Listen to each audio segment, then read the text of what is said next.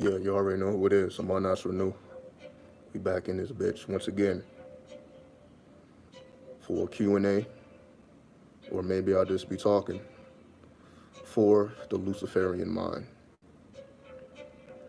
For those who may be unfamiliar as to what that means, or unfamiliar what is the difference between Lucifer and Satan and the devil and the adversary and so on and so forth, we'll be able to clear all of that up so that there is no misunderstanding. Because this is the whole deal. The whole scheme of reality is to cause confusion. The whole scheme of reality is to let you know that it is not okay for you to be exactly who and what you are. Who and what we are beings of light. But this light does not come from a, you can say, happy place. The light comes from the chaos. So because we are lights being produced within the chaos, this gives us the attributes of the Luciferian. Now, I'm not necessarily talking about Luciferianism because it is a philosophy or a ideology. You know, those who worship, Lucifer and all that. We don't deal with worship. We just deal with power. We deal with what works. And based on what works, as we continue to see, as we live, and as we experience life, what actually makes a difference is not necessarily the light, as we've already discussed. The light is used as a veil to hide and conceal activities and things that shouldn't be occurring at all. So everyone who walks within the light uses it as a veil because that is not who they are. What do I mean? Every Christian wants to be like Jesus. Every Muslim wants to be like Muhammad. Every Buddhist tries to be like Buddha. So on and so on, so forth, so forth. Every religion, every state of mind is essentially trying to pattern themselves after the activities of a prophet. However, most people do not consider themselves a prophet because they do not have the ability to prophesize, which is the ability to predict the future. What made the prophet stand out from any other person is their ability to prophesize. And because they had the ability to prophesize or predict the future, this is why they were exalted in their position. I will put it in this way. You can say none of the prophets were necessarily liked by the mainstream. All of the prophets went to the streets. They went to the dark and dirty places. They didn't go into the clean churches and the high scale and the upscale places that everyone else wants to be around and in these times. We should already be familiar with the stories of Jesus, with the stories of Muhammad, and any other prophet. There's many of them, right? Then you have minor prophets and major prophets. You can say Christians believe that Jesus was a prophet. However, Muslims, those who follow Islam, do not view Jesus or Isa, as he is called. They do not view Isa as a prophet on the same level of Muhammad, peace be upon him, and all of the other prophets, right? So we have two different ideologies, and of course many others, that identify the same characters, but they have a different rank. And if you have been following my channel, I always speak about rank. Everyone has a rank. regardless of whether you're in the military or whether you are a part of an organization. We all have rank within the human family, whether you like it or not, whether you agree with it or not. And this is based upon our actions, our deeds, our mental states, our thoughts, so on and so forth. All these things, when they are compiled, produces what is called rank. So, how you are treated on a day-to-day basis is based on your rank. How you interact with people is based on your rank. It's based on who you identify yourself to be and what type of work that you continue to put in on a daily basis. So your rank is determined based on the work that you put in on a daily basis. So when you ask yourself, what am I doing on a daily basis? That's how you can determine what your rank is in real time, going beyond mythology, going beyond stories. If we want to talk about what's real, what do you do every single day, non-stop, regardless of what's going on, regardless of whether things are peaceful in your life or destructive in your life? What do you continue to do on a daily basis? This is what determines your rank. So for most people, you can say most people work. They make their money. They take care of their responsibilities. They do the things that they feel they have to do. No problem. Once you step outside of that organization, once you step into reality, once you punch off of the clock, that is when the reality starts. When you are your own sovereign, when you determine what is reality for you based on what you are doing outside of making money. I say this because we have got to a place where all people care about is the Skrilla, right? All people care about is making sure that they have enough movable resources, which is the second house of astrology, ruled by Taurus. The second house represents your bank account. That becomes the end all be all. This is why topics like spirituality can be termed pseudoscience, and people can have their opinions about whether it's real or not, whether spirits are real and aliens are real. All these things people have given the energy of skepticism towards, because, as they say, if it don't make money, it don't make sense, right? This is an ideology that we've been hearing all the time, forever, as long as we have been alive, because they come from people before us, before we were ever walking the earth. In this current form, we had ideologies present on the planet. Doesn't mean that these ideologies were right. Doesn't mean that we need to follow them, because at the same time, as old as religion is, we have the cults that predate religion that are older. But we don't really pay no mind to these because they're not in the mainstream. You're not going to read news articles about it. You probably won't see videos on YouTube. You will literally have to pick up a book and read about it or communicate with the spirit. That's the only way that you're going to have access to information that is hidden or concealed purposely. So the only ones who can reveal secret and hidden information is either through a book because somebody wrote about it, and sometimes these books that contain all of the high advanced knowledge is not even in English. A lot of the works that are that transforms you, rather, I'll say it that way. A lot of the works that will actually transform you, and that's just more than just a good read or a historical read, is not even in English.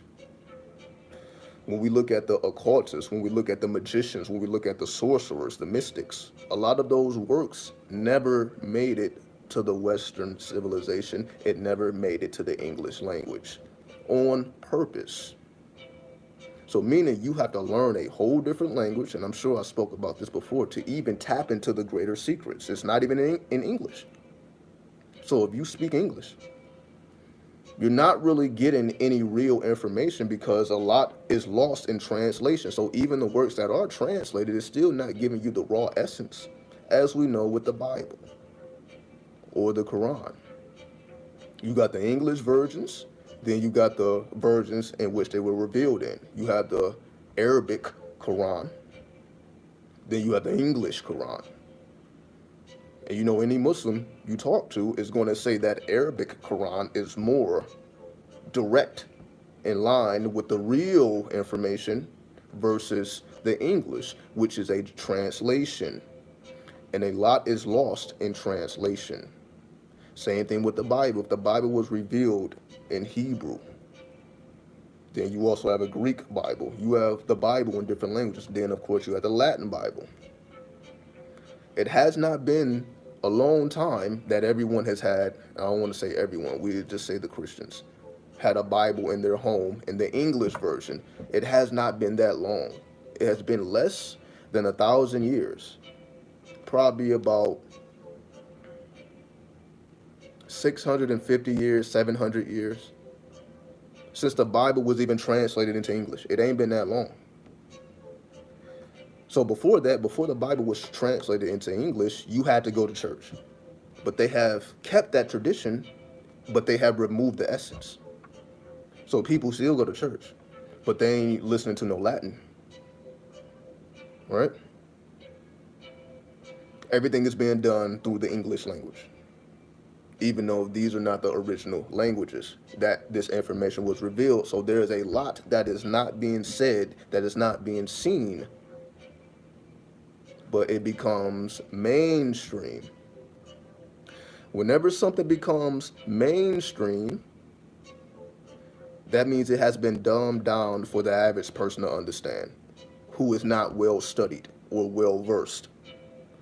So even when we look at things like astrology, most people only know astrology for horoscopes and zodiac signs. They don't know the intricacies. Why? Because they half believe it anyway. They're not true believers.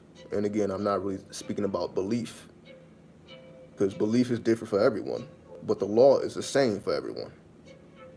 Astrology follows laws. So the fact that it's even placed within a belief system just shows that the people who study these things are not connected with the original source of how it was revealed. What do I mean by that? As long as we have been in existence, we have studied the stars, we have studied the animals, we have studied the earth, we have studied all of the natural sciences that we have available to us. We have been doing this forever. So when we look at 2020, going into 2021, 2022, we see that it's no longer about study, it's just all about the mainstream. People are satisfied with just going to church, being forgiven, and going back to the life that they live on a daily basis. Nothing truly changes, because the energy or the information that actually will transform you is not available to you. It's not available to you. That's the whole reason why I decided to work with spirits, and why I do work with spirits, because they will reveal information that you can't get from another human being. Because the human beings that actually know the knowledge, they ain't telling you. They're going to keep it to themselves. The ones who can read the original text and all that, they're not bringing that to the mainstream, and they're damn sure it's not translating anything, they're just reading it. Because they would like to know, but they're not necessarily revealing the information. So the only other way, as I said before, is to interact with the spirits, which most people don't even believe in that either. Most people think that's pseudo science as well. However, I feel, because this is what I do, I feel that if you have studied my channel for any amount of time, you know that what I say is not coming strictly from books. Do I read books? Absolutely. I have books right here. Astrology books, all that. Stay with books. But is the books the end all Be all? Absolutely not. The books just help me to understand what the spirits reveal. I may hear a word that I never heard before. I may see a scene that I never seen before. So then I verify what was revealed with the knowledge. And then that's when it becomes legit.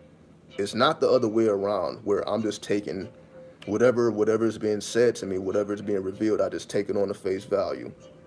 That's not how the spirit works. Because why would the spirit reveal something to you that's not real or that cannot be verified or experienced? So even if you can't verify it, you can experience it.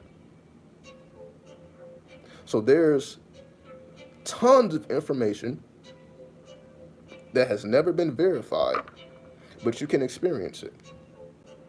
This is a whole language of what we call psychedelics or a psychedelic experience. So not just the psychedelic drugs, the experience in and of itself.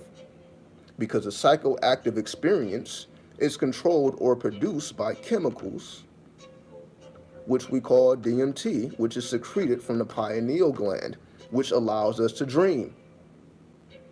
So your dreams can be considered a psychoactive experience. That's why they're so hard to remember after you wake up.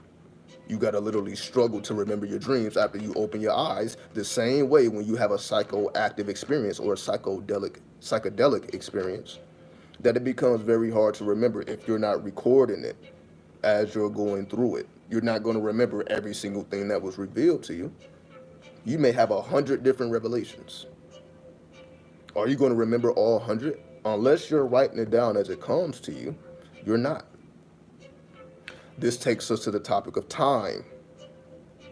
Because if you're working with spirits, you're basically going into the past and bringing it into the present so that you can influence your future. So we exist in now in the present moment.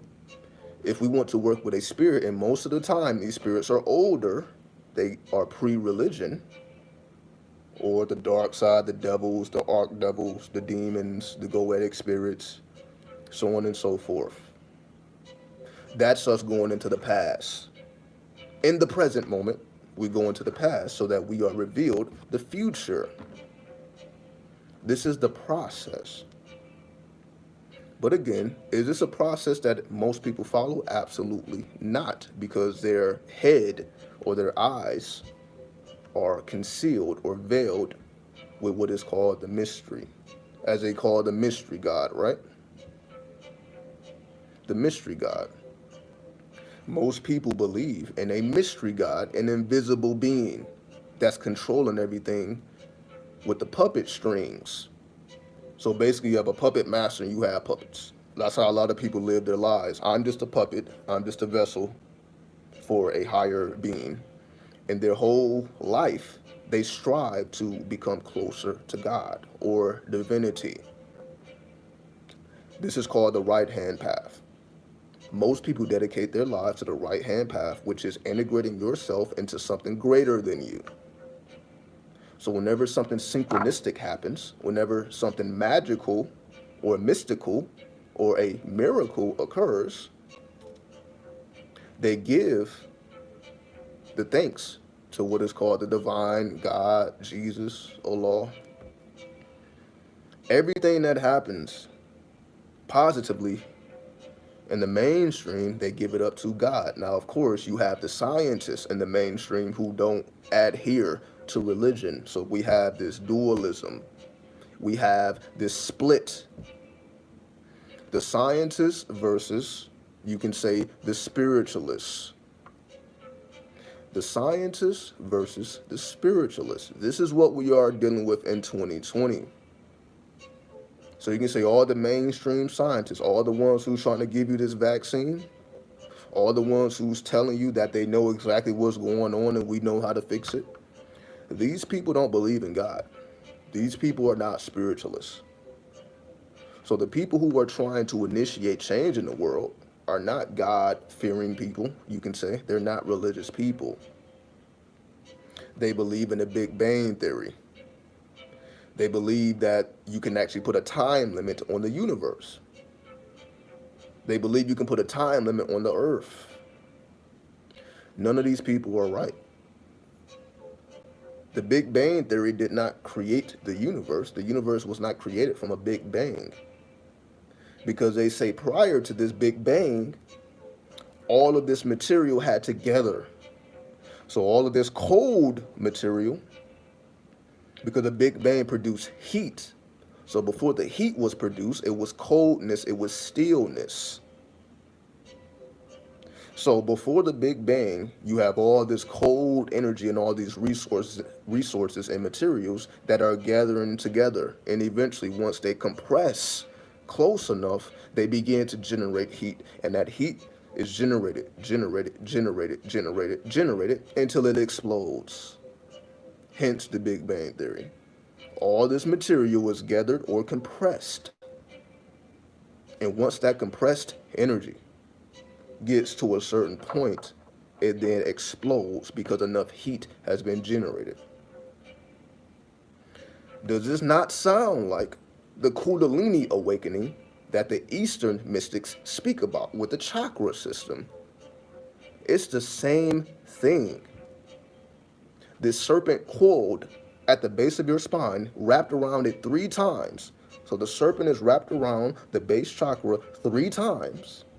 And you have to unravel this serpent. The serpent has to be unraveled before it actually starts to go up your spine. You have to unravel it first, so it don't just go up. It has to be unraveled 3 times before it even stands up, so that you can go through the process of going from the root chakra to the crown chakra. Now the argument is produced, well, chakras are not real. You can't open up a physical body and find a chakra system, which is correct, because the chakra system is dealing with the astral body. Most people have no idea what the astral body is. They may have heard about astral travel, but the astral body isn't just active when you astral travel.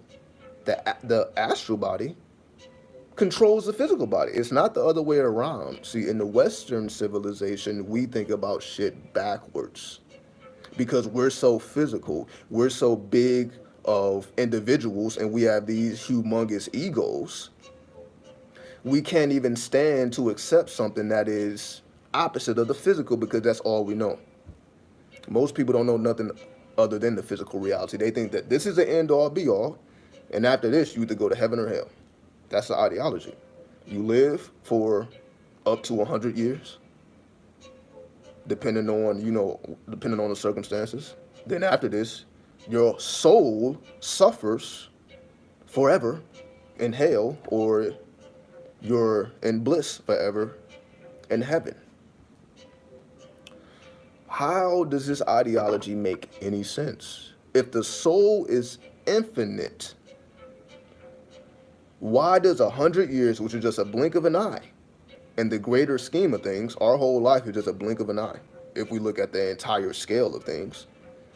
So a little blink of an eye determines the whole evolution of your soul. So depending on what you do for these 100 years, you're going to either suffer or granted, you can say peace forever based on these 100 years. That determines your soul path.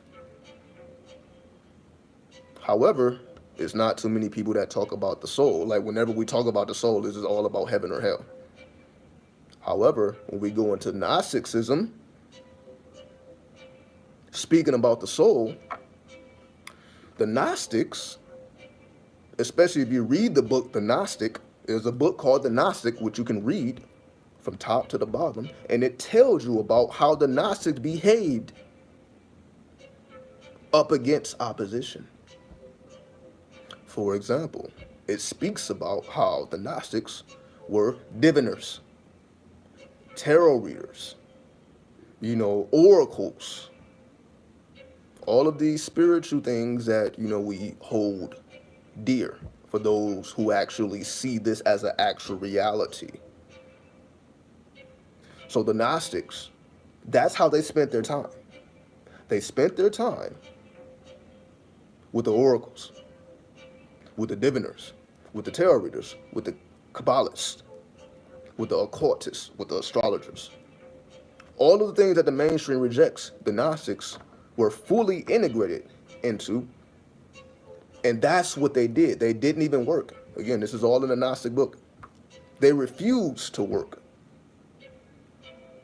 and they gave their life to the spiritual sciences because that's what they believed in. That's what they knew to be true. Also, it speaks about how they took it to such an extreme that if a woman was to get pregnant, and again, if you read the book, you know exactly what I'm talking about, right? When a woman got pregnant unintentionally, they would use herbs or whatever process that they use at that time to create a miscarriage within that woman's womb. And as the blood came out of the woman's womb, you know, that comes the fetus. So you can literally look in the glass and see the blood in the fetus right there.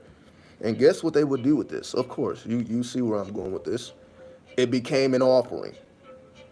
So they pass a goddamn cup around or the bowl around, whatever they use, and everybody's taking a sip of that shit. Everybody takes a little piece of the fetus. I know it's wild shit. In 2020, we may look at this as like, why would you ever do something like that, right? But we've always heard about blood magic. We've always heard about witches and warlocks dealing with blood and vampires and all that. Like, the blood is your spiritual currency. This is what most people don't realize. The spiritual currency is in the blood. Because your blood is what outlives you, and your blood is what brings you here. We all come from a certain bloodline, and we all will continue a bloodline after the physical shell is gone. So the blood is what connects us to the past, the present, and the future.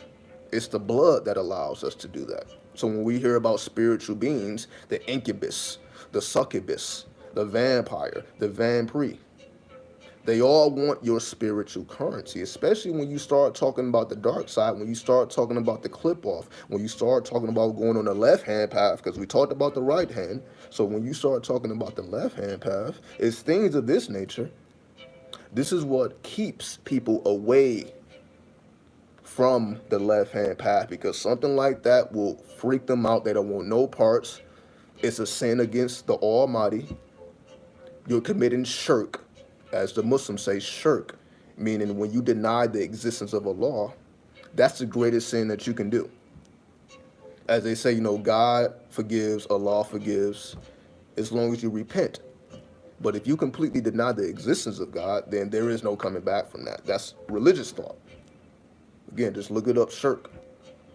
There is no coming back from that. So because there's no coming back from denying the existence of the Almighty, that means you're doomed forever. You're going to hell. It don't matter what you do. So from this perspective, for the thinking mind, they're like, okay, well, if I'm condemned forever, why the fuck should I do anything legit if I'm going to hell anyway? Hence the Luciferianism, hence the dark side, hence the left path. This is what the left-hand path is produced from. Because you had people in religion who were condemned forever because of whatever act they did or whatever they said. They were forever condemned based on the word of God. So to them, they're just doomed forever. You do any work with the devil, you do any contract, any deal with the devil, you're condemned forever. There is no saving your soul. This is religious thought. Your soul can't be saved once you make a agreement with the dark side. There is no coming back from that. There is no repentance from that. But you can repent for everything else. Everything else is forgivable. You see how it works? Everything else. You can kill, steal, you know, you can do anything imaginable. But if you do that one thing, if you deny God, it's over for you, according to religion. So there have always been people who have been accused of doing this. Devil worship, you know, working with demons. There's always been people accused of that, and they have always been exiled. They have been exiled from the mainstream. So these people were not even allowed to work. You were not allowed to get money in the mainstream, because we know that it was a certain amount of time where the church controlled everything. It isn't like how it is now where your religious beliefs don't make a difference. You can work wherever you want to work. Before this, you had to be of a certain mindset to be accepted. And if you were not of that mindset, you were condemned forever. So, where do all these people go who are condemned? This is where the Gnostics come from. All the people who were condemned got together, shared information. How you get here? How you get here? What did you do? What did you do? And trust me, the acts were wicked. The most wickedest shit, again, the example I just used, that would be considered wicked to most people. Like, okay, so you don't have the baby, the woman doesn't have the baby, you actually drink the blood of the fetus. It's a whole different way of thinking about things. No, I'm not going to reproduce. And that way, at this moment, because the Gnostics did not look at life as something that needs to be valued. What do I mean? Let me make that more clear. The Gnostics basically said, fuck life, right? Fuck life, fuck everything. Fuck you motherfuckers, you ain't doing shit for me anyway. I'm not going to subscribe to this ideology. Fuck it all. Right? Fuck the world, in the words of Tupac Shakur. Fuck the world. That's the ideology of the Gnostic. So because this is the ideology of the Gnostic, once they gather together and share their resources, this is what produces what we call the left-hand path. The condemned souls. The ones who were damned, the damned souls, the condemned souls, whatever you want to call it. When they all gather, they become stronger. That's why when you study the goetic spirits, they are all the heads of legions. So whenever you work with a goetic spirit, the goetic spirit is always in charge of legions. 30 legions, 40 legions, 20 legions. They are the heads of legions. These legions are these condemned and damned souls who don't mind doing dark deeds because they didn't give a fuck about the mainstream anyway. So if you need some dark deeds done, these are the people you go to, or these are the spirits you go to, because this is the life that they lived. They gave their life because there's always been martyrs. People burned at the stake. That's what happens to the Knight Templar. The Knights Templar were burned at the stake. When burned at the stake, mean they put a goddamn spear through your whole body, comprised of wood. Just some torturous shit. So they put a sharp piece of wood up into your asshole till it comes out of your mouth. So you, again, just read the story of Vladimir, the vampire eating motherfuckers. Just had people at the stake, just left them there. Right? I can show you this shit, right? This is what happened to those who were not of the cloth, as they say. If you don't believe in God, then we're going to torture you. We're going to treat you like essentially mud and dirt, like you're nothing. This is how the unbelievers, we just call them unbelievers, were treated. They were condemned. So they became spirits of vengeance. They didn't become peaceful spirits. They became spirits of vengeance.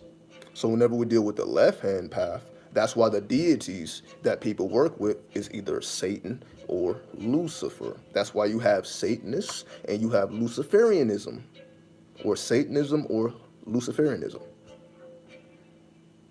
The paths for the dark souls. What is the difference? For those who may not know. Satanism is more cardinal. Satanism is all about just do whatever you want. Just live in pleasure today, tonight. Have a pleasurable experience. That's the end-all be-all. The end-all be-all is pleasure of a physical nature. Luciferianism, on the other hand, is more spiritual. It's about gathering the light. That's why Lucifer bears the torch. So Lucifer is going into the dark caves of the mind, because it's all a mental picture or a mental story, a psychological story. Lucifer takes the torch and goes into the dark side, as we call the unconscious mind. Lucifer takes the torch, goes into the unconscious mind to reveal all of the secrets and all of the things that have been hidden to us.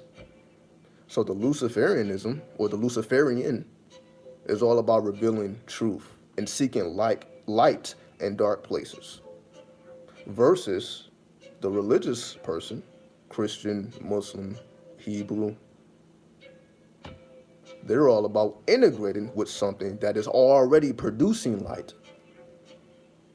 So you can say God produces light. It's like God produces life. God created the universe, right? God did all this, right?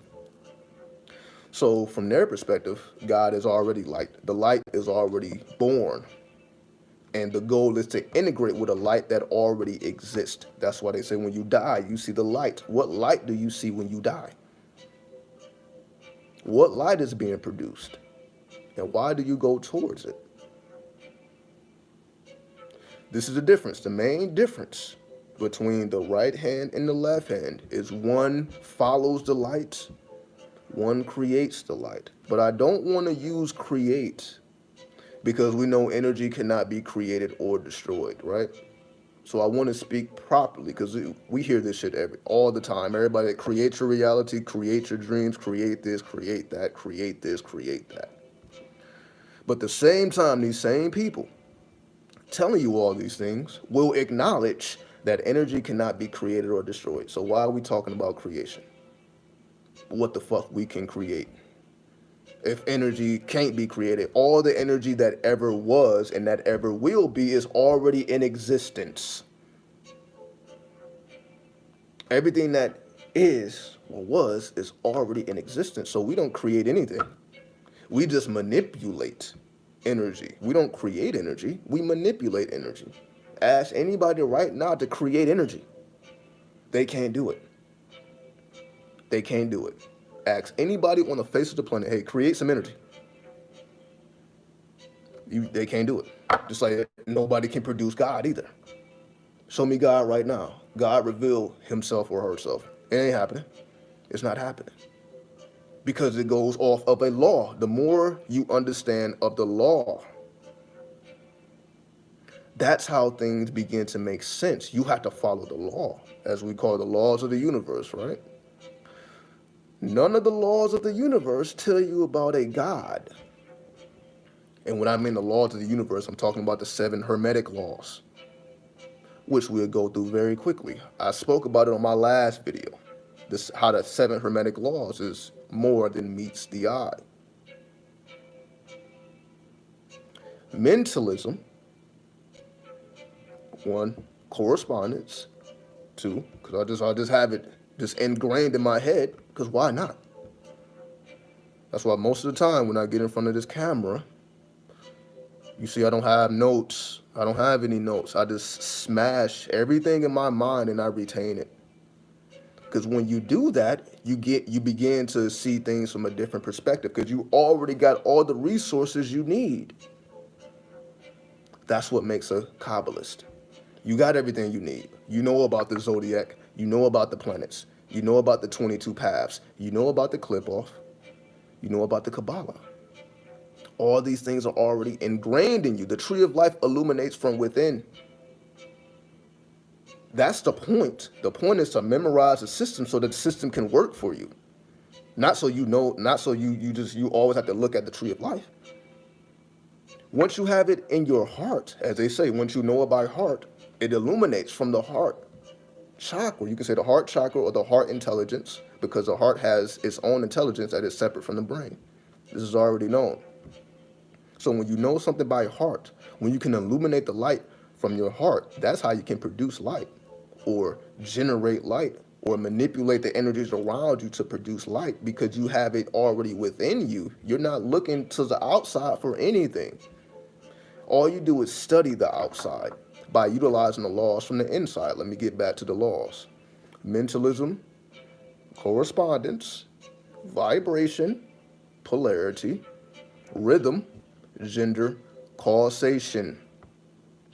The 7 universal laws. None of this talks about a God because this comes from Hermeticism. The Hermetic thought, the Egyptian thought, the Kemetic thought, the wisdom of Tahuti, the wisdom of Thoth, the wisdom of Hermes Trismegistus. None of this talks about a God that has divine rulership over you, that's controlling your life, that's telling you, okay, I'm going to give you this suffering and I'm going to give you this blessing. There's no one in the background looking at your life and telling you, okay, well, you did this, so you got to suffer. Like, no, this is called the law of causation, the law of cause and effect.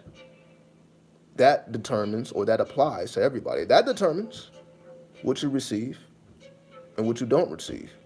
It's not some divine being with a pen that you can petition. I know I did this, but I still want this, so I need that. That's not how it works. Not according to the universal laws. The universal laws tell you there's a process here that applies to everybody. And if you follow this process, then you don't have to suffer because you are following the process. You're not following the illusion. You're following the reality, and the reality is hidden.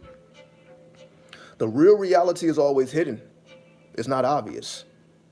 Because if it was obvious, we will have a whole different ideology. We wouldn't be religious. But religion creates currency. It is a form of currency. That's why it exists. When people go to church and they worship this god or goddess, any form of worship, you're taking away your energy.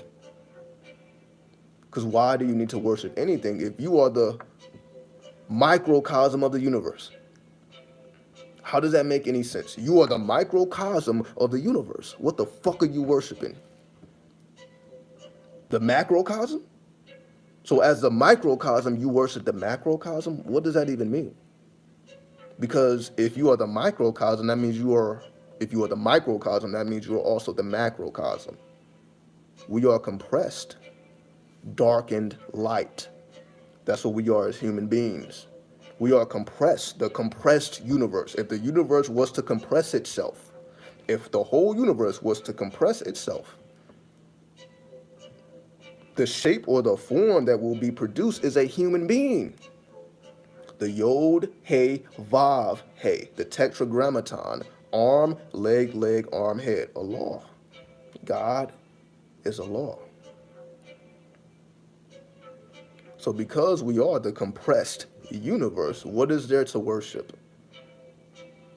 The only thing we are supposed to be doing is to reveal the truth to ourselves from within. That's what we do. We reveal the truth from within. It's already here. We can look at our human vessel and see that the mark of the universe is already within us. All you gotta do is look at your palms. Look at your fingertips. We identify ourselves from the fingertips. That's how you gotta go. You gotta go to offices and government facilities and give your fingerprint. That's how they identify who you are. So your ID is not enough. They want that fingerprint because the fingerprint is a signature. And the signature is also on the ID. So you have the physical signature. Then you have the signature of the fingerprint. These are two signatures or marks. And what is a mark? What is a signature? What is the sign? That's the Hebrew letter Tav, T-A-V, that corresponds to the planet Saturn.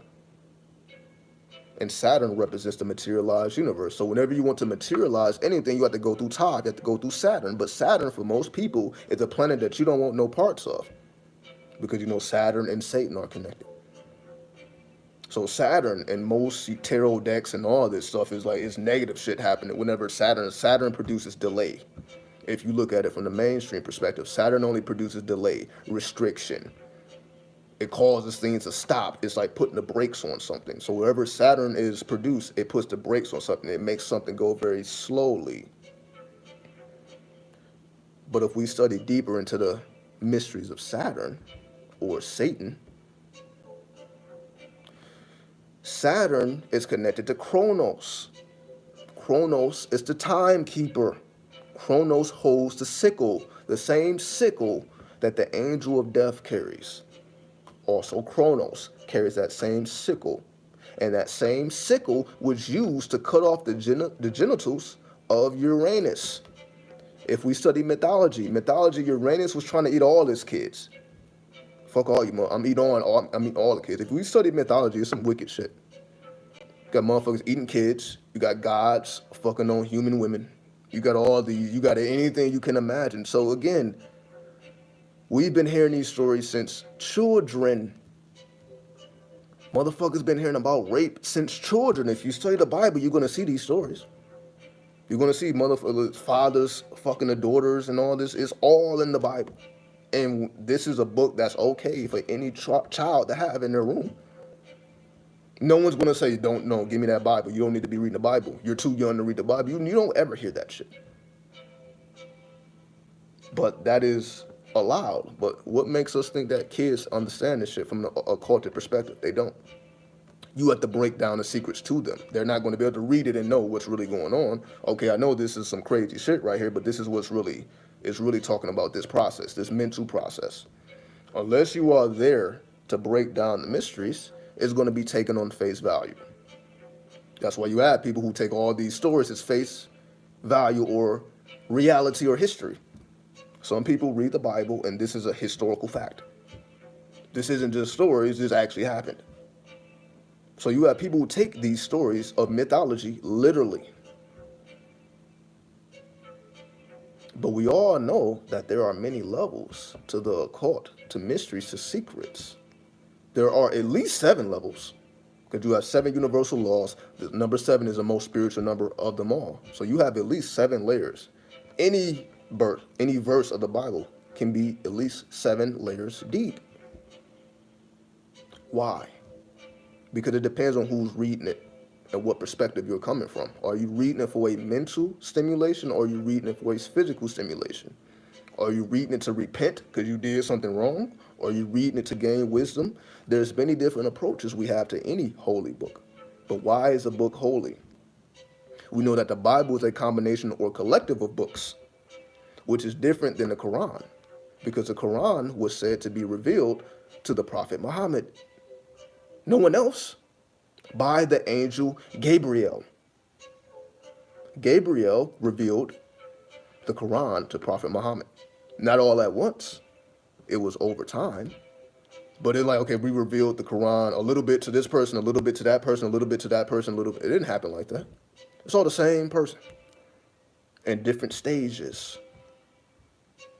But then we hear about books that did not make it to the Bible, that were hidden, such as the book of Enoch, the book of Thomas. Books that were originally in the Bible, but that were removed because of what was contained. Let me give you an example of what I mean. Because I can type in the book of Thomas, and I'll read the first verse. And you can see for yourself how different this is based on the stories we read from the Bible. I've been reading the Bible recently, and it's all soft. It's all soft shit. I'm like, where's the hard shit? I ain't finding it in the Bible. It ain't hard. It's just telling you, to be graceful, to be, a loving person, and to, don't have hate in your heart, which I agree with. I don't disagree with that. We shouldn't be walking around hating anybody. If it's all a mental stimulation, if it's all a matrix, we shouldn't be taking anything personal. So even if people hate you, it's still based on astrology. It is based on the planetary alignments. I can agree with that. So there should be no reason why we take things literal or we take things personal, because it ain't personal. It's our astrology chart playing out through the people, through our reality. It's just the stars playing out on Earth. We are stars on Earth. Every man, every woman is a star. That's from the book of the law, revealed to Aleister Crowley by Awas. Every man and every woman is a star. But we are compressed stars. That means we are starlight. We are compressed or darkened starlight. Because stars are composed of carbon, the 666. Stars are made of carbon. So when a star dies, the carbon then descends to the earth. And this is where we come from. We come from the earth. Not literally. People are not coming out of the ground. People are coming from people. This goes into the alien talk. We are the aliens. People think it's some green-headed lizards or some big-headed man, gray aliens and shit. That don't have nothing to do with it. How do I know? Because the first person to ever talk about aliens was Elijah Muhammad. No alien talk existed before Elijah Muhammad. He's the one that brought the UFO. All this shit that we are into now came from Elijah Muhammad. Elijah Muhammad. There's no doubt about that. He was the first one that was talking that alien shit, that beyond the physical, where we actually came from. Then, of course, other people started talking about it after the fact. But he was the first one.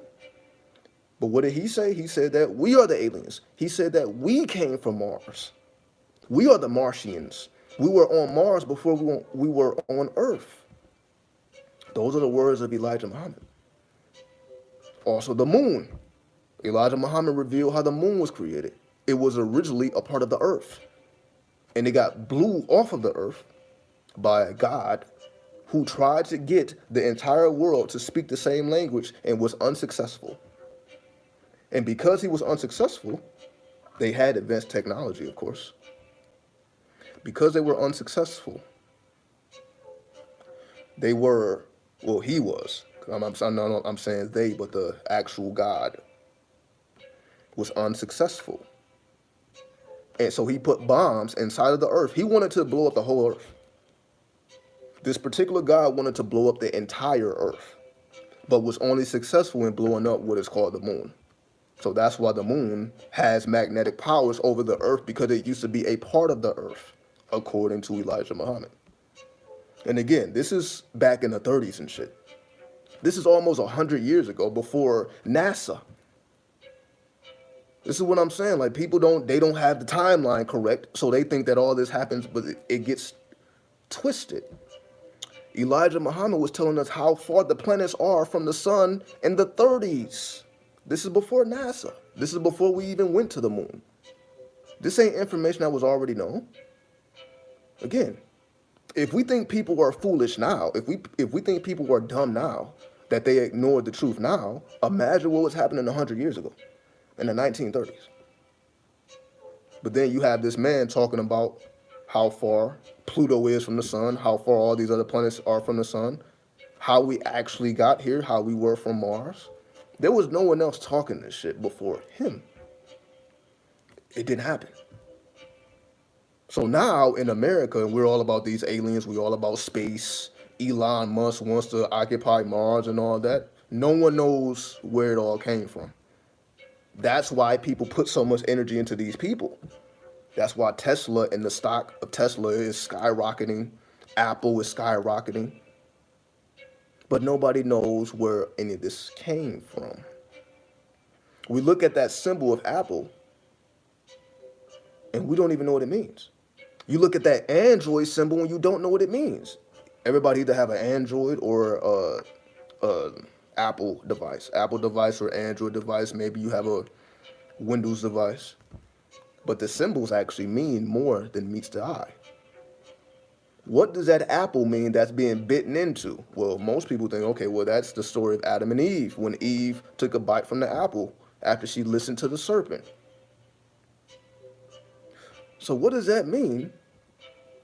Why was that symbol chosen to represent a phone company? Not just a phone company, because obviously Apple deals with software and hardware. What does that have to do? What does the story of Adam and Eve have to do with the Apple company? Most people can't answer that question. Even though the symbol is there, they don't know the answer to that. Why? Because they're not studying. They're not looking at, okay, this is something more than the surface.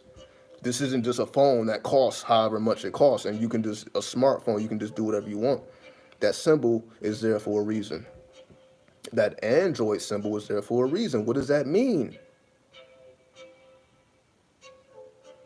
So, because all of these mysteries, and again, I see people asking questions, I just want to get my point across first before I answer anything.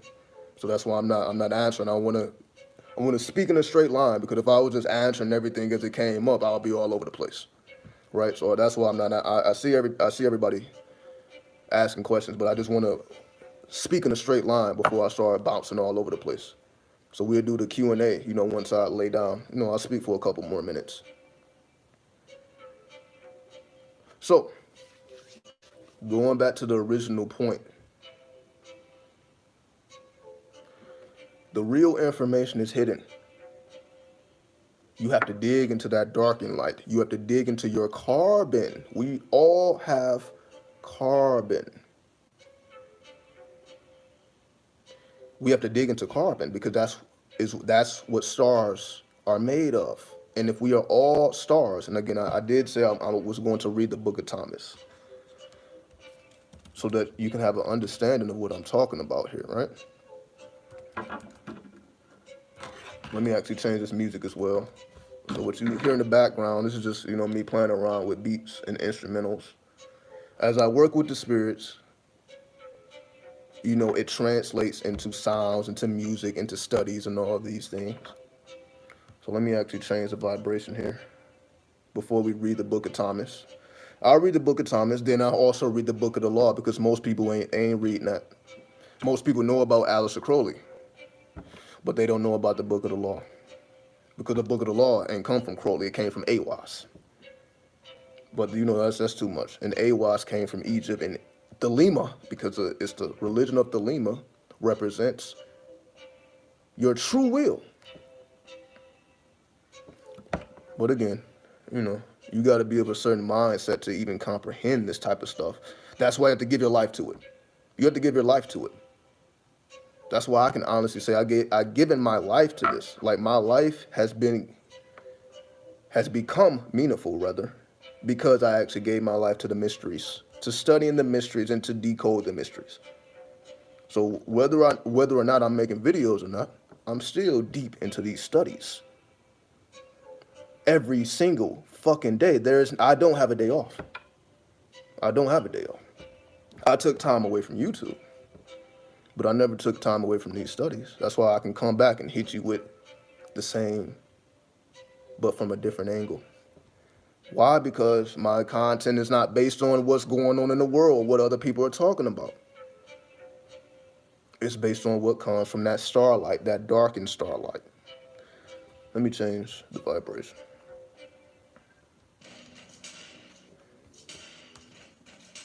Yeah, I'll put this on. The Book of Thomas. Let's see. And again, after this, I'll answer whatever questions. So if you do have any questions, I know people have been typing questions from the beginning, but type your questions now, and I'll answer them, right? So if you had any questions I know I just spoke for an hour. So if you have any questions after you've been hearing what I was saying, you can type them now as I read the Gospel, the Book of Thomas or the Gospel of Thomas. So the Book of Thomas and the Gospel of Thomas are the same. But let me reveal the first line so that you can have a context of where I'm coming from so that it makes more sense. So don't just take my word for it. Let's go to the scholarship, right? Because we don't have to just, you don't have to just take my word for it. That's why I'm going to give you some evidence here, right? So here we go. So the Gospel of Thomas. So if you were to read the Gospel of Thomas, this is what you would see. So if anybody pulls this up right now or whenever they decide to read it, this is what you will see. It says, these are the secret teachings or the secret sayings. These are the secret sayings that the living Jesus spoke to Judas, Thomas recorded. And it says, verse 1, because it has verses. So verse 1, and he said, whoever discovers the interpretation of these sayings will not taste death. Whoever discovers the interpretation of these sayings will not taste death. So if you discover the interpretation of the Gospel of Thomas or Book of Thomas, you will not taste death. What other book is telling you that? What religion is telling you that? You don't ever have to taste death. Ain't no one else telling you that. Everyone else, like you got a determined time here. You're going to die at this time. We all have an appointed time to die, right? That's the ideology. We all have an appointed time to die. Everyone has an appointed time. There's nothing nobody can do about it, right? Whenever it's your time to go, you're going to go. But that's still basing your life on a higher source that has control over you. Who the fuck gave you that time limit? Who said, okay, this person's going to live for 50 years, this person's going to live for 2 years, this person's going to live for 80 years? Who's making those decisions? And what is the basis of those decisions? If it's some divine power, what is the basis of these decisions? Why do we have a determined lifespan that we can do nothing about? So it don't matter how good of a person or how bad of a person you are. If you're going to die at 80, you're going to die at 80. If you're going to die at 20, you're going to die at 20. It don't matter about your acts. That's the ideology of it. Let me read another verse.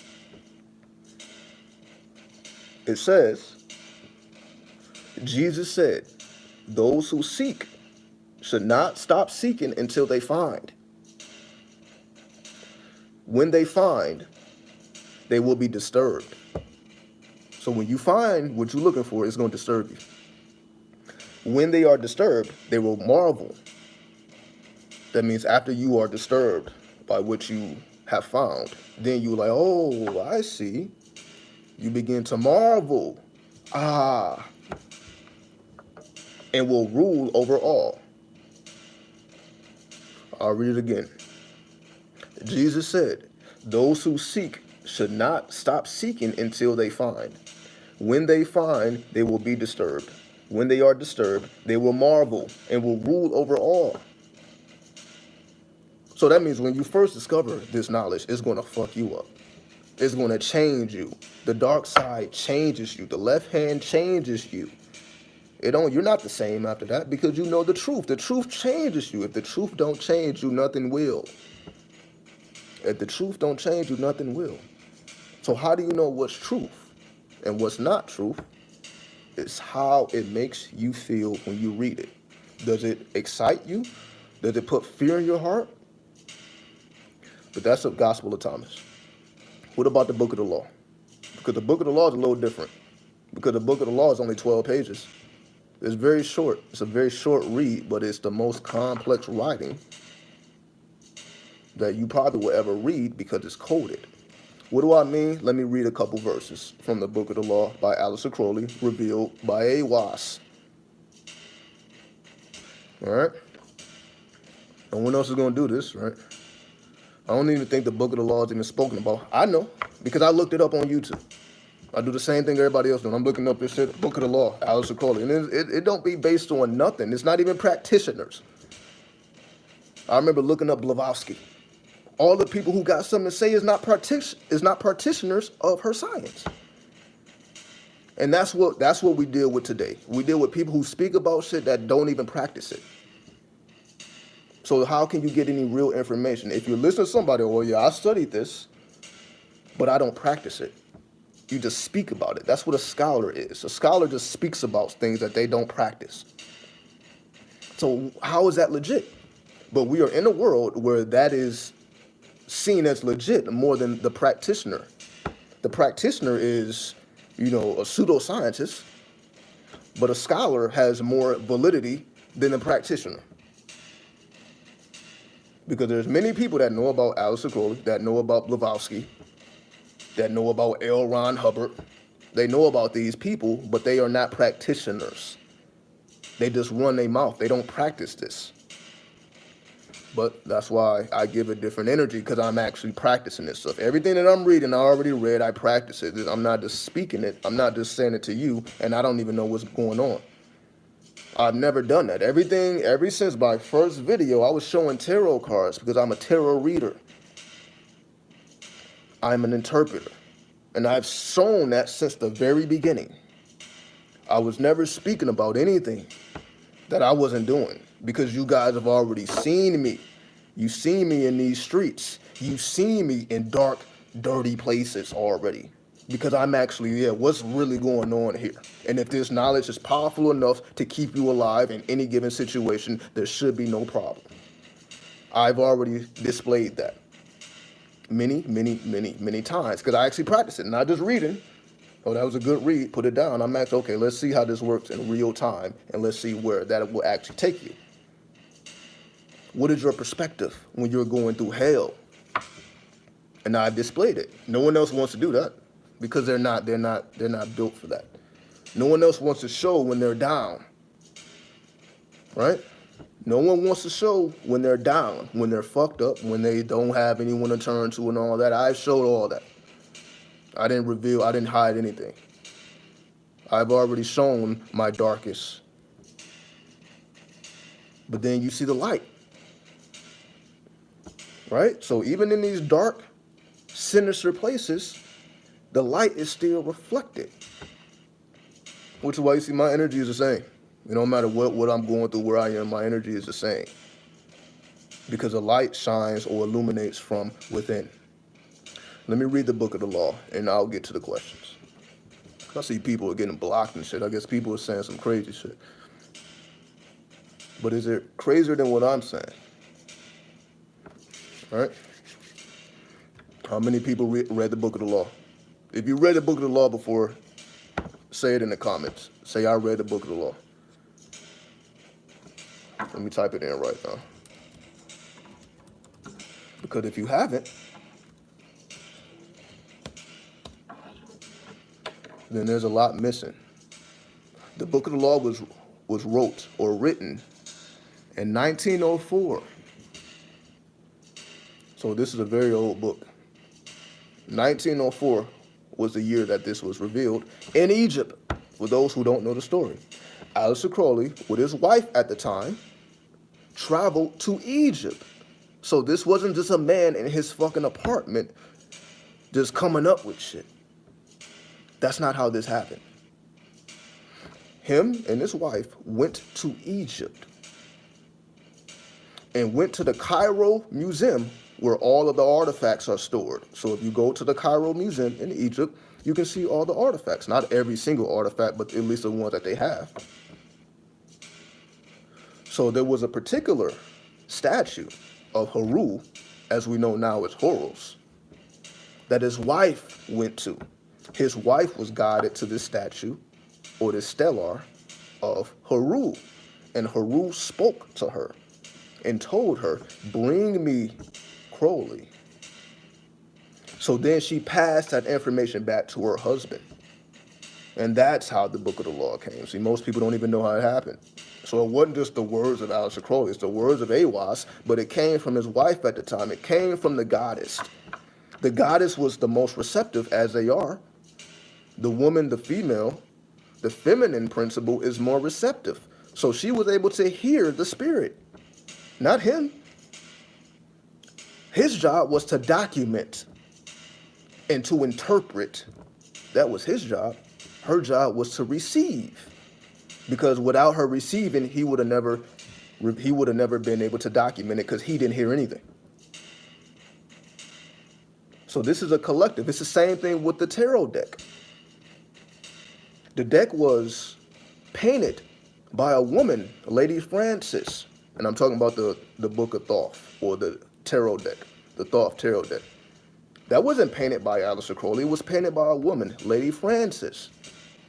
He just gave the guidelines. This is what I'm looking for. These are the symbols that I want. You figure it out.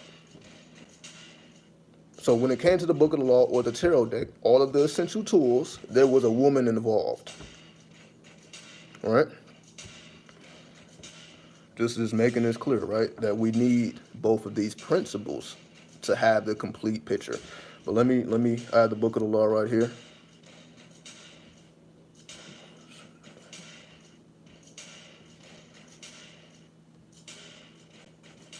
And of course, I'm not going to read all of this because,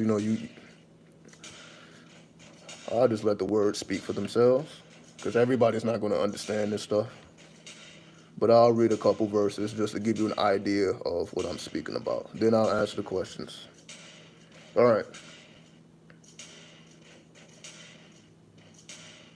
Let me actually change this. Let me change the sounds. Let's see, what do we want to go for? Yeah. Let me turn this down a bit. All right, let's read this.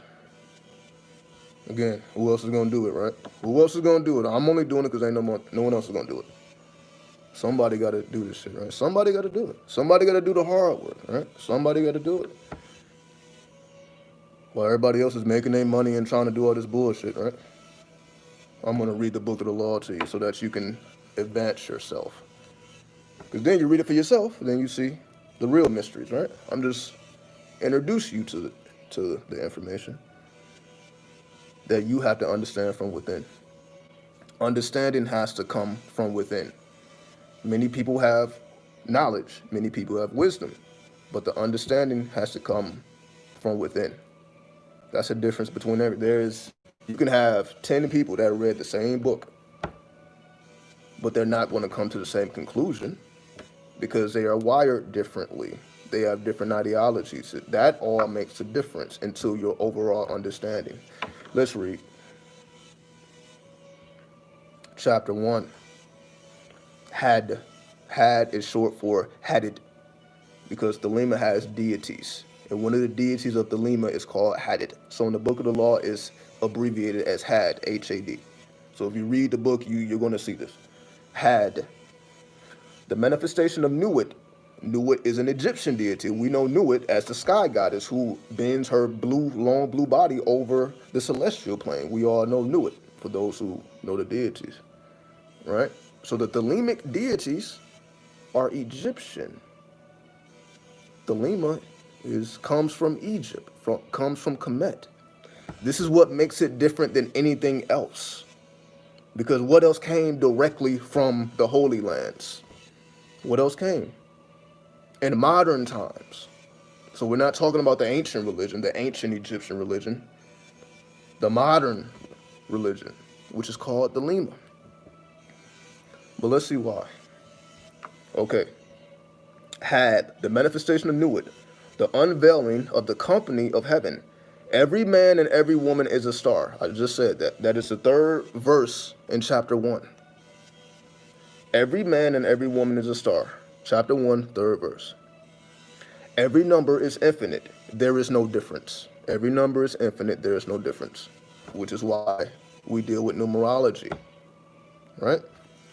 But you still have people who don't even acknowledge numerology.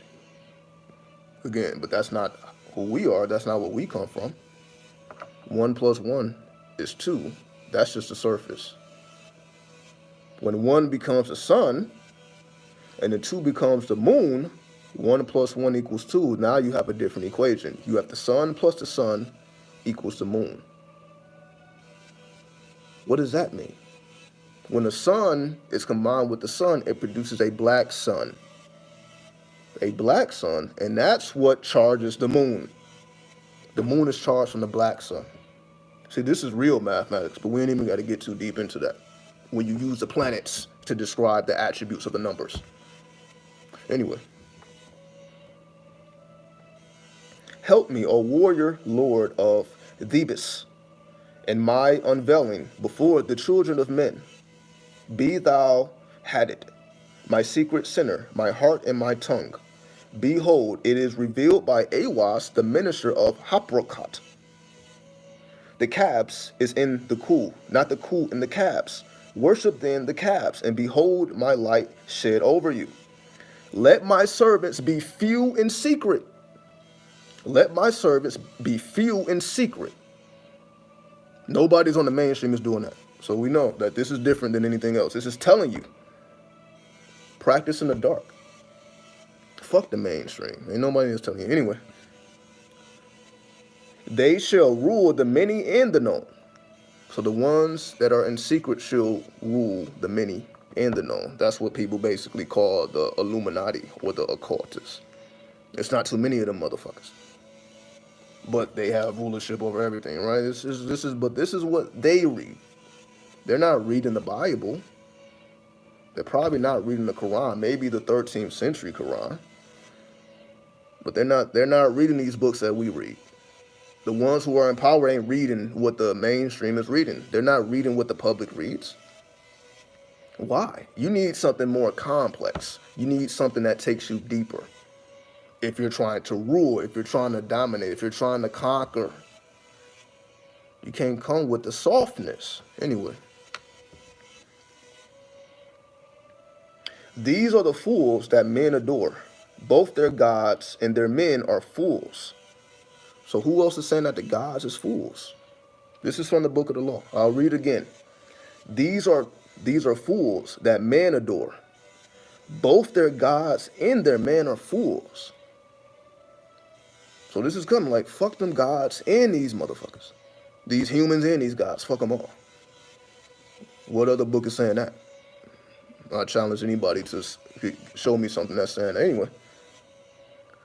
Come forth, O children, under the stars, and take your fill of love.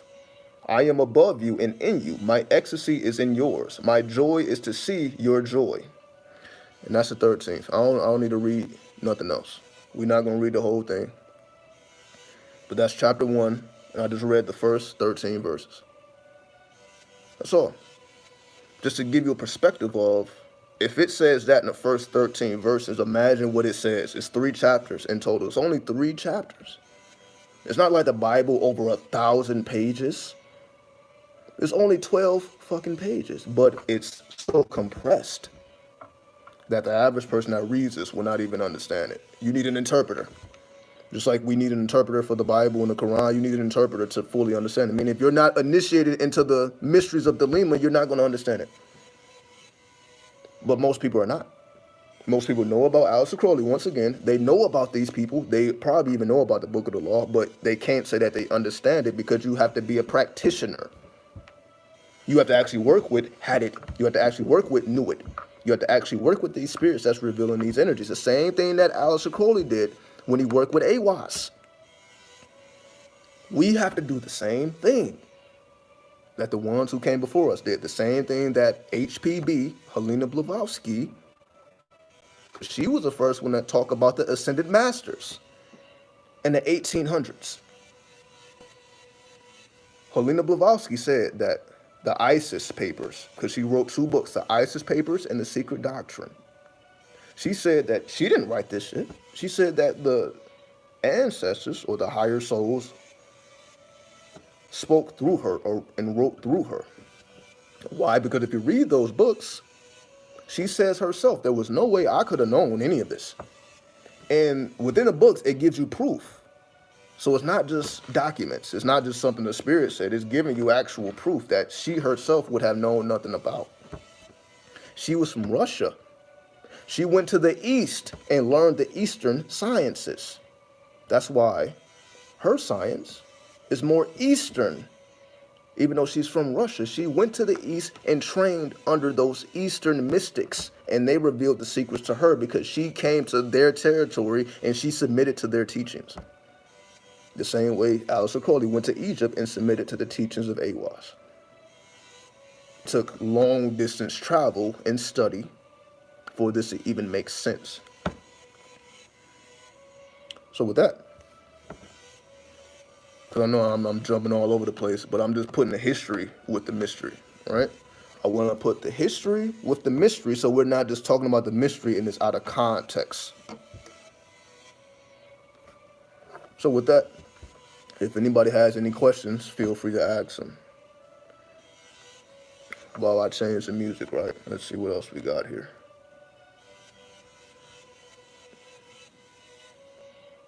Because, yeah, just imagine, right? We don't really hear these type of instruments that people rap over, right? Most of the time when you hear hip-hop, you know, you got the drums. There's a certain energy that is felt, right? But what I wanted to do, I wanted to simplify it. Like, you really can't imagine a person rapping to this because this isn't really something that someone would rap to. But it's possible. It takes harder effort. When you have less to work with, when you don't have drums, it's harder. But it's possible. But it makes you speak different words. What moved you to come on YouTube today? It was just time. It was just time. It's not really any... There's no real reason. It was just time. You know, the timing has to be right. And of course, everyone's talking about this whole December 21st, 2020, when Jupiter and Saturn conjuncts each other, right? So I'm like, why not show up before then and let motherfuckers know what's really going on? Because ain't no one else, everybody else, Jupiter, Saturn, conjunction, December 21st, the world is going to end. They talking all this mystery, spooky shit. I don't need to talk that spooky shit. Let me give you the science and the mathematics. That's why I showed up. Let me give you the science and mathematics. While everyone else gives you the spooky shit, and they gives you all this shit that don't mean anything, and it just has you, it doesn't do anything for you other than just tell you what's going on. But who else is going to tell you? Well, what is the zodiac signs that Jupiter and Saturn is in that creates this star of Bethlehem or this Christmas star that they're talking about? What is the degree of Saturn? What is the degree of Jupiter? It depends on if you're coming from a Western or Eastern perspective. If you're coming from a Western perspective, actually, I can just look it up now, right? I can pull this up and I can reveal everything right now, right? So that's the... We have these tools and we can use them. So I'll speak about that. Give me a second. Let's see. So I'm going to go to December 21st.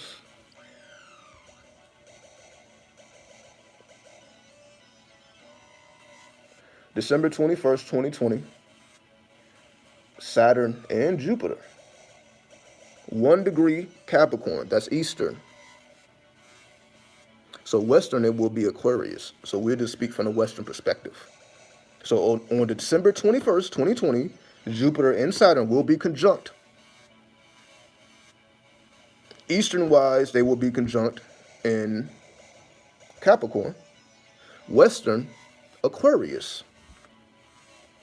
The Western tells us what's going on the surface. The Eastern tells us what's going on behind the scenes. So on the surface, it will be Aquarius. Aquarius is the Aquarian information, the Aquarian age. Aquarius rules over computers, technology, and the internet.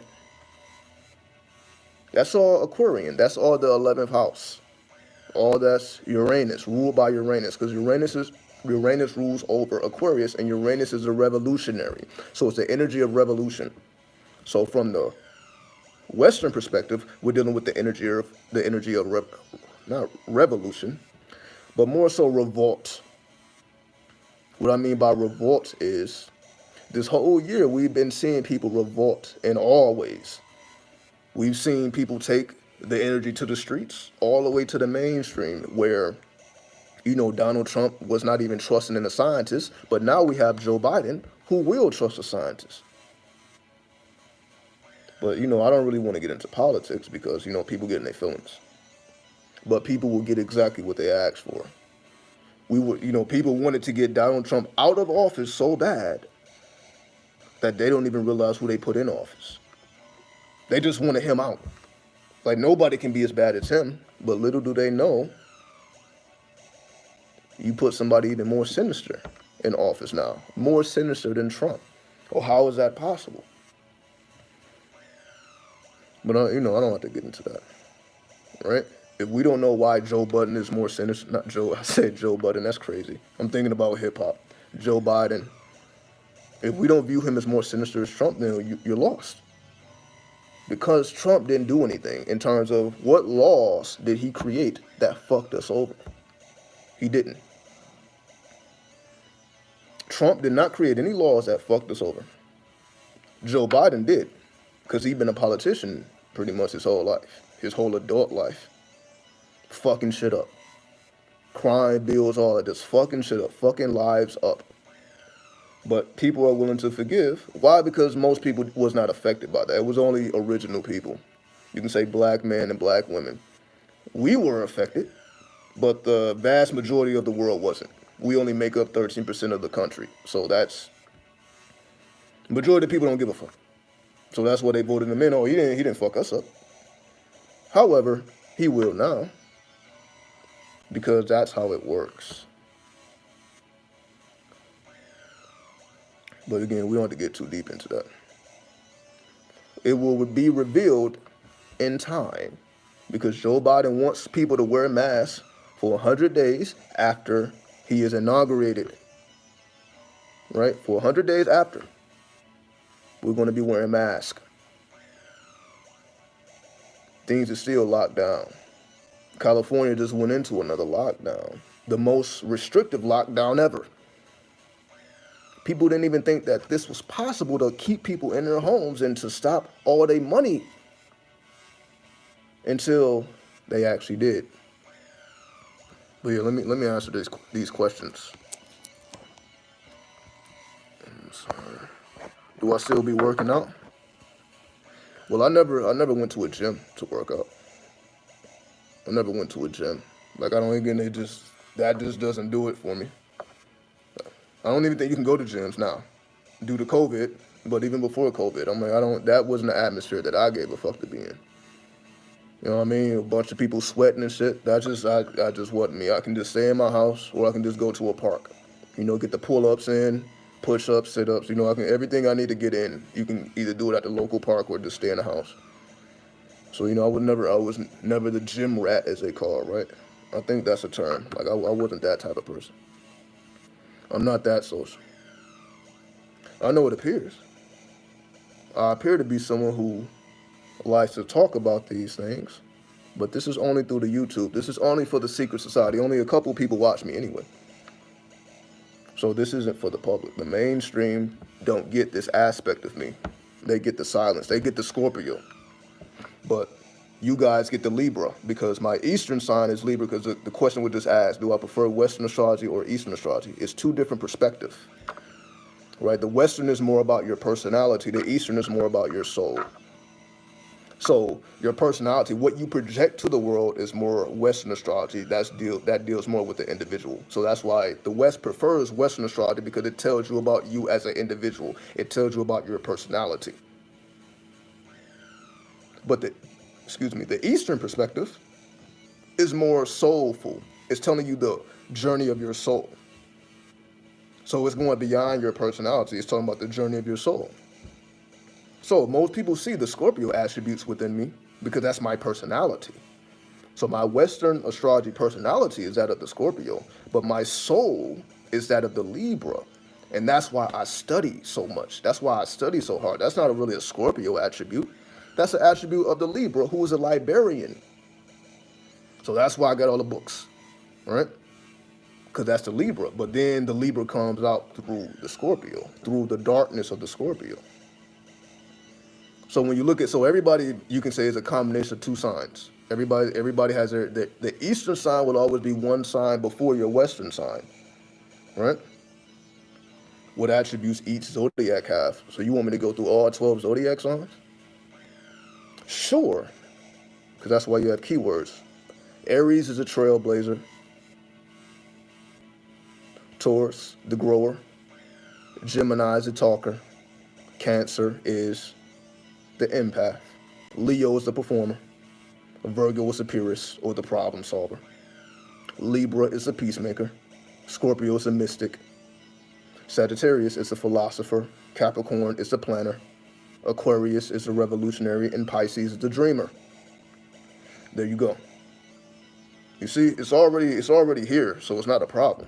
You know, we don't have to get extra complex with it, because you can just break it down to a key word that represents the totality of the energy. Now, if you want to get into more details, then you go into your actual natal chart, right? So I spoke about the Jupiter-Saturn conjunction from the Western perspective. From the Eastern perspective, the Jupiter and Saturn are going through Capricorn, or the 10th house, right? How to transform the physical body? Pluto. The planet that deals with transformation is Pluto. Just take it back to astrology. Astrology is everything. So, transformation, well, what planet is that? Pluto. What zodiac sign is that? Scorpio. Pluto, that's connected to a Hebrew letter. That's also connected to a Kabbalistic path. Scorpio connected to a Hebrew letter and a Kabbalistic path. Scorpio deals with Nun, the Hebrew letter Nun, which is the 24th path on the Kabbalah, or the Tree of Life, sitting between Teberif and the Zak, or the Sun and Venus. It's all there. right? See, once you got it up here, it's like you can answer any question just very instantly because you already know the tree from within. That's why I encourage people, don't just study for the sake of studying. Don't just study for the sake of studying. Incorporate that into your heart intelligence so that anybody can ask you anything or you can decode anything right on the spot. You don't need to walk you don't need to walk around with notebooks. You don't need to let me think about that. No, you can instantly give an answer because you already know it from within. But let me make sure I didn't miss anything.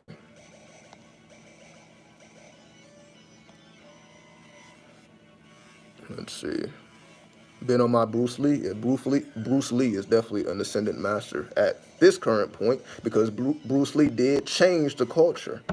That's undeniable. When those kung fu movies was coming out, those of a higher mindset was instantly on that. Motherfuckers started practicing karate and shit. But the mentalism of it, that's why you gotta watch the Bruce Lee movie Enter the Dragon the first 8 minutes that they took out of theaters. You didn't even see this in theaters. The first 8 minutes when he was having this conversation between him and his master, that was not even, I may even be able to pull that up. I may be able to pull that up. How important is numerology? Numerology is mathematics, and mathematics is a language of the universe. So you can answer that for yourself. Mathematics is a language of the universe. So if the universe was to communicate with you, the language it would use is mathematics.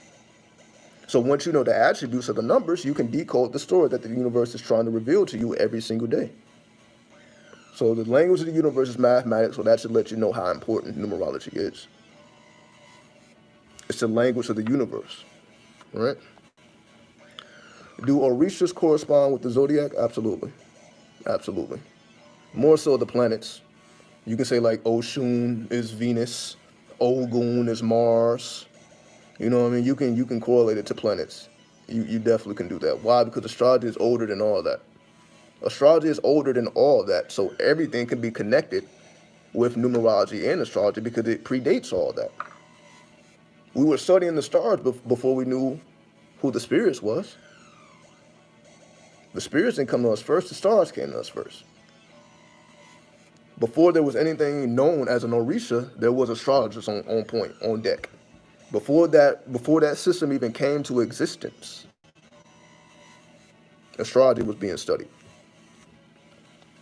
What do you think about Muhammad's revelations from a higher being? The Quran is certainly filled with esoteric science. Do you think it came from the demiurge? It came from the angel Gabriel. The Quran was revealed to Muhammad by the angel Gabriel, who was an archangel. So you can say the Quran came from the archangels. So the Quran is the science of the archangels. So when you say the Quran has esoteric science, it's because it came from the archangels.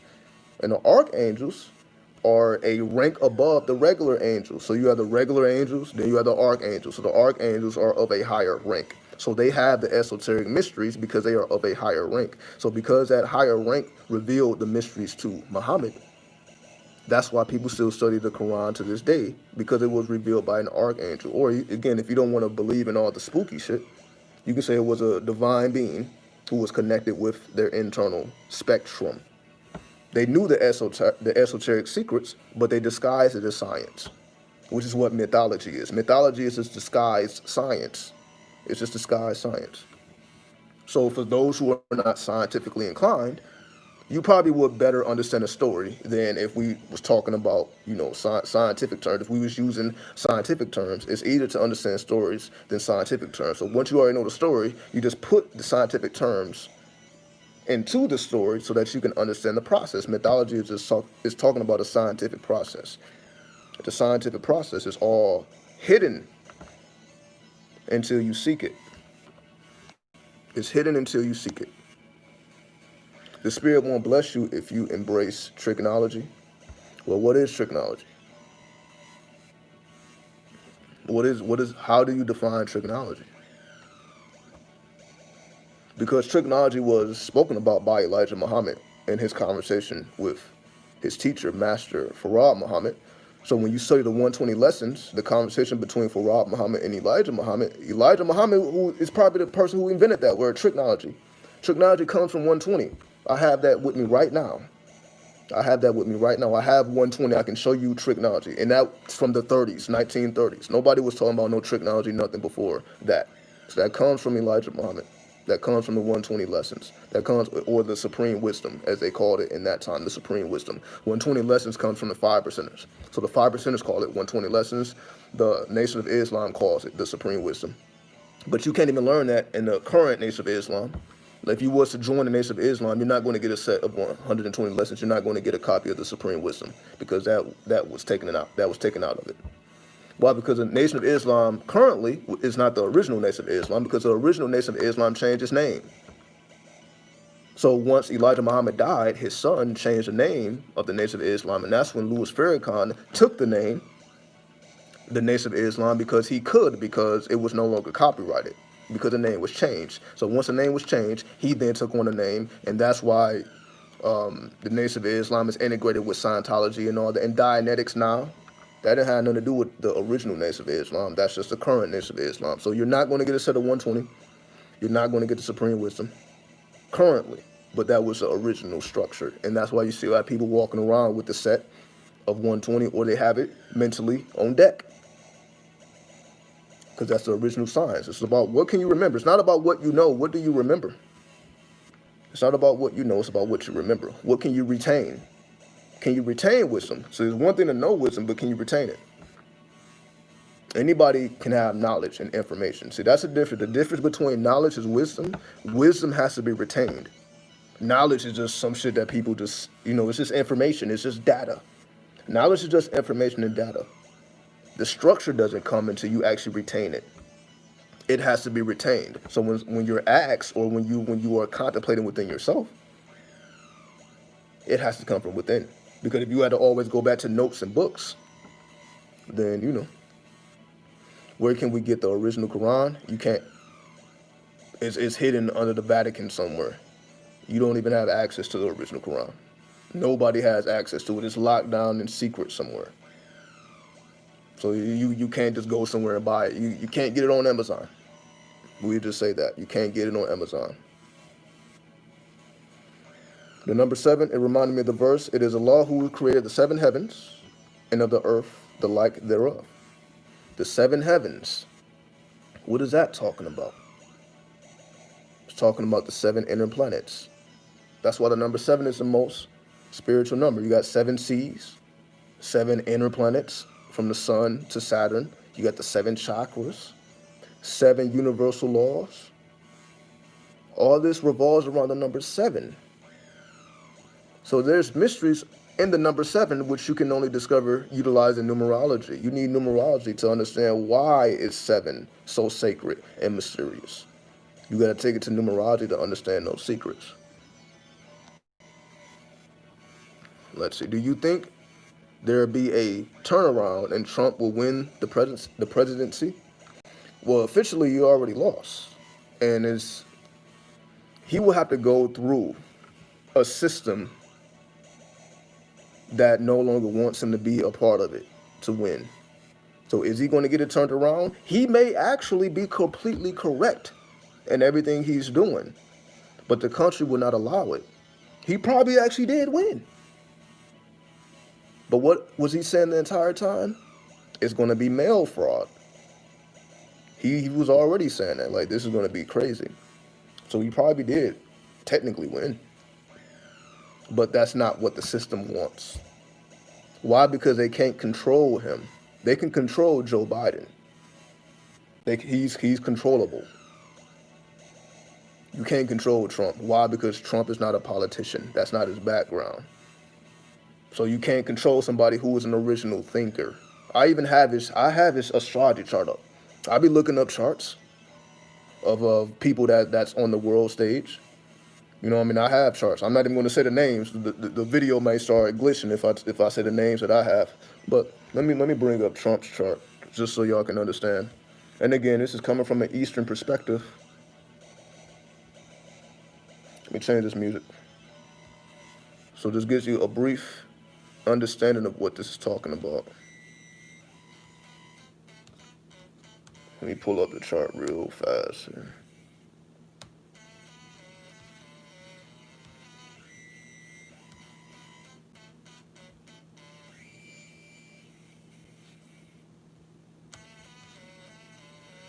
Okay, let me change this.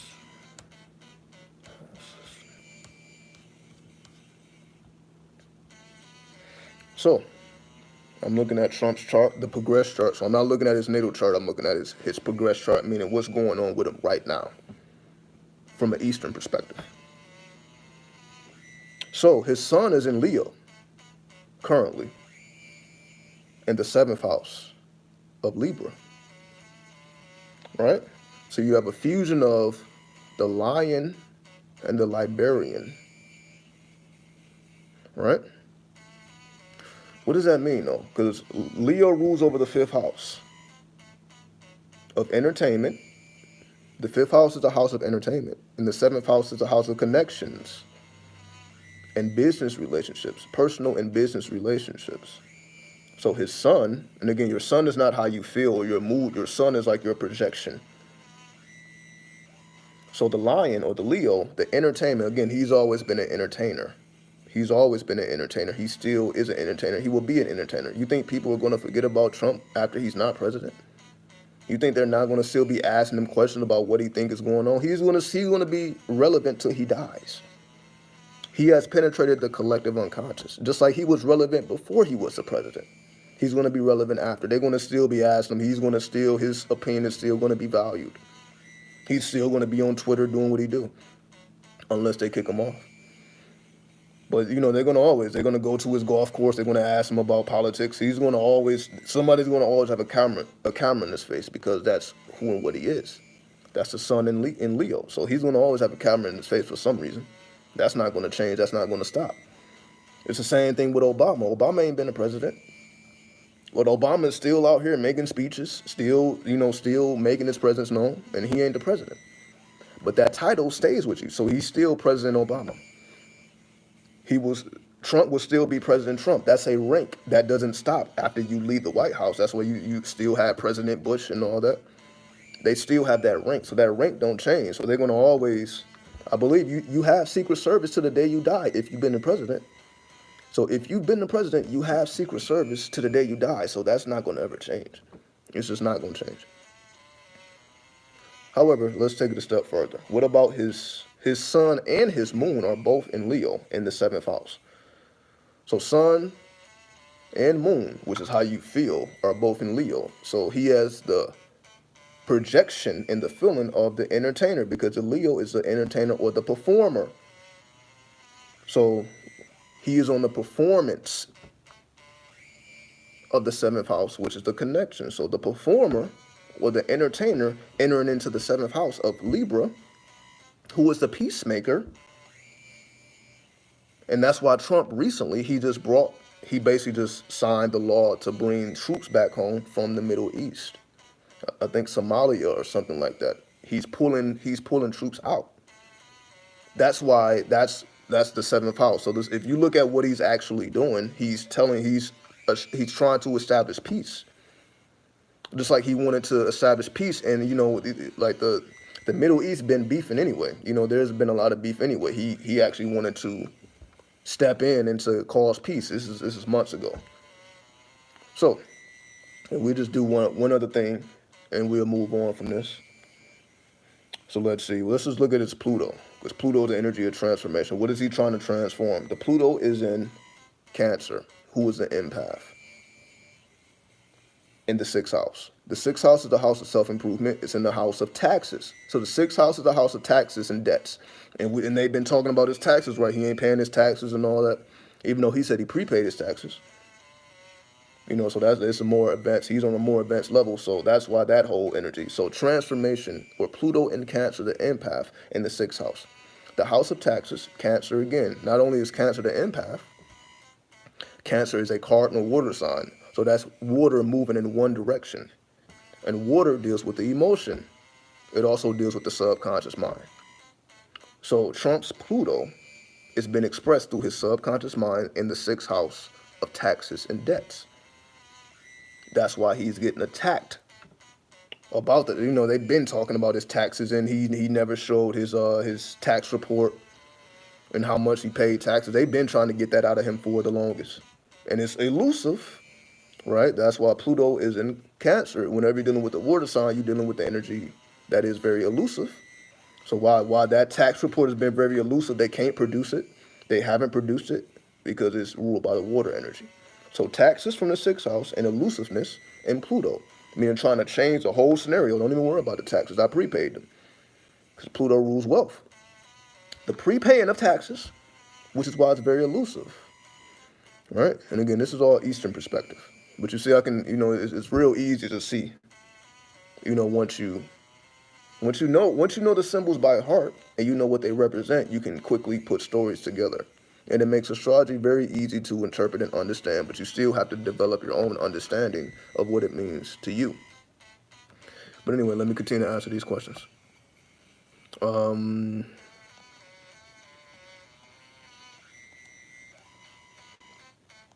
Let's see.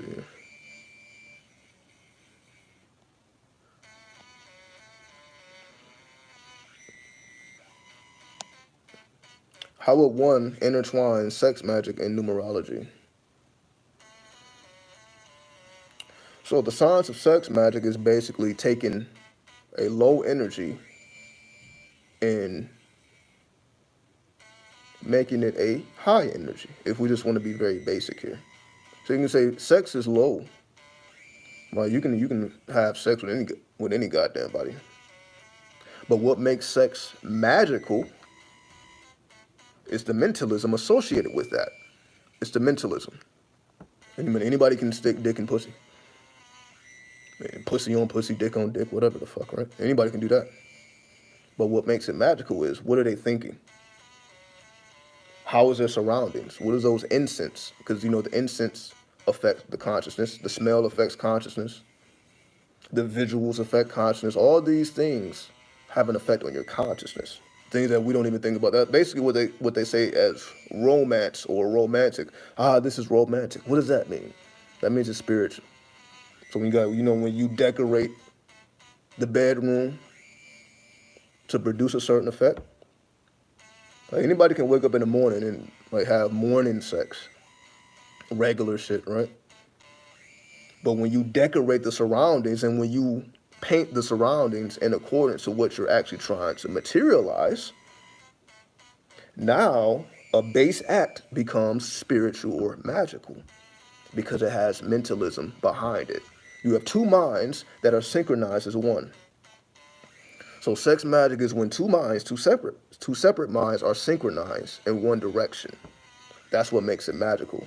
So, okay, we're going to dedicate this energy, this session, to materialize in X. Then that's what makes it magical, because now both people's minds, energies, and acts are all entwined or intertwined. They're all being done for a reason beyond just the orgasmic experience. Because we know that is a state of perfection when you actually experience an orgasm. Most people lose their consciousness when they orgasm. They completely just release. The same thing with sleep. When most people lay down, they just want to go to sleep. They're not trying to hold that consciousness. Just like when you have an orgasm, most people ain't trying to hold that consciousness, trying to, okay, I'm going to push this energy out that's in my mind while I'm in this state. Because that's the exact opposite of what we're taught to do, I would say. You're taught to lay your ass down and go to sleep. You're not taught how to dream. Who are the dream magicians? Where do you go to learn how to dream? Where do you go to learn how to have sex? Where's the sex schools at? Where's the dream schools? They don't exist. So these are things that we have to discover on our own. And the things we have to discover on our own are magical. Dreams are magical, just like sex is magical. One is ruled by the 12th house of Pisces. The other is ruled by the 8th house of Scorpio. So the only thing missing, because we're dealing with the energy of water, the only thing missing is Cancer, who is the empath, who rules over the 4th house, which is the house of the home. So the 4th house is Cancer, which is the home. Where are you fucking? At home. 8th house, the house of sexuality. What are you doing at home? Fucking. 12th house, dreams. So after you have that orgasmic experience, once you have that sexual experience, now you take it to the dream world and continue it there. So that's too much, right? So not in the person that you're doing something with physically, you take it to the dream world. So not only are you doing something physically, you're also doing something in the dream world. That's what makes it magical. With your top 3 books, the top three, it ain't even the top three. I don't really recommend books because it's all bullshit at this point. I'm just being real. We don't need books because motherfuckers is just writing any goddamn thing, and they're not practitioners. That's the whole thing.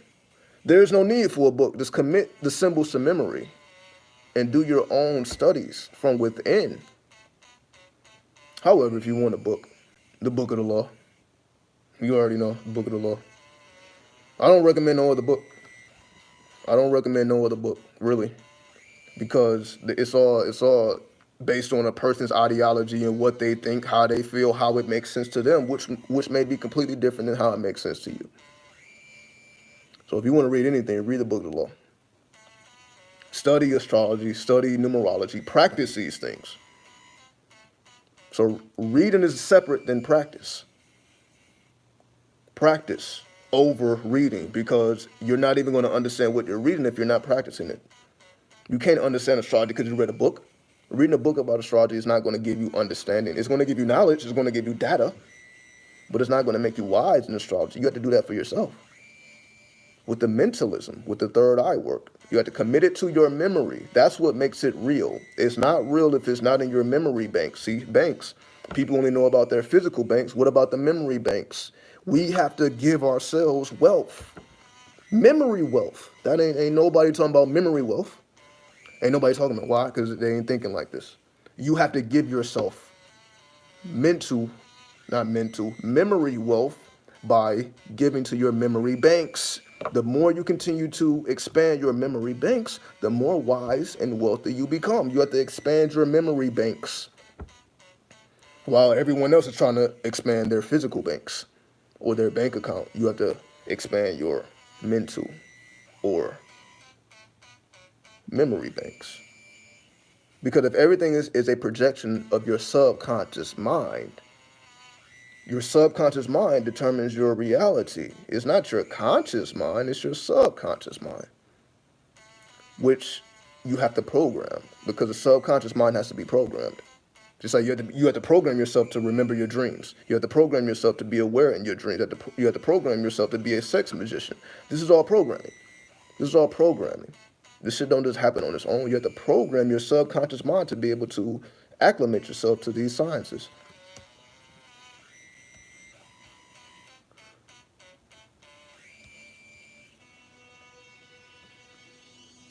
Let's see, where we at with it? And again, I want to make sure I'm not missing anything. Let's see. Do you think some people are chosen to know the truth and knowledge? Absolutely. You have to study the teachings of Buddha, right? Buddha was all about getting out of the cycle of reincarnation. That's what the Buddha taught. Getting out of reincarnation. Because once you reincarnate, you forget everything. Your memory banks are wiped when you reincarnate into this bitch. Your memory banks are wiped. And the only way for you to remember, like your past lives and all of that, you got to study and you got to practice. Your south node. I'll give you the point you got to study, but you got to know how to interpret it. Your south node. That's telling you where your past lives and your future life is your north node. What you came here to do. So that represents your future. What did I come to this earth to do? That represents your futures. That's your north node. Where did I come from? What was I doing before? That's your south node. So you see, it goes right back to astrology. So the more you know astrology, the more you can answer these questions that nobody else can answer, or they're not even dealing with, because only astrology allows you to answer these types of questions with mathematics and science. So you're not just guessing, you're not basing off of a vision, or I've seen this in a vision, or you're looking at your mathematics and your science. You're looking at your chart, you're looking at something that is tangible. You're not basing it off of what you think is occurring, or what you've seen or what you heard. This is based off what is actually real and plotted based on mathematics. When mathematics becomes a religion, then everything changes. So fuck religion other than mathematics. Make mathematics your religion, then everything changes for you. Make mathematics your religion. And again, if I missed your question, just type it again, because it's possible that I may have missed something. So let me go all the way back. What book should all spiritual seekers get? Book of the Law. How do you manifest fast? It depends on what you're trying to materialize. So we don't even have to use manifest. Use materialization. How do you materialize your mind? That's what you're really asking. Because anything you want or desire is already in your mind. Because we know there's no physical reality. This is all an illusion. So what is actually real is your mind. So what you're really asking is, how do I materialize my mind? Because that's what psychedelic means. Psychedelic means a materialization of the mind. So when somebody's going through a psychedelic experience, their mind is being materialized outside of themselves, which is why they see visions, psychoactive visions, because your mind is being manifested outside of you. So to answer your question, how do you manifest fast? How do you materialize your mind? You have to make your mind psychoactive. Have a psychoactive experience. And you don't need drugs.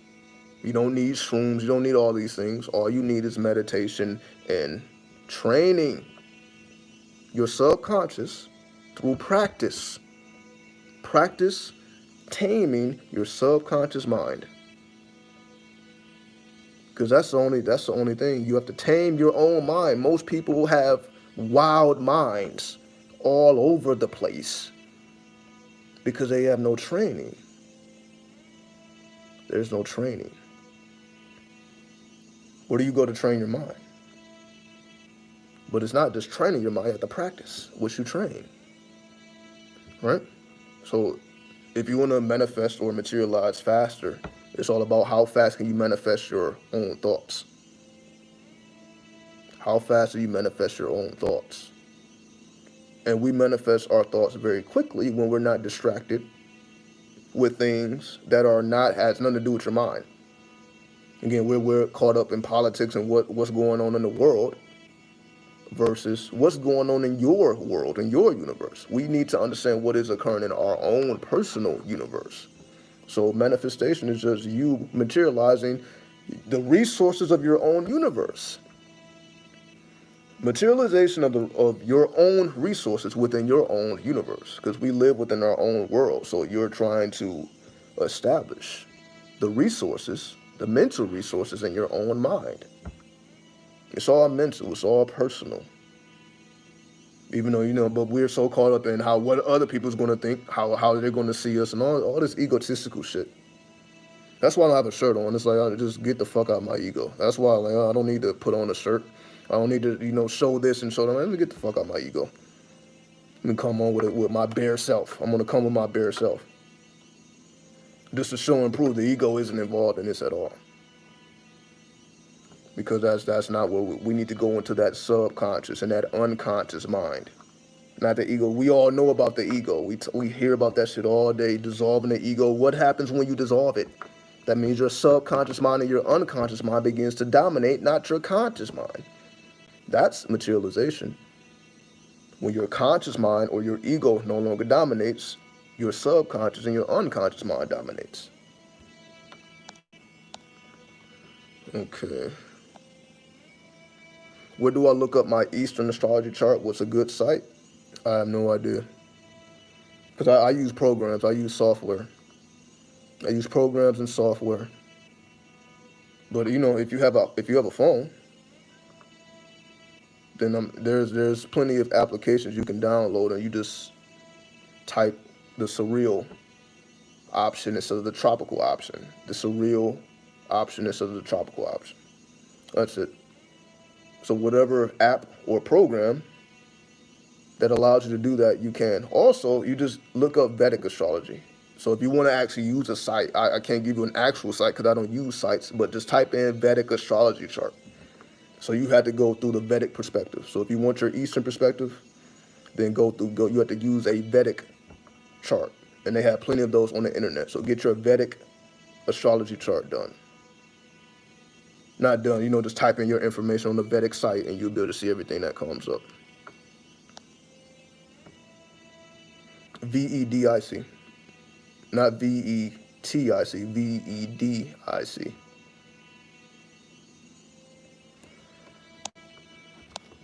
Again, I'm trying to make sure I get everything. How do you commit to studying and research? Devotion from the 12th house of Pisces. So what I'm really talking about is devotion. You have to be devoted to your life, your studies, your mysteries. It takes devotion. And it's a form of martyrism, meaning the energy of the hanged man. Let me see, I may actually have the hanged man here. You gotta, the law of reversal. If you want to be committed or devoted, you have to apply the law of reversal. And that's what the hanged man represents. And let me show you the hanged man. Let me show you right now so y'all can have a visual of what I'm talking about here. So I didn't even plan on bringing out the deck, but why not? Why not? So you see I have my tools within arm length. But you never know when you may need it, right? But it's not enough to just have tarot cards. What does it mean? You see these symbols at the bottom of this card? It's symbols at the bottom. What do those symbols mean? See, most people get caught up in imagery, whatever the imagery is, but what do those symbols mean? That's when you start to unlock your mysteries, because you start decoding the symbols. You're not really focused on the actual art of the cards, because that's going to be different for every deck. Every deck is going to have different artwork, but they have the same mathematics. That's what makes the tarot intertwined with every other tarot deck, is the mathematics. The pictures are going to always be different depending on how a person's mind works, but the laws are still the same.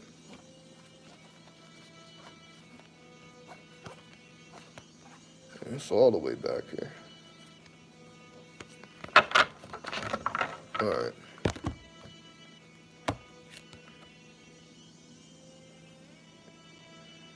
See that? The hanged man.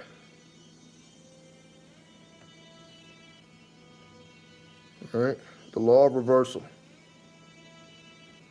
You gotta twist yourself upside down. That's how you become devoted. If you can do this, that means devotion. You gotta be devoted. Hang yourself upside down, inversion.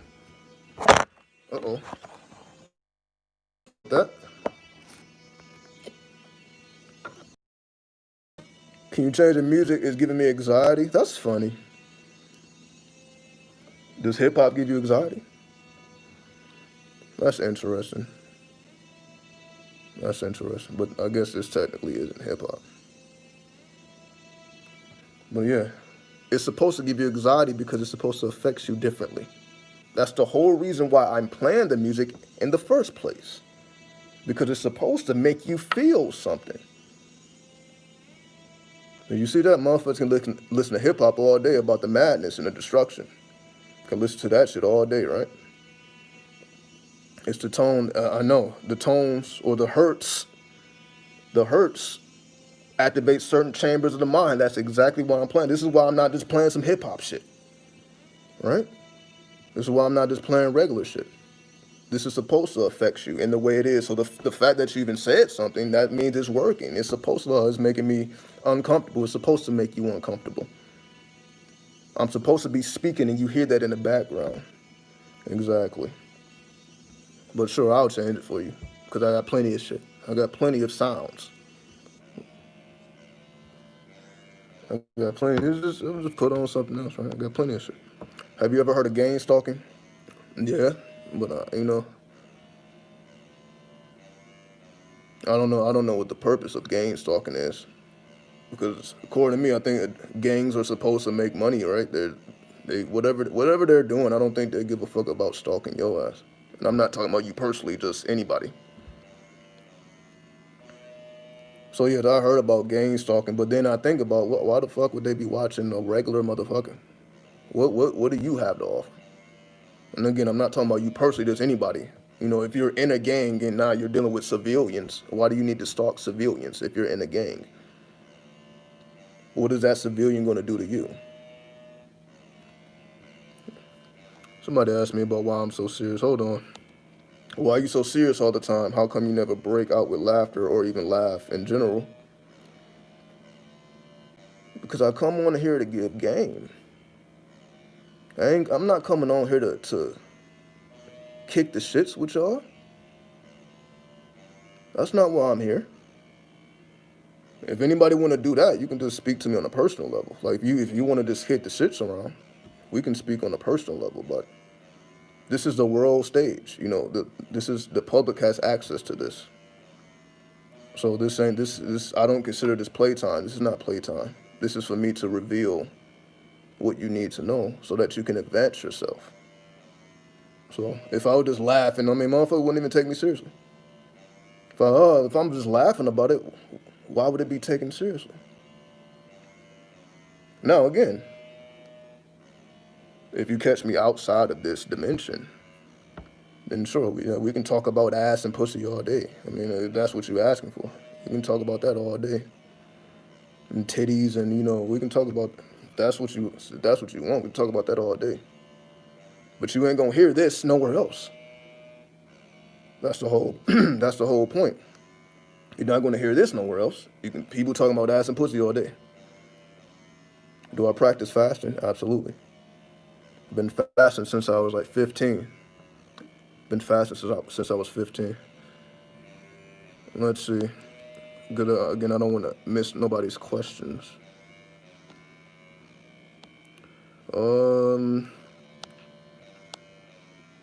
Cause again, I may be missing questions, and I don't want to miss any. Do you drink gold particle H2O? Yeah, I guess if you consider urine gold particles in your H2O, then yes. Do I drink my own urine? Yes, I do. But I've spoke about that already. So yeah, if that's what you, but I'm sure you're talking about something else. But I just threw that in there. I know you're talking about something else, but I just threw that in there. Can you talk about being drawn to a certain place or a certain person over and over again? It's called karma. Karma. For people who are aware of their dreams, they notice that, I'm always in the same location, or I'm in a similar location most of the time, because that's based on your karma. So some people dream they may be in their childhood home, they may be in the city that they grew up in, they may be a certain place or see the same type of people. That's all based on karma. So you have to ask yourself, what is the karmic connection to this place or this person that's constantly happened over and over again, because it is a section of your mind that's still thinking about that event or that place or that person. There's still a part of you that still has an attachment to that. And that's karma. So you have to study the karma, your 12th house. Study your 12th house.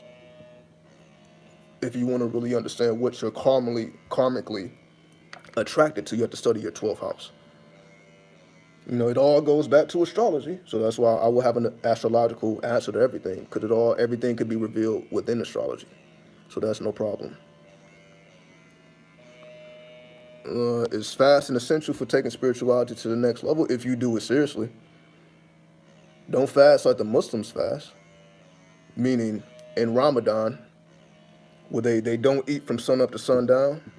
So you eating before and after that. Is that going to take you to a higher perspective? I don't think so. Why? Because I've done that already. Again, I converted to Islam when I was 15, the religion of Islam, because that's what I was into at that particular time. So I began fasting during the month of Ramadan. For several years. I've done that for several years. Will I say that made me more spiritually advanced? Nah. It wasn't until I started fasting long term. What do I mean? Meaning for days at a time. So if you really want to fast for days at a time. It ain't until you get to like your third day and your body starts feeling weak, and it's hard for you to do regular shit, because you're more in the spiritual world than the physical world. Because if you stop putting chemicals in your body, you're going to become less and less physically inclined. You're not going to really have a sex drive. Your sex drive done. You're going to be, you're going to be loopy naturally. The same place you would be if you was using drugs. But instead of putting chemicals in your body, you're fasting from chemicals, which puts you in a more pure experience. Are you into Christianity now? esoteric Christianity. Gnosticism, sure. The religion of Christianity, absolutely not. Gnosticism, absolutely. That's why I recommended it, because people are asking books. The books that I mentioned in this live stream was the Gospel of Thomas, the Gnostic, and the Book of the Law. So I mentioned 3 books. So someone asked me about 3 books. I mentioned 3 books. So yes, I'm into the esoteric version of Christianity all day. Just like the esoteric version of Islam, Sufism. Also the esoteric version of Judaism, which is the Kabbalah. I'm into all that. I'm into anything esoteric because that's where the realism is. So where we at?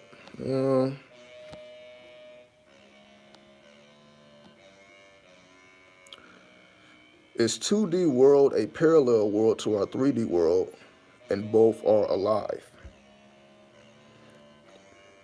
Well, I would say if you study the Tree of Life or the Kabbalah, there's 4 worlds to the Kabbalah: the fire world, the water world, the air world, and the earth world. Or if we want to use the Hebrew, Atsaluf, Bira, Yetzirah, and Asia.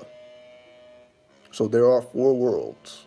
And we exist on the 4th dimension, or the earth world, which is called Asia. So we exist in Asia.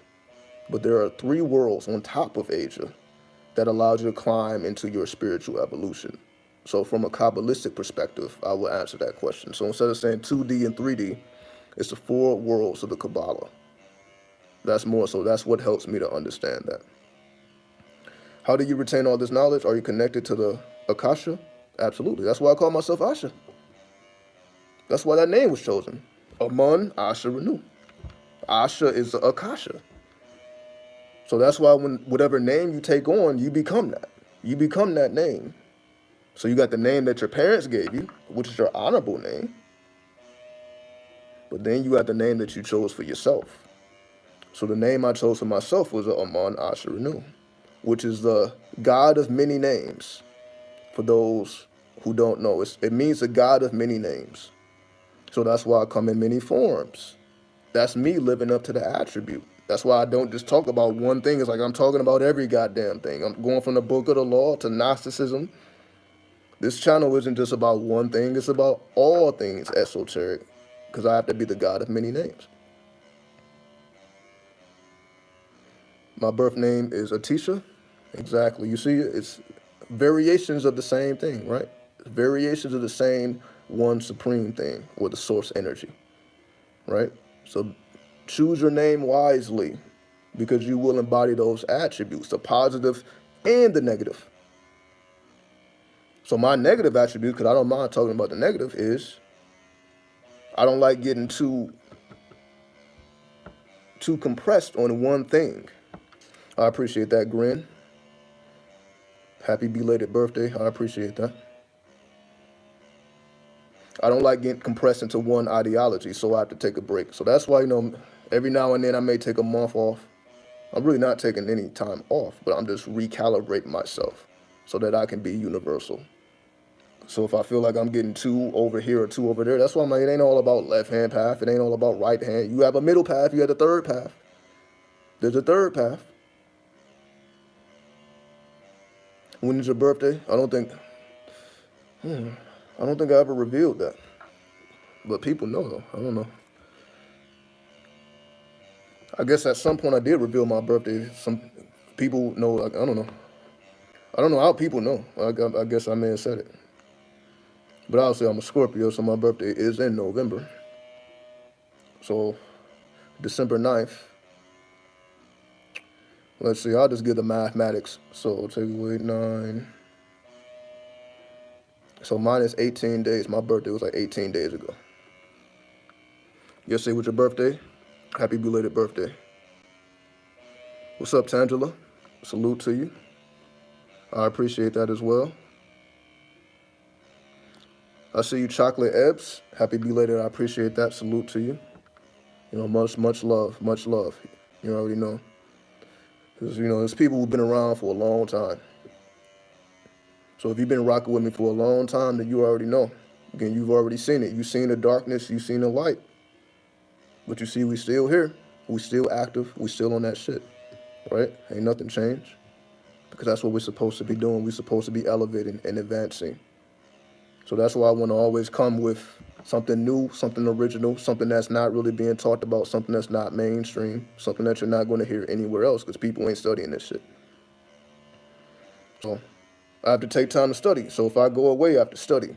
Why? Because I don't want to just be saying anything, because anything could be debated. But once we can reference and we can use the astrology, the numerology, and we can use the Kabbalistic sciences, then we're good. Do you ever lose consciousness during sleep? If I want to, yeah. Like, but if I'm in an extreme environment, then no, I don't sleep at all. Like I was telling y'all about that when I was traversing through the desert, sleeping under the stars. Like you ain't going to sleep because the chi around you keeps you up. Because we've been in the house so much, it's easy to go to sleep. It's easy just to stuff your mouth. It's easy to do all these things. It's easy to do. It's hard for me to stay up for a long period of time if I'm in the house. But if I'm outside moving around, just doing everything, is I can stay up forever. I don't ever have to lose consciousness. But it all depends on your environment and where, what environment you created for yourself. That will determine how you respond to the environment. So if you're trying to maintain your consciousness in your dreams, you have to create an environment that allows you to do that. How do you empower yourself with knowledge, wisdom, and understanding? You have to know the reality of things, not the illusion of things. Most people are caught within the illusions versus the reality. The reality is the esoteric sciences. It's the occult. It's the dark side, the left-hand path. All these things that you're told not to be around or not to do. The 7 forbidden sciences or the 7 forbidden arts. You remind me of my brother. Yeah, we all have the same essence. Like any Scorpio, I'm sure I remind everybody of Scorpios. Just like everybody, because these are the archetypal energies. We all have a spirit behind us. We all have a spirit behind us. What's up, Juice Jr.? What's up? What's up, pimpin'? What's up? What's up? What's up, man? You know what I mean? You already know. We still with the shits. He showed me a demon. It was cool. Yeah, exactly. That's it. That's what I do. The goetic spirit. You know what I mean? Because these things are already within us. We just have to bring it out. And when we bring it out, things change. You remind me of B.O.B.? Okay. Just know that what reminds us of other people is the spirit in which we embody. It's the spirit that we have. So we're not just looking at our zodiac sign, we also look at the day we were born. So let's just say if you was a Scorpio, you would be different if you was born November 1st versus November 20th, based on the numerology. So all these things are archetypal essences. So we're just a combination of archetypal energies. The more we understand that, the better off we will be. We are the combination of esoteric sciences or archetypal symbols. That's why we study numerology and astrology. Do you use crystals? And if so, which ones? I use runes at this point. Let me see. I use runes. Let me show you. Let me just get up and show you. Give me 1 second. Let me just I'll pull it out right now. I'll pull it out. Let me go get the room so I can show you what I'm talking about. Hold on.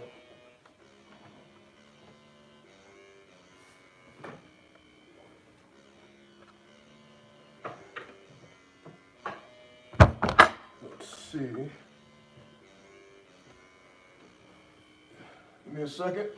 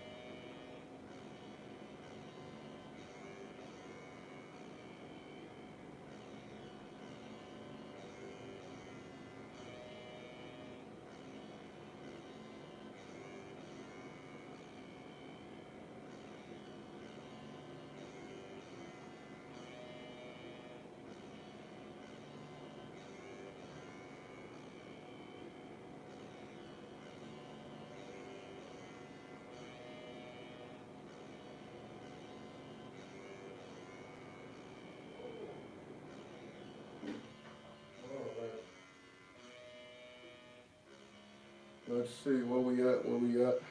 Let me grab these wounds. Okay.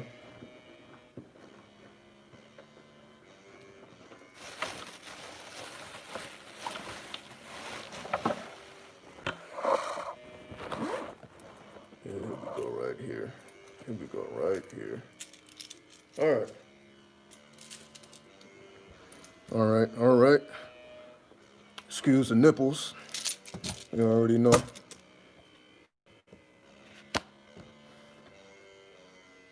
Okay, here's the runes. This is what I use. These are lapis lazuli runes. I also have some seals of Solomon in here as well. I'll show you what I do.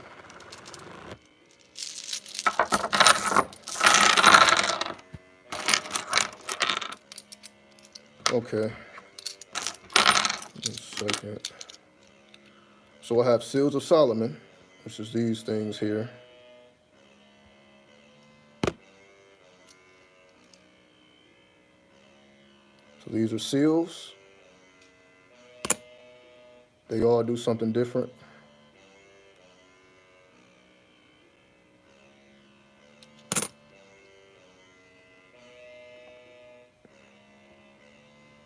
Let's see.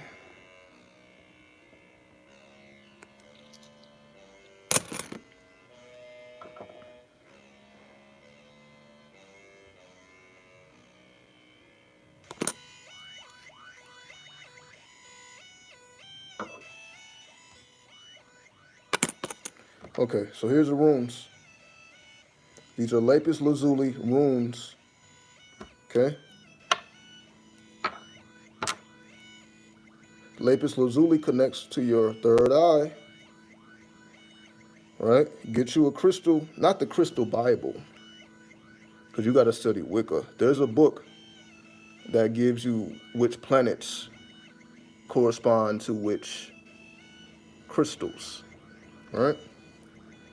So anyway, if I sleep with these with me, my dreams are crazy because lapis lazuli increases your dreams, but you also have the runes. Right? So this is what I use. So I don't just use crystals anymore. I used to use crystals, but I don't use them anymore.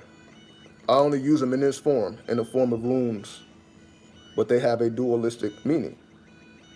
So they actually enhance my dreams, but they also are a form of divination as well. All right, so this is what I use. So I'm just showing what I personally do. All right. So get you, if you want to use crystals, get you a divination. Get you crystals that you can use in a form of divination. So now it's not just crystals for the sake of crystals. I think I have some though. I have them, but I just keep them in my little mojo bag. So this is my mojo bag. So I have crystals in here, but in terms of, am I using them on an individual level? No. But I can show you what's in here. Because we have to constantly advance. So the crystals become a tool of divination once you become familiar with them. So I have a lapis lazuli cat. Right? Because that's one of my animal totems. Like I grew up with cats. You know, some people grew up with you know, we had dogs, but for a short amount of time. But this is the energy. You know, why? Because cats are allowed in the masjid, but dogs are not. So all Muslims know that, right? Like the cats can be around, but dogs can't. Right? Also, cats are around whenever spiritual energy is potent. So whenever you see cats, that means because they are guardians of the other side of spiritual energy. So wherever spiritual energy is, you're going to find cats because they're attracted to otherworldly experiences and all that. That's why it's cats all around.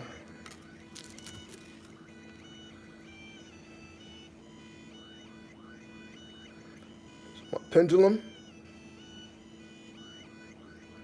This is a brass, not brass. It may be brass or bronze. All right. So you see my hand is perfectly still, but this pendulum is moving, right? For people who understand the science of the pendulum. All right. So I use pendulums, runes, seals of Solomon. So these are seals of Solomon. So you look at this seal, that is the seal of Solomon. So I have Solomon seals, lapis lazuli runes, and brass pendulums. Also, this is also have like regular coins in here, like quarters, all type of coins. I just have them in here, just as a form of currency. What do I have? I believe this is laborite or labradorite or some. See, it's like a blue glow. Let's see if you can see that. You can see it has like a glow. Yeah, there you go. You can kind of see that glow right there. Labradorite or labradite or something like that. All the crystals I have were gifts. I didn't buy them myself. These are gifts. So this was a gift from Washington, D.C. Shout out to you. Labradite, yeah, there you go. Yes, so that's what it is. There you go. Because you see, like I'm not into it. You know, and it was a gift, and of course I accept it. This is also a Moldavite piece. You see the greenish. So I have a Moldavite piece. This says it came from an asteroid. That's the official story. So the Moldavite doesn't act on its own. It amplifies whatever other crystals you have. So this is Moldavite. And this is black obsidian, which was also a gift from Cali. Shout out to you. You know what I mean? Didn't even want to give me this either. I was like, yo, I feel like you need it more than me. It was one of those situations. So much love and much appreciation. So all these I have, I didn't buy any of these. These were gifts from putting in that work. That's what I mean. It was gifts put in work. It's like the tarot deck, right? Shout out Harmony 9. You know what I mean? Sent me over the Cthulhu deck. Then also the Goetic deck that I showed y'all was also a gift. So like a lot of these spiritual tools is gifts, you know, because people are like, yo, I want, you know, I want you to have these, you know what I mean, and keep putting in that work. So that's why I have to keep putting in the work, right? So let me see, do I have my other deck with me? See if I have my Goetic deck. And again, continue to ask the questions. I'll get to them in just a second. I just want to show these things because people are asking. And of course, I'll show it. There's no need to hide it, right? Hold on, what's going on here? Give me a second. All right. Somebody sent a PayPal donation for $4.44. I appreciate you. Let me see if I can find your name. Hold on. From Yasar. Okay. So a PayPal donation from Yasar. Salute to you. Salute to you. So I just want to get your name, so I'll give you the proper shout out. I appreciate you. Let's see. We can change the beats now. Give me 1 second. Let me see if I can find my decks. 2021 advice. We'll get to that in just a second. Give me 1 second here. It's getting kind of crazy. Let's see if I have my Goetic deck on deck. Yeah, I do have it right here. Give me a second. Give me a second.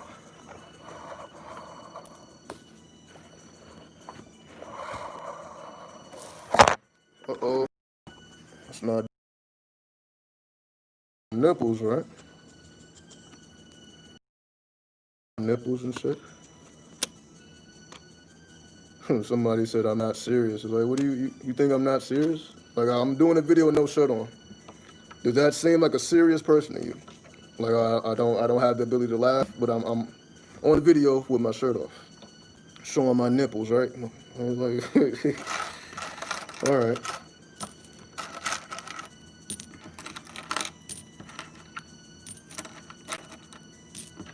No, but the seriousness is a Scorpio energy. But I'm a Libra underneath. I'm a Scorpio outside, so when most people, see me, they see the Scorpio. But underneath the Scorpio is the Libra, right? So, that's what I said. If y'all just want to talk about dick and pussy, we can do that too. This is cool. Well, we're gonna get the game out the way first, at least, before we start going crazy.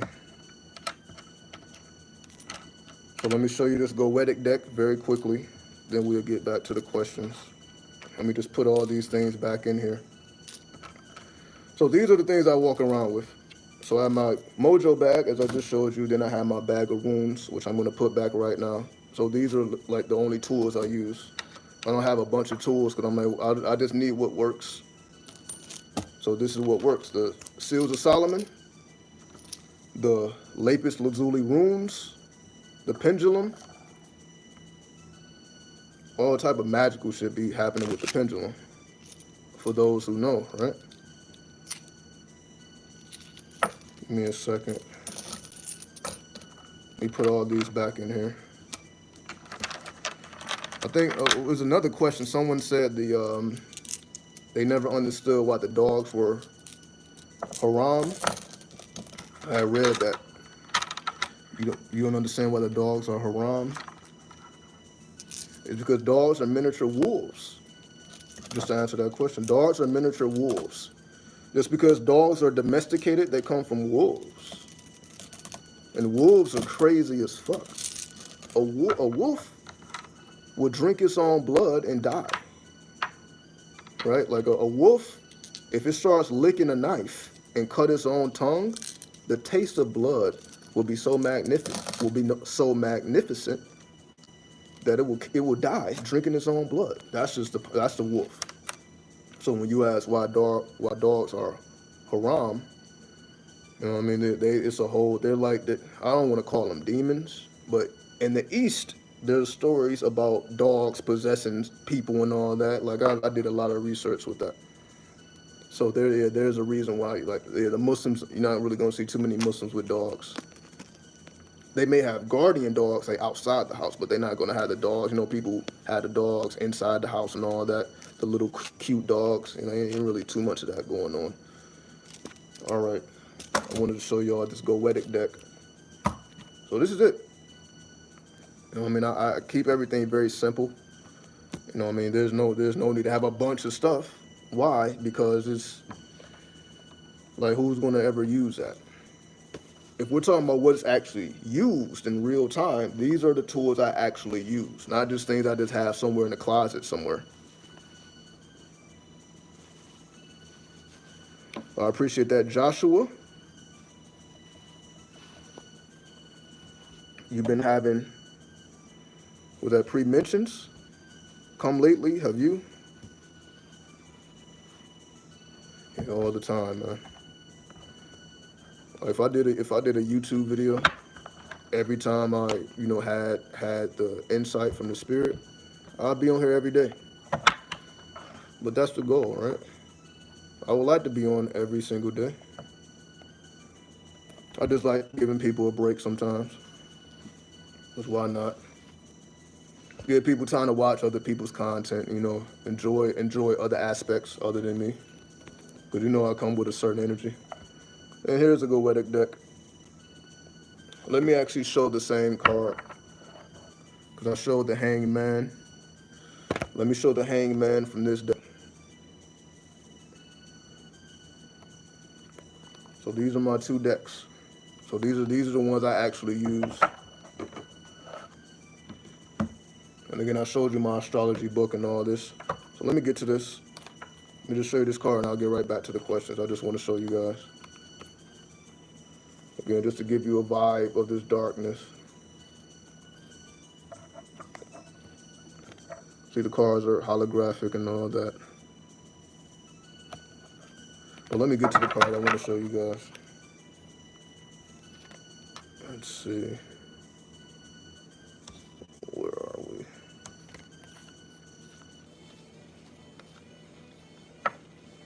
One second here.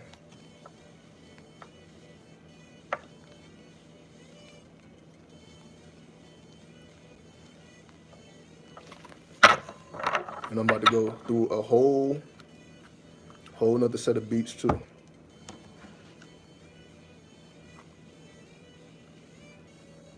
And again, I appreciate everything. Because I feel I'm doing something right if people want to send me tools. So they're not just sending me things just to send me. They're just like, yo, here's a tool. Use it. And of course, I'm going to use it, right? So I'm always appreciative because this is what helps me to continue moving forward. Okay, here's a hangman from the Goetic deck. All right. But it's not an actual hangman. You see, it's actually a, oh, is that a, I think that's a leopard or a cheetah. And maybe a cheetah in a tree with a letter, the noose. It's a whole different, so this is the hangman from a whole different perspective. You see it right there. It says the hangman. Zodiac attributes. You see Mercury and Capricorn, and you also see the minor arcana, the Four of Swords. So there's a lot of energy that comes with this.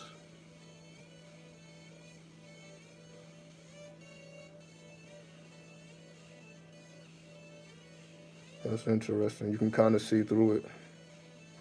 You can kind of see there, the phone is right there. Yeah, you can kind of see it's like a mirror. All right. So the decks I have are dark. So I got a Necronomicon deck or Necronomic deck and a Goetic deck. Both of these energies are, neither of these are mainstream. They're considered demons. You're not supposed to be working with them. They all have individual attributes. So why work with them at all, right? Crowley deck is sick too. Well, yeah, I've already showed you guys, the Crowley's deck. I've been showing Crowley's deck or Thoth deck since I came on YouTube 7 years ago. You go back to my first videos, I've been showing the Thoth deck, so I just wanted to show something different, because that's already solidified. I have every image of the Thoth deck memorized, so I don't even use it no more. Right? The purpose is to memorize all of the images. That's why that deck was designed the way it was designed, for memorization. It was for memorization. So that's why every card is different. So you should be able to know what card every card is just by looking at the edge of the card. So just by looking at the edge of the card, you should know what the card is, because every card has a unique energy and it was designed to be that way. So it's easy to commit all of the imagery to memory. Okay. So let me go to a different file now. So you guys heard all those instrumentals. I'm gonna bring up a whole nother set here. Because eventually, I'll be making, these are the type of beats I'll probably be rapping over. Again, I don't want to rap over traditional beats or trap beats and all that. People are already doing that. So if I want to come with an original currency, I have to do original things, right? So just real simple beats.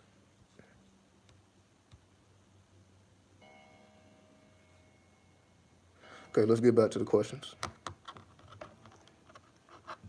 Turn this shit up. Now it seems like, we're somewhere in a medieval castle somewhere, right? All right, let's see. Where we at with it? Where we at?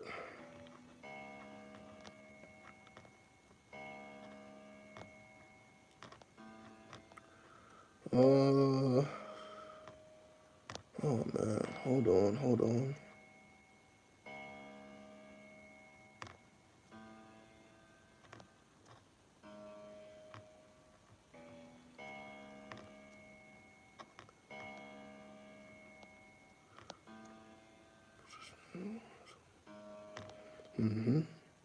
Okay, I see. Just trying to make sure I didn't miss anything. It is what it is. It is what it is.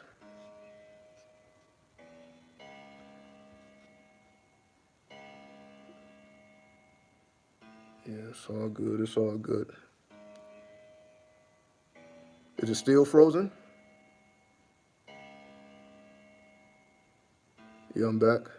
We obviously have a very focused moderator. erasing my comments. Yeah, what are you typing? Somebody's typing some crazy shit then.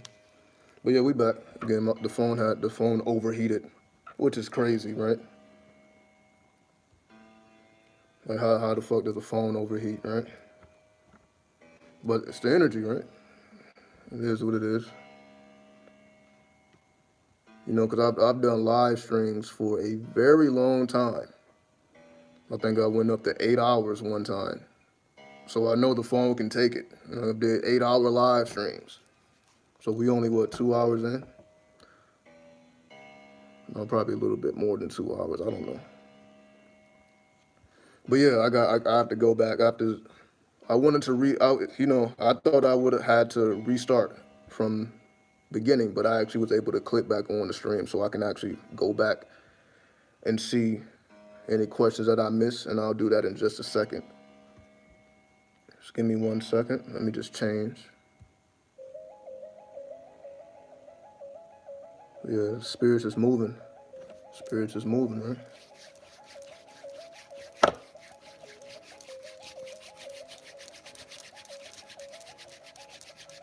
All right, let's get back to these questions. And again, I'm doing it because ain't nobody else gonna do it, right? Everyone else is just talking about this shit, but they not living it. You know what I mean? So I wanted to show you guys the real darkness. The real darkness. The transformation ability that the knowledge has on you. Let me get back to the questions though. Again, you guys, you see, I've been doing this for what?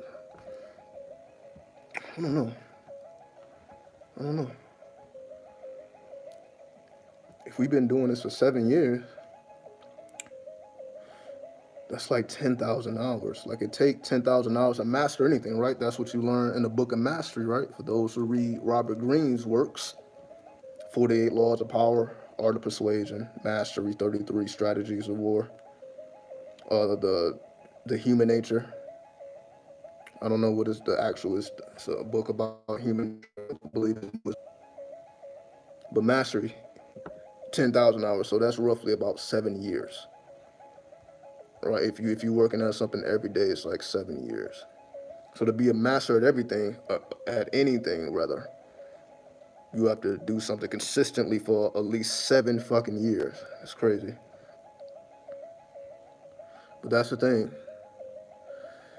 It's like I have to be strategic though, right? Because we know YouTube gets crazy. Now they're putting ads on videos for people that are not even monetized. So they still gonna make money, even if you're not monetized. They just putting ads on everything. Double ads before the video. Again, y'all know what I'm talking about. So I decided to go the opposite. I'm just gonna cuss. Why? Because they're not gonna put ads on videos that they don't consider ad friendly. Right? So I'm gonna cuss. I'm gonna show all type of dark and demonic shit. So they keep the ads away. So you don't have to see no bullshit, right? That's why I'm coming in this energy. And before, I would try not to cuss. I would try to keep it clean, use my intelligence and all this stuff. But that ain't what people need right now. They don't need me to be monetized friendly or ad friendly. That's over with. That's done. Right? I don't see no AdSense checks anyway. Not just based off of ad revenue. That's not happening.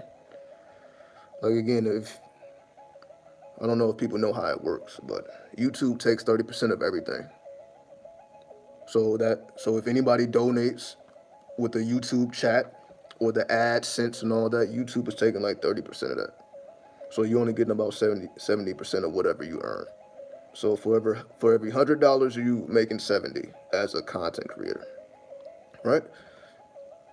Which is why content creators start, they make their own website or take you to their social media and whatever products and whatever they're doing outside of YouTube, because this ain't really where the money is.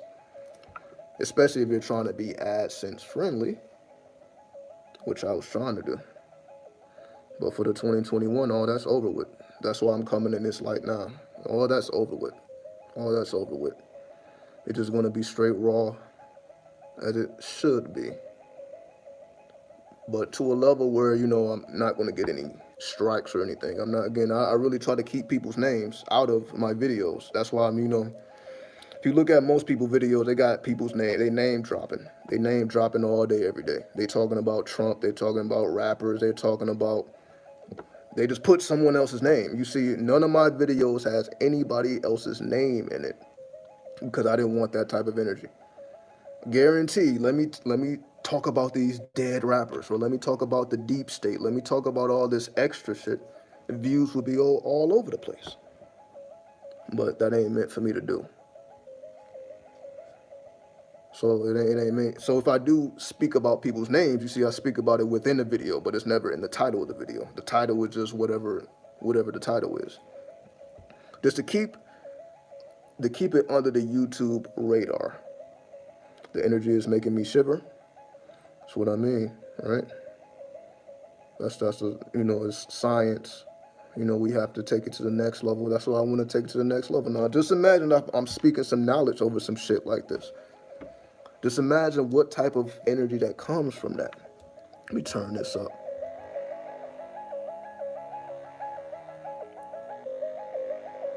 All right? Just imagine, like, speaking some wisdom over this. Why not, right? Very simple. What hertz is it? I'm not going to reveal the hertz. Why'd I reveal the hertz?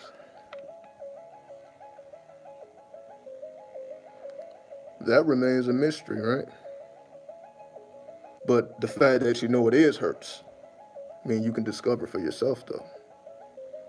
Because you're not gonna really have a lot of people that's telling you I'm into hertz and I'm specifically I'm specifically designing my music based off of hertz. I'm not just putting shit together, right? Because every hertz has a definition. Every hertz produces a effect in you internally, or shapes. But this is the neurons, right? The $2 donation from Tangela. I appreciate you, salute. And again, I still got to go up and answer these questions. But yes, the hertz is a mystery because, again, no one's asking what the hertz is for all this music that they listen to. Oh, well, I wonder what hertz that is. Ain't nobody asking that question. They just like what they hear. They're not asking, what tone are you using when you're rapping or when you're singing? No one's answering these technical questions. These are technical questions. But this is what produces masterpieces. When you do everything in accordance to what you're trying to illuminate. So when you hear these hertz, this is illuminating a certain aspect of the brain, or a certain chamber of the brain is being illuminated based off of these hertz. So when you then put the words behind it, which then help to illuminate that certain aspect of the brain, or that chamber of the brain, then that is what becomes a success, because you are doing everything in accordance to the hertz or the sound. XXX said he created his music based on healing frequencies. Exactly. And we see that's why he was the greatest. In his amongst the other rappers, he was the one that stood out amongst the other rappers, because he was doing what everyone else was doing, but then everyone started taking his style. He came with a original style, with the trap beats and all that. He came with an original style, but then he had to change it because everyone started doing what he was doing, so he then had to change it. Then he started going more into the dark singing and all that. That's all based off, I see what works. Now, when I do what works, now everybody's trying to do what I do. So the only way for me to stand out after everyone is copying me, I have to completely transform myself. And that's why it's triple X. Triple X is what? Whenever you see that triple X, you're dealing with the energy of what? Pluto. You're dealing with the energy of transformation. Right? You're dealing with pornography. That's triple X. It's obscene. It's things that, has an effect on your mind. Right? That's why people say porn is addicting and all that stuff. Why? It's what it's doing to the mind, or the brain in this case. But see, it's an area of life that we don't want no parts of.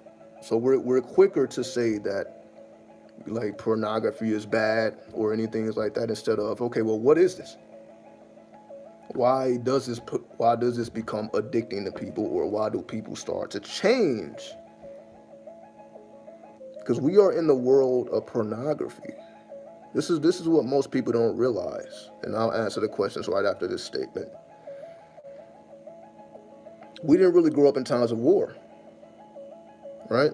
For the young people, at least. For the young people, we didn't grow up in times of war, like the Great Depression or World War I or World War II. We didn't grow up in those times. So we grew up in a time of the techno age. We grew up with the internet. So, what do you think was on the internet in the early stages? Porn.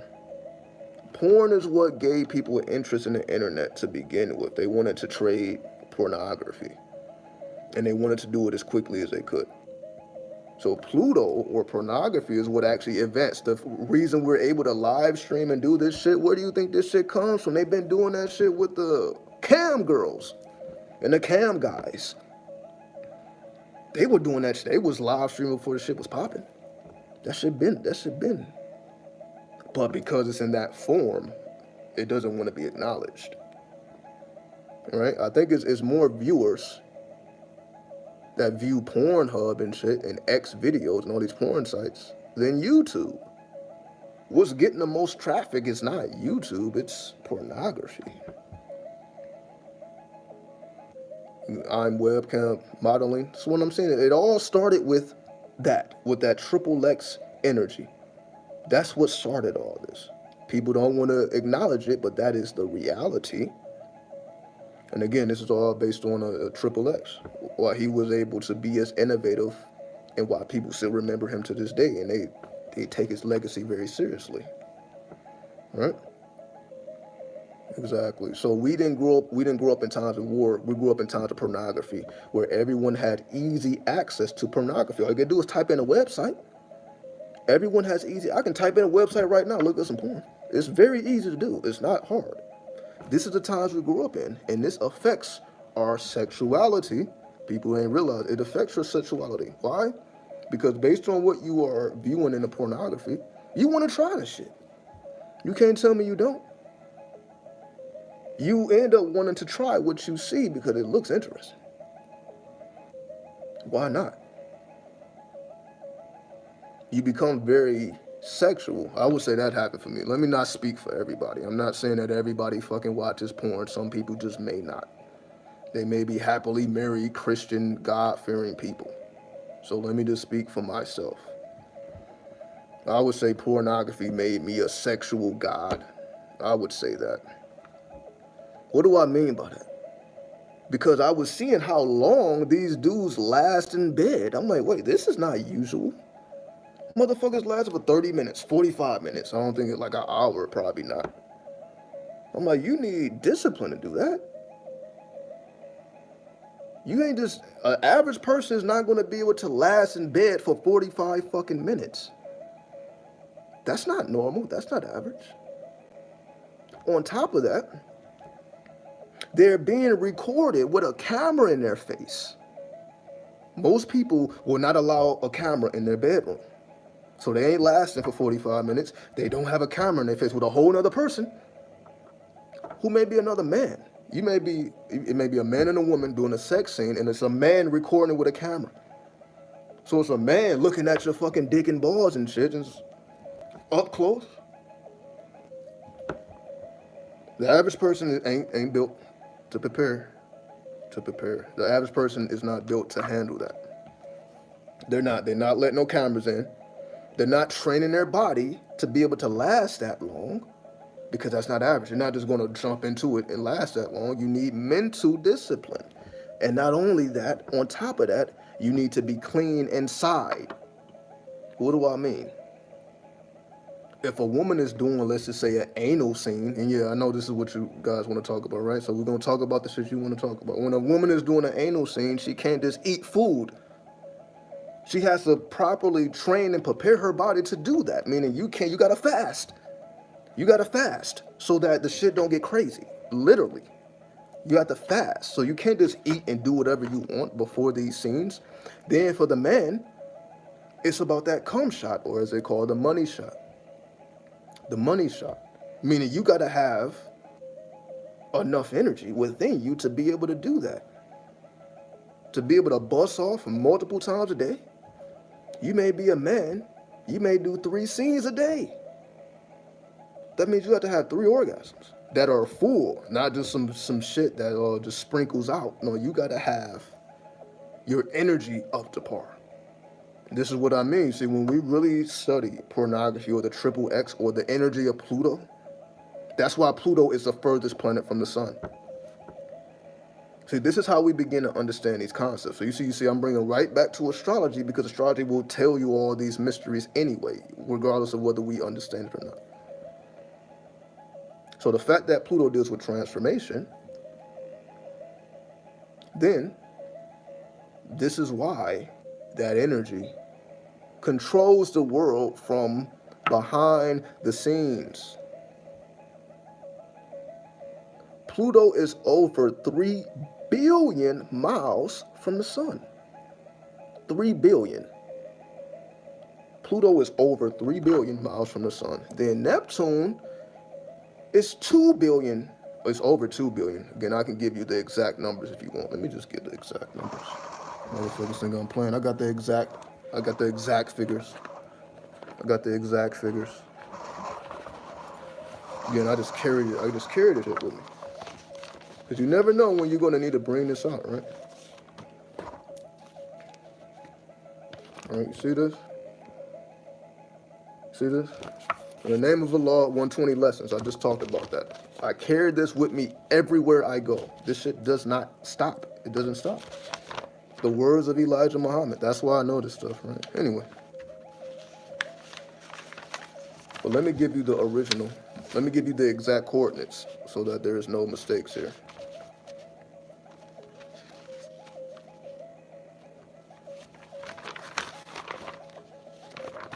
So we see, it says solar facts. Tells you the planets and their distance from the sun. All right?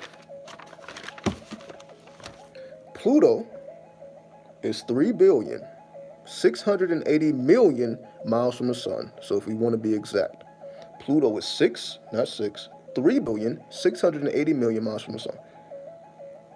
Neptune is 2,793,000,000 miles from the sun.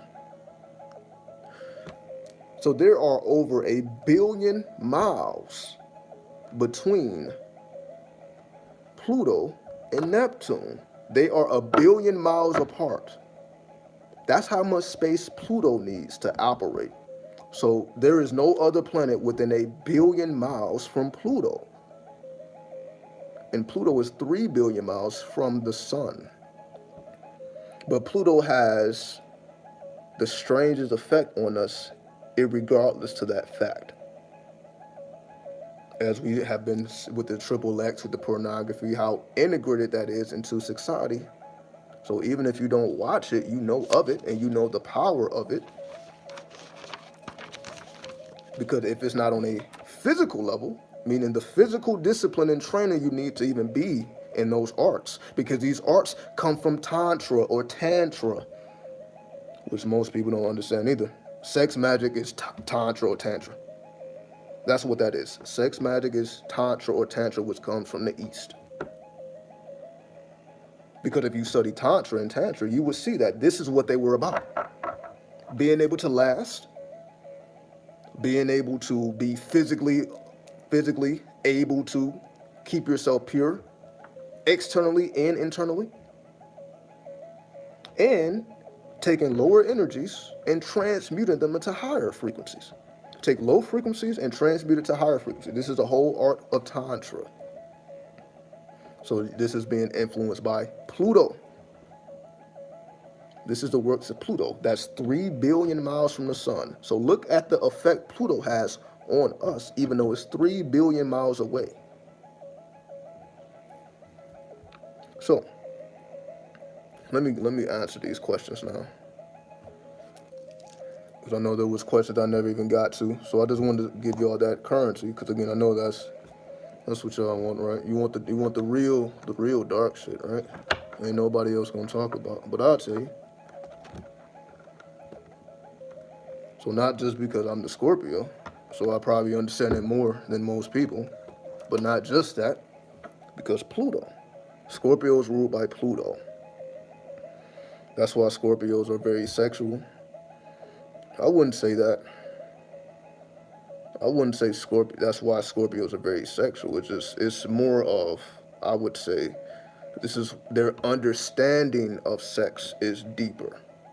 So that may appear to show that, oh, well, Scorpios are more sexual. They just have a deeper understanding of sexuality, because the 8th house of astrology doesn't deal just with sex. It deals with sexuality. So your entire sexuality. So it's not just the act of sex, it's your whole sexual orientation. Your whole sexual orientation. That's the 8th house. That's Scorpio. So Scorpio isn't just sex, it's the sexual orientation. Your sexuality as a whole, not in the singular, as a whole. So your sexuality as a whole is Scorpio. So that's why we got all type of shit now. You got fucking pansexuals, you got, what is it, non-binary, you got all these words and terms to define sexuality. Why? Because sexuality is way more advanced than we want to realize. This is the type of shit I be thinking about. I'll take you. Like my thoughts be like this.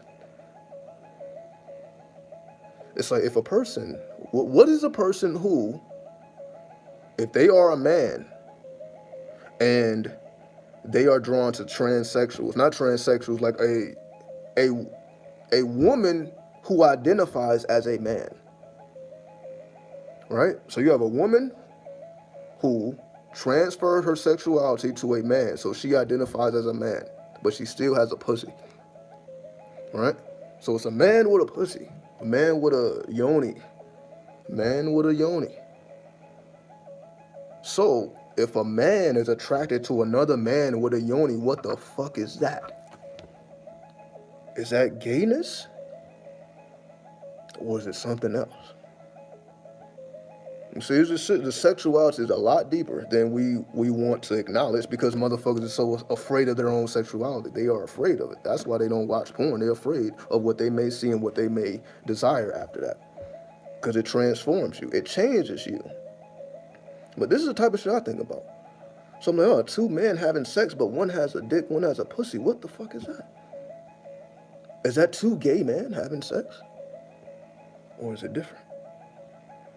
These are just the mysteries of sexuality that, again, religion ain't gonna tell you about it. Ain't nobody else gonna talk about it. But it's more, but Pluto is very advanced. That's why Pluto is all the way, Pluto's damn near hidden from the sun. That's why Pluto is not even considered a planet. In these times, they don't even consider it a planet. It's a dwarf planet. It ain't even considered a planet no more. That's just how much they want to destroy the energy of Pluto. That's how much they don't want to acknowledge Pluto, that it's not even considered a planet no more. Because of the energy that it brings. Most people don't know how fast the planets are traveling. Like, we talk about planets, but in the process of evolution, if you were to be a planet one day, do you know what that means? These are the type of thoughts, these are Scorpio thoughts. The Earth is traveling over 1,000 miles per hour. If you want to be exact, 1,037 1/3 miles per hour. That's how fast the Earth travels. The Earth travels at 1,037 1/3 miles per hour.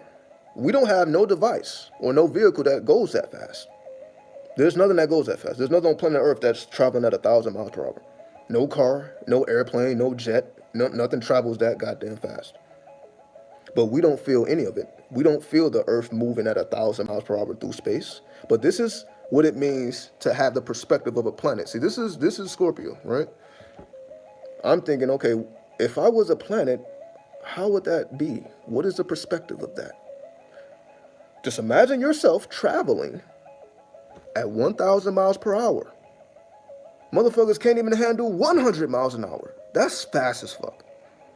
So times 10, 1,000. So imagine traveling through space, going over 1,000 miles per hour and being influenced by the other planets, not physically, but through the waves and the rays that they emit. So the sun rays still hit Pluto, which is 3 billion miles away. It's still influenced by the rays of the sun, even though there's no physical touching with the planets or the sun. They don't physically touch each other at all, but they influence each other. So as a planet, so let's just say you are the planet Earth. That means you're traveling through space at over 1,000 miles per hour and you are influenced by 10 other planets. You are getting the rays of these 10 planets and it produces effects within you. That's what astrology teaches us. How the planets affect not just our outer reality, but also our inner reality. That's what the planets do. They affect not just the events. That's why you can predict using astrology. So it's not just influencing the outer events, it's also influencing your inner events. This is what it means to be a planet. So not only are you yourself traveling at 1,000 miles per hour, you've been influenced by 10 other planets. So that produces effects and events in your life. So as the planet Earth is traveling through space at 1,000 miles per hour, it has been influenced by 10 other planets. And again, I'm saying 10 other planets, like the Earth isn't a planet. But we're just talking about astrology. You got, the 10 planets if you're not including the Earth. If you include the moon, then you have 10 planets. So the moon is considered a planet in astrology, but it's not considered a planet, in astronomy. Like the moon don't have any attributes in astronomy. It only has attributes in astrology. Take it a step further. Pluto travels at 10,000 miles per hour. 10 times the speed of the Earth. So Pluto is traveling at 10,000 miles per hour. So if you think 1,000 miles per hour is something, imagine traveling through space at 10,000 miles per hour. And this is Pluto, traveling at 10,000 miles per hour. But what's the fastest moving planet? Mercury. How fast does Mercury travel? 100,000 miles per hour. That's Mercury, which is 10 times the speed of Pluto. So you see how it all works? See, the speeds of the planets, people ain't even interested in that. Like most astrologers, they ain't talking about the speed of the planets. They're just talking about the attributes. They ain't talking about the speeds and how that makes a difference. The speed makes a difference. But this is just what I do, right? I'm looking at the speeds. The Earth travels at 1,000 miles. Pluto travels at 10,000 miles. Mercury travels at 100,000 miles. So that just so you can have a perspective of how fast this shit is going. We're not traveling that fast. So in your evolution, if you become a planet or a star, if every man and every woman is a star, as we read earlier, if every man and every woman is a star, that means there's a reflection of us up there somewhere traveling fast as fuck in space. So we are also, our consciousness is somewhere in space traveling. As above, so below, right? So we all come from the stars. We are all projections of stars. And stars move too. Nothing is still. That's the law of vibration. Everything moves, even if it appears to not be moving. Everything is in motion. So these stars are also in motion as well. Traveling fast as fuck. And our consciousness is connected to the speeds of the stars in which we emanate from. So your zodiac sign, so in my case, the Scorpio being influenced by Pluto, that means it's a part of my consciousness that's in space traveling at 10,000 miles per hour that's affected by the other planets at the same time. That's what astrology does. Astrology puts you in the perspective of the planet. How would it be to travel through space at 10,000 miles per hour? It's like traveling through whatever country you're in. So let's just say if you're in the USA, North America, imagine traveling from California to New York. And everything you're going to see in between that travel. You're going to see a lot of stuff. You're going to see a lot of cultures. You're going to see differences. You're going to see a lot between California and New York. There's a lot to see in between that. So from a planetary perspective, the planet is traveling through space or the galaxy. There's a lot. It's like, okay, you're traveling through galaxies. You're not just traveling through cities and countries and states. You're traveling through galaxies at 10,000 miles per hour. Imagine how much information you are receiving and what you are seeing in that time, traveling that fast. The human mind can't even comprehend that. So we have studies like this to help us understand the real reality of what's really going on. Our minds, this is how fast the mind is traveling. We have 60,000 thoughts per day. Most people have no idea how to control that. Only 5% of those thoughts, and I've talked about this before, only 5% of those thoughts are actually creative and progressive. So of 60,000 thoughts, only 5% of that is creative and progressive to help you move forward in life. The other 95% is based on what you were doing yesterday and all the shit you still hold on to, the karmic thoughts. Still mad about arguments that happened 2 years ago, a year ago. Motherfuckers still mad about breakups, still mad about shit that ain't even relevant now. But that's what the Buddha said karma was. We create karma when we still are attached to things that are no longer relevant. So most people are weighed down by their own karma because they're still holding on to things, not consciously, because those 60,000 thoughts ain't just conscious thoughts. It's also subconscious thoughts, and it's also unconscious thoughts. There's 3 dimensions to the mind: conscious, subconscious, unconscious. We only know about the conscious and the subconscious. All these law of attraction and metaphysicists and all that shit, they don't talk about the unconscious. They only talk about the subconscious. You got to reprogram your subconscious, and this is how you project your reality. Manifestation take place in the subconscious. Where's the unconscious? What part does the unconscious play in the manifestation? Ain't nobody telling you about that. Why? Because they're dealing with an incomplete system. No one's talking about what role the unconscious plays in our reality. But the more you understand the unconscious mind, that's when everything starts making sense. Because the unconscious mind is the psyche. Our psyche is connected to the world consciousness. Maybe too much. The unconscious is your psyche, which is connected to the collective unconscious. So the unconscious is really the collective unconscious. That's where we all meet. So when people go, I saw this person in my dreams, I saw that person in my dreams, it's because you are dealing with the psyche. You're dealing with the unconscious mind that has a very profound effect on us, because this is where karma is produced. So this is why you can successfully reprogram your subconscious mind and then get pulled back into where you were trying to escape from by karma, because the unconscious mind produces karma. So people weighed down by their own karma, they're weighed down by their own unconscious mind, regardless of what's going on in the subconscious mind, because that's personal. Our conscious mind and our subconscious mind are personal. They are personal. They don't have nothing to do with no one else. But the unconscious mind has everything to do with everyone else. So we come together through the unconscious mind, not the subconscious, not the conscious. You just talking to a person, you're just engaging with their conscious mind. You having a conversation, like right now, I'm just engaging with the conscious mind. But then for certain people, I may be going deeper than the conscious mind. I may be going into the subconscious mind so that they feel what is being said is truth.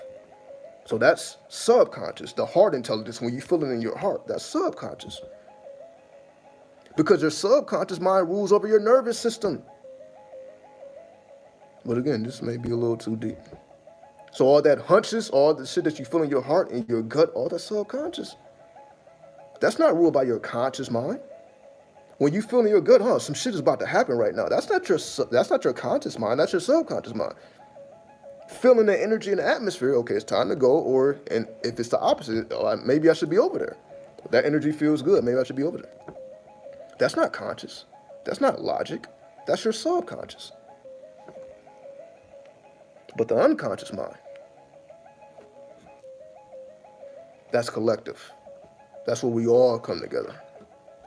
That's when we engage with the world. That's collective. So that's why when we dream, you can dream about anybody and go anywhere you want. Once you have trained yourself to do that, that's unconscious activity. That's what we call the astral senses and the astral body and psychic abilities.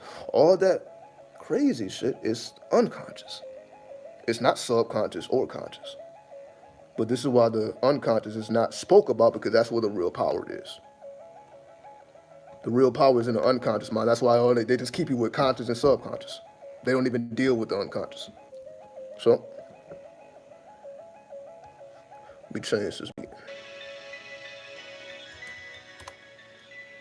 Let me get back to these questions. All right. I don't know how far back I gotta go. Give me a second.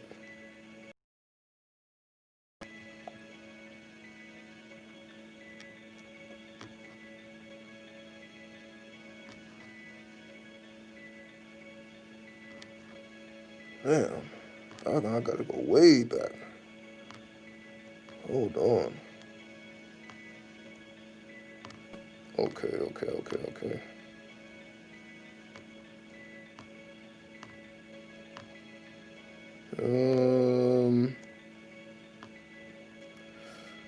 Do I use 432 hertz? Yes, I do. But that's more so for the entire instrumental. That's not necessarily an individual hertz. It's tuning the entire sound to 432. So do I do that? Yes. And I will start doing more of that with my videos as well. So the pre-recorded videos that are not live, that I release, I definitely will tune it to 432 so that y'all can see the difference. So I will be doing that in the future. I have done that in the past before I stopped doing it. Oh, man. So I strolled all the way up. Then it just strolls all the way back down when somebody leaves a new comment.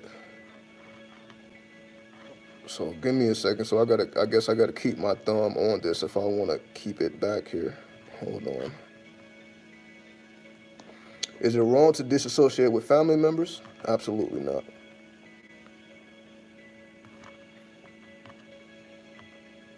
Why? Because we are individuals and we have to do our own inner work. Can't nobody do the work for you.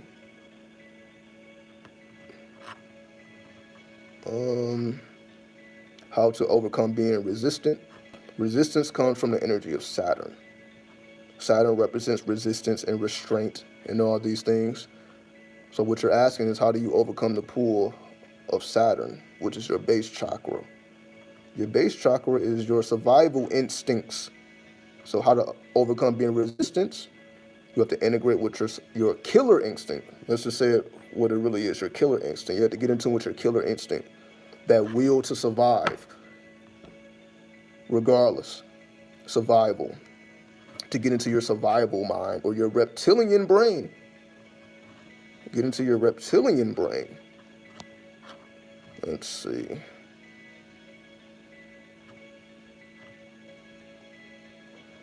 Yeah, I'm trying to go all the way back. I'm a Sag, Sun, Gemini, Moon.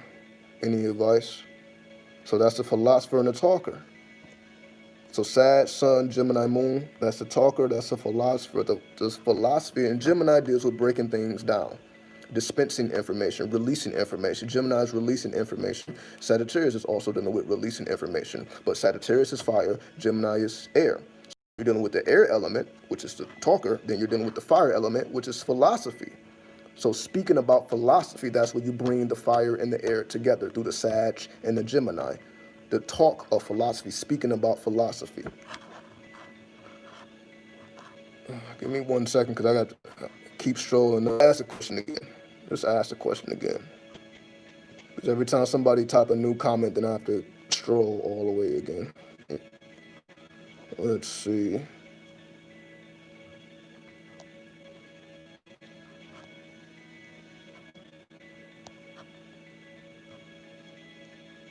Advice, right? Okay, so let me do that. I'll start there. So if anybody has any questions, just type it again, because again, I have to stroll all the way up. So if I did not answer your question, just type it again and I will get to it. I just have to stroll all the way up. Every time somebody leaves a new comment, it puts me right back down. So if you had a question that was not answered, just type it again, if you so will. But let me answer the question of 2021 advice. So 2021 advice, well, let me take it to astrology. I'm gonna put the program on January 1st, 2021, and I will let you guys know. Let's see. The North Node in Gemini. The North Node is your future. Gemini is all about dispensing information. So that means your future is about dispensing information. Somebody who is dealing with information and data and dispensing it and dispelling it. Again, like a speaker, like an orator. So you're one that's dealing with information and data. So whenever you're dealing with Gemini, you're dealing with information and data and dispensing that information and that data and spreading it around. So your North Node has something to do with you spreading and dispensing information, because that is the air element dealing with Gemini. And Gemini is dispensing and distilling information, or the air element. So you to manipulate the air element is your North Node. Again, we have to go back to the elements, right?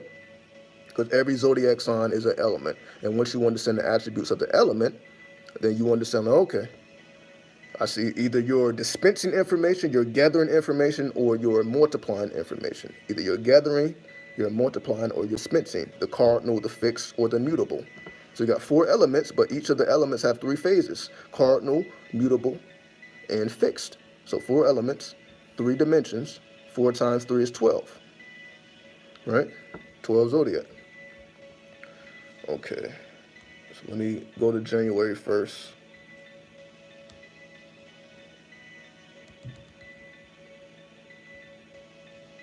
Okay, January 1st, 2021. And again, this is the Eastern perspective. So I'm coming from the Eastern perspective, not the Western perspective. If you want the Western perspective, just look at the sign after, right? So if I say Sagittarius, then go to Capricorn, right? Just deal with one sign above. So the sun will be in Gemini, not Gemini, excuse me, 13 degrees Sagittarius. So that's Sagittarius in the second decan. Sagittarius in the second decan is ruled by the moon. So the Sagittarius is being influenced by the moon when it is in 13 degrees. It's being influenced by the moon. If we look at the moon is in 15 degrees Cancer. So the moon is expressing itself as a water sign. The empath, Cancer is an empath. So the moon is expressing its empathic ability. So the moon wants to be empathic. So the moon is a subconscious mind. So the subconscious mind is being empathic. Empathic just means you're able to sense the energy around you, and you can actually absorb the energy around you. So an empath can absorb the energy around them. A lot of empaths, that's hard for them to maintain because you're absorbing the energies of other people and their emotions and their sensations. You can absorb all that and become all that. So the path of the empath is to understand how to differentiate your energy from the energy of others. So even though you are empathic and you absorb energy, can you still maintain your personal consciousness? That is the energy of the empath. So when you combine the energy of the empath, which is Cancer, with Sagittarius, who is the philosopher, the philosophy of empathic ability. How do you philosophize while being empathic? And again, philosophy is dealing with the fire element. It's dealing with a mutable fire or a spreading fire or a mutable fire. That's Sagittarius. Sagittarius is a mutable fire. So you're dealing with a mutable fire. So that's why it deals with the energy of philosophy. Philosophy is a mutable fire. So you have a mutable fire with a mutable water. Excuse me, not a mutable water, a cardinal water, because Cancer is a cardinal water. So you got energy that's coming in and you got energy that's going out. So the sun is pushing energy out. The moon is gathering, push energy in. So from the moon, you're gathering energy. From the sun, you're projecting energy. So from that perspective, from the sun and the sun is projecting fiery energy, and the moon is absorbing a watery energy. And again, we'll just do 3 points. We don't have to go through every single sign. We just do the sun, the moon. What is the Trinity? The sun, the moon, and the ascendant, right? The sun, the moon, and the ascendant. So the ascendant is in 9 degrees Aries, right? But again, let me take it a step further, because when the moon, or not the moon, when Cancer is in 15 degrees, because the moon is in 15 degrees Cancer. When Cancer is in 15 degrees, it is being influenced by Mercury, right? So now we have to go into the energy of Mercury. Where's Mercury? Mercury is also in Sagittarius at 20 degrees. So from the sun connects us to the moon. So that becomes an equation. So the sun and moon have to be studied as one energy. Then the moon and Mercury have to be studied as one energy. Again, I'm talking about the decans, the 36 decans. For those who may not understand where you're getting this planet, it's called the 36 decans, right? It's another astrology term, 36 decans, right? Because each zodiac sign has 3 cards dedicated to the tarot. It's Cancer. The 5, 6, and 7 is Scorpio. 8, 9, and 10 is Pisces, right? And of course, the ace doesn't have any zodiac attribute, right? So the 36 decans. So if every zodiac sign, and it's 12 zodiac signs, if they all dedicated 3 cards, 12 times 3 gives you 36. So that's where that comes from. So 36 decans, because every zodiac sign has 3 cards for any tarot. But again, does most tarot readers do that? Absolutely not. Most tarot readers just be telling you shit based off the pictures. They ain't going into the astrology and the deacons and all, all this extra complicated shit. But this is what it really means. Again, it don't matter what tarot deck you deal with, the mathematics is the same. The pictures is different, but the mathematics is the same. So if you're just going based off the pictures, you're not going to give accurate information. Why? Because we have different. If both of these are the Hanged Man, this is giving you two different perspectives. This is not telling you the same story based on the imagery alone, but it would tell you the same story based off of, okay, well, this is dealing with the Hebrew letter. The Hanged Man is dealing with the Hebrew letter Mem, which is the energy of Neptune. So if you're talking about the Hanged Man, you're talking about the energy of Neptune. Once you understand the energy of Neptune, then you will give an accurate depiction of what's really being said versus whatever is depicted on the card, the art of the card. Once you know the mathematics, you don't give a fuck about the art. But if you don't know the mathematics, you have to depend on the art, because what else are you going to go off of? Because you don't understand the mathematics, so you have to depend on the art. So if you're dealing with tarot readers that's just dealing with the art of the card, they're not dealing with the mathematics, and they're more intuitive. So I'm not saying it's wrong, because you can approach the tarot from two ways. You can approach it from an intuitive perspective or a mathematical perspective. I just choose to deal with the mathematics of the tarot versus just looking at the imagery and the intuitive. But can I be intuitive? Absolutely. But I also know the mathematics. But let's continue with the 2020 energy. 2021, not 2020. 2021, the sun will be in Sagittarius. So what kind of Sagittarius? Or the philosopher. So the sun is expressing itself as the philosopher. And because that philosopher is being influenced also by the moon philosopher, the philosopher of the moon, or the philosophy of the moon. So for 2021, it would be good to know the philosophy of the moon. So for those who don't understand the philosophy of the moon, you should do that. Based on 2021, it would be about the philosophy of the moon, which is the subconscious mind. The philosophy of the subconscious mind. Integrate that into your studies for 2021. So that is the message from the sun. If we look at the message from the moon, which is expressing itself in Cancer with the empath, and the empath knows how to absorb energy in their surroundings, 15 degrees Cancer is Cancer being influenced by Mercury. And Mercury is also in Sagittarius, so now you have the philosopher and the empath. So when the philosopher and the empath, empathic philosophy, the philosophy of knowing how to absorb someone else's energy and literally become them from within. It's just some crazy shit.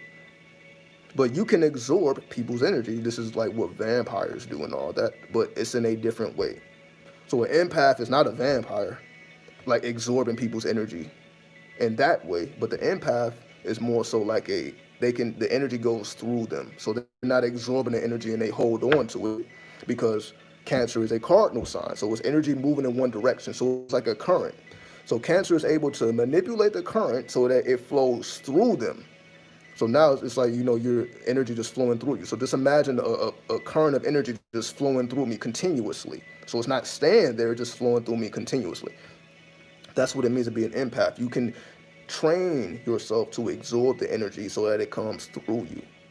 And again, when Cancer is in 15 degrees, it's also being influenced by Mercury, which is also in Sagittarius. So again, you have Sagittarius, you have the empath. So knowing the philosophy of empathic ability. So not only the first thing from the sun, the philosophy of the moon, or the philosophy of the subconscious mind, that's one point. From the moon's perspective, you have the philosophy of the empath, being able to control the currency in which you absorb. That's number two. So the moon philosophy, being able to control the currency that you absorb. Then from the ascendant, we have the ascendant is in 9 degrees Aries. Aries is the trailblazer.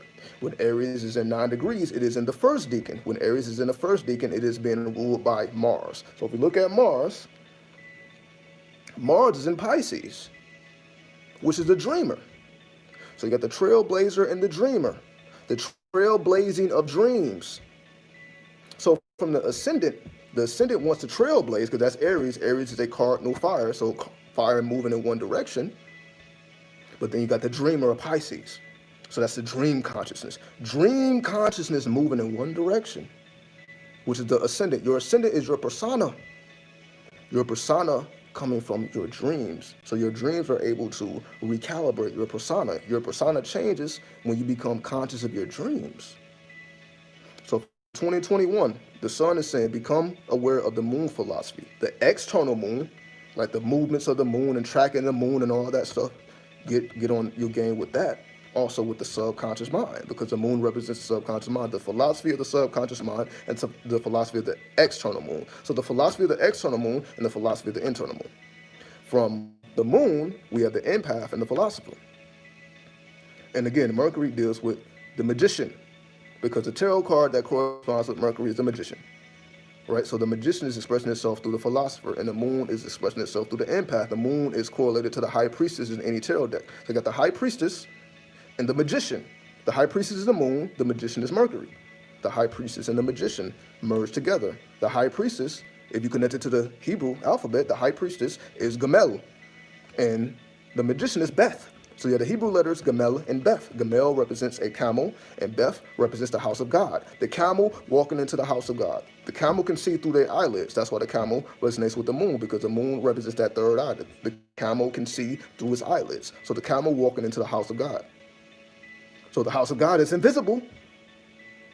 You got to see it through your eyelids or through your third eye, using your third eye to go into the house of God. The house of God can be seen through the third eye. That's what the moon is saying.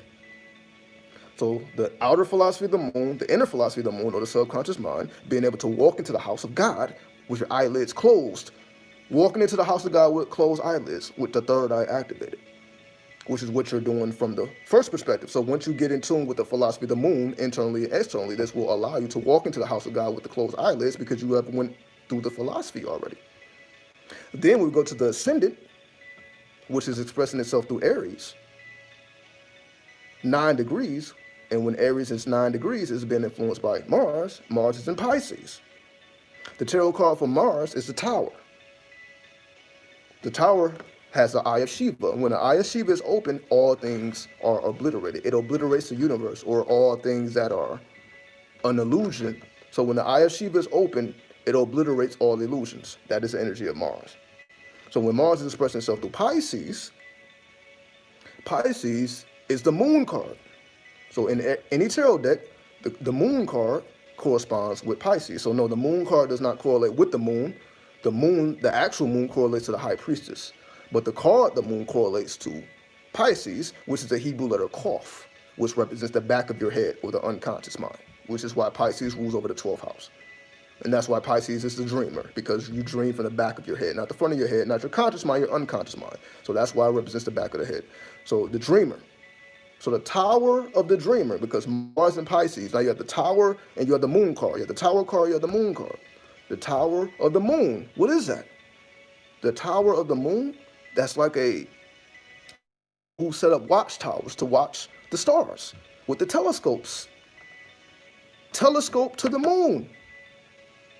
Mars and Pisces, the telescope. So that means building an actual device that help you get in tune with the moon as well. So not only are you aware of the philosophy of the external moon and the internal moon, which is the unconscious mind, it's also you having the ability to build a telescope, not an actual telescope. Again, it's all symbolic. So what is a symbolic telescope? That's what we call remote viewing. That's a psychic ability, remote viewing. You can view anything, anywhere in the world, right? Remote viewing. So the Tower of the moon, meaning to destroy all illusions, so that you can remote view and activate your psychic ability. So remote viewing. And then the ascendant is in Aries. Aries correlates to the emperor. So you have the Pisces correlates to the moon, then the moon is connected to the emperor. The emperor resonates or has the bomb in his hand. So the emperor is all about, again, the trailblazer, someone, the first to do something. Someone who is not afraid to spark change or to spark light. That light is sparked by building that telescope to view the moon, or the unconscious. The telescope is just a telescope from the conscious mind. These are the eyes.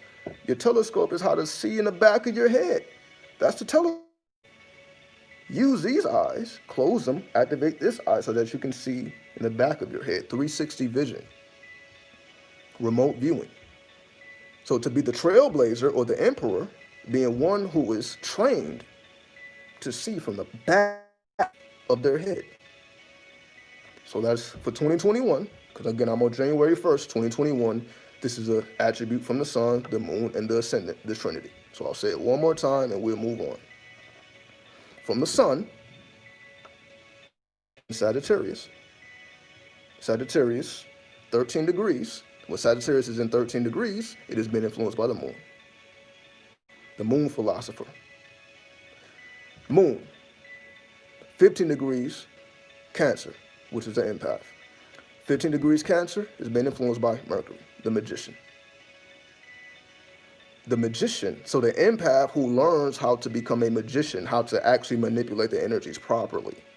So you have ones who have empathic ability, but then you want to learn how to actually properly utilize it, which is then when you learn how to properly become an empath, you become a magician. So from the empath to the magician, and Mercury is also in Sagittarius. So the philosophy of the Magi, which is the magician.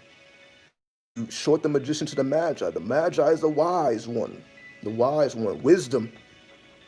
Wisdom of what? Empathic ability. To become wise with your empathic ability. And that's what makes you a magician. Then from the ascendant, 9 degrees Aries, which is being influenced by Mars, which is in Pisces. So Mars is your willpower directed to your dreams, or the dream plan, or the unconscious mind. Will directed to the unconscious mind. That is the energy of Mars. Then the ascendant, 9 degrees Aries, the trailblazer, the persona, because your ascendant is your persona, and also you interact with your surroundings. So your ascendant is also how you, not just your persona, but how you interact with your surroundings. So interaction with your surroundings by manipulating the energy of Aries, which is a trailblazer, which is a cardinal fire, which is the sparks of new light, the torch, the sparks of new light. And Aries is a ram. And rams, when they fight each other, they ram the heads. They ram each other head on. So that's why Aries is a ram, because rams hit each other head on. And whoever falls, that's the loser. They just hit each other head on. So whenever it's a woman involved, it's 2 men fighting over a woman, or 2 males fighting over a female, they just ram each other into someone, and that's who get the woman or the female. So it's directing your energy head on, directing the energy towards your surroundings, right? Because the ascendant is at 9 degrees Aries. So the ascendant is how you interact with your surroundings. You are interacting with your surroundings through the attribute of Aries, who was a trailblazer, who was a sparker of new light and new intelligence. So Aries represents a spark of new intelligence. New intelligence inspired by what? By Pisces, which is a dreamer. New intelligence sparked by dream magic, or dream work, or dream yoga. New intelligence being inspired by dream work. That's what it is. So 2020, 2021, the sun, the moon, and the ascendant, the Holy Trinity. So that's what you should focus your energy on the whole year of 2021. Because that is the attributes that, this is what we will come into this energy into. And again, this is all Eastern. So if you want the Western perspective, just go to the second sign. So instead of the sun being in Sagittarius, it would be in Capricorn. Instead of the moon being in Cancer, it would be in Leo. Instead of the ascendant being in Aries, it would be in Taurus. So I'll leave that up to you guys who want that Western perspective. You can do that. This is how you do it. So the same way I did that, you can do that.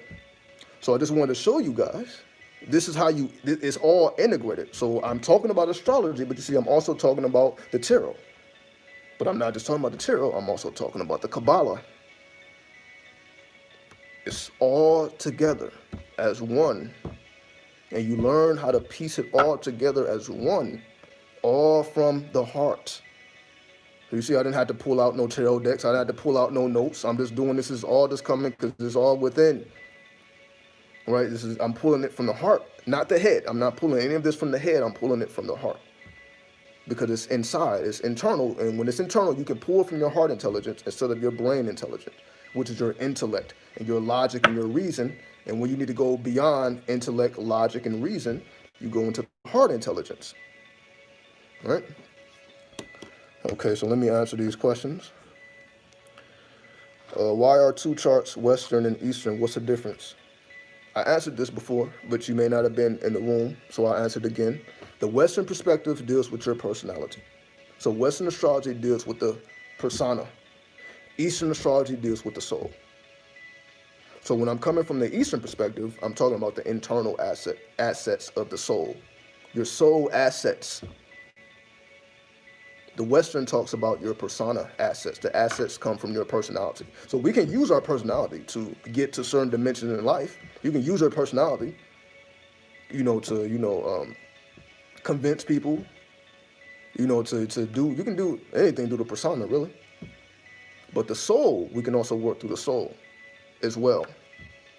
So that's why it's not which one is better, which one is worse, which one is good, which one is bad. It's about understanding the full spectrum. So I start with the Eastern. That's why I always start with the Eastern. If I want the Western, then I go to the Western, but I'll always start with the Eastern because it's harder to see. Like if I talk about Western astrology right now, it would be obvious because everyone can see it. But you can't see the Eastern because it's hidden, it's concealed. So I'm more concerned with what is hidden, what is concealed versus, okay, I'm about to read an astrology chart from the Western perspective, and all that's going to do is tell me what I already can see with my eyes. But it's giving me more information about what I see with my eyes. It's not giving me more information about what I don't see.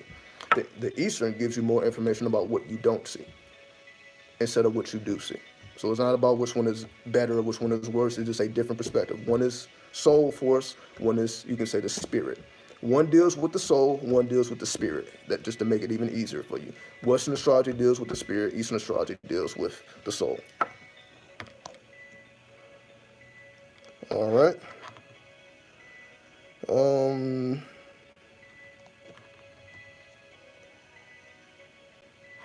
I appreciate that, Denise, 33. You spoke about how men last in porn. Look at you lasting in everything. You can do hours here without getting tired, and everything is in provisional. Absolutely.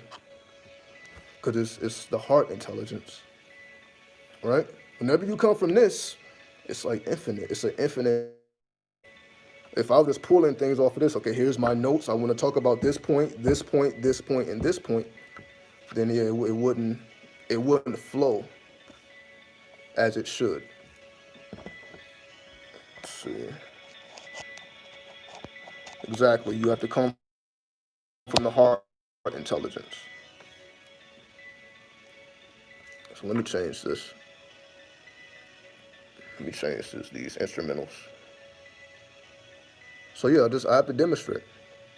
You know, that's what I like to do. I like to demonstrate. So yeah, you see me come on here for hours and just is speaking facts because it's I have to demonstrate it, right? I can't just be a person that's talking about it. Like this is how I live and breathe. You know what I mean? Like this is what I do. This is what pays the bills. You know what I mean? This is what pays the bills. Me being able to interpret these symbols is how I pay the bills. So of course I'm gonna take it seriously. You know what I mean? I want to be as accurate as possible. That's why I have to explore everything. So that's why it wasn't enough to be a Western astrologer. I had to also understand the East because there's more dimensions to astrology than just one perspective. There's many different perspectives, and the more you understand, the more vast your well becomes. Your internal well, your soul force. All right? Let me put on something else.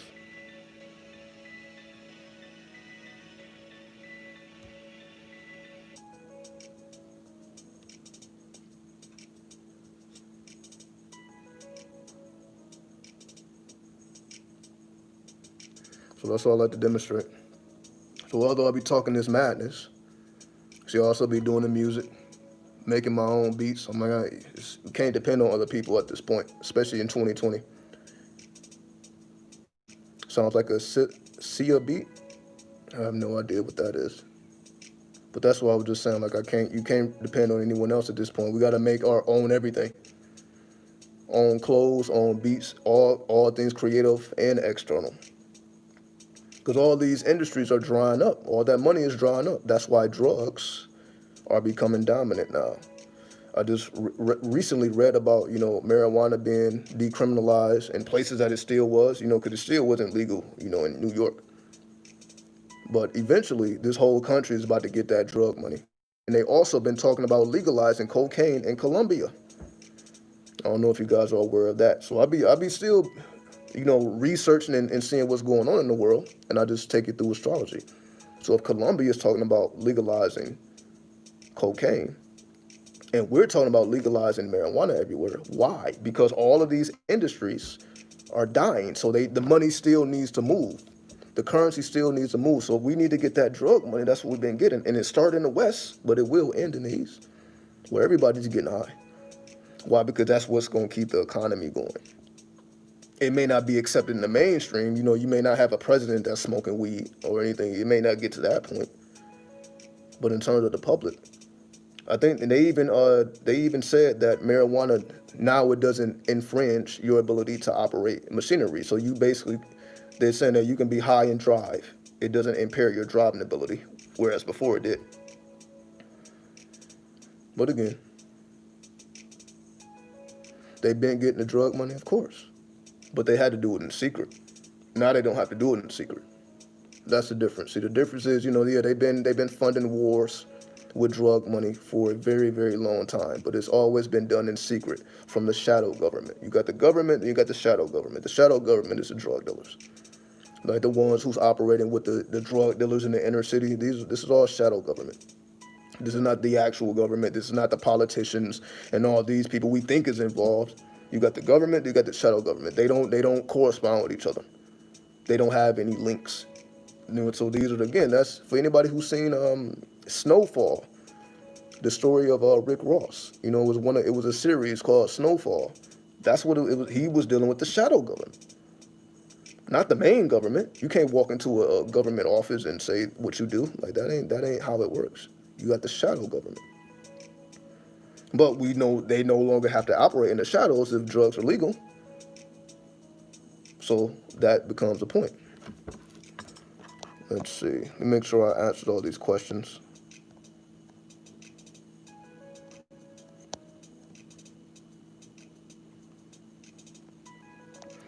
Also, is a nightmare realm the unconscious mind, the collective fears of humanity? Yeah, you can definitely say that.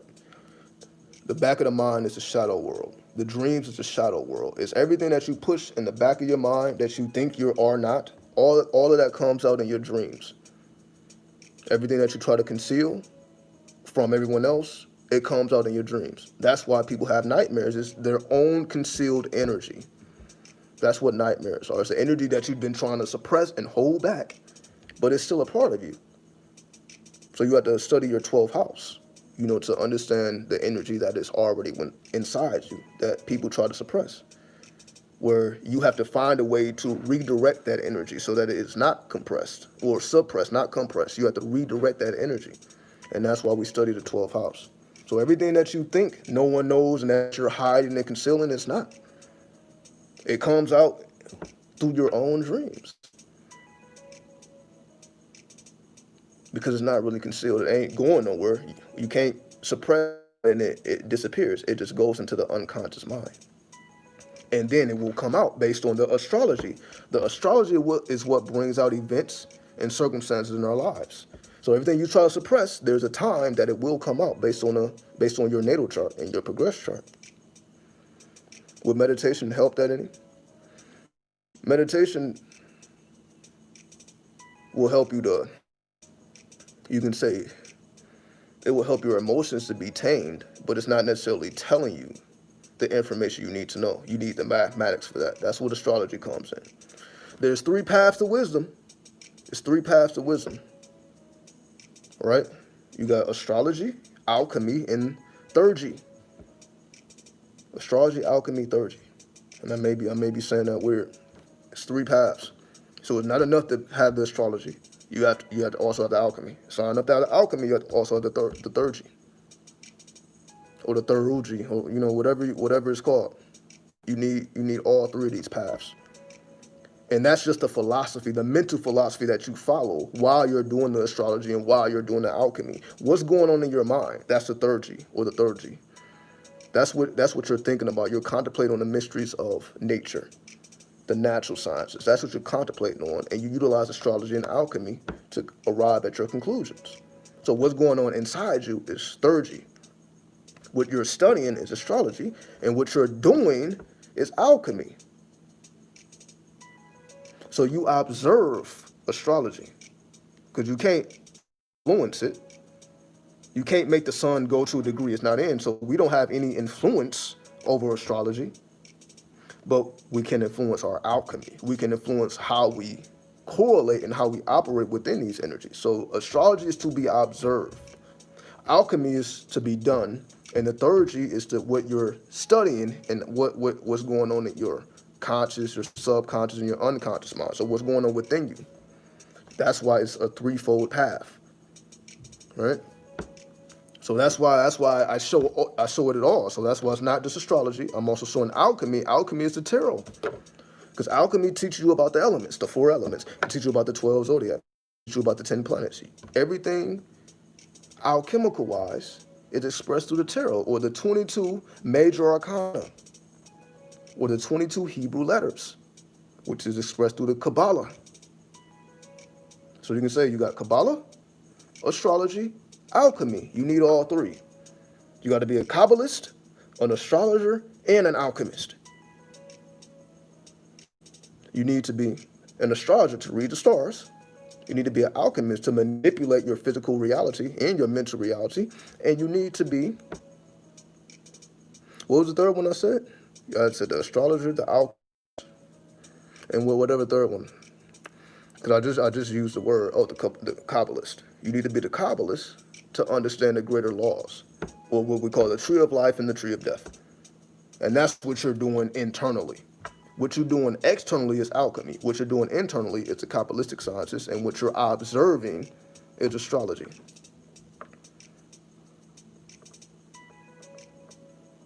You need to have knowledge of self. What knowledge of self is? Alchemy, astrology, Kabbalistic sciences. Because it's all you. You study you. We are the macrocosm, not the microcosm. So all that is us. We're studying us. So you have the knowledge of self from a historical perspective. You have knowledge of self from a mental perspective. Because knowledge of self, if you talk about it from the 5%er perspective, knowledge of self, because that's a term that they always use. That comes from Elijah Muhammad. You need to have knowledge of yourself.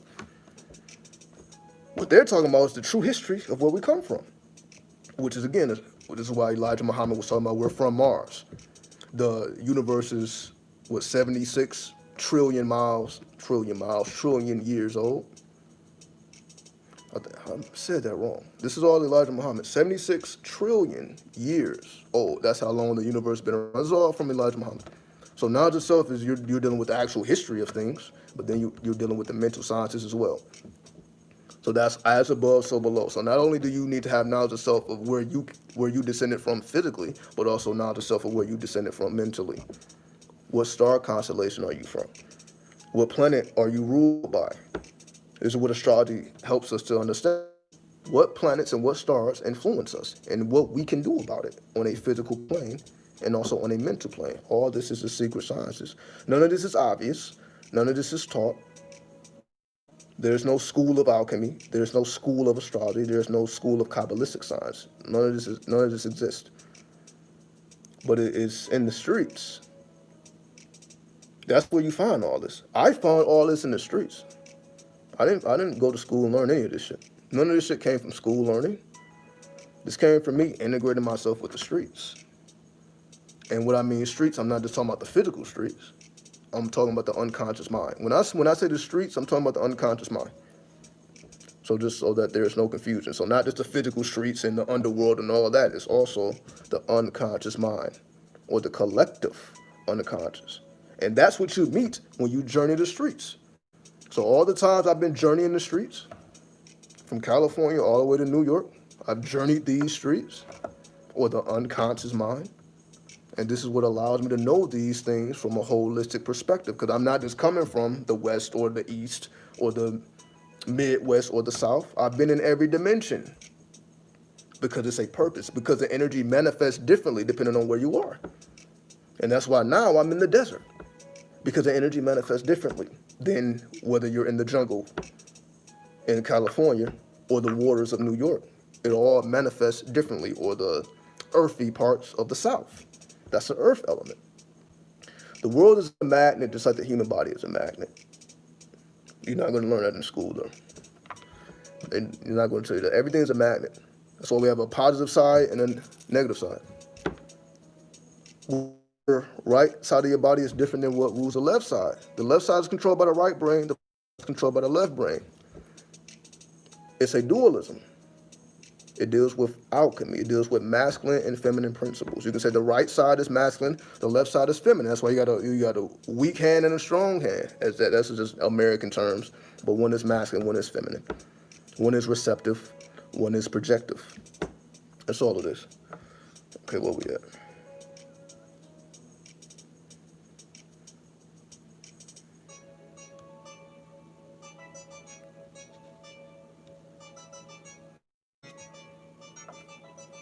All right.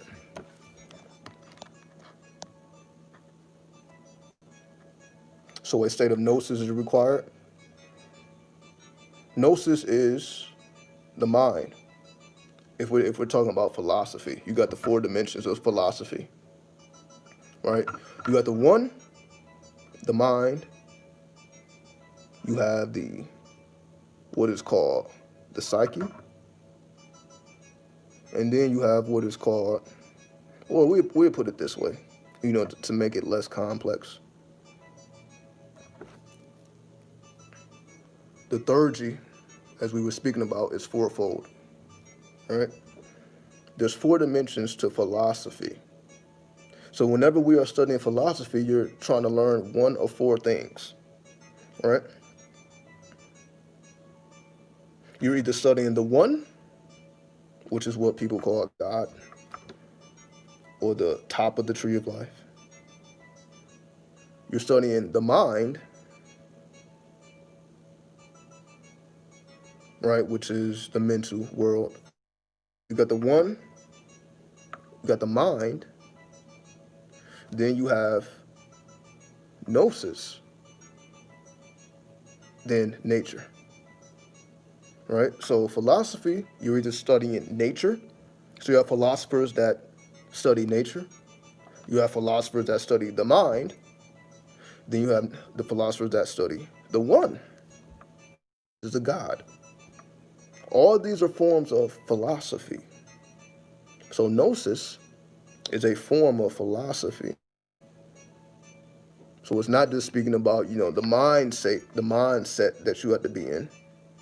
Also talking about a form of philosophy. So when we study Thoth on the tree of life, Thoth means knowledge, which also represents gnosis. Gnosis comes from the realm of Thoth, which is an introduction to the Clipothic sciences. So you get to a state of Thoth just to understand nature, because nature is very dark. Nature is very dark. All we gotta do is look at nature. It's crazy. It's a lot of death. It's a lot of killing. They gotta kill each other just to survive. So nature is very dark. Nature is not as loving as religion tells us. If it was loving, then animals wouldn't have to kill each other just to survive. Because why would God create that type of scenario?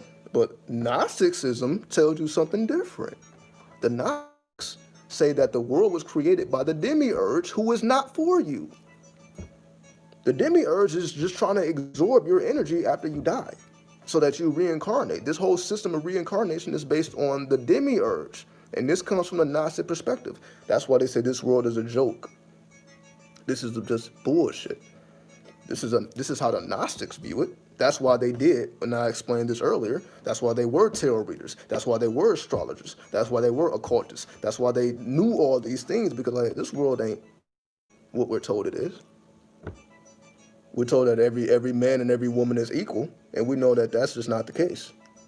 We know that there's always going to be haves and have-nots. As they say, the real world, that's when you take away all the fluff. Because if you study nature for what it really is, nature is very destructive. Nature will kill your ass and not care. Will freeze you to death and not care. Nature will wipe out a whole species of animals. And that is, nature keeps going. So there's nothing you can say soft about nature, even though we have this soft ass philosophy that why are we given a soft ass philosophy? We need to be forgiving, turn the other cheek, pray for your enemies. That's what we're told to do. But that's not what nature. Where in nature does it says that? Are animals forgiving their enemies? But of course, we're held to a higher standard because we are the macrocosms. So we're not supposed to behave like animals. However, that doesn't dispel that nature is very aggressive and ruthless. And we also can be that way towards each other if we submit to those urges. So we can behave like animals, but we are supposed to transcend that, and that's the whole energy of the Sphinx as a guardian of the pyramids. The Sphinx guards the pyramid, so the pyramids have guardians, or a guardian, which is a Sphinx, which is you taming your animalistic nature. We have to tame it. It ain't just tamed on its own. We have to tame our animalistic nature, because animals ain't trying to tame themselves. Animals are just trying to be animals. You can say we are animals as well, but we have the ability to tame our animalistic side and show forth our divinity or our self-illumination. Leo, exactly. The guardian of the pyramids, you can say is Sekhmet, the line of Sekhmet. She is a guardian of the pyramids. And Sekhmet is said to be the lady of terror or the most fierce. So yeah, it's a woman. So the most fierce is not the male warrior, it's the woman warrior. Sekhmet, the lady of terror, she's the most terrifying. It's not some men. It's the feminine, because the feminine principle takes you to the chaos. The masculine is all about law and order. So the masculine principle is law and order, but the feminine is about the chaos. So that's why everything spiritual deals with feminine energy, because you're mastering the chaos. Exactly, Kali. You're dealing with the chaos. Yeah, that's why Kali was born out of war. Kali was produced out of war and started killing everything, even the gods. So Kali got so bloodthirsty that she even started killing the gods. I just need more blood. The only thing that stopped Kali from her bloodthirst of killing shit is Shiva's phallus, or dick and balls.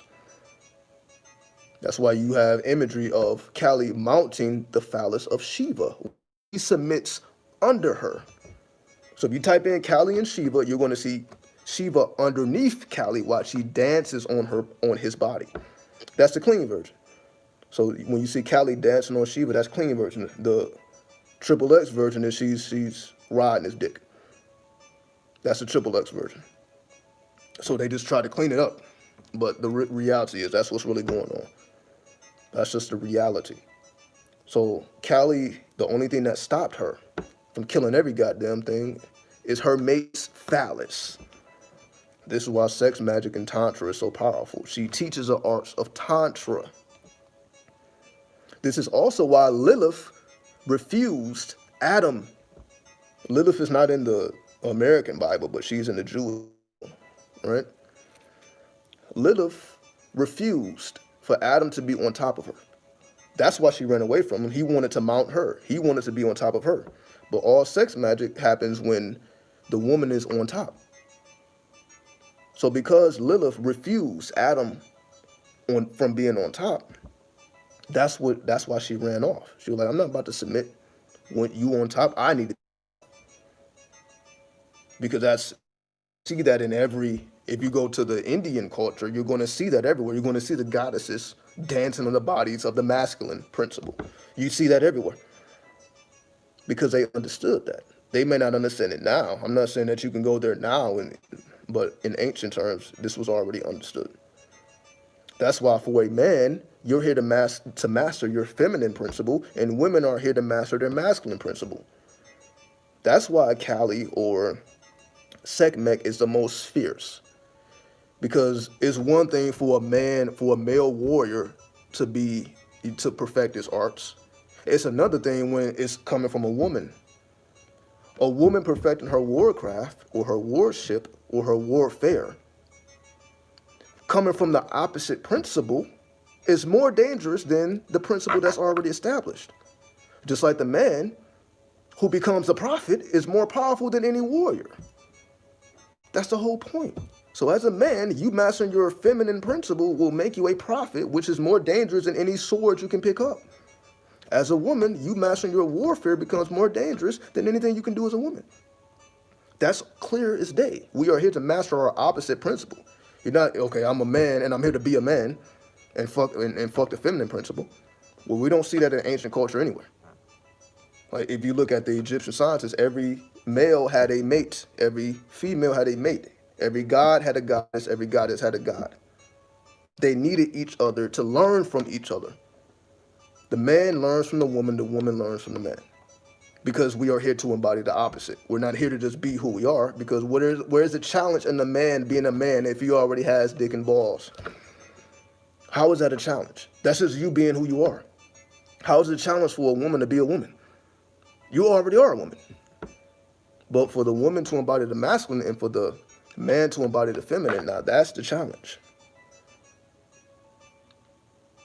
that very few people are willing to take. That's for sure. But these are the people we honor. Do we honor warriors more than the prophets?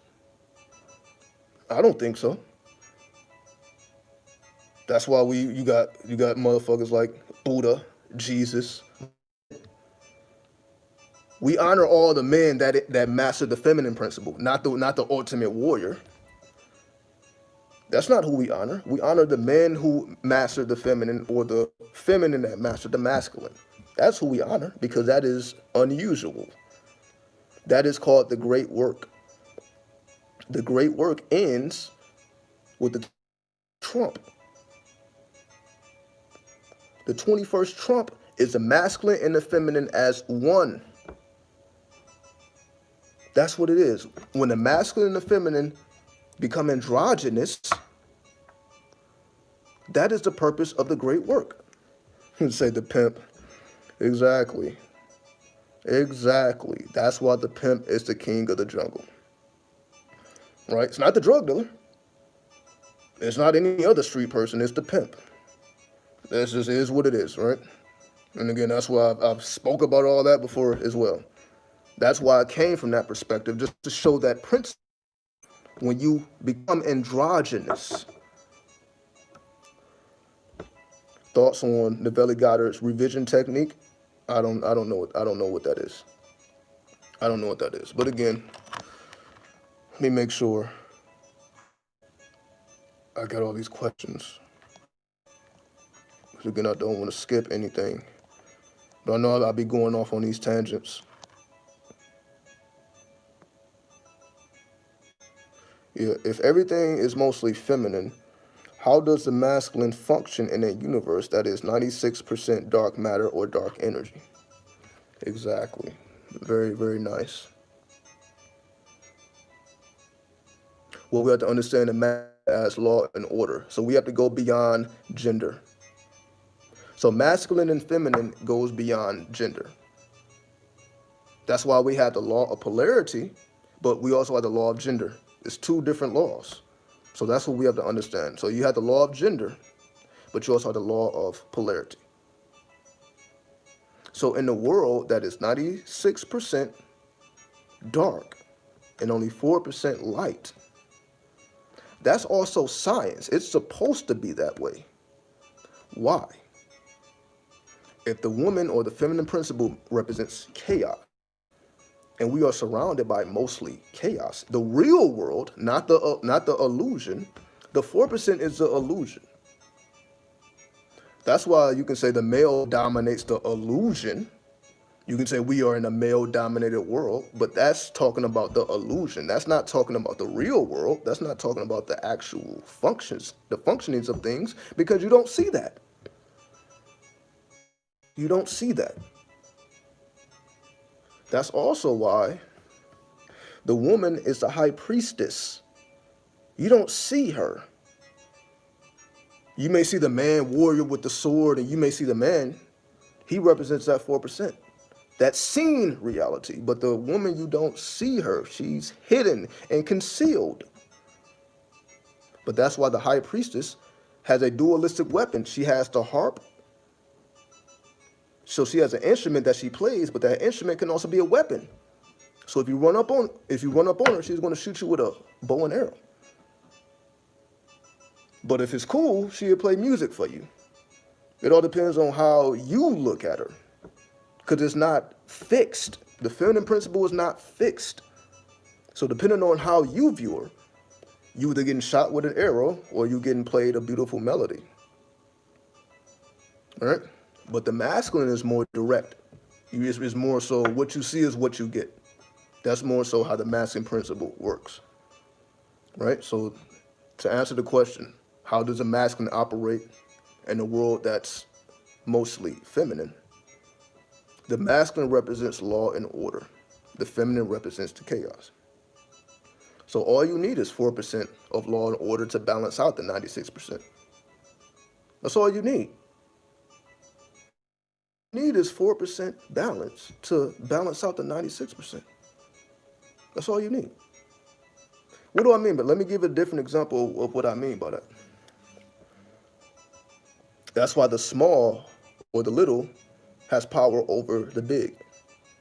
What do I mean? That's why you only have 12 zodiac signs and billions of people. You only got 12 zodiac signs, but you got billions of people. When we talk about leaders, you got very few leaders, but a lot of people. So when it comes to the light, the small visible light that we have, it's always been that way. It's always been few people with true illumination. It's always been that way.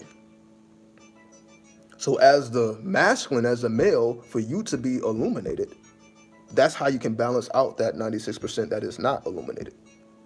Again, going right back into the prophets and the man who masters the feminine. And that's why we say that Jesus, the Buddha, everyone follows them. The large follows the few. Right? Everybody wants to be like whoever they look up to. Whether it's, the politics, the politicians, the entertainers, which are very few. But the masses follow the few. So for you to be illuminated and amongst the few, then that's how you can control the 96%. So all you need is the few or the small. All you need is that torch. That's why Lucifer holds a torch. That's not a grand light. That's a torch that you hold in your hand. That's a small light, a small torch, which only you can see. This is not illuminating the whole room. One torch ain't illuminating the whole room or the whole world, but it will illuminate your reality. When you hold the torch, your reality is illuminated, but it's not going to illuminate no one else's reality unless they bear witness to the light in which you brought forth. So when you bring forth that small light, it is attractive to the dark. And again, that's what a prophet is, right? A prophet is like a small person, but who was able to have influence on a large amount of people. One person influencing the masses.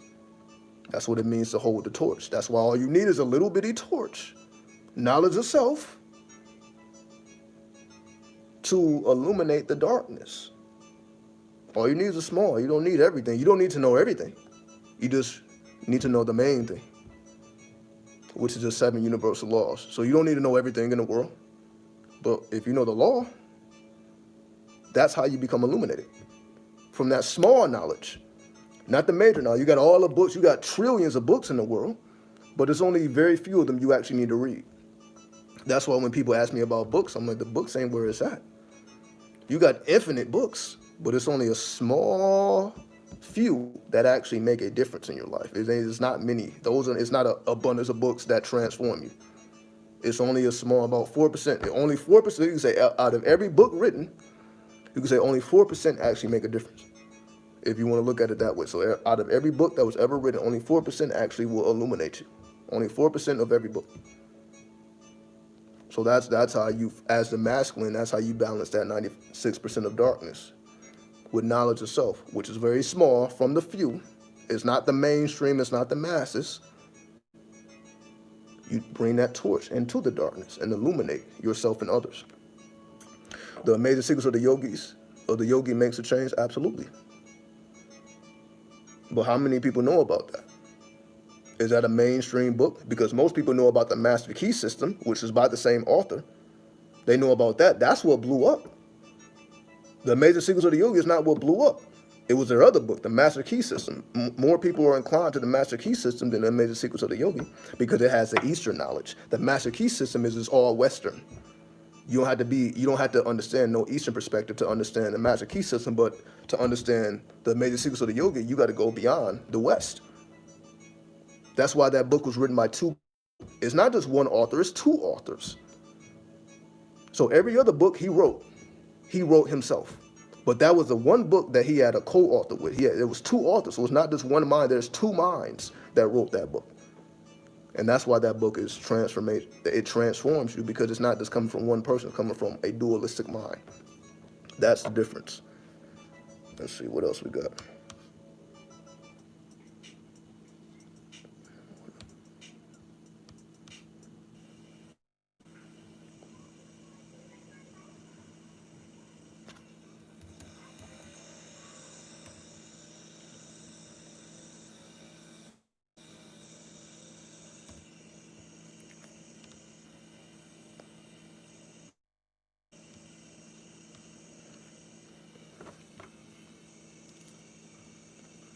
They do pay homage to the Eastern spiritual system and the Master Key. Yeah, that's the difference. Paying homage versus having a co-author is completely different. And that's what I mean. The Master Key System is one author. But that author was not a master of the Eastern sciences. That's why he had to get a co-author to write that book. Right? So Charles Hennel, who wrote the Master Key System, he gives homage. But he still had the knowledge.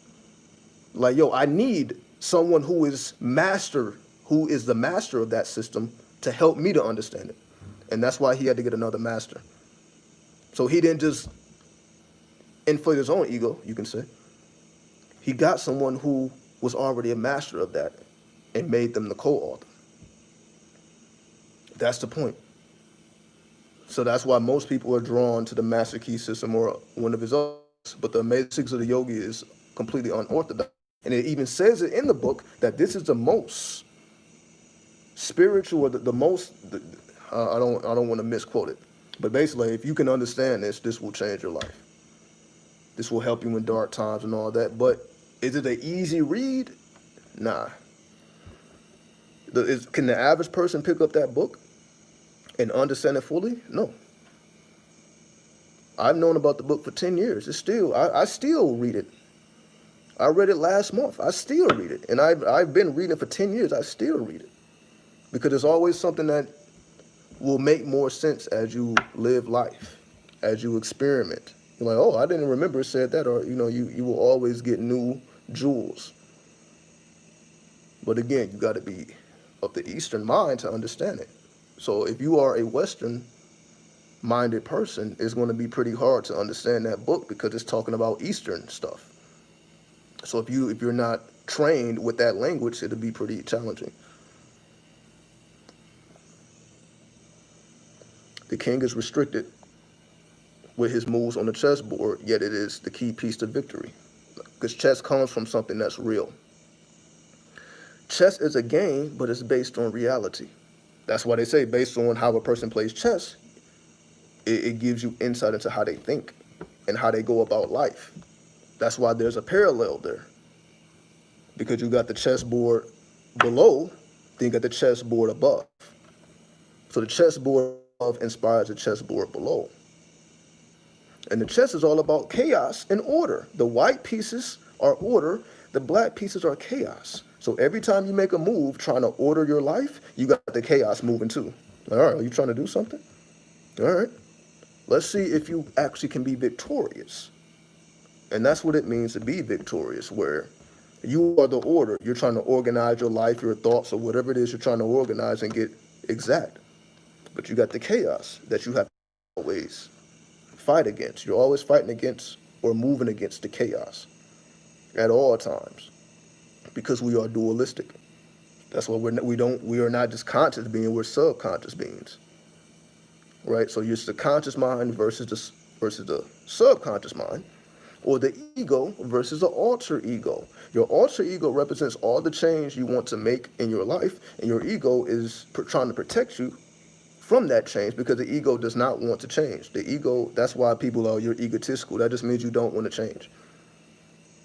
You have to change from the alter ego. The alter ego has to dissolve or to eat the ego. That's why I said we need to kill your ego. Well, what is killing the ego? What do you kill your ego with? You have to kill it with your alter ego, which is not even, that's not even talked about. So as much as they talk about you have to destroy your ego, it's like, okay, well, how? What destroys the ego? The alter ego.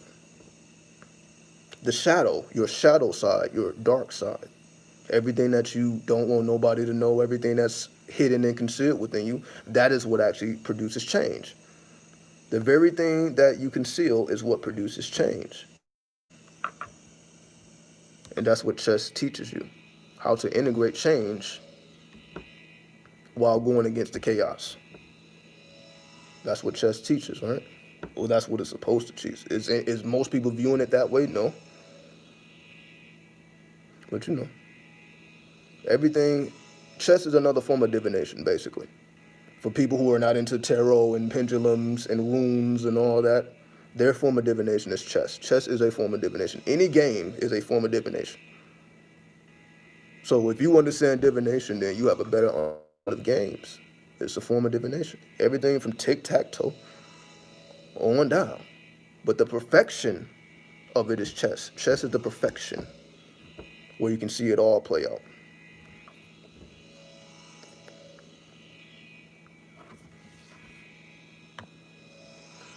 Since we are here to master the dark and make pacts with devils, how much longer will the shaitan rule this world? Do we know if it'll ever end, or will the shaitan's rule never end?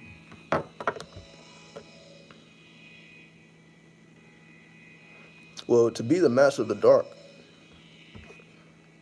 well, it's just a lot. It's a lot to unpack there. Because you didn't say Satan, you said shaitan. So that means you're coming from a different perspective. So I have to come from a different perspective. Because we learn about the shaitan in Islam from the Quran. So you said demons, but the Quran mentions the jinn, right? We're talking about the shaitan, the demons you're talking about must be the jinn. And if we're talking about the jinn, we're talking about the 72 Goetia. So if we're talking about the 72 Goetia, to make pacts or seals with the Goetia, that's exactly what you're supposed to be doing. But is it against Allah?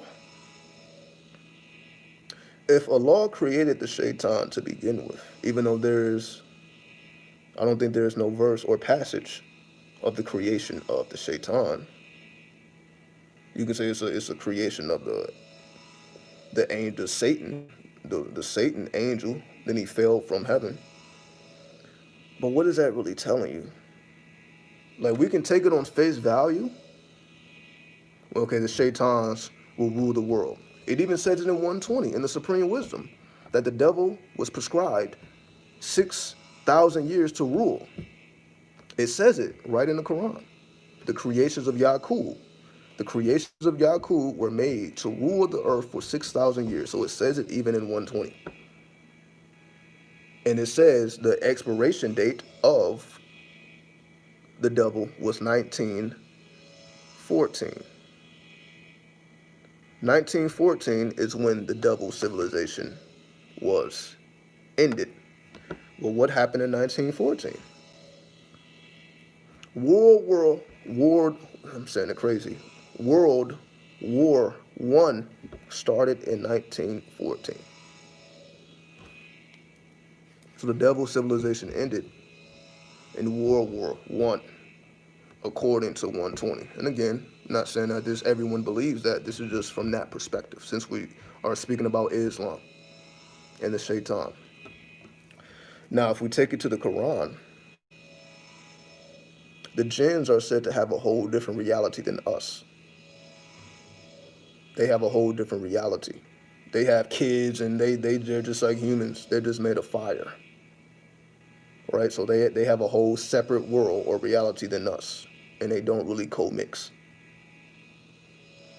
We are allowed to correspond with the jinn via the seals. So the seals open you up to worlds that are hidden from you. So when you utilize the seals, you're opening up the worlds to the jinn. And you know the jinn, they all have special attributes. Now this is the thing, because most people think, we're ruled by dark energy, like the Illuminati or the government and all that. All these people work with these dark energies, or they are part of the shaitan and all that.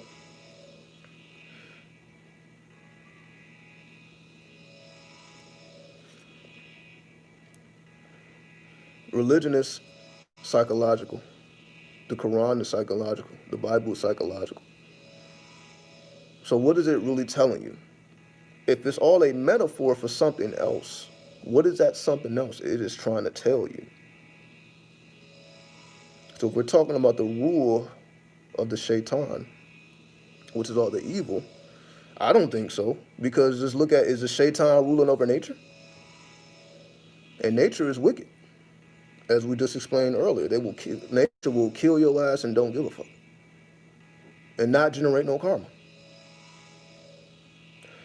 But we don't say the shaitan rules over nature, and animals have to kill each other all the time. There's killing going on all the time. Way more. There's 775 people that die every day.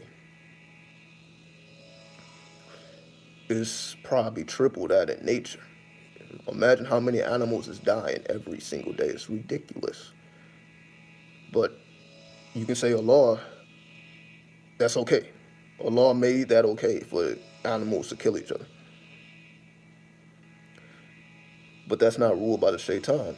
But when humans kill each other, now that's of the shaitan, that's of the devil. You see how that works? It's the same act. But one is godly, one is devil, and one is of the devil. One is of God and one is of the devil. So we say nature is of God and nature is very sinister. But that's of God. So every time the lion has to kill, that's of God. Every time we have to sacrifice an animal to produce meat, that's of God, or Allah in this case. But at the same time, the shaitan has rulership over the world, and we don't see anything different. Everything that appears in nature happens in the human existence as well. But one is of God and one is of Satan or shaitan. One is of Allah, one is of shaitan. But it's the same acts. Why? I personally don't think we're ruled over by the shaitan. And if we are, it's not something that you have to submit to. That's what it's 120. I'll read it. I'll read it word for word so that we understand it. So I know exactly where it is.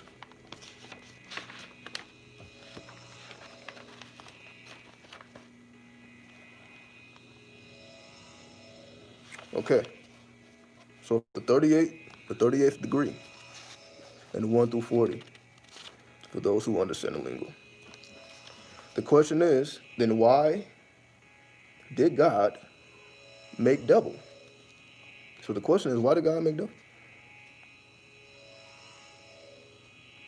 Answer: to show forth his power, that he is all wise and righteous, that he could make a devil for which is weak and wicked, or make a devil which is weak and wicked, give him power to rule the earth for 6,000 years, then destroy the devil in one day without falling victim to the devil's civilization. Otherwise, to show and prove that Allah is the God, always has been and always will be. So we're going from the perspective of the words of Elijah Muhammad. That's what he said. So going from this perspective, the whole purpose of having negative energy or evil energy is to show forth the supremacy of God or Allah. Not to diminish it, but to exalt it. So Allah made devil to further exalt himself, that I don't have to fall victim to the bullshit. I can still be the supreme ruler, even with all this negativity around. So to answer the question, with the Satan ruling over the earth, so even if that's the case, doesn't mean that we have to fall victim. Because if the whole purpose of the Shaitan being in existence in the first place is to show forth the power of Allah and how it can be removed without falling victim, then that's how it needs to be. It actually goes to the universal laws, the law of polarity. It has to be a God and a devil. But that's, again, people they completely ignore that. There's a law of polarity. Then we have God and devil. People don't see the correlation. Satan feel connected to God? Well, if God's creations all emanate, or Allah, all of Allah's creations emanate from Allah, there is nothing that Allah did not create, good, bad, or ugly. If that's the case, then that means everything is of Allah, even evil. Even evil, meaning the madness of the world is here for the righteous to not be led astray, to not engage in the bullshit. And the bullshit, again, is personal, honestly. Meaning, the average person, I feel like that shit does not apply to the average person. The average person does not have the power to really do anything super sinister or wicked.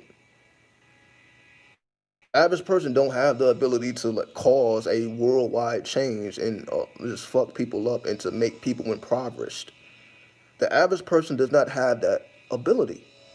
The average person cannot dictate who has resources and who does not, how the world is going to function, what laws are going to be passed. None of that is controlled by the average person that's walking around here. So I feel the average person, what can you really fucking do? That's just so wicked and bad. What can one regular person really do? That's just so wicked and sinister. Because if you are doing something like that, then they put you in jail, right? If you're doing something so weak and sinister, you go to jail, and that's it. You repent. But what's the worst that a regular person can do, other than, I guess, kill somebody, or multiple people, I guess? But I don't even consider that an average person. The average person is not thinking about killing nobody. Or we would be in a bloodbath. If the average person was thinking about killing shit, then it would be a lot more killing than it is. But that's not what the average person is thinking about, because they don't have that power. So that's why I ask, what's the worst? Like, we think as regular people that we can be weak and wicked. Like, we got the ability to make world change. We don't. We ain't changing no laws of the world. We ain't changing no laws of the universe. None of us has the ability to change the laws of the world or the laws of the universe, unless you become someone who is in a position of power to do so. Again, which is not the average person. So what damage can the average person really do? That's just so bad and wicked and weak. What can you really do? What power do we really have in that realm? That's just so devilish and demonic.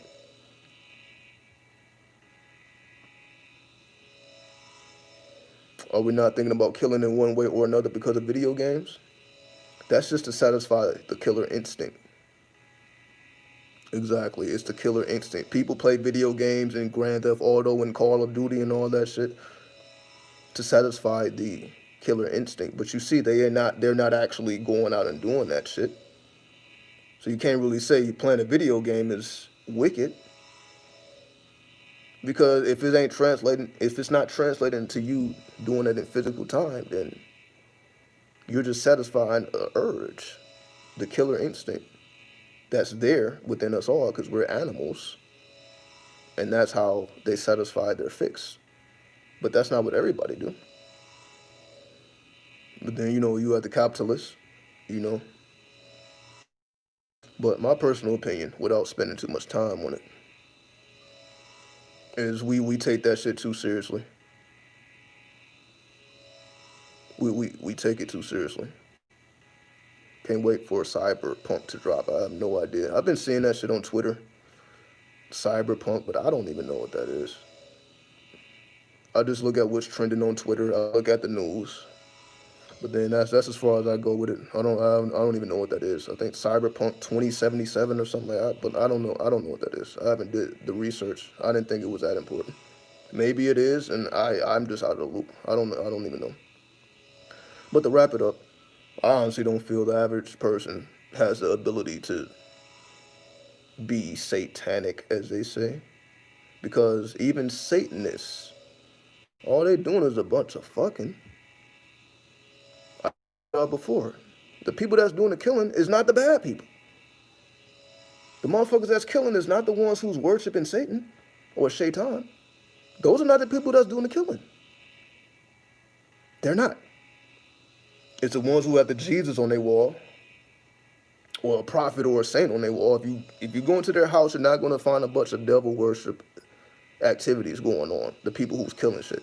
That's not what they're doing. So you can say they're not of the devil. They're not of Satan. Because there's no evidence of that. Majority of the people in jail are not devil worshippers. They're not. They're not claiming allegiance with Shaitan.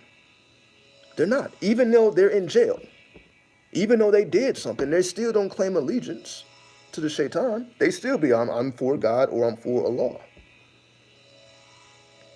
So if the people who's doing all the wicked activities is not claiming allegiance to the Shaitan, then what makes us think the Shaitan had anything to do with it? If nature, the same shit is happening in nature, and that's of God. But all the people that's doing all the negative shit in the world are not claiming allegiance to the devil. They're not. The ones who actually do claim allegiance to the devil, they're not breaking no laws, other than maybe doing some drugs. But the people who are of the devil, they ain't breaking no laws. They ain't harming nobody. They ain't the people hanging motherfuckers. That was Christians. Christians is what hanging motherfuckers, slavery, all that. That didn't come from Satan worshipers. They stood on the Bible.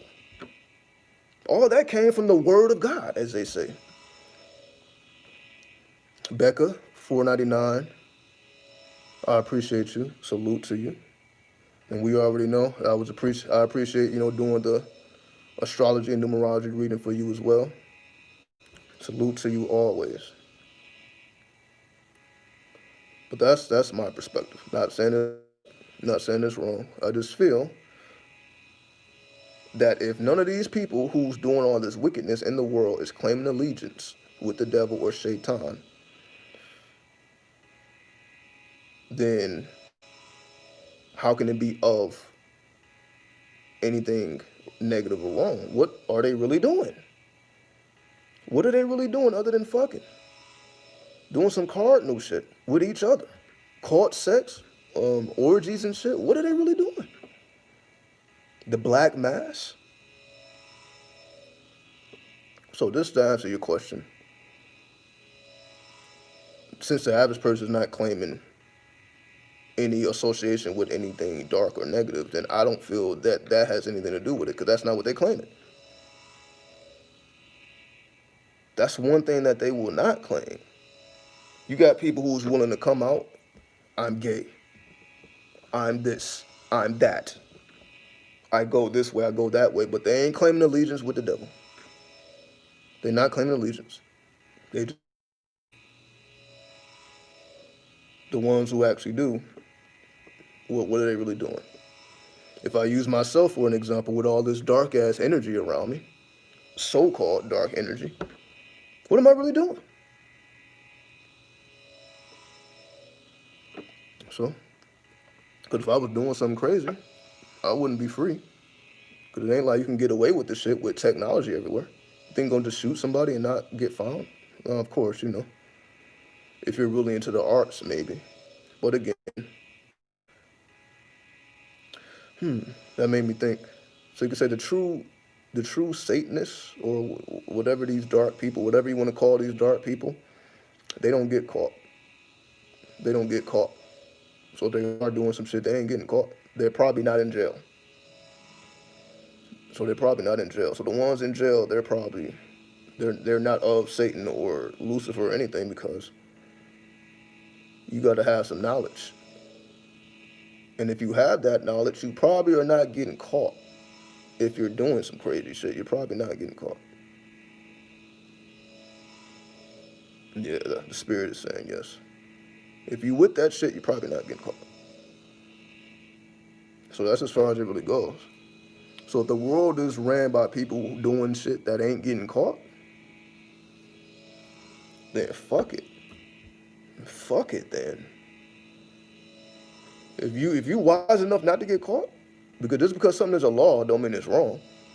It's illegal to smoke weed in certain places, that don't mean it's wrong.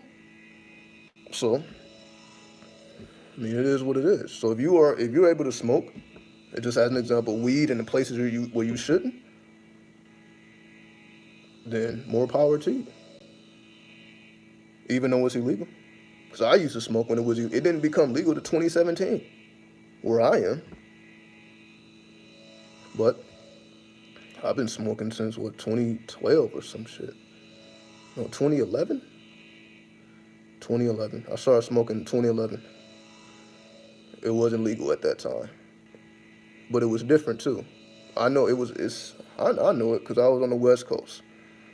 So the weed I was smoking in 20 is not the same weed we smoke now getting from these dispensaries. It's not the same. It's not. Why? Because I remember. Like, it was weed that was making me stupid. It was weed that was making me stupid. That shit don't happen no more. I don't smoke and get stupid. But before I was smoking and get stupid.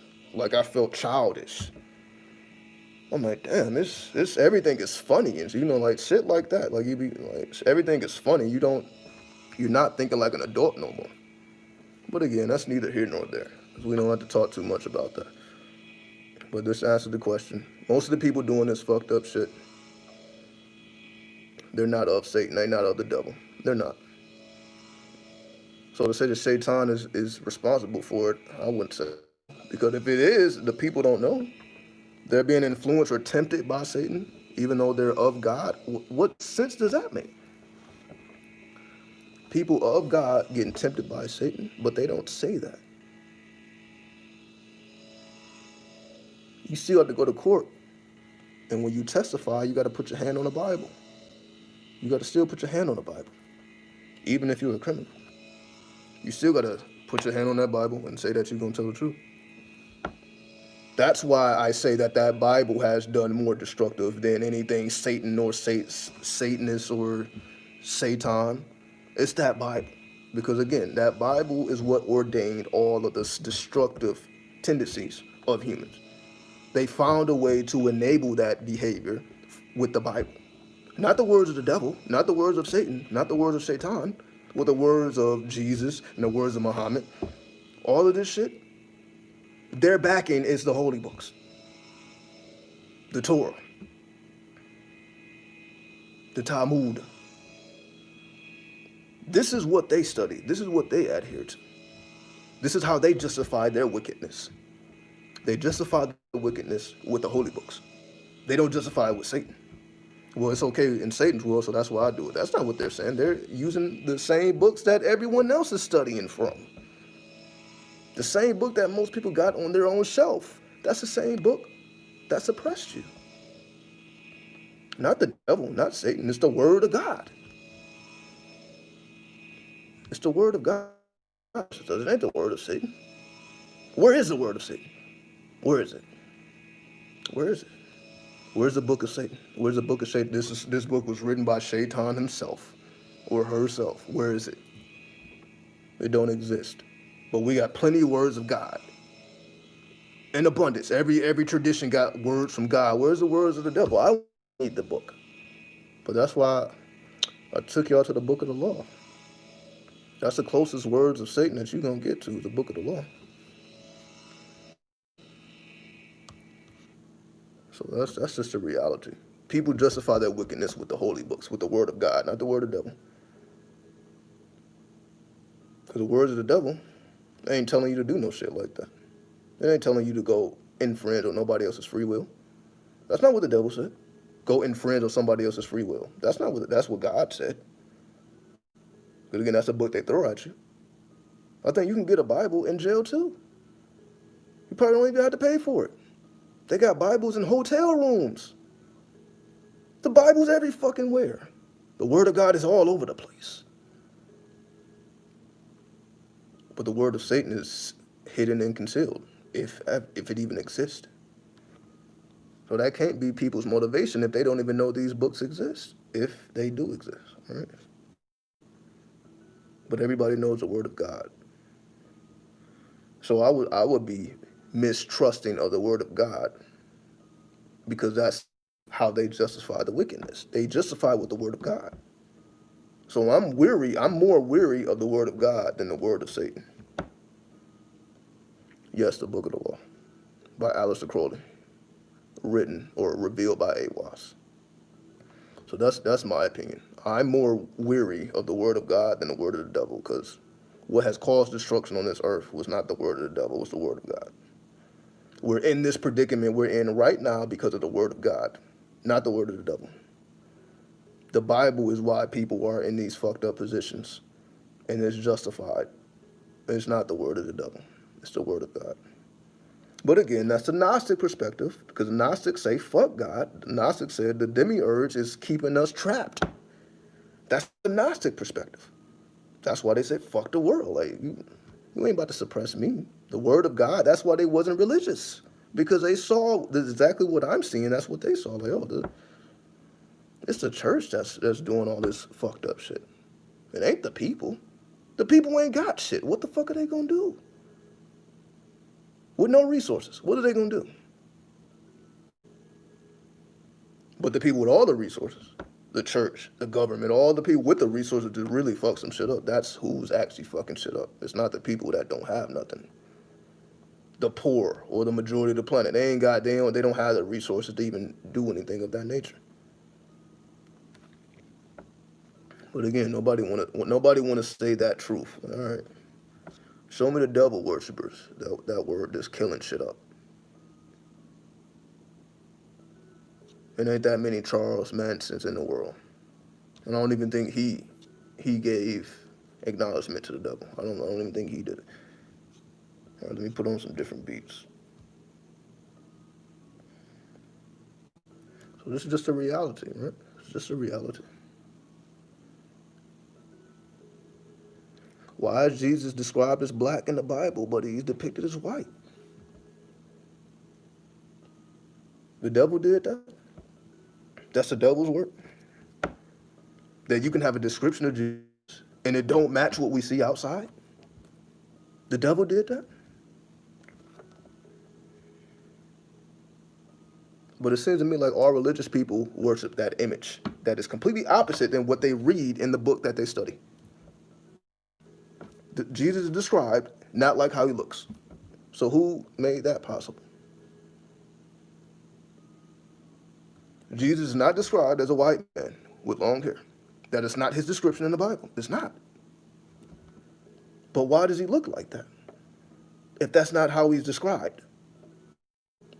That's the work of the devil, or is that work of God? / the demiurge. So, again, it's my perspective. I'm not saying it's right. But the evidence shows that to be true. Go to any jail and say, where are the devil worshippers? They ain't gonna show themselves. The devil worshippers are the ones who use the word of God to lord over the people. But why do you have to use the word of God if you're of the devil? Why don't you just study the words of the devil? That's my whole thing. Because you say, oh, if they use the words of God as a shield, how can they be of the devil?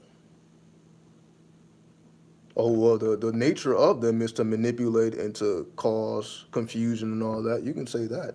But where is the word of the devil? Where are they basing that ideology off of? So they can pretend to be of God. But where is it that showed them how to do that? What book did they study so that they can do that? Let me pretend to be of God. Where is the book that says that? Pretend to be of God, manipulate the people, do this, do that, produce slavery, produce all this shit. What book says this? Because if they're devil worshippers, how did they learn to do all these things? Where did that come from? The devil? Or did it come from God? If you have to use the word of God, how is it the word of God? That doesn't make sense to me either. If you have to use the word of God to manipulate the people, why don't you just use the words of the devil? Shouldn't the devil's words be just as powerful? If it's of the devil, why don't you just say some devil shit to people? Why does it have to be disguised as the word of God? Why is it just the words of the devil? Why do you have to go through another system?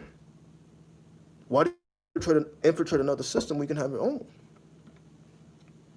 Why? Where the devil has to be concealed? Where is that at? Where is that? That's my whole point. Yeah, we still rocking. So again, if anybody had any question that I didn't get to, please type it again. Please type it again, because I know I'll be going off on a tangent, and I may have completely forgot your question, and that's not my intention. But I want to be as thorough as possible. So again, if you're waiting for your question to be answered, just please type it again.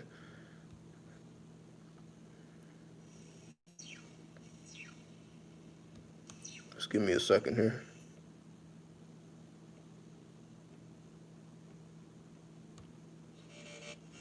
Let's see. Okay.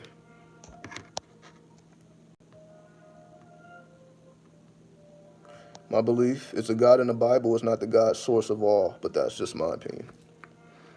It may be true. The demiurge. So the God of the Bible is a demiurge. So what does that tell you? It don't have nothing to do with Satan or the adversary. What do you think of the recent reveal of alien intelligence? I don't think nothing of it. Because again, Elijah Muhammad told us that we the aliens 100 years ago. Before all this spooky ass reptilian shit and Pleiades, all this crazy shit. It's all off of his works. So I'm just going by Elijah Muhammad. I got his words right in front of me. He said we came from Mars, that we are the aliens. It ain't no stupid ass shit going on. With green beans and gray beans, all that's bullshit. It's us. So I'm just going with the words of Elijah Muhammad. So all this mythology that they have created, all that came from AWAS. They don't know that either. That big-headed alien is AWAS. Because if you look at the image, type in AWAS right now in Google, and it looks like the fucking alien that we've all are afraid of. The little gray, big-headed alien. That's exactly how AWAS look, with the big head. You also, in Elijah Muhammad's words, we learn about Yaqub, who is a big-headed scientist. Yaqub is a big-headed scientist. That's what it says.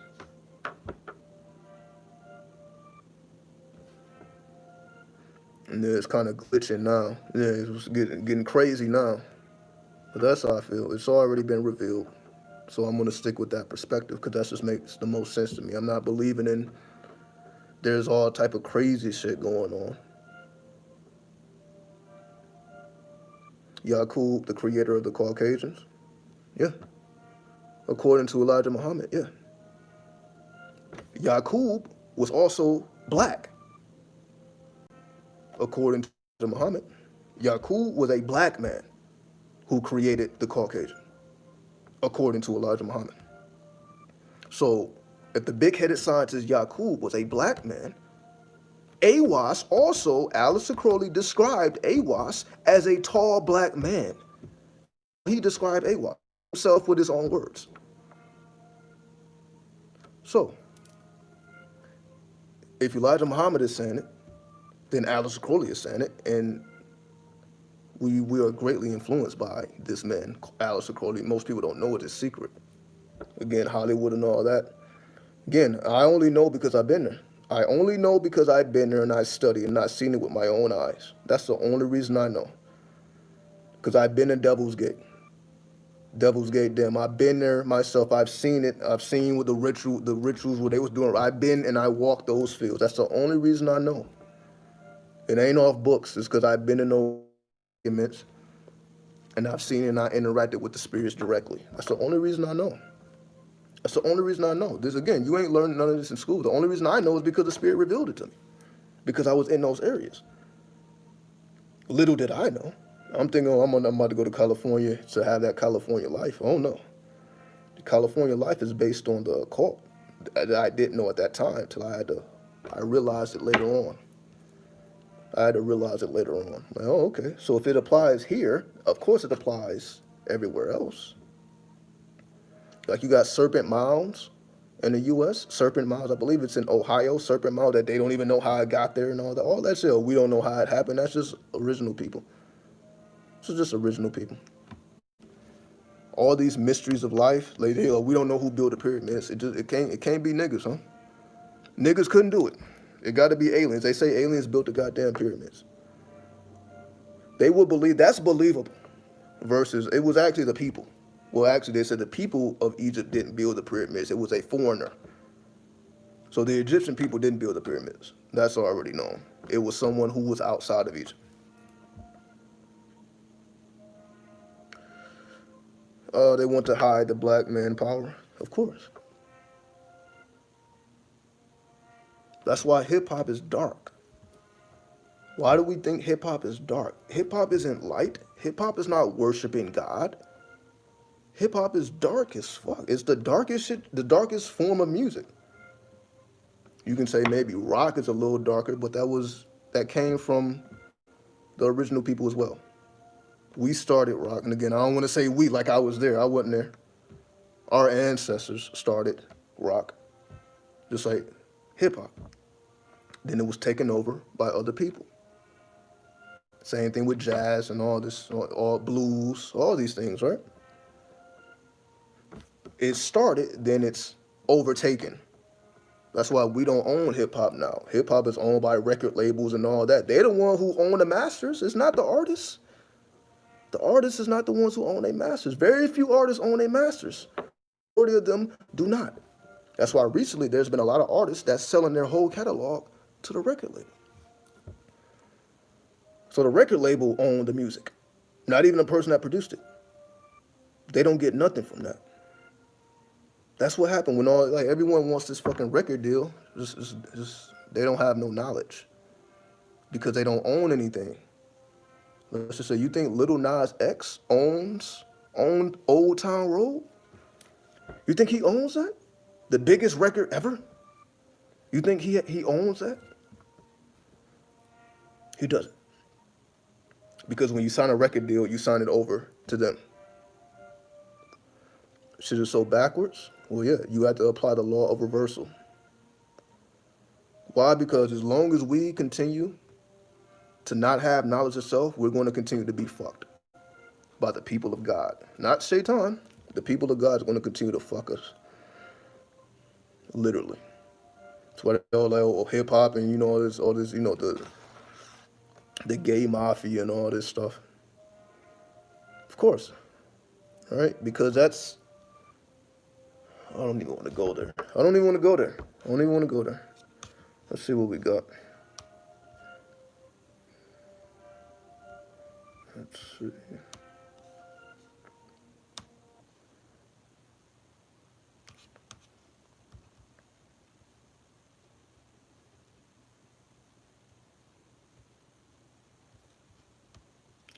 Give me 1 second here. Let's see what else we can put on. And again, I just try not to, play mainstream music because they're gonna try to feed off of my video.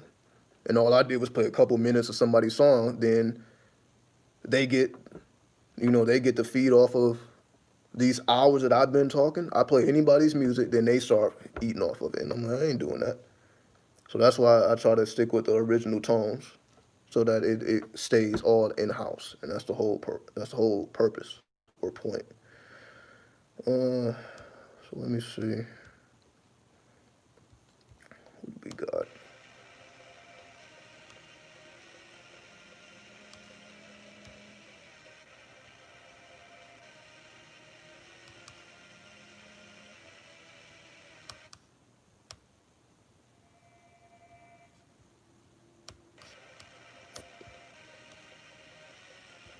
Oh, wait.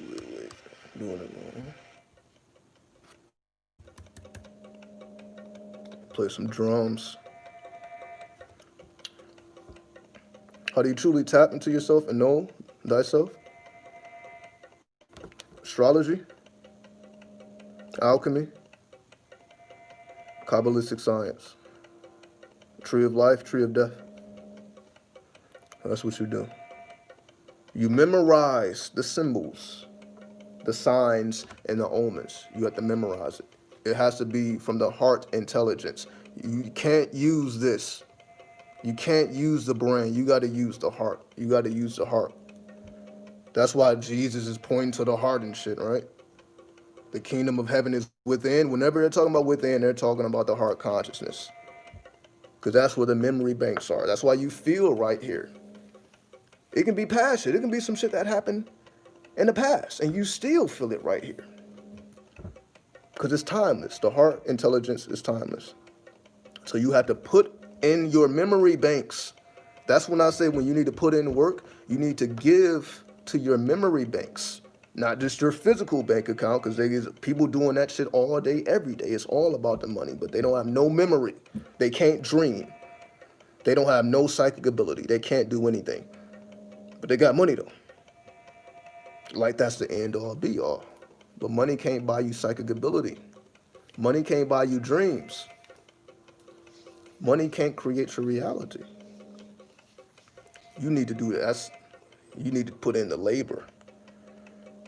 That ain't something you can just put money on.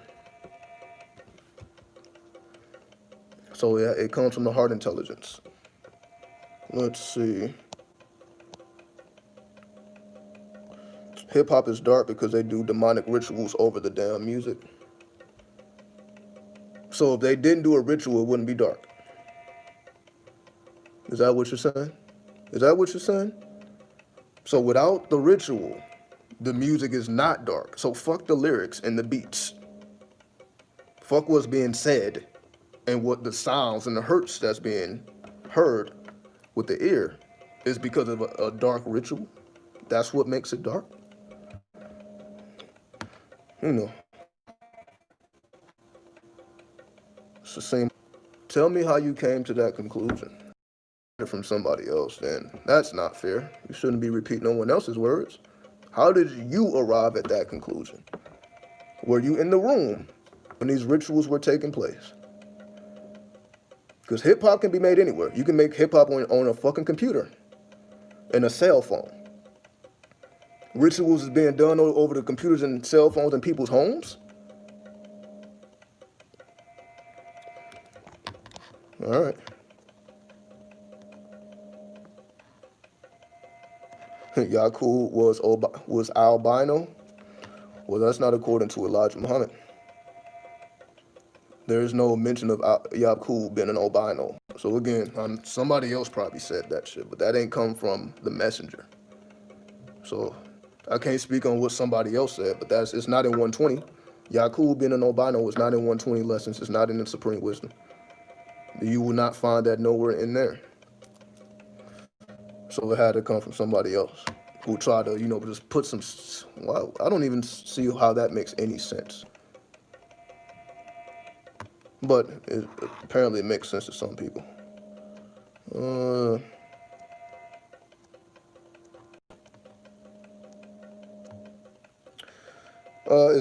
Is a flat Earth? Is the Earth flat, rather? Because based on what the Bible says about it, it is. Well, we've already proven the Bible is. That's what create all wicked shit in the world. Come from that book. So the flat Earth is the same. 120 lessons don't say nothing about a flat Earth, so I can't subscribe to it. I believe that idea came from an organization. Like it ain't based on anything original. It's not based on what our people said. And when I say our people, the ancestors. What ancestors was talking about a flat earth? I don't know. I don't think they was. It don't come from us. It don't come from the ancestors. It came from some other shit. Now, I can understand the argument because just because NASA says, because prior to NASA, we didn't know any of this. It was proven by NASA in terms of the earth being round. So that didn't happen to like the 60s.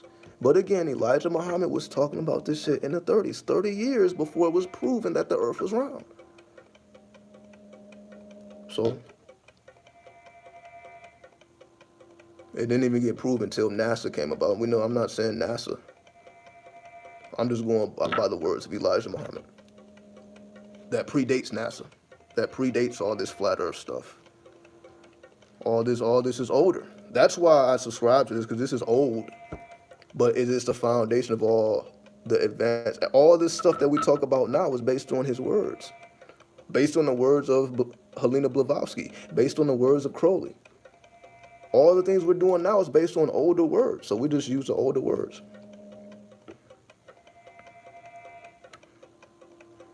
Well, people say the earth is flat. It's more than a thought. It's an ideology. The flat earth is an ideology. That's what people subscribe to as an ideology. It's not just a thought. Because it's a whole science. If you look at flat earth videos and shit, it's a whole science.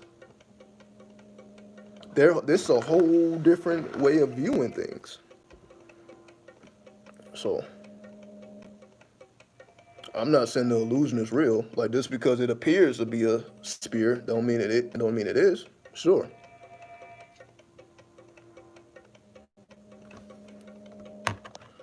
But even I don't wanna.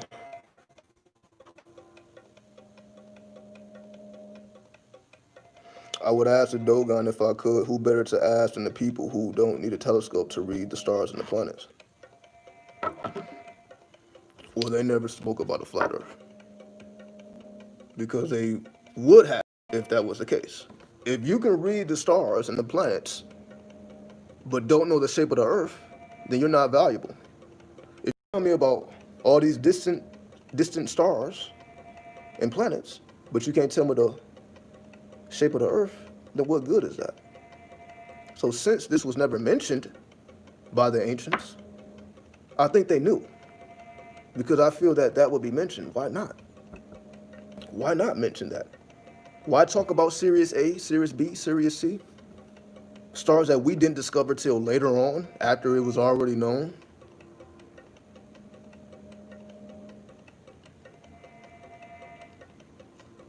For me, it's flat. Nothing would work if it wasn't. And again, that's why I say it's an ideology. Because you see, the people who do believe it's flat, they really stand on that. You ain't telling them nothing else. You ain't telling. So that's what I mean. It's more than somebody who think, oh, I think the earth is flat. Maybe it is, maybe it isn't. No, they have whole ideology with that shit to back that shit up. And they should, right? Because they shouldn't just be saying anything just to say it. But it's a religion. That's how if you want my honest opinion, it's another form of religion. Because it's more than, okay, well, the earth is flat and that's the end all be all. That's not where it starts or stops. There's more to it. There's more to it. So it's a whole religion. People just know the external factor of it. They just know the earth is flat. And that's all they know. But there's more to it. They don't just believe that. It's more pieces. It's a whole religion. It's a whole ideology. So that's why it really ain't no arguing with them, because it's a whole way of life, basically.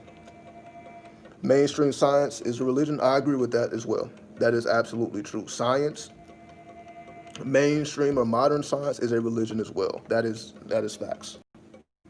That's why they don't acknowledge pseudoscience. Pseudoscience is astrology. Everyone talking about a pseudoscience. It's not even acknowledged by scientists, but we see how real it is. So it is a religion too. So yes, religions. Did you already discuss the conjunction on the 21st? Yeah, I did. I sure did. I know it's a lot of minutes you got to go through. It's a lot of minutes you got to go through. But yes, it was discussed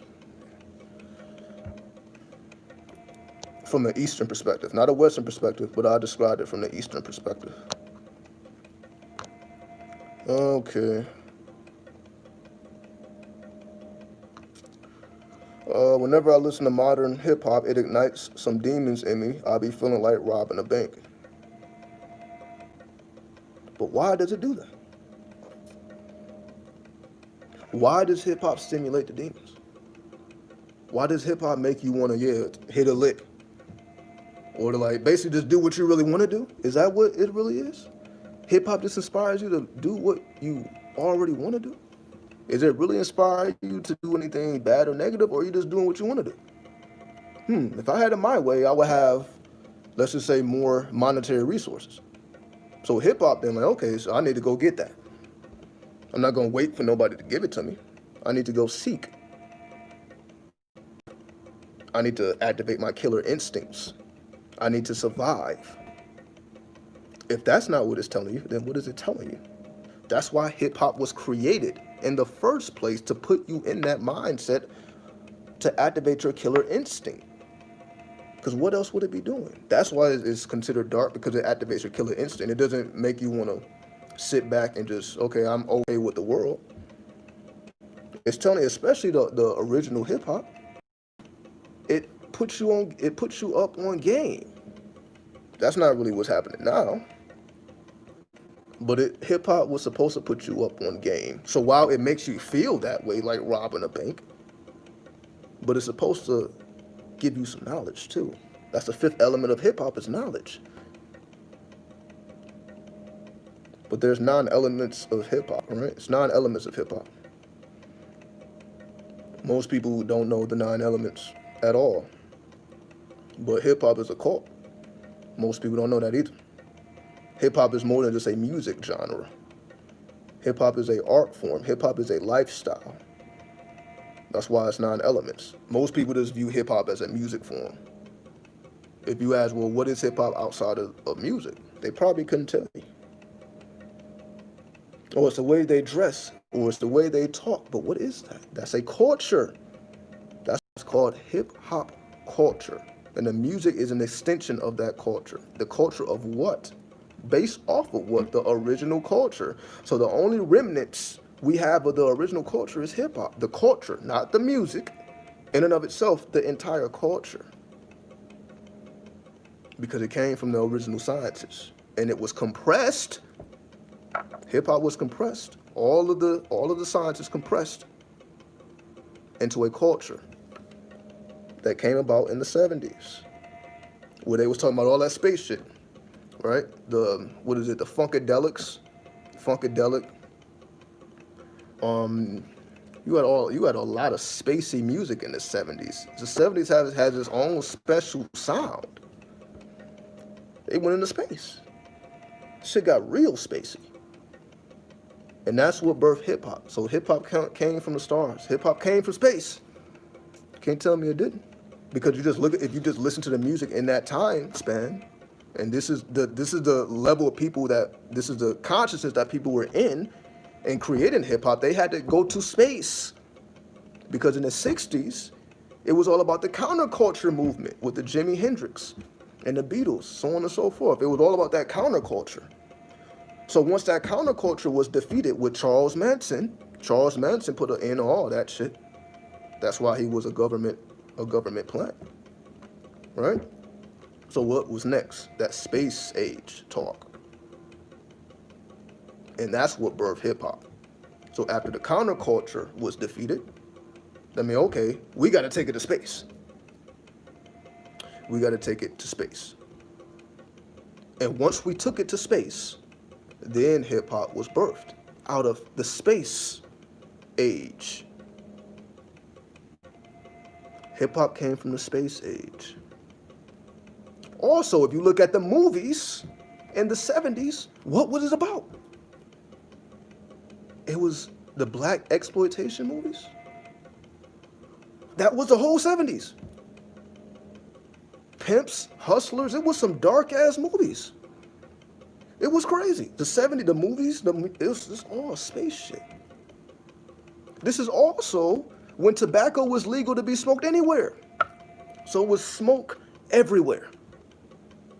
It was no law to say that you can't smoke here. People were smoking in hospitals. You can be in a waiting room smoking in the 70s. You also was able to get coked up. It was regular. Cocaine is looked down upon now, but in the 70s, it was just as casual as smoking weed. Cocaine was as casual as smoking weed in the 70s. So just to put you in the perspective of what the fuck people was on at this time. Why? Because I did the goddamn studies. Because I want to know. Because it's based in numerology. We also know 7 is the most spiritual number based on numerology. It all connects. So hip-hop was birthed from the 7, which is the most spiritual number, which takes you to the planet Neptune, which takes you to the hanged man, which takes you to the law of reversal. This is what hip-hop came from. This is what the original culture came from, off the 7 frequency, off the Neptune, which is a law of reversal. Right? It's all connected. And this is how numerology makes sense when you start studying what actually happened in history. That's why I said 2020. All you had to do is look at the numerology and know exactly what was going on. 2020. What is the 20th Trump in the tarot? Pluto. The 20th Trump is the last judgment card in the tarot. The last judgment, and other cards is the Aeon. And Thoth deck is the Aeon. Well, the last judgment is this not the energy that we have been feeling the entire year. Like any day, shit can just twist. When you were seeing people in the streets going up against the police, like every day, any day, things can pop. It started with George Floyd, I believe. That knee on that neck, right? Who rules the knee? What zodiac sign rules over the knee? That's now we're going into medical astrology. Capricorn rules over the knee area. What rules the neck? Taurus. Aries, Taurus. So what is that? You had Taurus and Capricorn. What is that? That's the 2nd house and that's the 10th house. The 10th house is the world stage, and the 2nd house represents your movable resources. It also represents your traditions and your values. So people's traditions and values were changed. And that's when people took to the world stage. Because the traditions and the values were reversed. 2020, the law of reversal of what? Traditions and values. From Taurus, the neck. Then from Capricorn, the knees. The world stage, your public image. And that's why politicians and all that, you saw politicians getting on their knees. You had mayors getting on their knees with the people. With the people. So you had the world stage submitting to the people because the traditions and the values was reversed because they was fucking shit up. Burning shit down. That's the law of reversal. Oh, okay, instead of this being cool, we about to burn the whole shit down. We just fuck the city. We destroying it. It's city still suffering to this day because of what happened earlier this year. And on top of all that, we had COVID. So not only did you have that, you had COVID. What is that? That's also Pluto, because Pluto rules over the mass consciousness or the world consciousness. 2020, just going up the tarot takes you to Pluto. And Pluto was in what? Western-wise, Pluto was in Capricorn, which is the devil. The tarot card for Capricorn is the devil. So Pluto, the last judgment of what? The devil. The last judgment of the devil. Or the new Aeon. Because Pluto represents when things change permanently. Why everybody thinking, all right, we just gonna wait till things go back to normal. We're gonna wait till things go back to normal. It ain't no normal. Pluto changes permanently. That's why we're going into a permanent change. You think people gonna take the mask off? You think the COVID vaccine is just gonna be, that's just gonna end everything we've been through for a whole fucking year? It's all gonna be stopped with shots in the arm? All it's gonna do is make money. That's a money maker. Now that everybody got to buy masks, money. Everybody got to take a shot, money. Everybody can do drugs, money. That's all Pluto. Pluto rules over the medical industry. But again, you see, astrology teaches all. This is all astrology. So once you understand astrology, you can apply that to numerology. And everything I just said, you see, I'm getting that based off the numerology, 2020. That's all based on numerology. So everything I just said makes sense because I'm going based off of the numerology utilizing the tarot. And if we take it to the tree of life, the Kabbalistic sciences, what is the path of Pluto? The path of Pluto is the path of Shin, which connects Malkuth and Hud, or the planet Earth and Mercury. So Earth and Mercury are connected from Pluto. What does that mean? We're talking about Malkuth, which is the physical plane, or the kingdom. Malkuth is the kingdom. Hud is splendor. Splendor within the kingdom. How does that happen? Through Shin, the Hebrew letter Shin, which is Pluto. So the world in Hud represents the mental plane. The mental plane of the world, the initiation that creates change, world change, because Malkuth represents the world or the kingdom. So the collective consciousness. Then you have Hud, which is the mind. Mercury, the logical mind. Communication. Communication. The world communication.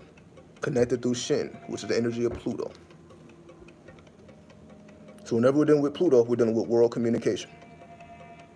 And that's what has been going on. It's been all about communication. Everybody's been glued to the news. Everybody's been into their politics. The world wants to know what the fuck is going on. Communication. That's been the entire year. I was watching the news too, and I'm not even a person that watched the news. I was watching when them fucking riots was going down. My eyes was glued to that TV like everyone else's, or the phone. I was looking at Twitter when they was throwing down the statues and beheading the statues. I talked about that when I was talking about Medusa. 2020 takes you to the 4. 4 is the energy of Medusa. Or Rahu. I've been telling you about Rahu, which is a demon who got his head cut off. But he was an immortal. The immortal head. George Floyd in the head, I already spoke about this. 2020. It's all in the numbers. It's all in the frequencies. So you see, I'm coming to these conclusions without any notes, without any pen, without any pads. I just know it here. And I'm coming with all these conclusions that make sense. This is what the numerology does, the astrology does, the Kabbalistic science does, where everything makes perfect sense because the law of correspondence means that everything is connected, as above, so below. That's the law of correspondence. That means everything is connected. The stars have an influence on what occurs on the earth plane, internally and externally. That's why the stars affect our natal chart one way, our progress chart another way, then the transits another way, which is the outer events. So you got the outer events, your inner events, what's happening on the conscious level, what's happening on the subconscious level, and what's happening on the unconscious level. Threefold, there's a trinity. See all this? Once you know it, you know it. You can come to new conclusions. So you don't have to just depend on, okay, well, the hangman says this is what the hangman represents. You see, I can take you beyond that. I can take you beyond any of these images because it's internal. So you use it as a guide to open up your own mysteries. So you see, everything I'm saying, I don't need to rely on any of these things. They just serve as an anchor point for you to get to the real science. These are just anchor points to get to the real deal.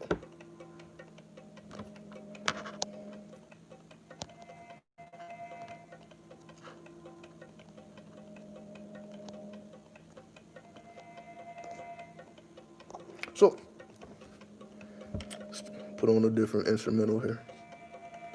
And again, any questions, go ahead and ask them. Because because I know I'm just plowing down. I don't know how long I've been live again, because it just shows me the minutes. It doesn't show me like the hour. It says 326 minutes. So however, I don't know how long that is. I had to translate it. But it's 4. I don't know. It's about to be 5 West Coast time. I don't know what time I started. But again, yeah, I know I haven't been around. So I wanted to give a lot. I don't think an hour would have been enough. When did you start dealing with your progress chart?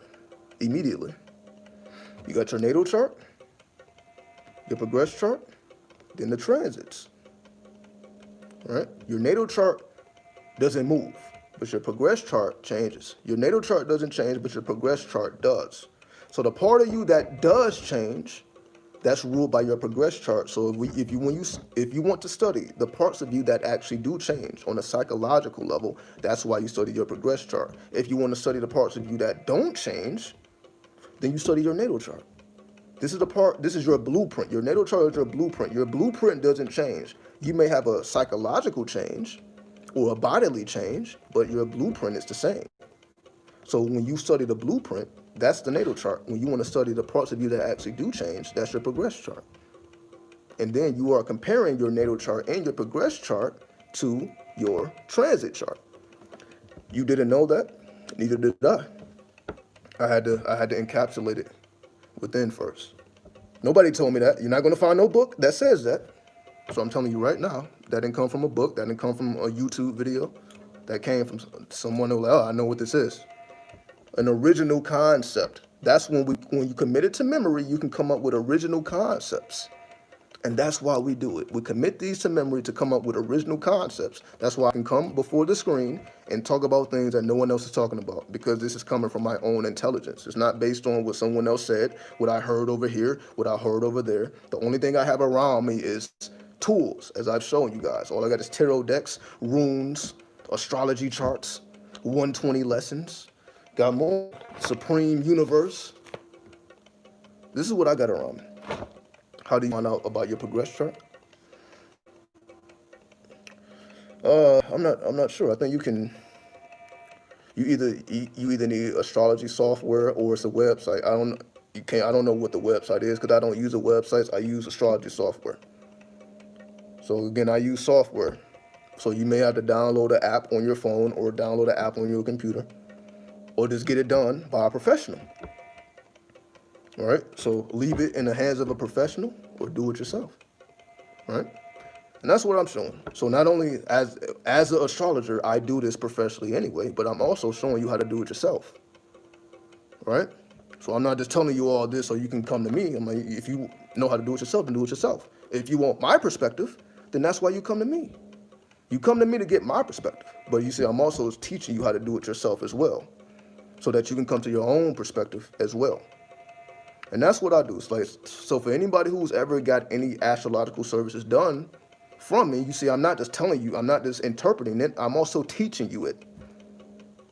Because that's how I do it. So I'm not, okay, well, this is what I see, and this is what it means. I'm also showing you this is what it actually means above what I'm saying to you.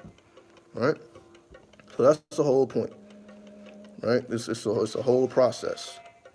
So at the same time, I'm telling you, this is what I do. So if you want any of this, you can come to me.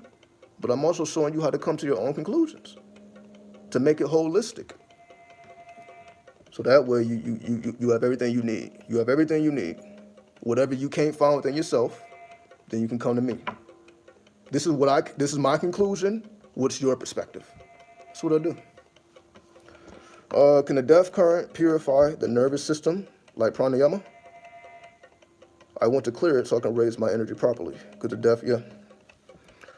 death current can be a little dangerous, but it's very effective. Of course, coming from the Scorpio. But again, this is why I showed you guys that. That's why you guys see me in some real strange ass places. Because that's just me channeling the death currency.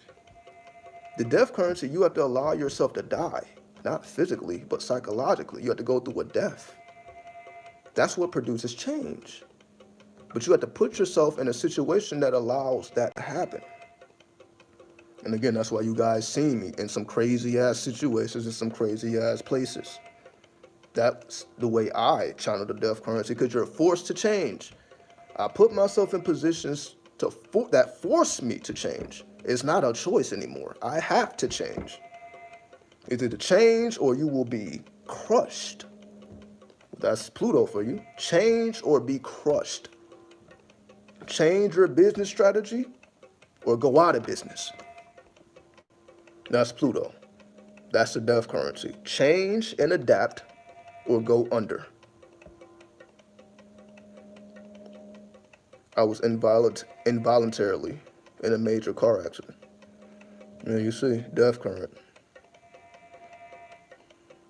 We think it's involuntary, but is it really involuntary? Because that goes to say, like, did something else did that?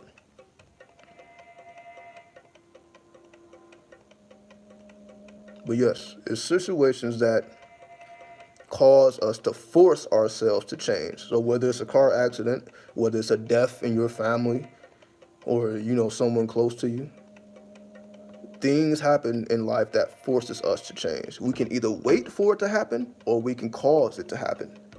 I caused it. Like, I'm not about to wait for for life to get bad in order to channel the death current. That's why I put myself in all these situations you guys have seen me in. I put myself in these situations. That's me channeling the death current, because I'm not about to wait till, oh shit, I gotta do it now because X, Y, Z happened. So now I gotta change because of what's happening around me. Ain't shit happening around me other than me. I gotta do this myself. I'm gonna cause something to happen. I'm not waiting for it to happen. I'm not waiting for life to give me fucked up results or for some bad shit to happen. I put myself in badass situations and overcome it. Not waiting for life to, okay, well, I want to enjoy life till it's not enjoyable no more. I'm not doing that. But that's the death current. That's how you master the death current, when you can place yourself in the situation. You're not waiting for something to happen to you. You cause it. You are the cause of whatever is happening. And when you are the cause, that means you are the solution. When you are the cause and the solution, that is the death current. Because again, death is also psychological and mental. Because now you have to force yourself to think differently. When you go from the comforts of your own home to now every day, you got to figure out how to survive. You have to think different. Now, like, okay, there you can't depend on the comforts of your job. Now you got to do it for yourself. You have to think different. When you take away the comfort, it forces you to think different. But if you are able to survive and adapt, it's always for the better. Just like 2020, so many people, their whole life has been uprooted because of what's been going on in 2020. Their whole life uprooted. So like the homelessness, well, I wouldn't call it a collective experience, because I've been homeless many times, but I never thought like a homeless person. Like the person that you see out and about that's homeless, like I wasn't doing that. I wasn't begging for change. I wasn't panhandling, right? I wasn't doing anything that homeless people do, even though I'm in that same situation. I wasn't doing anything that they were doing. I didn't want to be seen. If I wanted to go to sleep, I'm not around where nobody can see me. I'm hidden, I'm concealed. But again, maybe that's just me as a Scorpio. Because, you see homeless people like just laid out and sleep, and just kind of egotistical. Do I dare say it? They just being egotistical. Just asking you for change and shit, like invading your privacy. Oh, no, fuck that. Because it's not necessary. This is what I mean. So just because a person is homeless, that's not a collective ideology, because it depends on why they are homeless, right? You got the people that got into a badass situation and they was forced into that. Then you got the people like me. All right, let me figure out what's really going on here. Right, where you wasn't forced to anything. It was a decision you made to gather that death current, to work with those demons, to work magic that you couldn't work in the home. There's a certain shit that I'm not doing in the home that I would do outside, that you would do somewhere concealed in a tunnel, in a jungle somewhere, or in the forest. Anything goes there, but you probably wouldn't bring that energy in your home, around your family and all shit. You probably wouldn't do that, but you would do it outside. That's the whole point. You actually become a lot more magical and a lot more powerful outside because you have access to chi and pranayama, as said earlier. You got access to more energy. But again, if you're not a magician, then you don't see a purpose in that. You have people who are like, oh, I need a home, and there's just nothing. That's the end all be all. But these people are not necessarily magicians because there's certain magical works that has to be done outside. For those who understand how that works, there's a certain shit that you are not doing in your house because of how destructive it could become. I've seen it for myself. Working with dark ass spirits, end up getting into an argument because they can't handle the energy.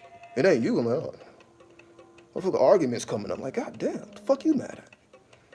Oh, it's me. I caused that. Okay, let me not do that inside the house. I had to learn it the hard way. Like, okay, maybe I shouldn't do this around people who are not strong enough to handle this energy. Maybe I need to take my ass outside and see what happens then. Where no one else is around but me, and I know I can handle it, so I ain't got to worry about no one else, wondering what the fuck is going on. Once I did that, then that's when I started to see results and change that I was looking for, because it's not going to come from within the home, because that's just one dimension of life. That's the fourth house. The home life is the fourth house. You got 11 different dimensions left.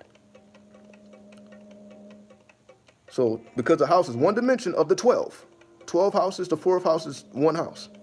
You got 11 different houses. So once we master the 12 houses, then you're like, okay, the house or the home is just one dimension. But that's not the end all be all. That's not the whole story. Everybody doesn't work from home. Somebody have to leave. Most people have to leave their home to go to work. So most people only spend a certain amount of hours in the house anyway. So it ain't really too much magical work going on. It ain't too many people that's doing magic at their job. Trust me. That's what I was doing back when I had a job. I was doing magic at the job.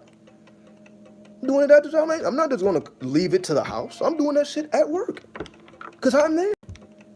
I want to see what happens. I'm putting the work in at work and still doing it at home, getting results.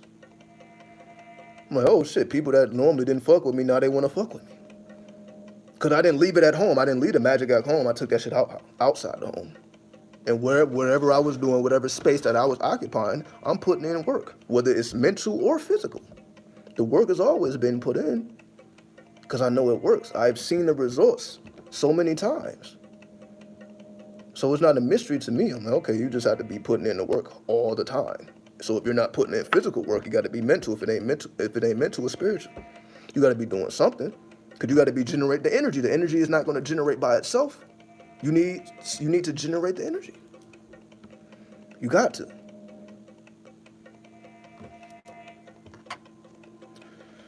Let's see. Would an abortion cause a similar response? Definitely. That's definitely the death currency. Definitely the death currency. Because again, more people die from abortion than anything else. That's the number one killer in the country, is abortion. That's killing more people than heart disease and COVID and all this shit. Abortion is the number one killer. So we some killing ass motherfuckers. Stop denying this shit. Oh, I had sex. I didn't want to have a child. Gotta get rid of that. Because life is gonna be harder. People make that decision every single day. They've been fighting. They're trying to change the laws because of that. Like it's been certain laws in the South that they're trying to make it against the law to have an abortion. They've been like it's constant thing. It's constant. But it's because it has a certain energy attached to it, right? Because people don't want to do their own abortions. Like we were talking about with the Gnostics, like I was talking about earlier, drinking your own fetus. That's just oh fuck that. But let me go to the doctor and get this shit done. I'm not gonna drink the blood of my own fetus. It's just too much for the average person. But that's more magical and more powerful if you did it. But anyway, we ain't got to dwell too much on that. How do you protect yourself from let me make sure I'm saying that properly. Malevolent. There we go. How do you protect yourself from malevolent spirits? Can they teach us anything? I don't know. People of this mind that demons actually give a fuck about humans. I don't know where that came from. I don't know why people think that demons are just walking around or floating around worried about human affairs. If that was the case, we wouldn't have to summon demons. If they were already just around concerned with human affairs, well, there would be no need to draw seals and sigils and do rituals because they will already be around. We put in all that work because they're not just around. You got to actually summon them. You have to invite them in. They said, right? You got to invite the spirits in. If you have to invite them in, where are they when you don't invite them? Where are they at? Exactly. They don't give a fuck about human affairs. Just like animals don't give a fuck about human affairs. Just like jinn don't give a fuck about human affairs. You was trying to do a ritual and you think you invited it in. No, you didn't. You wasn't trying to do anything and think you did anything. That's not how it works. Let me try a ritual. That's not inviting no spirit in. I think it happened. Did you call it by name? Did you draw the sigil? Because if you didn't do that, then how would you say you invited anything if you didn't call the name, if you didn't draw the sigil? Again, it's all here. It's a sigil right there. Why do we need to draw sigils if we just have easy access to demons? This is all Christian. Demonology comes from Christians, whether people know that or not. So this whole demons are dark and deadly and mad and shit, this is all from Christianity. This is all from Christianity, which are older spirits. These are just older spirits that predate religion. Older spirits that predate religion. Then some people say the reason why the tarot is forbidden for religious people is because they feel that you're actually working with spirits. They can say any tarot deck you're working with spirits, right? That's how religious people think. That's why they don't fuck with it. They think like, okay, these are actual spirits that you're fucking with when you do tarot readings and shit. That's how they feel. Like, oh, you're actually working with spirits when you are, working with the tarot or any playing card. The 52 card deck. That's how they feel. I had a deep feeling that something wanted to harm me. What was that? Again, what make you think demons give a fuck? Well, you see, this Christianity is why our mind is fucked up. That's why. We think demons are like, oh, something wanted to harm me. How can it harm you? How can an intangible spirit harm you? What is it going to do to you? What is it going to do to you? Just because you did a ritual? So because you did a ritual, you're going to get harmed because you did it because demons are negative and bad and they don't want anybody fucking with them, so they're going to take it out on you? This is Christian ideology. It doesn't make any sense. Like, this is ego. Like, we're just egomaniacs thinking that demons give a fuck about human affairs. Like, they don't have their own business to attend to. Like, the dead is concerned with human affairs. You don't think they have their own business to attend to? Maybe a person summoned a demon on you. What does that mean, though? So let's just say right now, I summoned a demon on somebody. What does that mean? Because all demons are not negative. Most of them are not negative. They actually teach you shit. If we're talking about the goetic spirits, they all teach you shit. So, okay, let's just say I summoned this. Let's just say what's the name of this? Palimon. Let's just say I summoned Palimon. Oh, this is crazy because this demon is like, you ain't supposed to even work with this motherfucker. I know this description, like this motherfucker will kill your ass. I remember. If you read the description of Polymon, sometimes he will kill the summoner. That's interesting why I'm gonna keep it right there. Keep it right here. So if anybody kill your ass, it's Polymon. But anyway, I don't subscribe to it. Because they teach you shit. Polymon also teaches you about the mind. So which one is it? Is he gonna kill your ass or her? Or is it gonna teach you about the mind? The only difference is one is Christian ideology and one is not. Because again, these are the lesser keys of Solomon. The goetic spirits are the spirits that Solomon worked with. Who's in the Bible? He used the 72 Goetia to build his temple, which was the greatest of all time. So demons are builders, but they are the same ones that's killing shit and that's causing all this craziness in the world? I don't think so. The same way we don't feel our ancestors are doing shit like that, what makes us think that demons do that? If they're just older ancestors that predate religion. So of course they're going to be negative because it's coming from a Christian perspective. Of course it's going to be negative. Of course the demons and the jinns are going to be negative. It's coming from a religious perspective. Of course they're going to feel that way. Because they already have their deity. They want everybody to believe in Jesus and fuck everything else. Of course everything else is going to be demonic and demon worship. Of course it's going to be that. Because that goes against everything you're teaching. You can't teach people Jesus and Jesus is the only way, but you can go through these demons too. They're not going to say that. At the same time, what the fuck was he doing before Jesus? Before Jesus was away, what the fuck was he doing? Were we looking at demons the same way we look at demons now? Pre-Christianity? If anything, we was working with these motherfuckers. Because why not? Because you didn't have anything to tell you not to. You didn't have no fucking white Christ telling you like, oh, this is evil, this is negative. That wasn't going on. So if you see demons that look just like you, why would it be negative?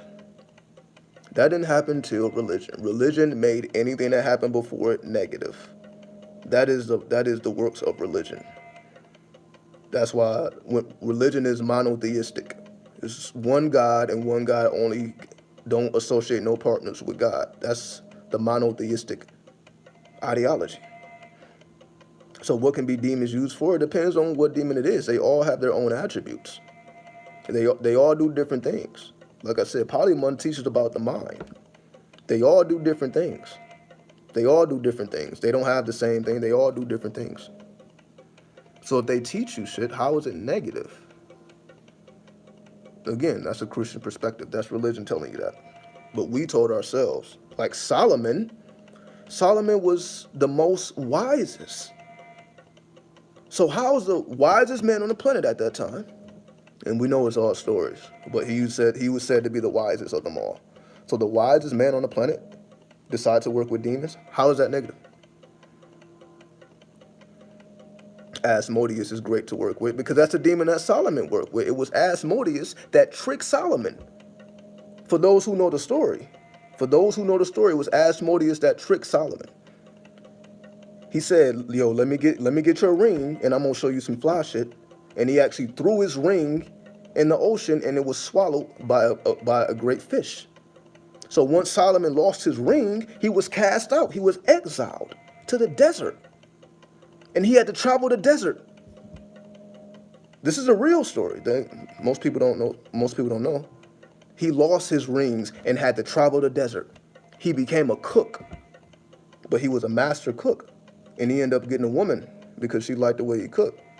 So then he took a woman, then they traveled when he had no power, no nothing, no resources. He had to be a cook for another king.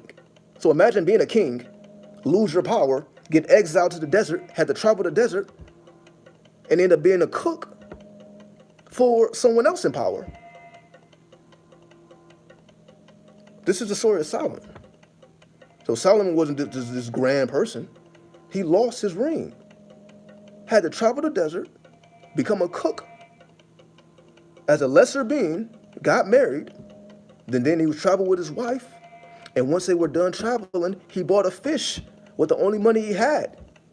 And that fish Inside of that fish's body was his ring, and he regained his power after he bought that fish, which had his ring. So there's many different, there's more to that story, of course, in terms of what it really is talking about. Where did the term demon come from, Christianity? Yeah, because before it was D-E-M-O-N, it was D-A-E-M-O-N. D-A-E or D-E-A. D-E-A or D-A-M, because you can type that in now. But that is a reference for the divine or deity. So daemon, with that spelling, it means divine or deity.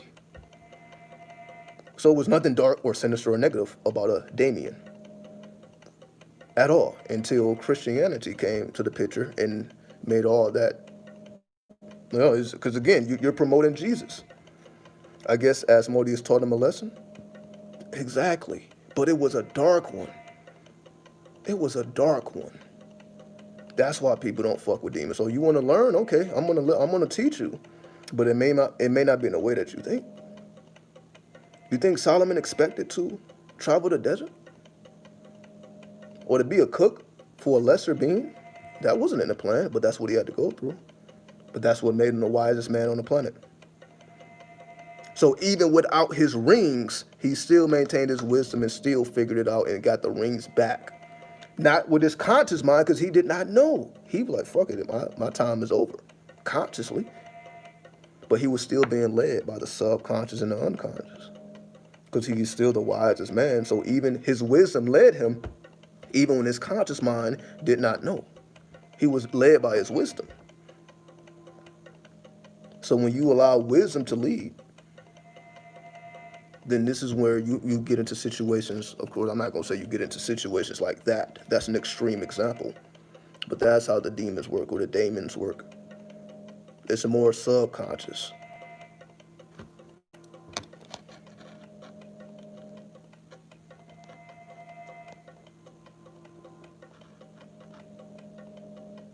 All right.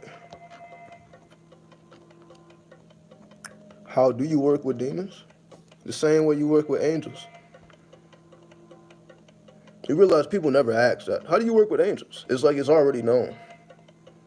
No one's asking how to work with angels.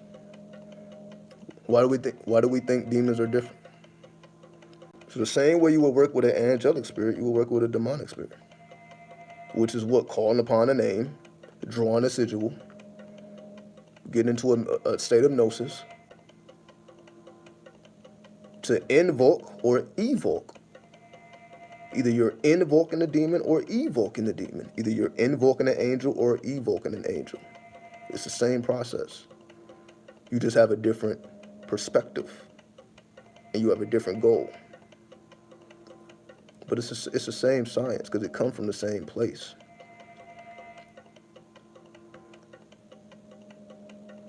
How can we know demons and deities are truly real?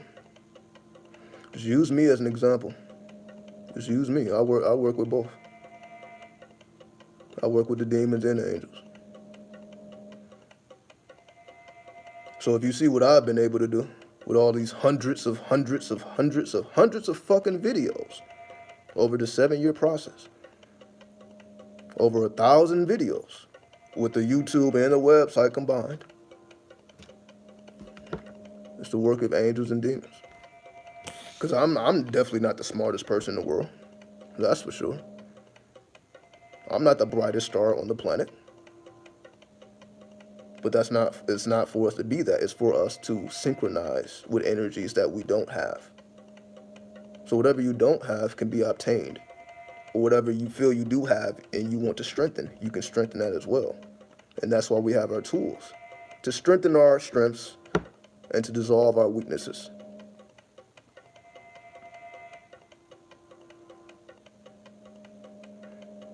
So,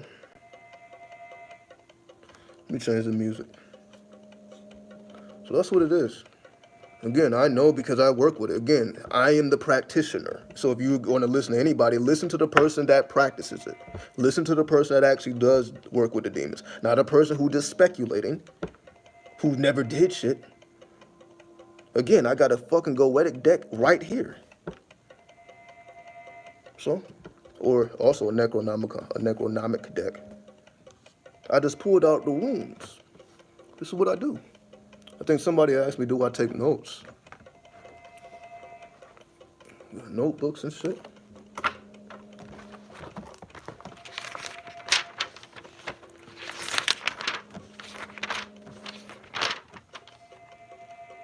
And here it is right here.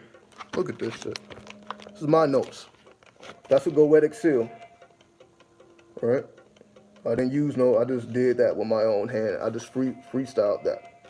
That's the name of the deity right there. Right? And I have all of this that comes from that.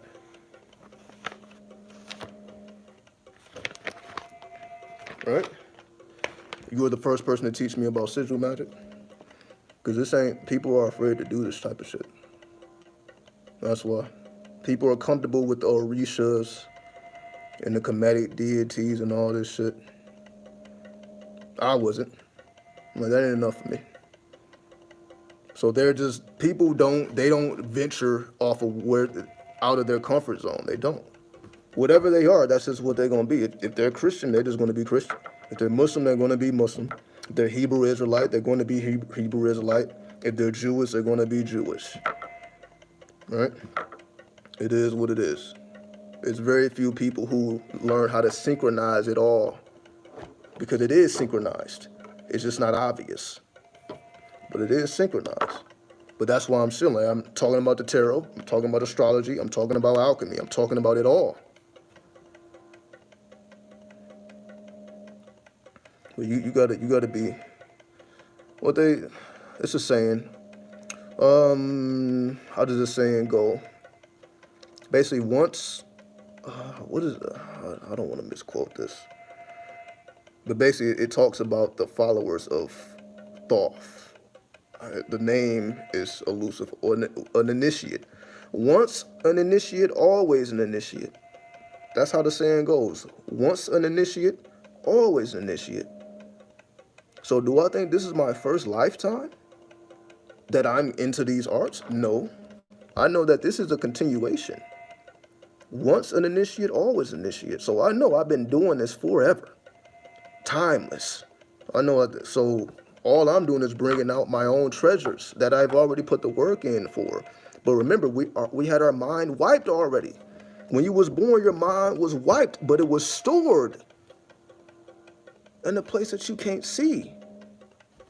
So you put in that work to regain your treasures that you worked for already. So that's the only thing that happened. Your mind may be wiped, but not this. Not this. Just study the movie Dark City. The movie Dark City with Marduk. For those who've seen that, it came out in 1999 or something. His mind was wiped, but not this. That wasn't wiped. You can't wipe that. You can't wipe away your soul force. That ain't disappearing nowhere. So the more we begin to study, the more we remember who we are. Who we are is just the work we already put in. So in the process of me putting in the work in this lifetime, I was able to gain access to the work I put in previous lifetimes. Because that's what we do. We regain what is already ours. Everything you desire, you already have. It's just you want to bring it forth. You already have everything you desire. You just have to bring it forth. In order to bring it forth, you have to remember that it's already yours. You have to remember. It's a remembrance, the energy of remembrance. But again, most people think about the past and they think about the fucked up shit. Would you say that that's what deja vu is? To an extent, because you may not always know why you feel deja vu. Well, I've been here before. Or this has happened before. But you may not understand it. But that's also what synchronicity is. Synchronicity, you don't understand it at the moment that you're going through it. You understand it after the fact. So deja vu and synchronicity is like one and the same. It's something you understand after the fact. It's not really something you understand while you're going through it.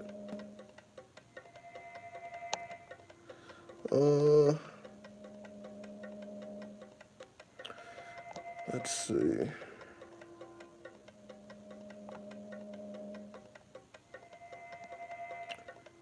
If masks are an occult ritual and you are participating in it regardless if you embrace or push against, how can you escape that, not pay attention?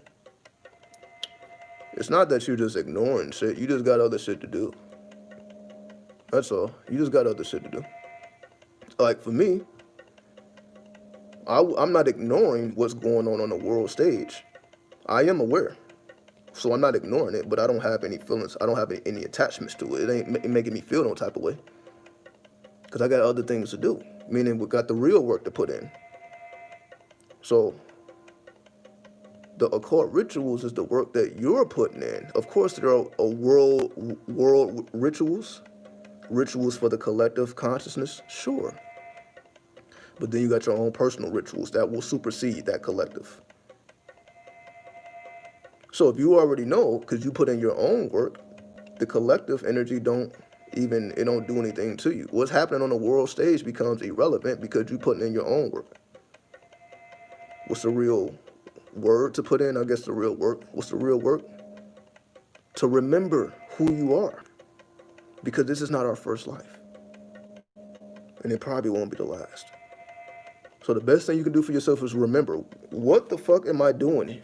Where did I come from? And where am I going? The South and the North Node. The best thing you can do for yourself is to remember the work you already put in. Because that's what's motivating you now. Again, I would not be an occultist if I didn't have past life, karma. And karma is not just bad. Karma is also good. So we are bound by our karma. So if your karmic debt is that of an occultist, that means you will continue that debt until that debt is paid. And when that debt is paid, you don't have to do it no more. We're doing all this so that you can supersede death. I just read it in the Gospel of Thomas. He who understands this interpretation will not taste death. That is the goal, so that you stop losing your mind every time you reincarnate. With this baby brain, you got to keep going through this shit again. That's why you're putting in the work, so that you don't have to go through that again. So that you not only maintain your heart intelligence, but your mind intelligence. So whether you decide to reincarnate or not, you don't lose the sense of yourself. That's what the Emerald Tablets of Thoth teach. When Thoth is ready to die, he dies. Then when he is ready to be reborn, he is reborn. He don't ever lose who and what he is. That don't ever happen. So the purpose is to maintain your mind even after death, so that you don't forget. Most people forget. We put in work so that we don't forget who we are. So that we don't waste all this fucking time doing all this extra shit that don't have nothing to do with us. Let's see.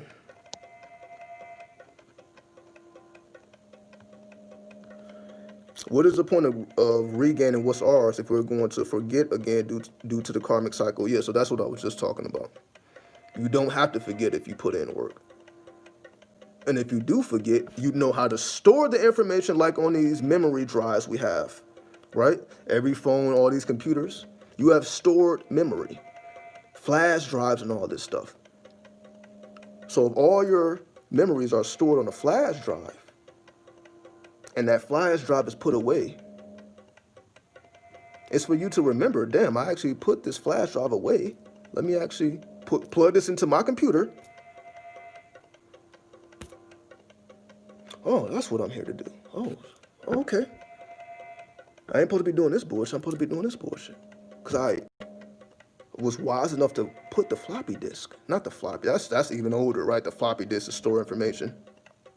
But that's why the Aleister Crowley deck deals with disk, not pinnacles. Most tarot decks deals with pinnacles and coins.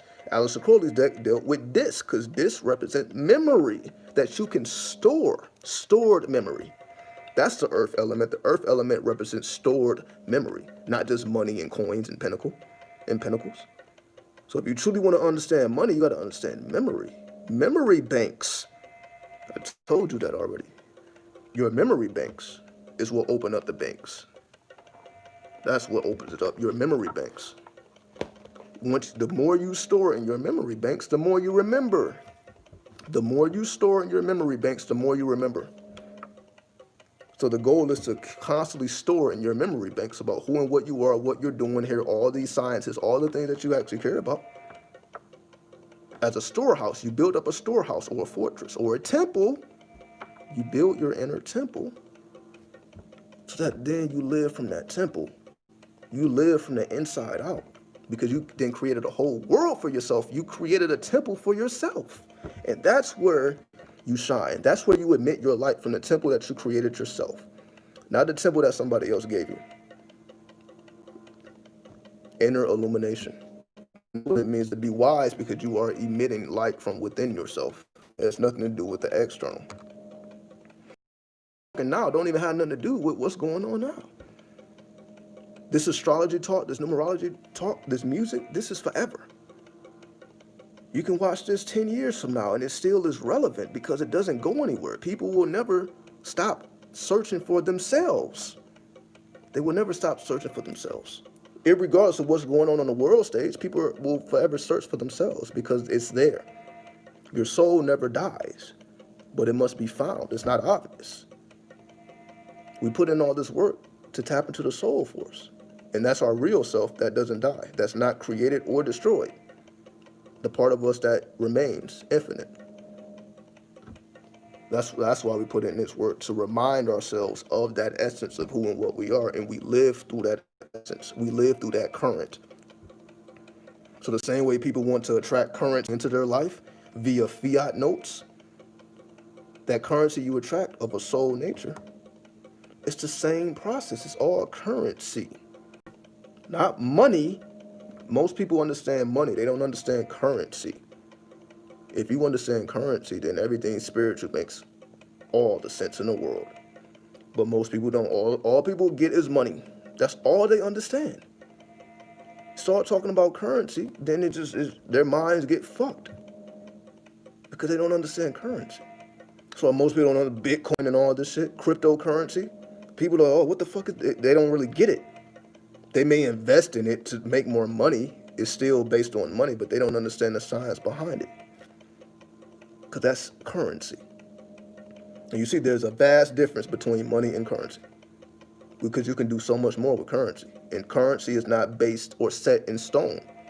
You can transfer currency. Hey, we don't have to your service anymore. We have to send you an email. What are you talking about? We don't have to your service anymore. What are you talking about? What are you talking about? My website is still up. It ain't going nowhere. AshaRenew.com is still there. Just click on the service tab. Everything is there. But if you want to email me, Asha@AshaRenew.com. For anybody who does want the email, Asha@AshaRenew.com, ASHA @AshaRenew, RENU.com. Yeah, Asha@AshaRenew.com. Yeah, there we go. So that is my email, but my website is still up. It ain't going nowhere. So if anybody want to know what I do, just go to my website, click on shop, not services, click on shop. And I got a list of everything I do with the price right next to it. And all I got to do is send that payment with the description, and we good. I get to you in 72 hours. So it's just that simple. Just that simple, depending on the complexity of what you're asking me to do. So most services I get done within a 72-hour period because I don't want to just do something and I got a list of people waiting and they're waiting. So I just give a 72-hour window. So you have whatever you need within 3 days, unless you actually talk to me in person. All right. So if you talk to me in person, then obviously it'd be done right then on the spot. But if you want anything pre-recorded, and a lot of people do, a lot of people just want it pre-recorded because they want to be able to go back and listen to it at a later date. So if you want anything pre-recorded, then I give 72-hour window. But of course, if you want to speak to me live, then of course we'll do everything at that point in real time. No problem. Let's see. Do you believe that your mother could have been your child and your brother could have been your boyfriend, etc., etc.? Yes, it's the same souls. New souls are not created. Remember, energy cannot be created or destroyed. So it's the same souls in different roles. Same souls, different roles. So yes. And of course, that's going into the science of your bloodline. So our bloodline continues to replicate itself in many different ways that we don't mentally comprehend, but spiritually we do. So yes, there's no new or old souls. It's all the same group of souls. Just like Bitcoin. Bitcoin, it's only a certain amount of Bitcoins. It can't be no more Bitcoins. There's I get like 21 million Bitcoins or something like that. It cannot be no more. So even though the value is going up and down, new Bitcoins cannot be created. That's the science of that. So it's all the same base energy, but the value changes. So you got the same 21 million Bitcoins, it's just the value changes. So you can't never have any more. New Bitcoins can't be created. And again, I know that from way back when I was studying Bitcoin, like back in 2013 when I first started my YouTube and shit. I remember studying it back then. So maybe I know about it a little deeper, because that's not what's really emphasized now. It's just all about the money and the investments and all this extra shit now. But in terms of how it actually works and the base, the blockchain, all that is based in mathematics. It's just you solving problems. Blockchain is mathematical problems that you solve, and that's Bitcoin mining. It's just you solving mathematical equations. So you can earn Bitcoin by solving mathematical equations. And that's also how transactions happen, based off of mathematical equations. The law or the language of the universe is mathematics. So if you understand mathematics, you understand Bitcoin. Right? It's just of a higher currency. It's not money, it's currency. Currency is a higher vibration than money. Money is the second house of Taurus. Currency is the 8th house of Scorpio. So cryptocurrency is Scorpio. Money is Taurus. That's why Taurus is the bank account. Then Scorpio being the opposite of your bank account, that's the cryptocurrency. So money, currency. They're different, but they're connected. You can transfer currency. Like, we are walking currency. If you want to understand, we are walking currency. That's why you can talk to somebody and get resources. You can talk somebody into making a deal, to making a promise, promissory notes. That's currency. Money is you're limited to however much money you have. So you can only do what you can afford to do. That's money.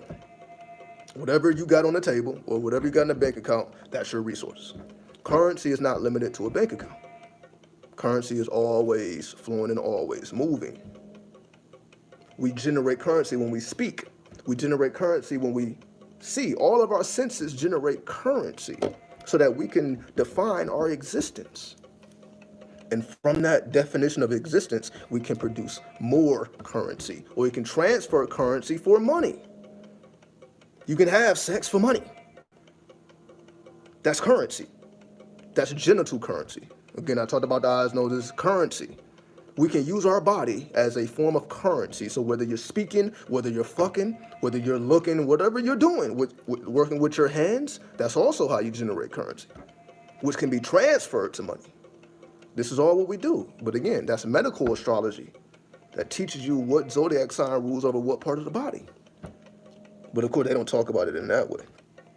But that's why, everything I speak on is like a collective of stuff. It's not just one ideology. It's a bunch of stuff that I was able to put together. Like, oh, this is how this is connected. This is how this is connected. This is how this is connected.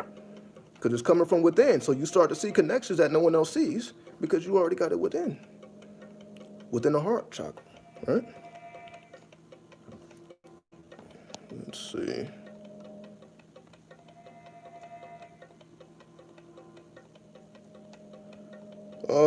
When I was a child, I would dream of things before they happened sometimes, and literally nothing bothered me. Nothing bothered me. Everyone told me. Why was it? What that was? I think I know what you're talking about. Even though it's kind of type weird. Basically, the reason why we can see the future in our dreams is because everything that happens on the physical plane happens in the astral plane first. That's why that happens. Everything astral or everything physical has an astral counterpart, but everything astral does not have a physical counterpart. So everything that happens on the physical plane has already occurred in the astral plane. So it has already occurred. So when people get deja vu, it's because it has already happened in the astral plane, and you just have some remnants of remembrance. You may not remember the dream, but you remember the essence, the remnants of it. So that's astral. So if you want to get back to that, you got to start astral traveling. If you want to see the future, you see the future through your astral body, not your physical body, your astral body. This is what astral dynamics is. You have to get in tune with your astral dynamics. That's how you can travel, go to anywhere you want, meet anybody you want. All that's done through the astral body, not the physical body. So you have to get in tune with the astral body dynamics in order to make all that possible. So it's not physical, it's astral. There's a whole astral world available to us because that's a form of currency that most people are not tapping into. Your astral body is a higher form of currency. Just like I just said, your physical body is a form of currency. Your astral body is also a higher form of currency. Just like cryptocurrency exists in the cloud and your bank account is physical, it's the same thing. As above, so below. How do you build up the astral body? I have plenty of videos talking about that. Because, I can give you a quick answer. But if you want a quick answer, sure. Just breath work. You have to change the way you breathe. That's how it starts. I can give you a bunch of techniques and exercises, but it all goes back to the breath. It all goes down to the breath. Why? Because most people are not controlling their breath. They're just breathing. It's on automatic. Their breathing is automatic. You want to make your breathing manual. Take your breathing off of autopilot and start flying your breathing or your plane manually. You have to take off the autopilot and travel manually. And you do that by breathing. You have to manually breathe. You have to control your breathing. Your breathing has to be controlled. It cannot be on autopilot.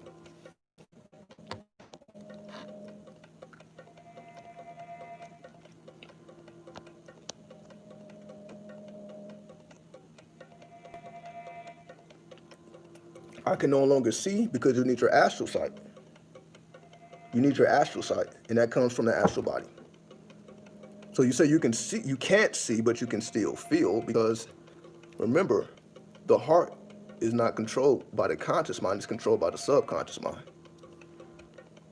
That's why they say follow your heart. They don't say follow your brain, it says follow your heart, because that is your subconscious mind. Follow your subconscious mind, because that's where we feel. But in order for you to see, astral sight, or it's also called second sight. That's a more ancient term, second sight or astral sight. What are some breathing techniques? It ain't even about a specific technique. It's just controlling your breath. You can create your own technique because every technique will do something different. So you just need to figure out for yourself, what happens when I control my breathing? All the time, not some of the time, all of the time. So that's why I'm not telling you to go into a meditation, do this. Control your breath at all times. That's how you change your reality, because it all comes back to the breath. Why? Because if you stop breathing, you lose consciousness. It's very simple. If you stop breathing right now, your consciousness will exit out of your body. So if that doesn't tell you enough, if you don't breathe, your consciousness cannot exist in your physical body. So if that happens when you stop breathing, what do you think is going to happen when you increase your breathing? It's that simple. If you cannot be in your physical body without breathing, imagine if you increase your breathing. Because if you decrease it, your consciousness will dissolve. If you increase it, it will expand. So the purpose is to expand your consciousness, because the more you expand your consciousness, the more you have influence over your currency. Not your money, your currency. Because the currency is what gets the money. Again, it's not something that the average person understands, because they're just getting money. Get money, get money, get money. But currency attracts money. So without currency, you can't really get any cash outside of, whatever job you have.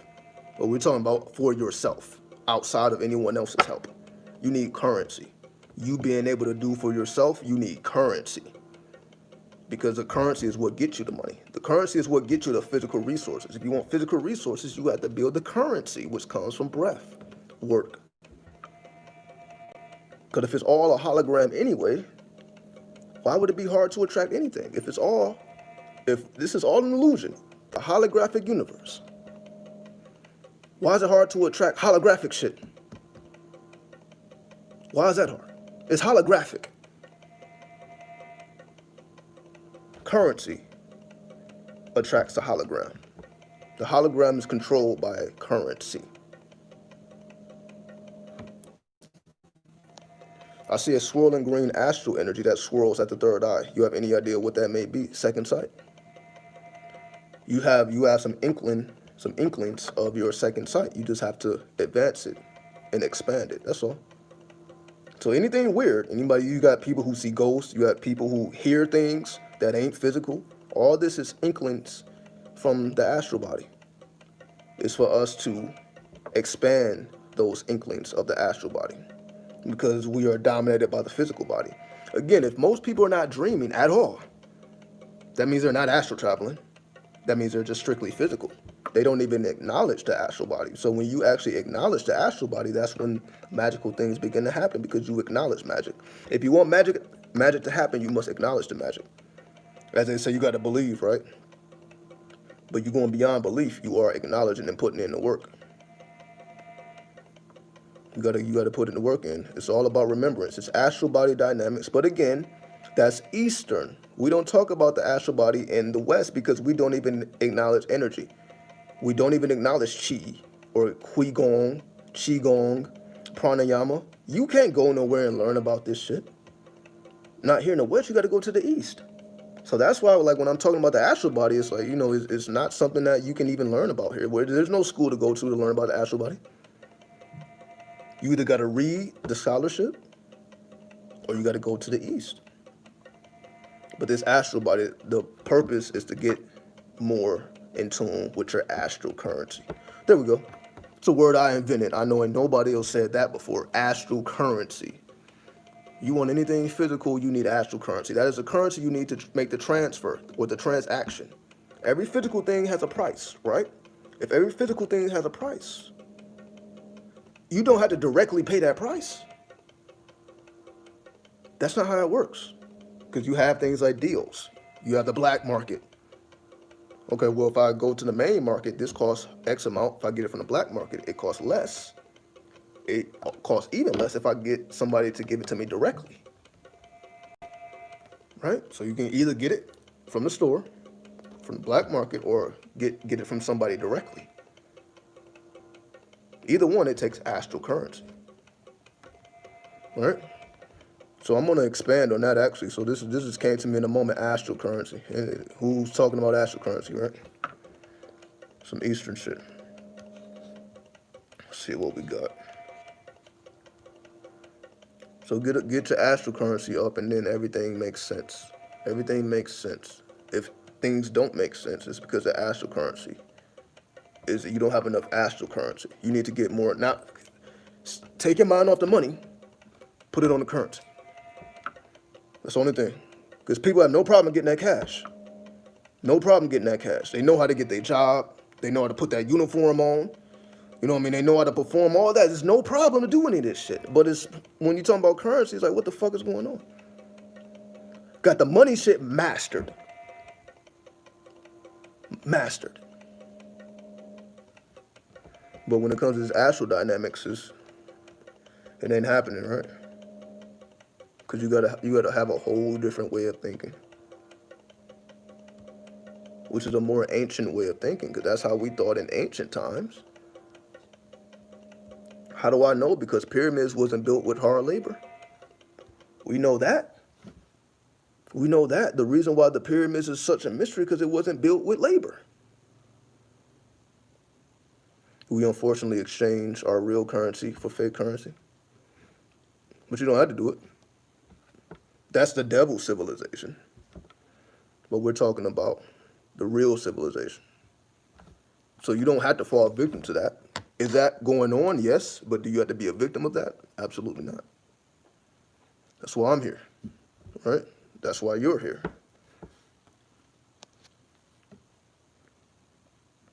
And this realm is all about integration. Yes. Let's see.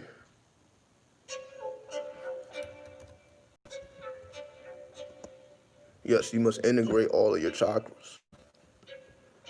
All 7 of them. It ain't just for you to operate on the base chakra or even the crown chakra. That's the whole point. But that's it's not taught like that. We teach it like it's separate. Like, oh, my heart chakra is closed, or this is closed, this is open. Again, it's dumbed down for the public, so forgive them. We got forgiveness in our heart.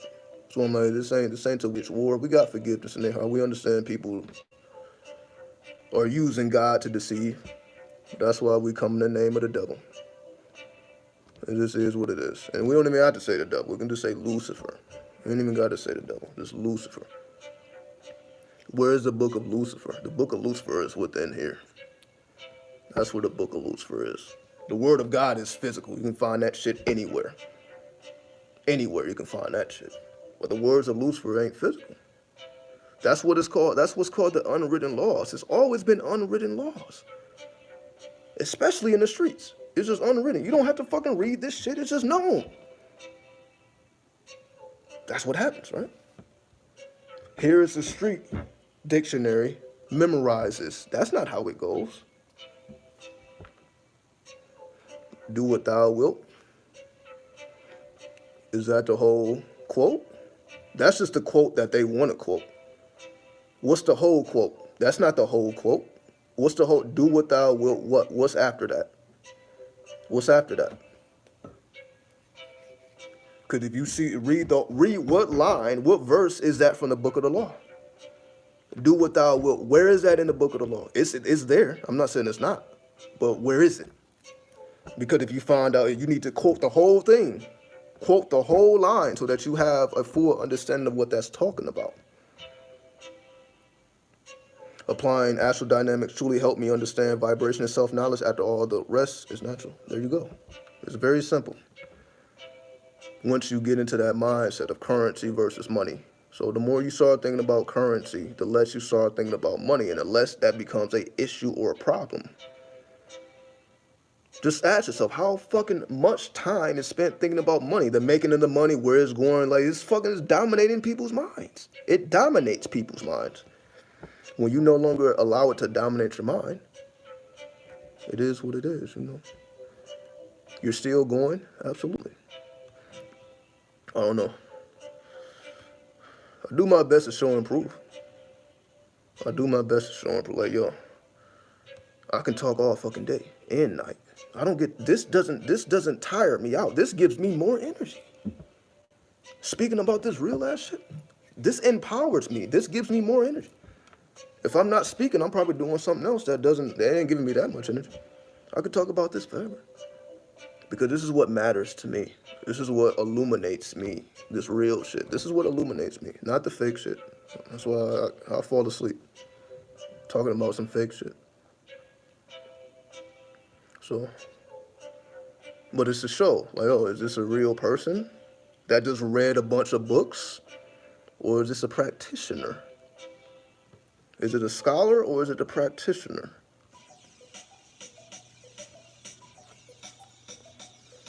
Yeah, this is probably like the most hip-hop beat I have. It's the whole point. You gotta practice this shit. You hate mundane conversation? Yeah, that's money talk. Mundane is just money talk, right? Everybody's money talk. They ain't talking about no currency. Because you see how it empowers you? Like, now, I'm sure when you stop watching this video, whoever you may be, you got something like, okay, let me try this out. Let me do this, let me do that. You gain from it. And it's currency because I'm not actually touching you or doing anything. There's no physical interaction going on. I'm just here by myself. But the fact that it actually influences and changes because it's currency. This is currency. So I'm showing you currency right now. I'm not putting money in nobody's hand. But the currency is like, oh, okay. Because this is what creates transformation. You high as hell and ended up here. It tends to work that way.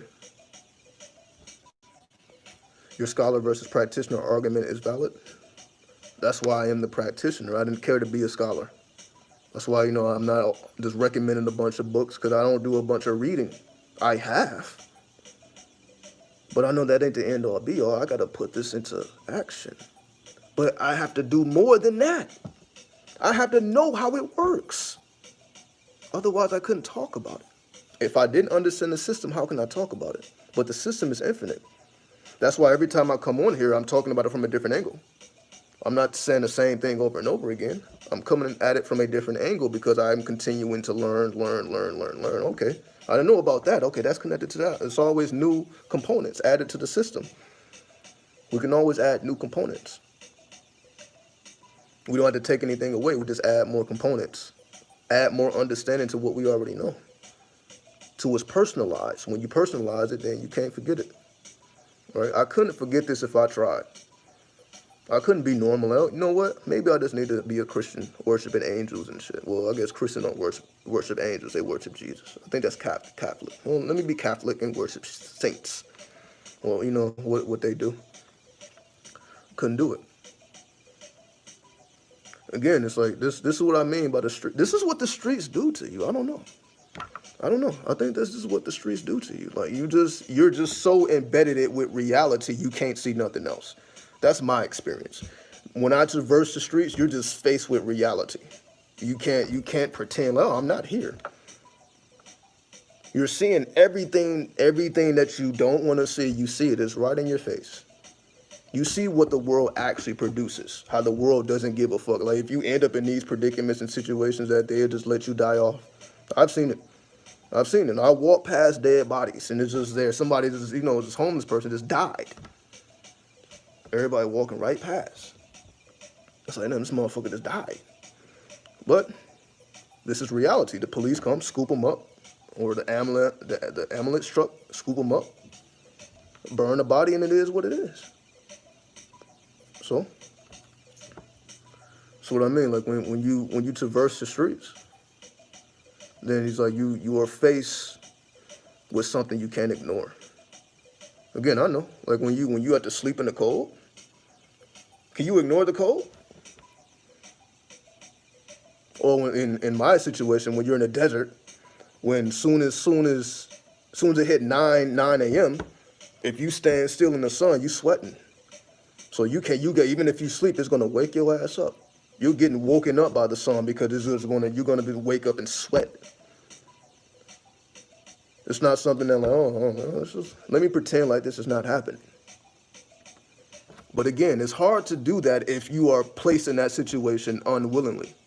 And that's my whole thing. I place myself in these situations willingly so that I can have the proper mindset. If I'm thinking like, damn, I'm in a fucked up situation. How do I get out? How do I get out? How do I get out? How do I get out?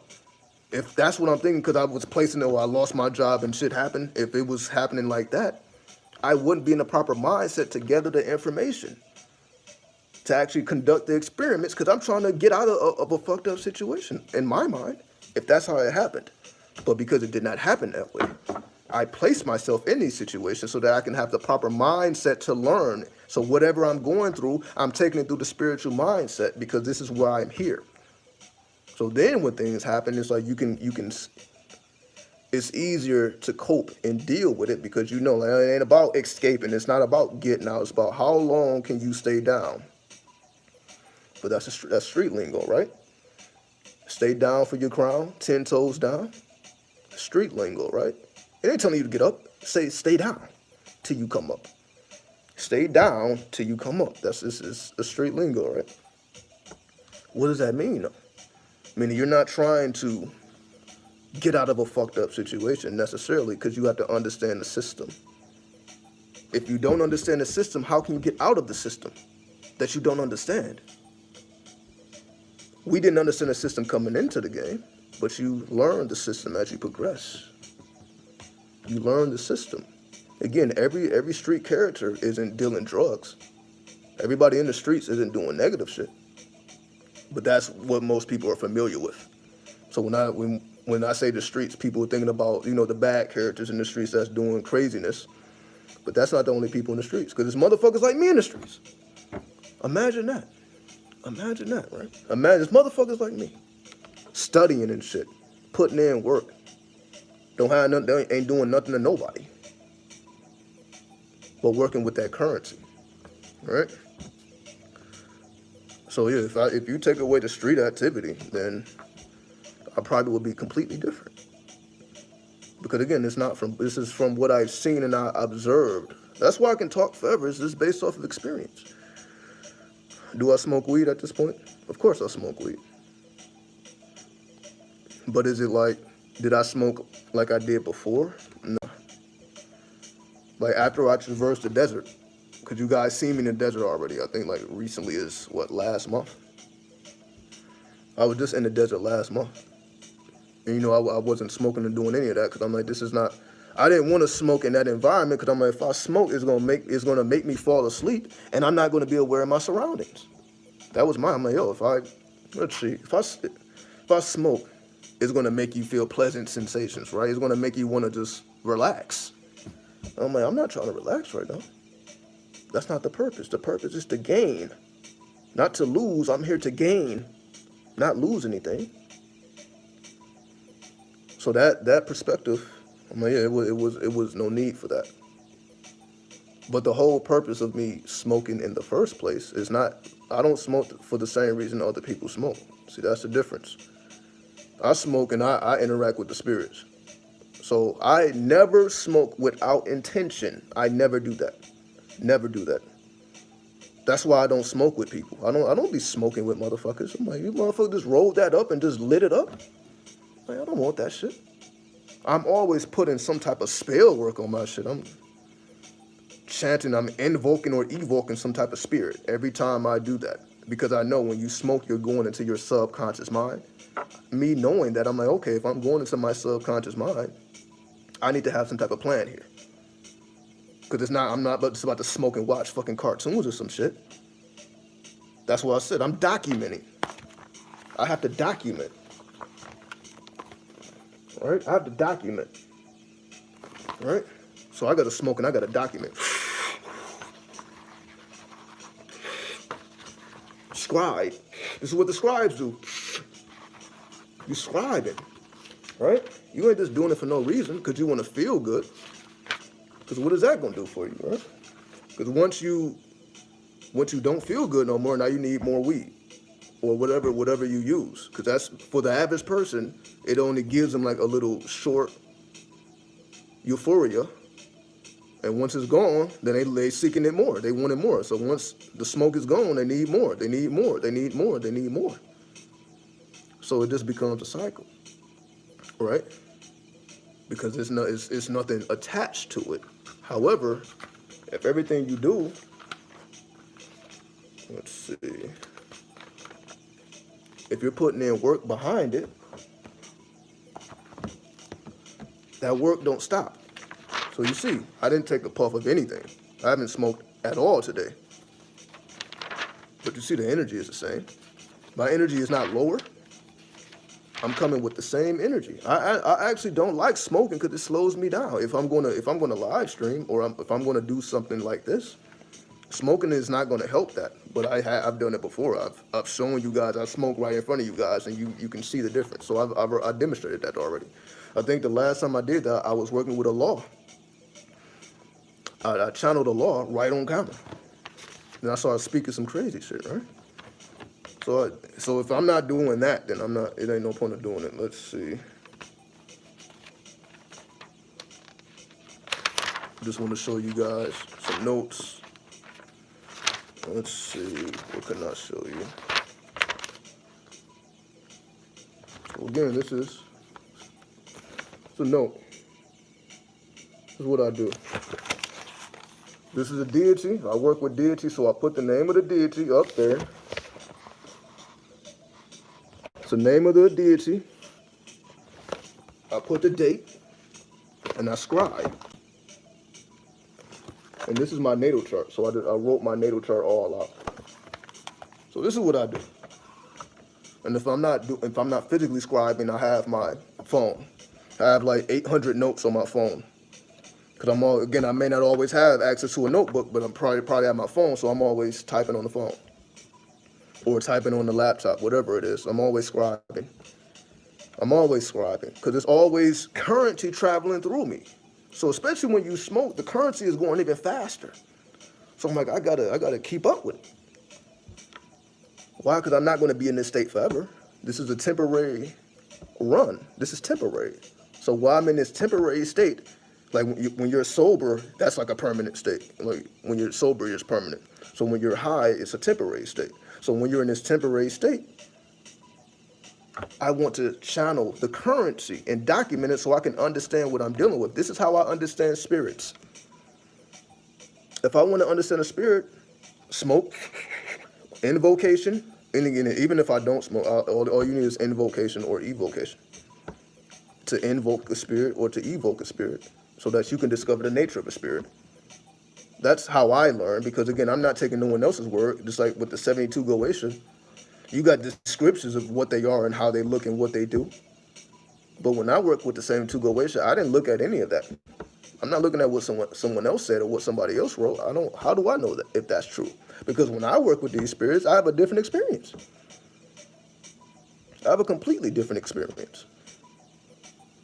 So that's just my personal method.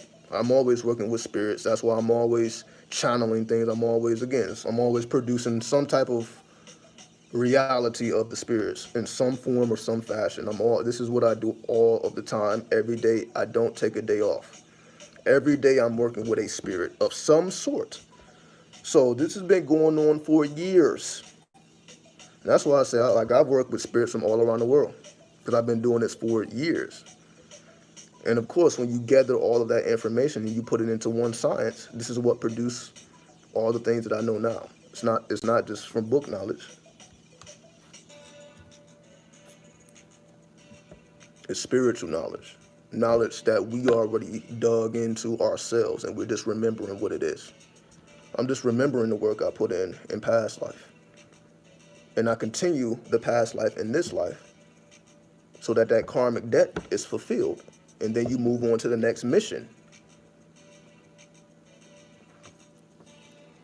All right.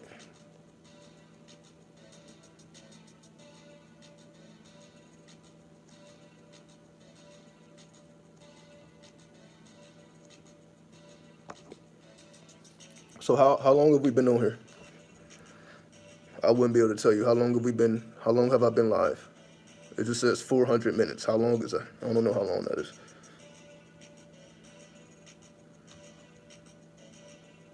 So you see, it's infinite.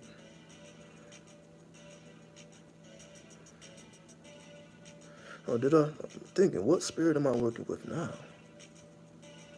Damn, am I working with a spirit? I am working with a spirit. I'm working with La Malinchi right now. Again, I don't be revealing this shit, but I'm working with La Malinchi right now. 6 hours? Who else is doing 6 hours? Is that normal? Is that average? I don't know. Oh, it's actually closer to 7 hours, huh? You definitely working with a spirit? Of course. That's why I say I have to show and prove. So it's one thing that I'm working with this spirit. Okay, but what does that spirit do? Well, it gave you a 7-hour live stream. There's the evidence right there, right? But even if I'm not working with a spirit, it's the soul force. The soul is magnificent. The soul force cannot die. The soul force transcends death. That's the whole purpose of life, is to transcend. That's not to die. We live just to die, all this bullshit. So all these quotes that people say, it's just very irritating, because they don't know what the fuck they're talking about. We live to be reborn. Every day that you have life and breath is for you to be reborn anew. That's why you have the book of the dead, but then you have the book of the coming forth by day. It's the same thing. One person translated as book of the dead, someone else translated as a book of coming forth by day. Every day you are coming forth. Every day you must come forth. You must come forth. You must be renewed. That's why it's Amun Asha, renew. Renewed. The renewing of the Asha, the Akasha, to renew your Akasha. That's what the name means, to renew. If I'm going backwards from right to left, the renewal of the Akashic records, the soul force, was your inner treasures, to renew the inner treasures. And Amun is the god of the realm. Yes, Nikola Tesla did say he took all of his inventions. He had everything mentally capped. before he even moved his pinky. Everything he invented, everything he did, Tesla did. He said he had a full mental image of the system before he ever lifted up his hands to do anything. He had already capped it before he did anything. He didn't, okay, I'm thinking of this, and I'm doing this, I'm thinking of this, and I'm doing this, I'm thinking of this. No, he did everything mental. And it wasn't until he finished constructing it mentally that he did anything. And when he was unable to use his logical mind, then he took it to the dream world or the subconscious mind. So he wasn't just all conscious. He also took it to the subconscious, because he said his mother taught him how to visualize shapes and figures. That's what he said. His mother taught him how to visualize shapes and figures, and he just kept making it more events, more events, more events. So shapes and figures become sacred geometry. And once you can visualize sacred geometry and animate the sacred geometry, then this is what allows you to become very skilled at visualizing. I had to develop that attribute. I wasn't a good visualizer. I remember the times where I couldn't visualize anything. Why? Because I would read books and it told you to visualize things that I couldn't keep up with. Visualize this large machine with this blue lever. Press the red button. A bat comes out the red button, hits you in the face. It turns into an eagle, goes around, turns into this red phoenix. Some shit like that. I'm like, I can't keep up with that. That ain't something that I came to the world just knowing how to do and was good at. Again, that's more Piscean. Pisces, they can do that way better than I can. I had to develop that through meditation. Through meditation, I woke up every day, 4 a.m., and I just started visualizing. It took time. It took consistency, but I didn't have that attribute. Just like me, I don't necessarily see spirits all the time. I'm not that person. I'm not the clairvoyant that can see all types of shit. Just haphazardly, without me trying. I hear without trying. But again, that's the Libra in me. So I hear words. Like when spirits speak to me, I hear words. I'm not saying words in different languages or like I hear the voice of a spirit. No, it'd be my own voice. But I hear it, and then I'm like, wait a minute, what is that? I may hear some shit I never heard of, but I told y'all about that story already. The reason I work with spirit, do you have control of your astral body? Control, meaning like, do I have access to it? Because control, you can say, do you astral travel? Do you do this? Do you do that? Yes, you can. Yeah, I would say that, but I don't do what people do with their astral body. I mean, I'm not doing average stuff with it. It's like an average person probably would try to, sneak into other people's houses, look at girls, take showers and shit. You can do all that. It's possible. But I don't give a fuck about that. So I don't use my astral body like, let's just say some regular people use it. Spying on people and shit. It's all type of crazy shit that I don't give a fuck about. But where have you Libra at? That's my sun sign, Eastern-wise. My Eastern sun is a Libra. But the spirit came to me. Like this, I can't take credit for it. The spirit came to me. Like I started working with spirits after the spirit came to me and proved itself to me. What do I mean? So I know it now. I work with spirits, but that's not how it started. A spirit came to me before I even knew how to do any of this stuff and spoke its name to me. And I'm like, what the fuck is that? Typed it in Google, the Lord of the Dead. So I heard the name of a real deity that I knew nothing about. I'm like, what? How did that happen? After that, I was convinced. That's how it started for me. Spirit came to me, spoke his name, a name I never heard before in the original tongue. I'm like, what is that? I typed it in. It's something real. It's a real deity. So I'm like, okay, this wasn't no haphazard shit, and it didn't come from my conscious mind because I didn't know anything about this. After that, I'm like, okay. There's something to this now. But did I do it? No, because I didn't know nothing of it. Again, this is before I became a magician at all. So how I got here was based on the spirit. It wasn't based on how I did something, I tapped in. I didn't know any of this stuff. I probably opened up my third eye unknowingly for that shit to happen, but I wasn't into any of this. This is before I had a tarot deck, before any of this. Spirit came to me and revealed his name. You know, the name is a legitimate spirit that I knew nothing about. Nobody, this didn't come from man. Like nobody taught me how to do this. This is all self-taught. That's what I mean by it comes from the spirit. It wasn't a book that I read and like, oh, okay, this is how you do this, and I did some type of technique. That ain't what happened. I wasn't doing no techniques. I didn't know about no techniques. Didn't know nothing about nothing. The spirit spoke his name.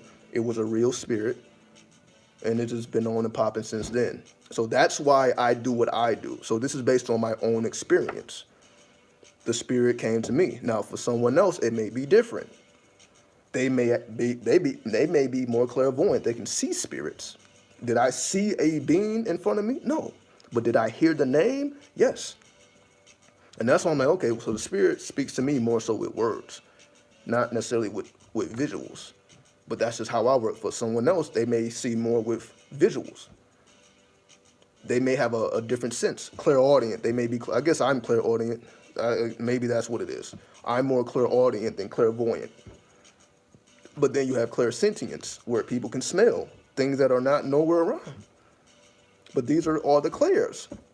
You could say these are inklings of our psychic ability.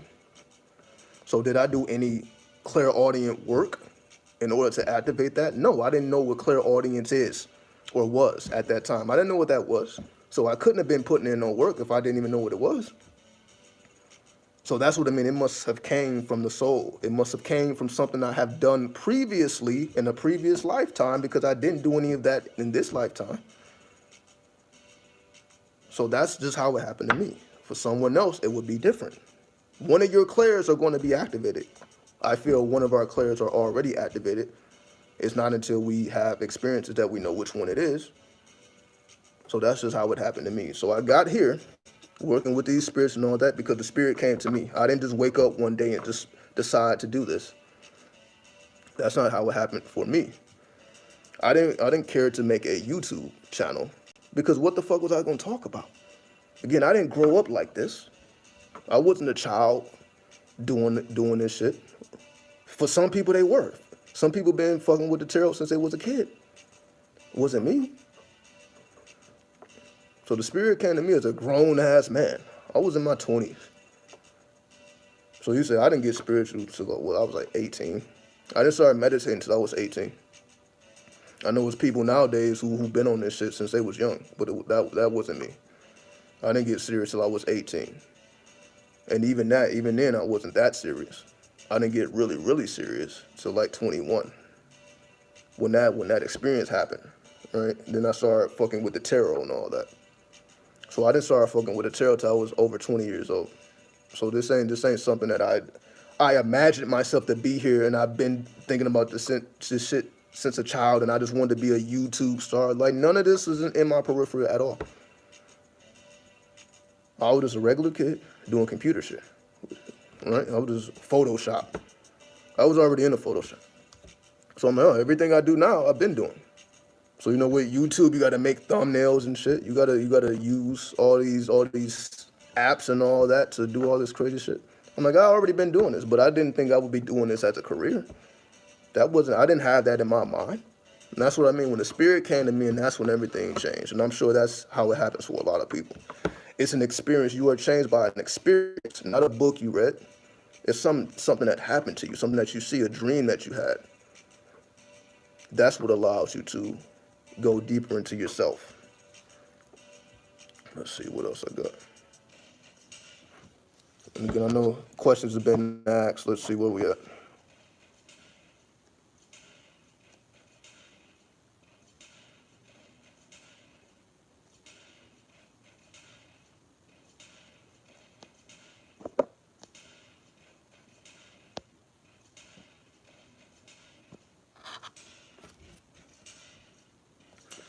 I somehow know things without knowing how. I think it's called claircognizant. Yeah, I know what you're talking about. You see what I mean? We all have one of the clairs naturally that we didn't do no work. We didn't put in no work to activate it. It was just already there until some type of experience happened that lets us know that, okay, this is how you need to communicate with the spirit. That's how that happens. So how we should communicate with the spirit is based on what clair you have activated, not because you put in the work, but what is the strongest attribute you have already.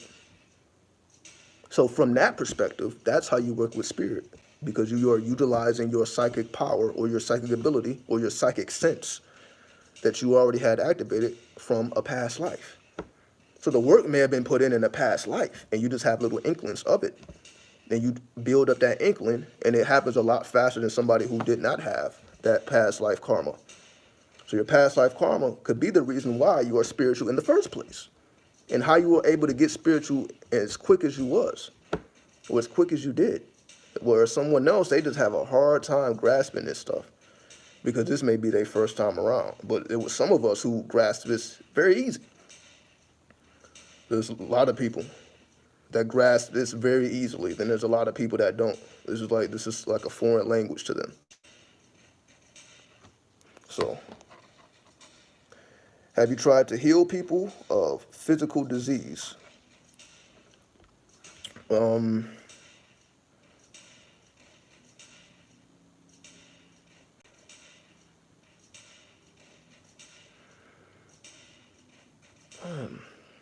Have I tried?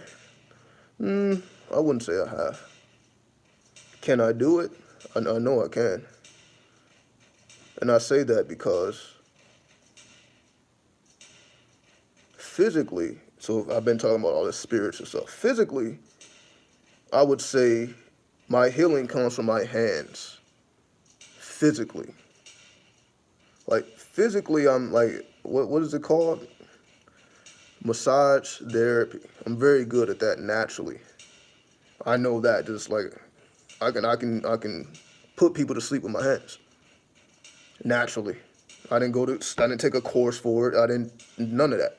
I'm like, oh, I'm very good at this. I just one day, when I guess maybe this doesn't just randomly happen. I don't know. But I just know I was just able to really make people feel very good when I put my hands on them in a way that was, able to bring about healing. So I have discovered that. So it's like when it comes to healing, I wouldn't really put any spirituality to it other than the pendulum magic. You can heal with a pendulum. So again, it's like I don't really mix the two, but it's very possible. Again, you can heal people with pendulums. Invocation, evocation, you can summon spirits. You can do all types of shit with pendulums and tarot cards and all these things. But in terms of, you're talking about physical healing of physical disease, no, I don't even think I've been around someone who had like a physical disease like that. And they, again, I know who I am, so I probably would be the last one people would ask, hey, heal me. With this dark ass sinister shit, they probably don't want no parts. That's what I mean. I know I can, but I have to consider the other person. Because if I'm like, all right, I'm about to use these demons, they probably like, oh, okay, I'm cool. I'll stay sick. So that's what I mean. Do I have the ability? Yes. But are people as open to be healed when I reveal how I'm going to do it? No. So that's what I mean. I have the attributes. But am I putting it into action? No, because you have to be a certain type of person to accept that. Because again, I'm not a doctor. Right? I don't have the credentials that, okay, yeah, I went to school for this. I don't have all those accolades. So a person will have to take my word for it. And again, a lot of people are now ready to do that, especially when it's dealing with their health and their well-being. So that's how I would answer that. The ability is there, but that ability requires trust. And again, people are not as willing to put trust. Again, they're seeing tarot cards everywhere. They're seeing pendulums and shit and runes, right? Because again, that's not the average ideology here. We are in a Christian country, if you're in America at least. So it's dominated by Christians, and they don't want no parts of this. So it's a very small percentage of us, who's really with the shits.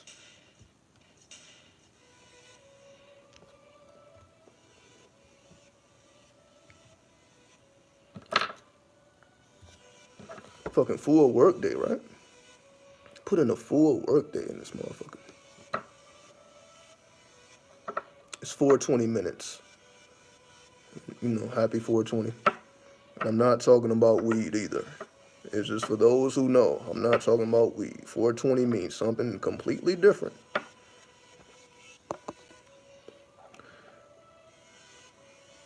Uh, Demo would love to see a live video with you and the YouTuber name. I was never. What do you mean by the YouTuber name? I'm not sure what you mean by that. I'm not sure what you mean by that. The YouTuber name.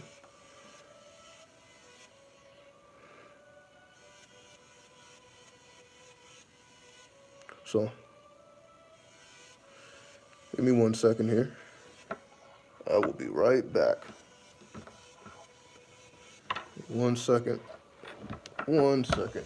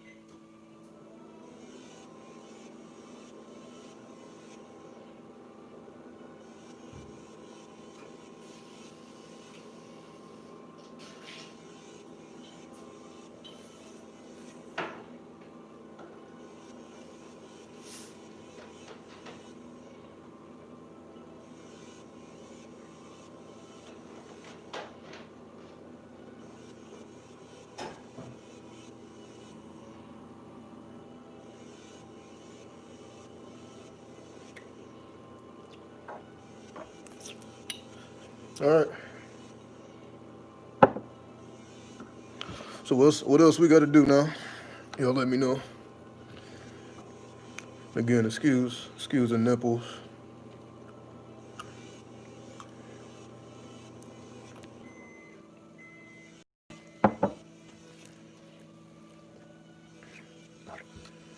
It's funny. What are you cooking up? I'm not cooking anything. I'm using a microwave. Eating something probably. It's probably very unhealthy. But we don't really have to deal with health, do we? It's all in the mind, right? Anyway, I'm eating some holy cow.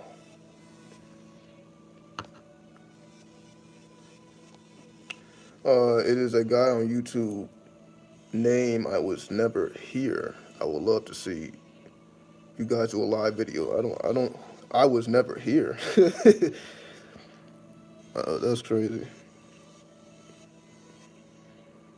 Yeah, but of course I would know. I don't watch spiritual information on YouTube.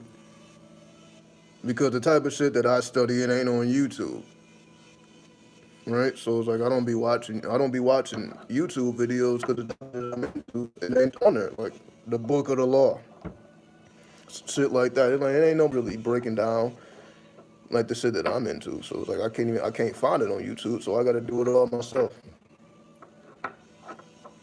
So I have no idea who that is. Like if you guys asked me about anybody, I couldn't tell you. Because again, I'm only on YouTube to create content. Like the content I watch don't have nothing to do with what I do. I be watching shit that don't have nothing to do with this. I be probably watching the same shit y'all be watching when y'all not serious. I be same stuff. You just on here for entertainment. Travis Magus makes videos. Yeah, I know about that guy because I don't know if he does it now, but I know he would speak about the 72 Goetia. Again, I don't know if he does that now. But I know him because I would research the Goetic spirits, and he was one of the ones that popped up. But I don't know. I don't know what he does now. Sherham sorcery. I don't know. But again, like whoever got that heat, get it. Whoever got the heat, get it. You know what I mean? I don't know everything. So whatever blanks you need to fill, then fill it. You been going a minute? Not really. Not really. It seems that way. Until I do a 7-hour live stream, now it seems like I've been here forever. Do it really feel like I've been gone after a 7-hour live stream? Right? So who else is doing that though? See, y'all putting up names. Who else is giving you 7 hours? Who else is giving you 7 hours? Because that's the person I want to watch. Who's doing the 7-hour live streams? 7, 8 hours. Who's doing that? So I'm waiting for the names. Cause I will watch those. If you got 7 to 8 hours a game, I'm tuning in. So y'all let me know who are these people, so that I can tune in. I'll type it in right now.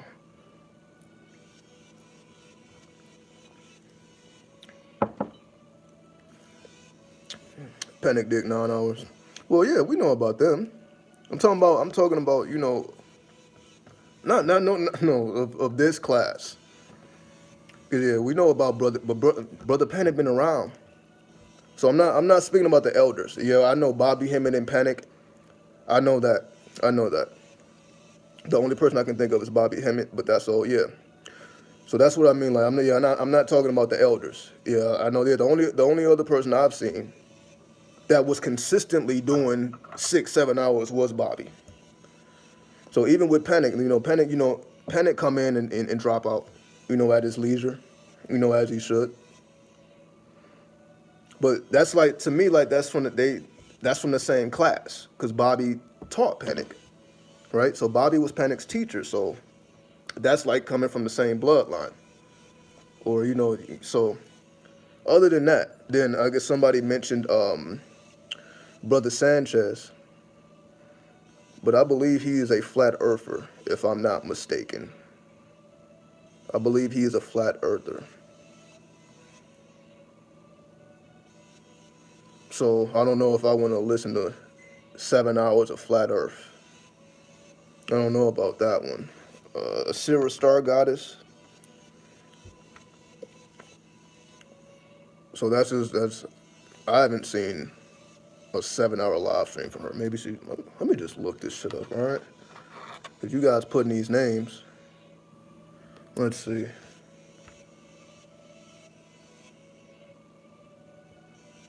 Let's see. So I'll look it up right now. Because again, I don't know. So that's why I'm asking you guys. You let me know who's putting in their real work.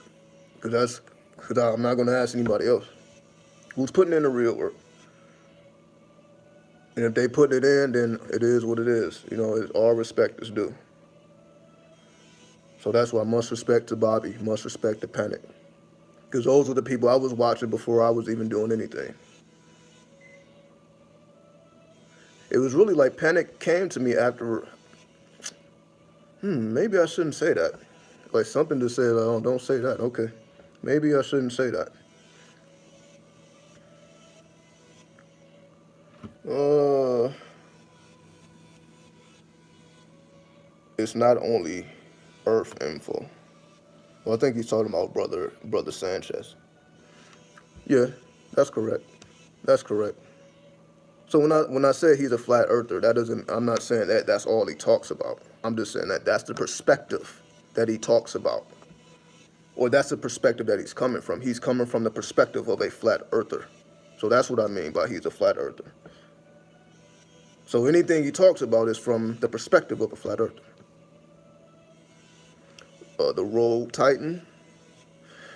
I may have heard about that guy. I may have heard about him. I don't know. Give me a second, because again, I know I'm not the only one, but I'm like the way I stand out, because of course I'm not the only one with knowledge, but I'm like I got the most endurance though. I'll take that. Just like Tupac said, I'm not the best, but I'm the realest. I'll take that. I'll take that. So yeah, I'm not here to be the best, but I'm here to be the realest. I'm here to be the realest. Again, so let me just ask you this then. Who else have sold you the struggles other than Bobby? Because Bobby would speak about how he was going through shit all the time, to get the information that he received. He spoke about his struggles. Who else is speaking about the struggles? Not just presenting themselves to you with everything already figured out. Who shows the process? Like I've shown the process. Who's done that? That's what I want to know. Who has shown the process? Not just speak about it. Who has shown it? Because that's who I want to see. I want to see other people showing the process. Do you think Pimp, Chief Gangster, are masters of the earth and soul plane? What do you mean, Pimp, Chief Gangster? I don't know. Is that a person, or are you talking about? Like, if you're asking me, is a pimp the master of the earth? Well, we know the earth is the woman, right? Is that not how the 5%ers refer to the women? The earths, the gods and the earths, the nations of the god and the earth. So the earth is the woman, and the pimp, has domain over the woman. But not any woman. Pimps don't have mastery over every woman or any woman. There are different types of women. You say, or there's different types of earths. It's not just one earth. Like there's parallel realities, right? So it's not just one earth. Just like there's not one type of man. There's many different types. Like some of women, it's a certain type, or I would say it like this: it's a certain species of women. We refer to humans as species. Species. So there's a certain species of woman that the attractive to. I think I said that backwards. There's a certain species of women that are attractive, or attracted to the pimps. There we go. So depending on the type of man you are, that's what type of species that is attracted to you. That's based on your blueprint. Because if you hear the stories of many pimps, it's like they ran it. They didn't necessarily grow up thinking that that's how their life was going to go. That's just what they were drawn to. So it wasn't conscious, it was sub. That's how it works. Because you can't like, okay, consciously I'm going to do this, but you may not know how to do it. You can constantly say you want to do anything, but that don't mean you know how to do it, and that does not mean you're going to be successful at it. In order for you to do something accurately and be successful at it, it has to come from a deeper place inside of you. You had an okay, I'm going to give this a shot and I'm going to try it. That's not what produces success. But if that is in your cards, because that's the species you are, I feel pimps are types of species of man. Drug dealers, I feel like every title that you can possibly have is a certain species person that they didn't consciously make the decision to be or do. That's just what they are internally, and that's what they reflect externally. But give me 1 second here. 1 second. Give me 1 second. 1 second.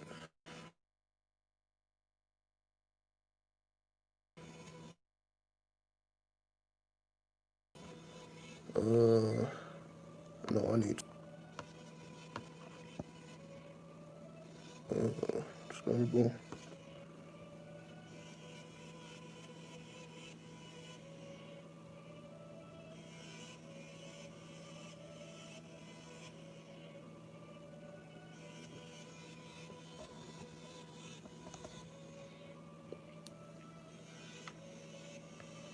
Okay. Oh,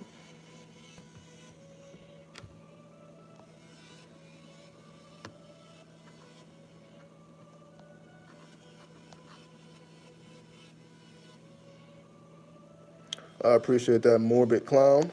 Respect for the work you put in. I always learn something, and you always engage with us. So much gratitude. You already know. That's why I say, I don't care about being the best, I'm the realest.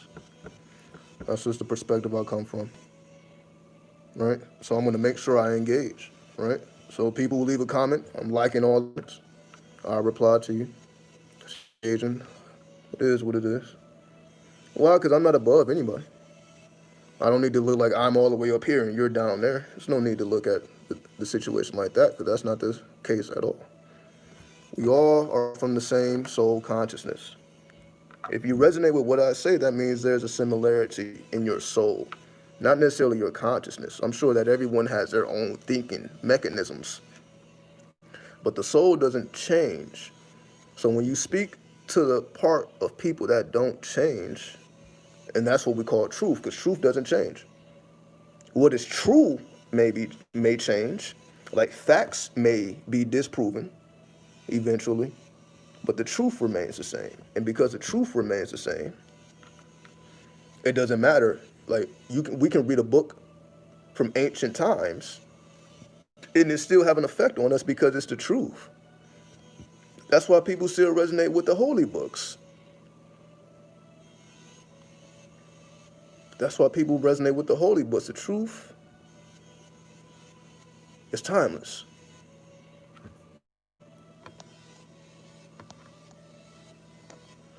Yeah, everyone's putting these names. I have no idea who these people are. That's why I have to look them up. I have to look them up right now because I don't know who these people are. So give me a second. I'm gonna look it up because whatever they're doing, I know I can supersede it. So if they putting in 7 hours, I know I can put in 8 or 9. I know I can do it. Not to be better than anybody, just to be the realest. That's my goal, is to be the realest. I don't have to be better than nobody. Just the realest. Let's see. Because once I do that, that's how I stand out against all these other people. Right?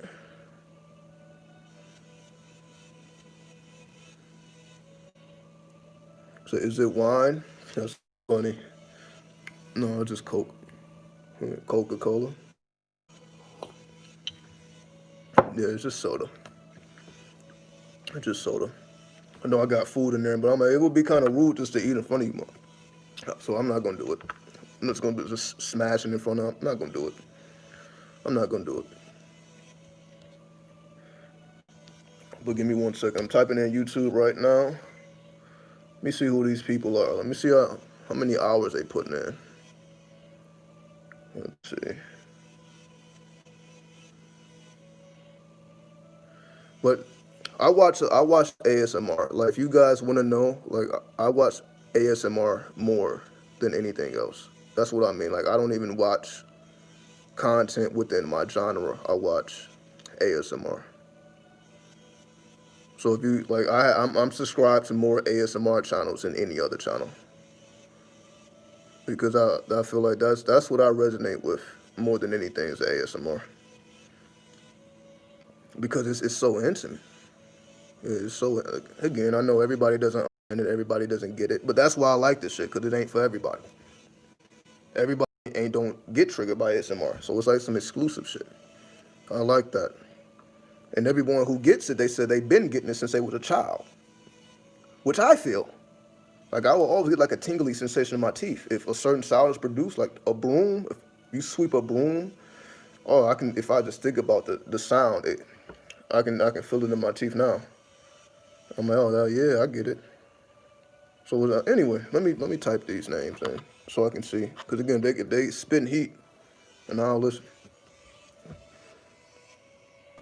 So give me 1 second. Let me go back up.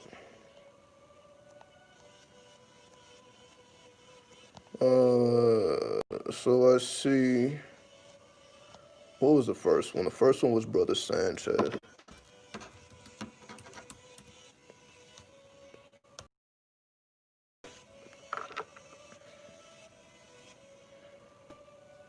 Let's see. Yeah, I see him. I see him. Did a 6 hour live stream just yesterday. Just right, ridiculous hours, right? Ridiculous hours. Um. Mhm. I see. I see. I see. I see.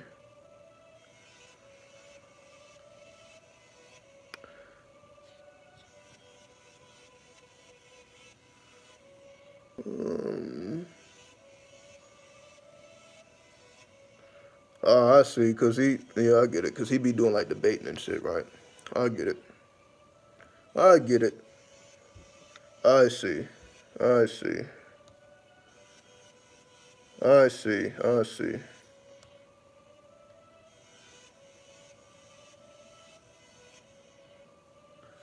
All right. Who else is here? So shout out to Brother Sanchez for putting in them hours. Respect. That's what I'm looking at. I'm looking at them hours. Because if you can keep people entertained for longer than a movie is only what 2 hours, an hour and a half, 90 minutes maybe. So if you're able to keep people entertained for 6 fucking hours, that's something special. That's something special. You can keep them like I'm here the whole time. It's crazy. Let's see.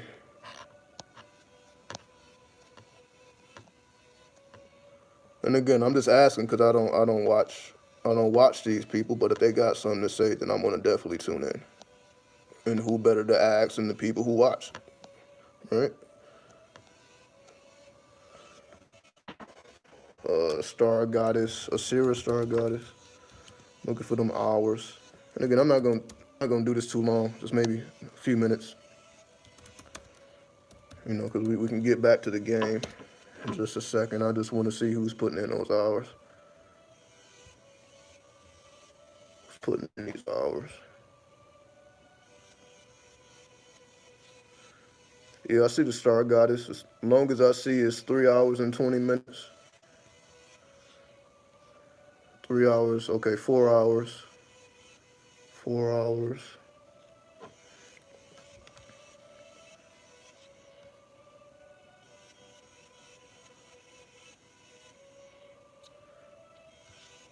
The longest I see is 4 hours. All right.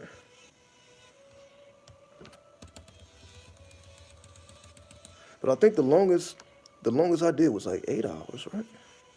Yeah. My longest live stream ever was 8 hours. Let me go back to Sanchez. I want to see what the longest one is. But again, I'm just proving my point. Where there's a lot of teachers, but they ain't putting in these hours though. I know that for a fact.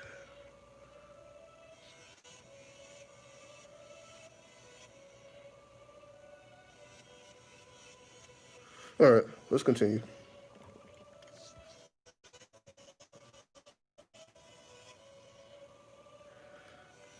So I see Brother Sanchez. He did an 8 hour live stream, but it was about Tommy Sotomayor, and I know who that is as well. And of course, he's not a spiritualist.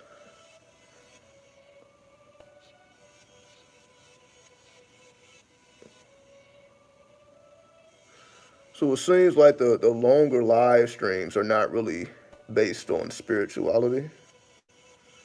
Cause I'm seeing other people's titles, other people's names. Again, I just don't do it. I'm not putting nobody else. I'm not putting nobody else's name in my title because you know that views automatically because you're putting someone else's name in your titles, right? But I never done that other than Machiavelli. But you see, I didn't use Tupac because if I would have said Tupac ritual, that would have got a lot more views than Machiavelli ritual because most people don't know about Machiavelli, right? So the time I've used another name is through Machiavelli, and I use that as a code because I'm like I know it's not going to be the average person who doesn't know anything about Machiavelli. They're not going to type. They're not going to click on this because they don't know, right?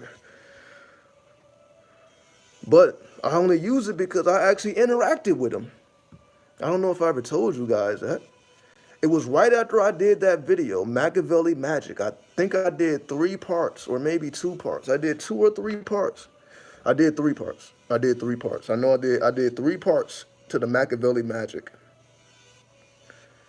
And when I did that second part that I did, literally right after I completed that video, I felt the spirit. Like when spirits are around, they raise up the hairs. They raise your hairs on your arm and your neck. My hairs was raising. I'm like, oh, this mother is here.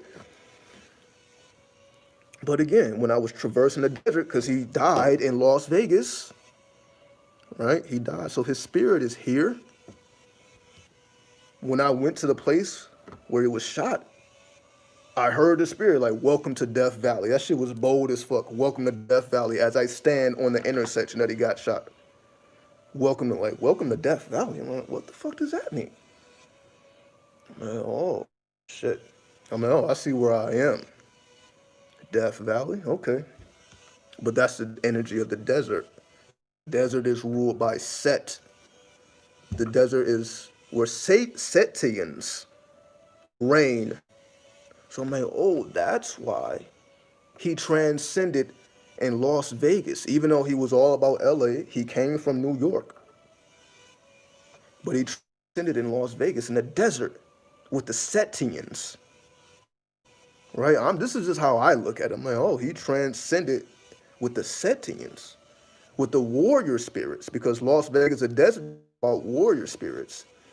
It's the city of the Iron God, the Iron Warrior, right? And again, I only know this because I'm here. So, of course, I'm going to tell you because I'm here. And that's why I always encourage everybody do the knowledge of the city you're in so that you know the spiritual interpretation of the city you're in, because that rules the currency of the city, not the money. The currency is based on what spirits rule over the land. They rule the currency. So the currency is dictated by the spirits.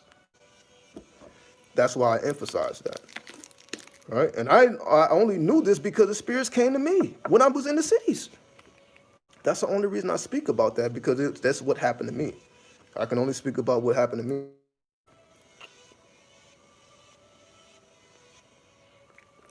All right. I don't know. I don't know if you guys consider me a controversial YouTuber. I don't know. Maybe I am, maybe I'm not. I don't know. But I see a lot of people get off on controversy, right?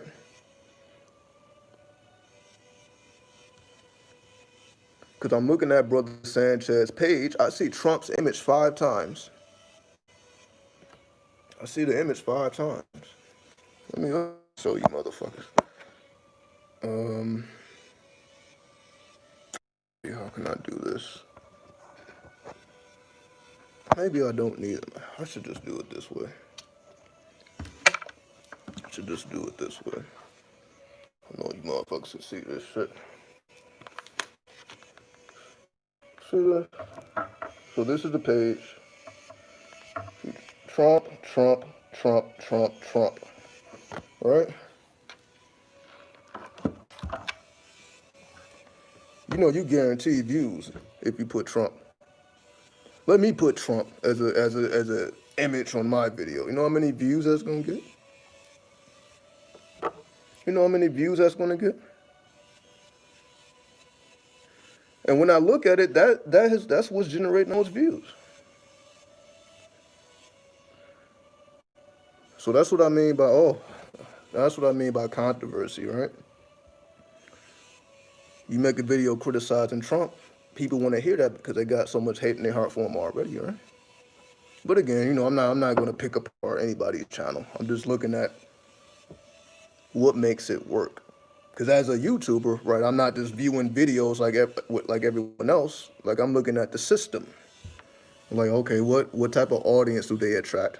Like even if I don't watch a YouTuber, I'm at what type of content they generate. Even if I'm watching it because I want to know, okay, like what vibe do they bring? What do they talk about? What type of energy do they manifest? That's what I'm looking at. Let's see. But again, I know this is several names, so let me type in these names so we can get back to it. I just want to see who these people are because I don't know who any of these people are. So I just want to see who these people are real fast. Let's see if they're talking about the madness. Um, I was never here. I was never here. And again, I appreciate.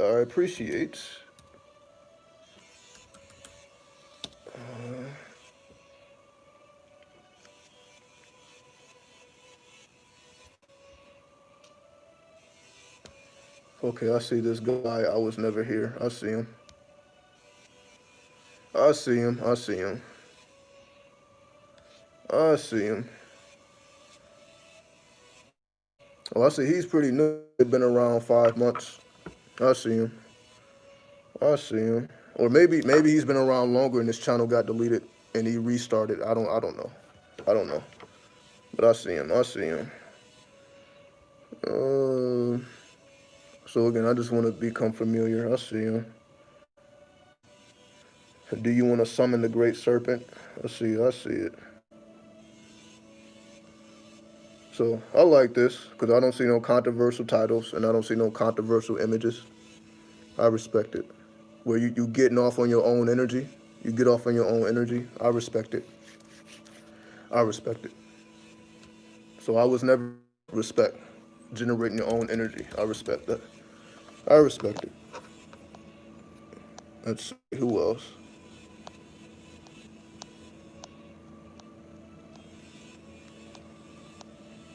And I'll change the music in just a second. Just a second.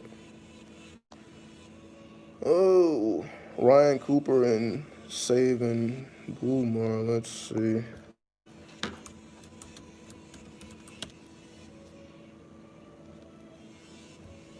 Oh, yes, yes, yes. Ryan Cooper.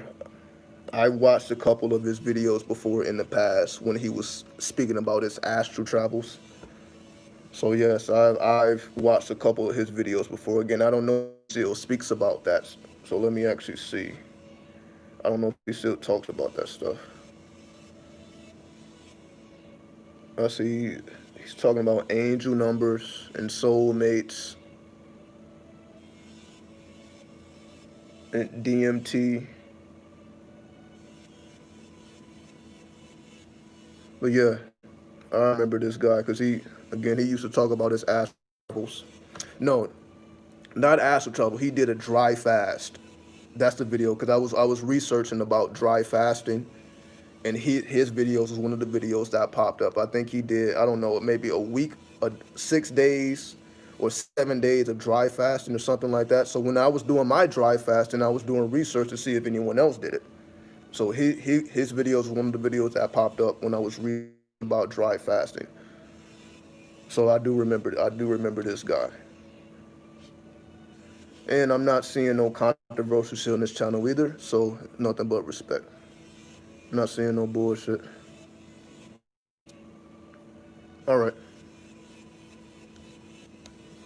I think it said the Road Titan. I think that's what it was called. Road Titan. The Road Titan Artificial. So yeah, this must be the guy. This must be the guy. We change these beats. What else we got?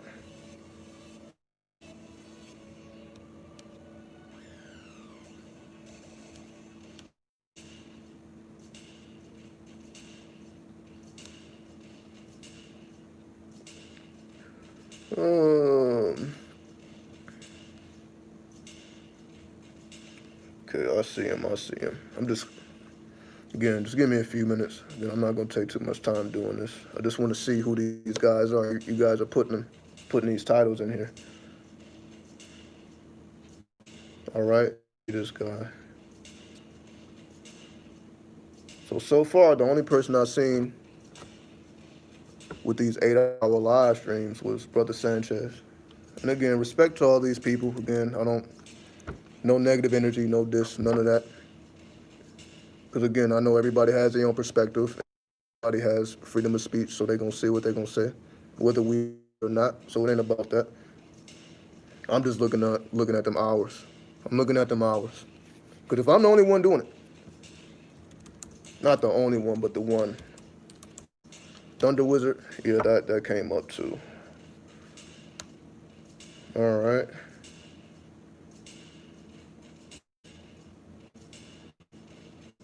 Man, this dude has 1,000 videos. I guess he's been around for a while.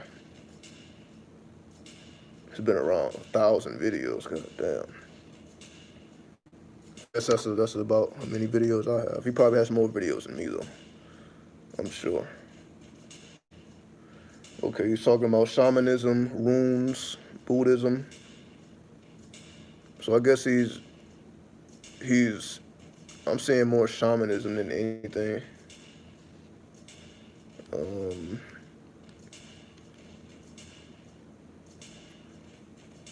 oh yeah, I see. There's a 10-hour live stream on here. Yeah, okay. Yes. I see. I see. All right. Thunder Wizard. Shout out to him. 10-hour streams, 1,000 videos. That's what I'm talking about. That's what I'm talking about. If you can keep people entertained for that long, all right, that's what's up. And yes, I see there's questions. So let me just type in a few other names, and we'll get back to the questions. Again, I'm just acknowledging these people. Because I would have never came across any of these channels if it wasn't mentioned. All right. Mayara? Mayara Healing Arts. I see. I see. I see. I see. She's been around for 3 years. I see. I see. Sacred sexuality. I see. I see.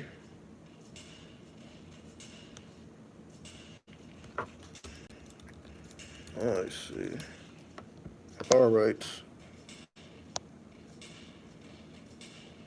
Master of the Earth. Yeah, I'm familiar. He said been going for a minute. Yeah, yeah. Yeah, I remember Master of the Earth from a couple years back. Mm-hmm. Mm-hmm.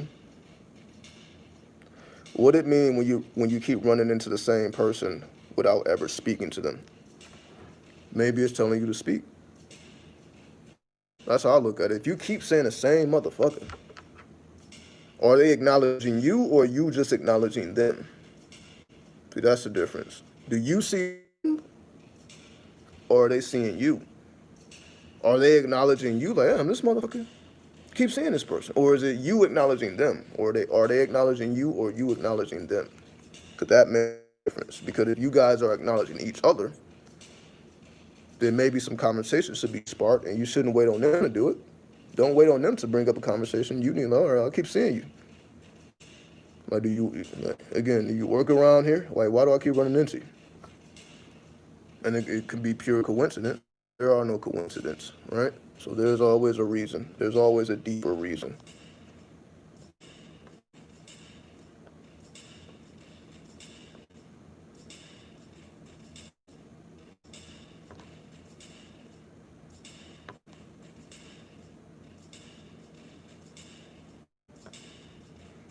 They put all politics in India as gods and they pray over it. That's crazy. That's what I mean. Like, explain any other spiritual system because it does get crazy after a certain point.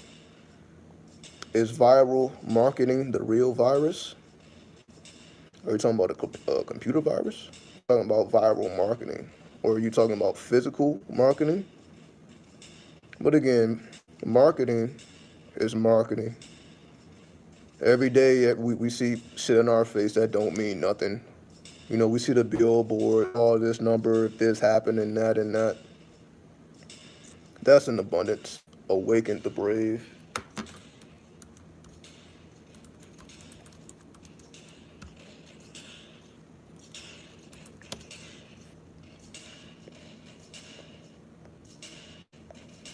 Oh shit. Yeah, 12,000 videos.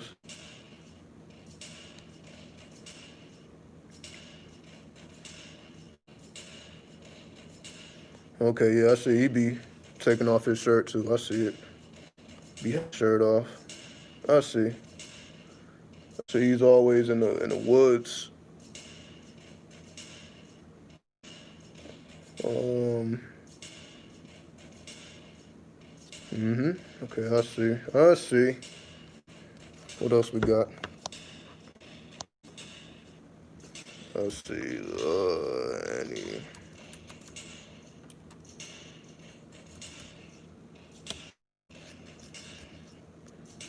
And again, the reason I'm even looking this up because we know it's a challenge. It's one thing to watch the content. It's another thing to create the content. Tonight I felt it again. That calling. Went out with the intent to bump into one, and we did after this. We have run into each other 3 times. More without ever planning. Tonight I felt that again, calling to go to this one area, and when I did, feel like I don't. Oh, hold on. When I did, I bumped into the person. Exactly. Yeah, say something. Why not? Why do I keep running into you, motherfucker? Right? Break the ice. Break the ice. Who are you?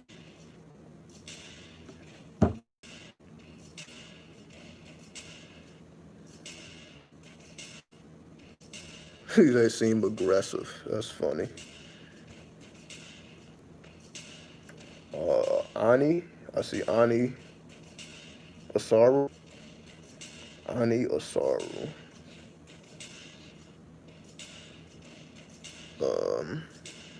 I don't see this person's face, so I guess they just speak. Oh, I see him. I see him. I see him. I see him. You have to actually click the video to see his face. So I see he's been around for a year, but his face is not in the thumbnail. So I'm like, who? I didn't know who this was. I'm like, okay, I have to actually click on the video. So I guess he doesn't do too much showing of his face, which is all good. Do you guys prefer me to not show my face so much? You guys just want me to show imagery? You know, because I can do that too. I can do that too.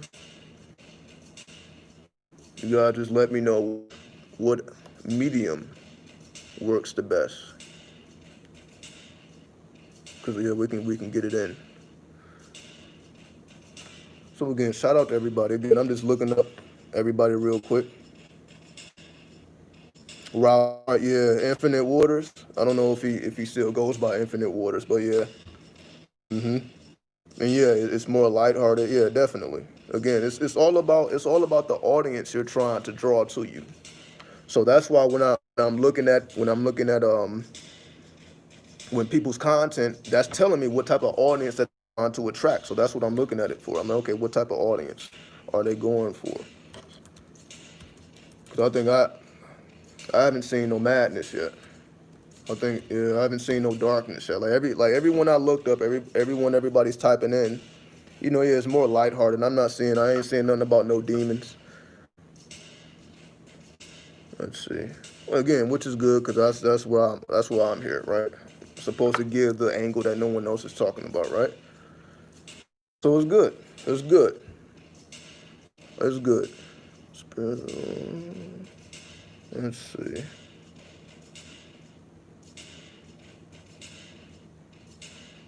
I see he's into a peace dealer because somebody typed in a peace dealer. So I see he has some astrology some astrology charts up. So I'm guessing he's an astrologer. So salute to him. And I see he also has a tarot. So does some tarot as well. Salute to him. So it's always salute for anybody who's trying to advance, who's going further and beyond. So salute, salute. All right. So yeah, so far I haven't seen no dark shit. So I guess you guys come to me for the darkness. On everyone else, yeah, D-Lo the pilot man. He also is into astrology, heavy. That's correct. That's correct. But I haven't seen no dark shit. Right? I haven't seen. Again, maybe let me. But again, because if I don't see it, I'm like, oh yeah, you guys just come to me for this shit, huh? This is my realm. Cause I'm not seeing no a Luna Ash 9D. I see. I see.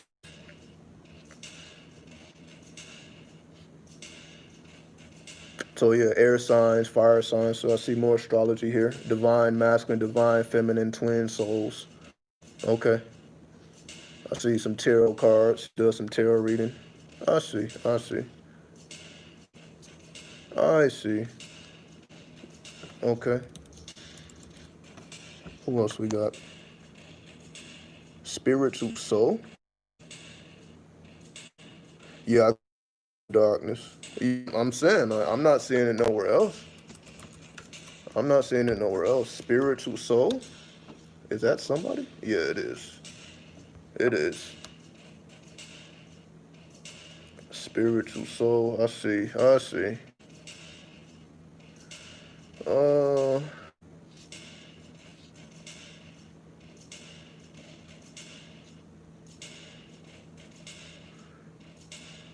I see. His content is more about you basically gotta watch it because the titles ain't really saying ain't. And I see titles it says parasite, make it out, Cody, go away, time is up, get ready. Really don't you really know what he's talking about unless you video, which is a strategy. So that's good. So I can't really give an opinion on him. I don't know what's going on. I found out you and 13 signed astrology at the same time.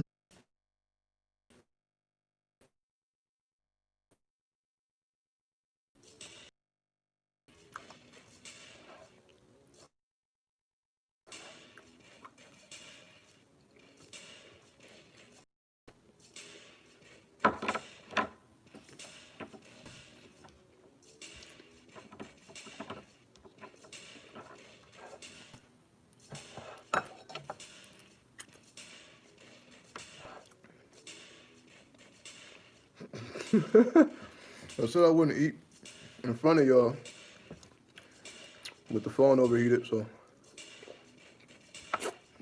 I said fuck it. I said fuck it. It is what it is.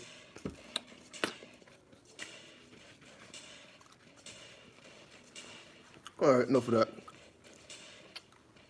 Enough of that.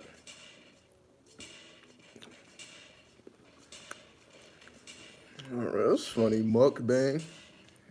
I don't know if you guys watch the ASMR mukbang. That's the only reason I know about it. The mukbang, or I guess I'm saying it right. But yeah, I don't know. That's a form of ASMR I don't really watch. Like people eating shit. But that's like the most popular form of ASMR. It's crazy just watching people eating the sounds. I don't know. It's not really my thing. All right. So let's get back to the business. Let's get back to the business. Right? Again, shout out to everybody, that's putting in work in whatever way they putting in work. So let's see, where was we at? Where is we at?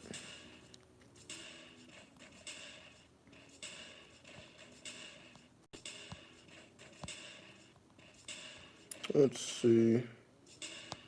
Yeah, so we were talking about all these people. Thunder ASMR.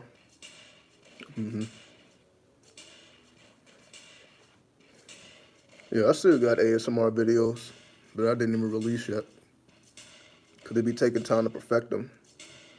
You know, cause it's about the sound and only the sound. So I still got videos that are unreleased with ASMR. Cause you know I'll be split. Like this is not what people signed up for, right? You didn't sign up for ASMR content. So I'm like, I need to mix it. I need to mix it. I need to produce ASMR content in the way that I'm already doing, like basically spit knowledge in ASMR form. It's crazy. I think that might make more sense. Who knows? I'll figure it out.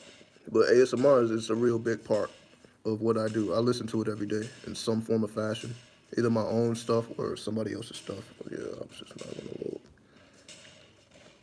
Okay, so let's get back to the business.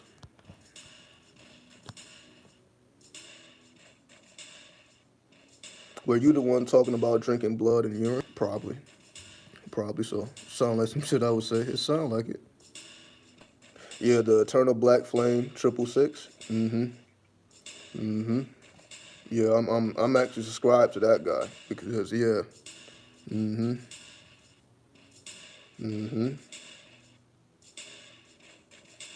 Yeah, I can't find anyone else who talk about it. Yeah, this is the whole thing, but I know that now. Like that was never my intention, right? It was my intention to like talk about the darkness or be the dark guy. It was just my life. Like I started my YouTube. Damn, every time I try to talk about this situation, it's like I just can't talk about it. Every time I'm like, I have the thought, I'm gonna say this. And I'm like, wait, what? Back up. All right. So I got, yeah, basically a ritual. A ritual was done. And after that ritual was done, that's when I started my YouTube. So my YouTube was started after I did a ritual. Just to sum it up without going into details. All right, I had to put in some work. I put some work in, and I started the YouTube channel after I put some work in, right, of a darker nature. And that's how I discovered Brother Panic, because I first discovered Brother Panic. Then from Panic, I discovered Bobby, right? And of course, Bobby is a Scorpio, and Panic is a Taurus. So of course, I resonated more with Bobby because obviously we have the same archetype, right?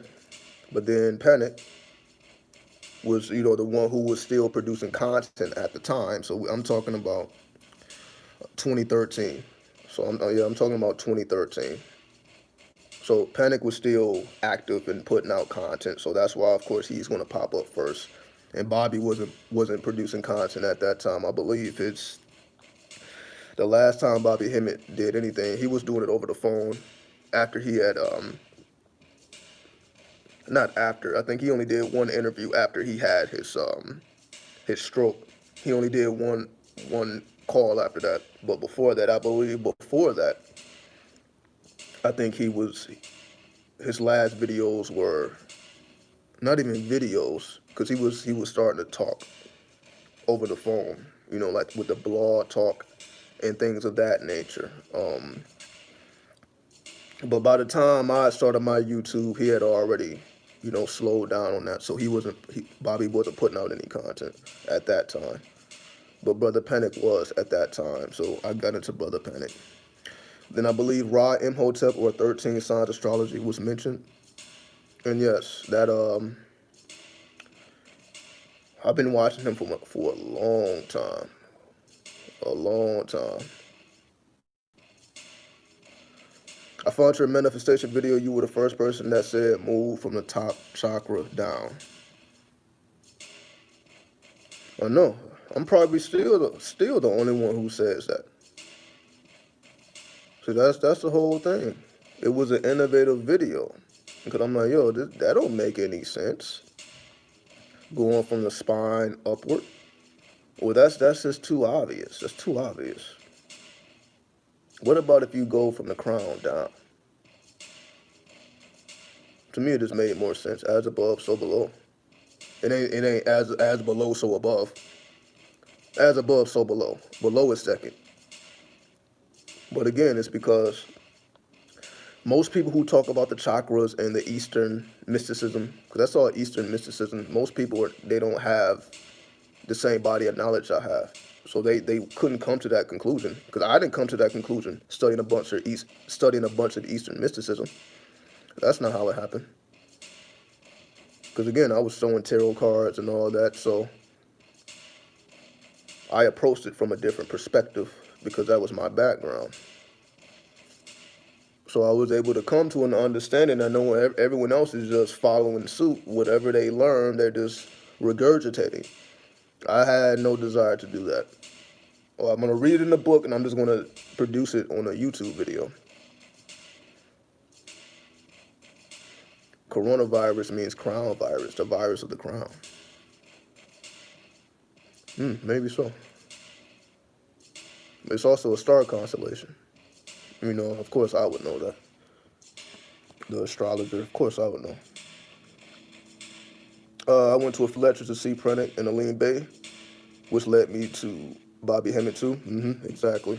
Yeah, Aline Bay, that's for sure. He has a podcast as well. I'm not sure of the name of it. But yeah, because I remember Brother Panic did a couple shows on Aline's platform. So that's how I found out about Aline's platform. And I believe I follow him on Instagram. On Instagram, I follow him. I follow Aline. I don't think I follow Panic. But again, you know, these are the elders. You know, so they've been in the game way before I did. So I don't even compare myself to those. You know, because they was already with the shits when I wasn't conscious at all. Even though it seemed like I've been around for a while. But I guess maybe I haven't. 7 years seemed like a long time, but maybe it isn't. You know what I mean? Maybe it isn't. So that's why it seemed like I've been around, but I have been around. See, that's the thing. I have been around. I haven't been speaking. Like in this, I've been creating content for YouTube since YouTube has been around. I just wasn't speaking. I didn't manifest this version of myself till 2013. But I had been doing videos for 7 years prior. That is right. So I've been uploading videos since like 2007. But I just wasn't speaking.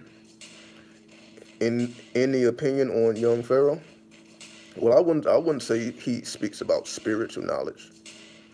He has, but he stopped speaking about it for whatever reason. Now it's about politics and all this other stuff. But when he was first starting, though, he was speaking about the astral. He was speaking about aliens. He was speaking about all that stuff. But it ain't too much of that going on right now, at least from what I've seen. So he don't speak about that stuff now. Again, I can't speak for what he says on his website. I'm not a member of his website, so maybe he speaks about that stuff behind the scenes. But at least in public, I haven't seen him speak about these things in a long time. Yeah, I definitely enjoy Young P's earlier videos. Yeah, I think maybe we started doing videos at the same time. I don't know. I think maybe we may have started at the same time. So like people were aware of him before I was aware of him. I remember your video on money manifestation in your bedroom. Money manifestation. What? That was the title of the video? Money manifestation? I don't think that was the title of the video. Because I'm like, money manifestation. Of course, like I spoke about money. Like how to make money fall out the sky and all that. Like I spoke about that. I haven't. You know what I mean? So I'm like, all right, I got to still put in. I still got to produce content, right?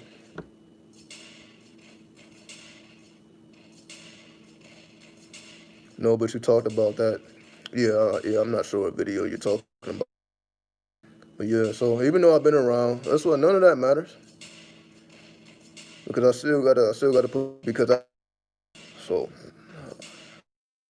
being deaf. That's why I don't want to just say it again because I really went in depth when I did speak about it. Young, I had many crystals. I had I could have like this is what I would do. Just a technique based on the day. I put a grid of crystals around my bed based on the day. This is when I was first getting into dream work, 2013. So I had a crystal for every day, not like several crystals for every day, and I would put them around my bed in a grid. So I had the crystals and the copper, and I had it in a circle around. How I would work with crystals in the beginning. I had enough to the point where I had crystals for the crown chakra. Actually, it didn't change till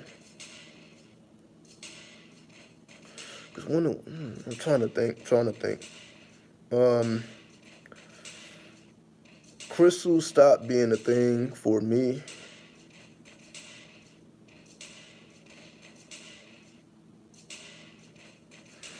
I don't even know. I don't even know. Like I don't even have a time period of when I start really fucking with them. Probably when I started live streaming, 2017. Yeah, 2017, because that's when things changed. Because for I had a YouTube channel since 2013. So from 2013 to 2016, that's all pre-recorded videos. So that's when I would put all the magic into the videos with the 432 hertz and all that. Obviously, you can't do any of that when you live stream. So that's why I kind of stopped doing it. I kind of stopped putting in a lot of extra effort because you just hit the record button and you live stream. But that's when things changed when I began to live stream because I'm like, okay, this is a way to quickly release content. But it isn't now because every time I go live stream now, it doesn't become available to like 24 hours, 12 to 24 hours. So once I end this live stream, it's not going to be able to be viewed probably till tomorrow. It wasn't like that in the beginning. I would live stream and it directly goes up. As soon as I'm done, the live stream is up, like within an hour or two or whatever. But that's not the case. They hold my shit for hours and hours, probably half a day, sometimes longer. Why? I don't know. But I just know it's the nature of the content. That's how I know. That's how I know, like, okay, what I'm saying is sparking because if they hold my live streams, hold on. It's tough.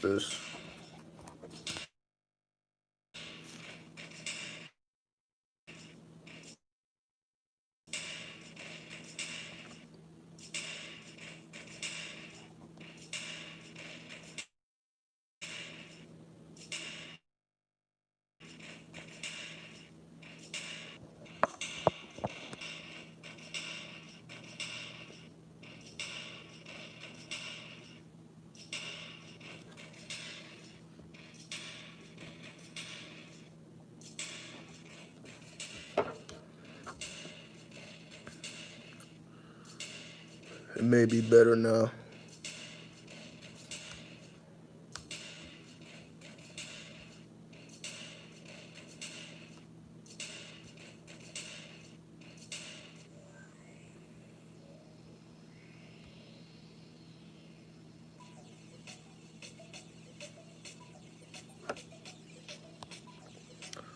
They always align every year, but for some reason this year is more powerful according to Young Mike, and Spiritual Soul also mentioned it, but not as in depth. Mike said after the 25th, you vibrations stay up and down, or wherever you at.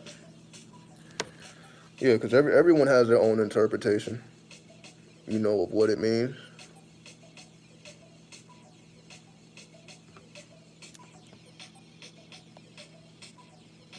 Again, that's why I try not to give my own interpretations. I just use the mathematics. So that's why when I describe December 21st, you see I just went directly to the mathematics and I just let the mathematics speak. I'm not really giving my personal opinion because it's not needed, right? We got the mathematics. I don't need to give my personal opinion about what I think is going to happen on December 21st. I just looked at the astrology chart. All right, this is what's going on. December 21st, Jupiter, Saturn will be in Aquarius, Western, or Capricorn, Eastern, right? So I don't really need to base it on my personal opinion. It's just that has certain aspects. Well, what does that mean? What does it mean when Jupiter is in Capricorn? What does it mean when Saturn is in Capricorn? What does it mean when Jupiter and Saturn are conjunct in Capricorn? Like, it's all mathematics, right? There's really not it's not really enough room for personal opinion because we're dealing with mathematics. And that's what astrology does. Astrology gives you the blueprint. Well, no, not necessarily. Numerology does. Because numerology is simpler than astrology because you're not dealing with zodiac signs, you're just dealing with planets. But most numerologists, they don't correspond the numbers with the planets. They just have attributes. So again, most numerologists is not saying 1 is the sun, 2 is the moon, 3 is Jupiter. That's not how the average numerologist decodes numerology. They more so says sun represents, integration, independence. They just give attributes of the numbers.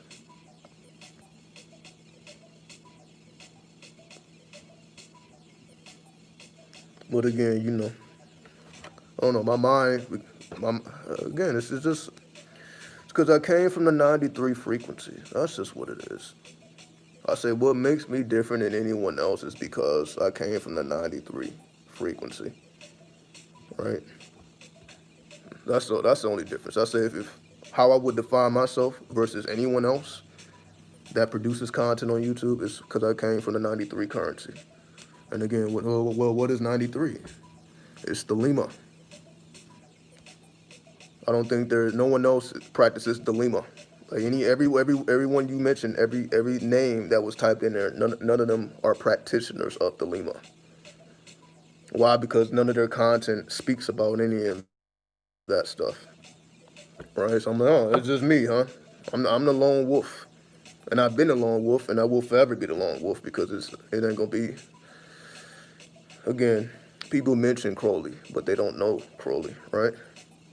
They don't know the inner works, and they haven't read the Book of the Law. The Book of the Law isn't mentioned, but again, they get caught up with the bullshit in terms of, okay, he did this, he did that, he was for the, they get caught up in the actual person, not realizing that the Book of the Law was a channel.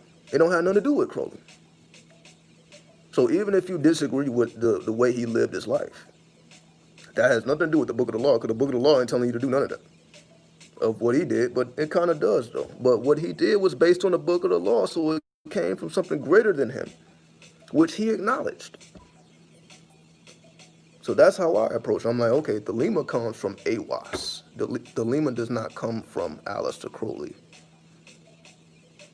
It came from Awas, who he met in Egypt. So Awas had to be an ancient spirit. Recommend any spirits to connect with while under the influence of cannabis? Whatever you're drawn to. I don't have a recommendation because I don't have any favoritism with spirits because I work with them all. I work with them all. I've worked with all spirits. I've worked with the archangels and the archdevils. You know what I mean? I've worked with all the spirits. And they all have something to give. They all have something to say. So now I can't work with this or work with that. It all depends on what you're comfortable with. If you're comfortable with the Goetic spirits, then work with the Goetic spirits. If you're comfortable with the archangels, then work with the archangels. It's not really. You can receive something from any spirit because that's what makes them spirits. They are able to trade or make transactions. Let's talk about it in those terms. We make transactions with spirits. That's the whole science. So, selling your soul to the devil, that's the whole science. People ask, well, how do you do that? How can you sell your soul to the devil? Well, if you're selling something, that means you're making a transaction. If you're making a transaction, that means it must be currency involved, not money, currency. So the selling of the soul, you're dealing with a transaction and you're dealing with currency. The currency in this case is your soul force. So the selling of the soul force to the devil, that means you are exchanging currency for whatever it is that you're asking for, I guess. It's an exchange of, you're giving currency. So even if you get money in return, what you had to give is a form of currency. So that's why when you're dealing with spirits, you're dealing with currency. That's why most people don't understand spirits, because you have to deal with currency. That's how they operate within you, with your currency, not, not your money, your currency. So you interact with currency you have, the more powerful the experience. Oh, well, one does it and the other one does. Whenever you're doing currency, so that's why they say. That's why they. Cause I don't want to speak and it's choppy. Yeah, hold on.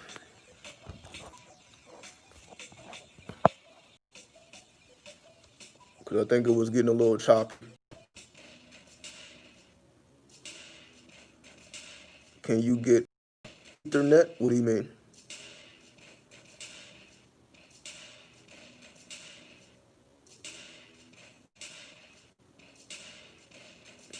Might be on the phone. What do you mean? What's on the phone?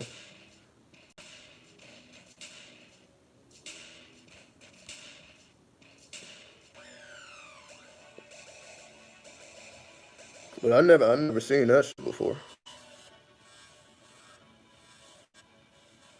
I see what you mean. The stable wire. I see what you mean.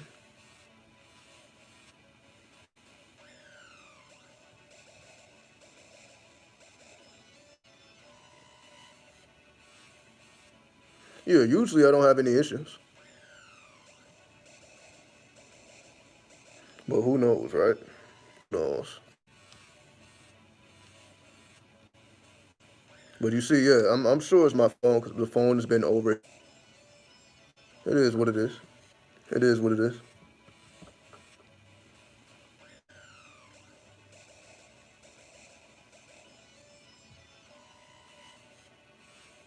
So I'm pushing this to the max. Yeah, I'm pushing it to the max. Going above and beyond, right? Going above and beyond. So yeah, I ain't been around for a while, but it don't feel like it now, though. It don't feel like it now. I know it don't feel like it now.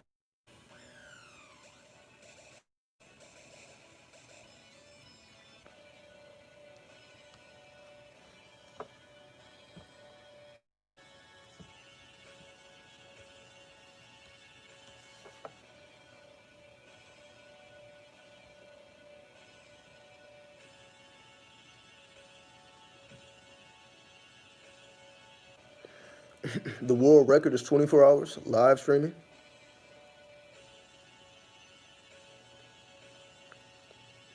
So the longest somebody live streamed was 24 hours. Is that what you're saying?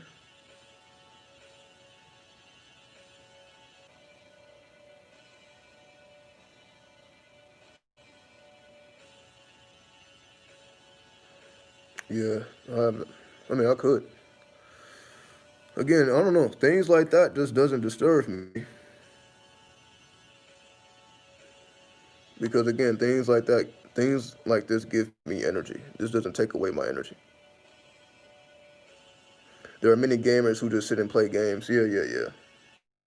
That's correct. But that's the thing. Like I couldn't do something like that. Like I couldn't just sit back and play a game for 24 hours. Like I couldn't do something like that. But there are those who can. But those who can do that, they can't do what I do, right? Because everybody has a special attribute. Everybody has a special attribute, right? Where they're just better at whatever it is that they're doing than other people. And everybody has a special attribute. Everybody is the best at something. Everybody is the best at something, right? So we do our best to be the best that we can be in the field that we prevail in. So whatever field we prevail in is for us to be the best in that particular field, whatever that field may be, right? So the field, if we're talking about the internet, I think the first live stream was a webcam model. A girl was just showing herself in her room. Well, we talked about that Pluto. We talked about how Pluto, again, I don't know if you were around, because I know I've been live streaming for hours, so maybe you wasn't around. How Pluto moves the internet, that triple X energy moves the internet. We know about that. So the first live stream here was some erotica basically. The first live stream was erotica. So Aquarius in the 12th house. It means a revolutionary dreamer. So applying that technical knowledge into the dream work, because that's the 12th house. The 12th house deals with concealment.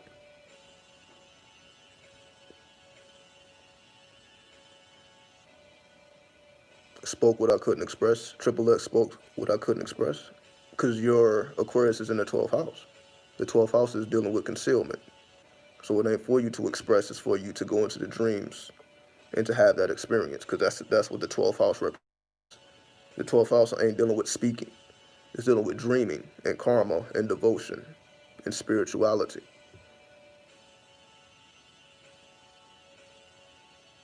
Even if you didn't say the planet. But getting back to it,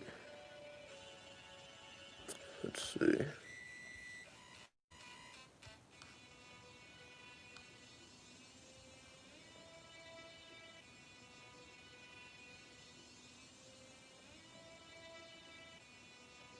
Yeah, they said again, I don't believe none of this shit. They said Triple X got shot in the neck. Even though we saw the video of his dead body in his car. We all saw that video. Where was the blood? Where was the blood? Let anybody get shot in the neck, it's blood squirting every fucking where. It's gonna be a scene. Even if you get stabbed in the neck, it's gonna be blood all over the fucking place. Just like Nipsey, no blood in the video. That's what I mean. It's like I don't know.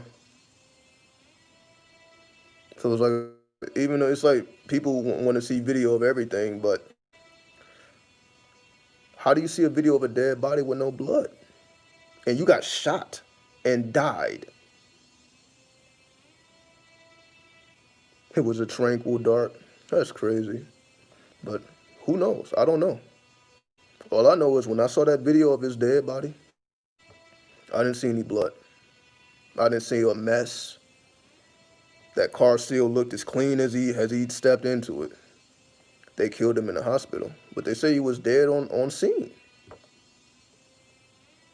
They said he was dead on scene. He got shot. He was gone. But where is the blood? Where is no blood? Tell me who has got shot and didn't bleed.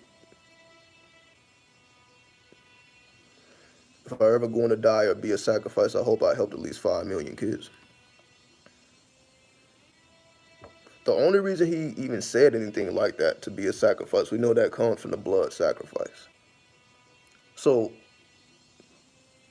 and I think that he had said that like right before he died. Like he felt it. Because you feel death. But you know, for those who die, they can't really tell you that. Damn, I feel like I'm gonna die today. By the time that they come to that realization, they're gone.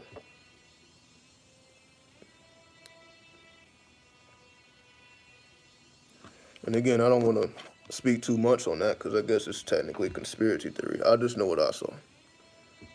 I didn't see any blood. And I feel anybody who gets shot, it's going to be blood splashing. If I get shot, it's going to be blood squirting everywhere. The whole wall, there's going to be blood every goddamn where.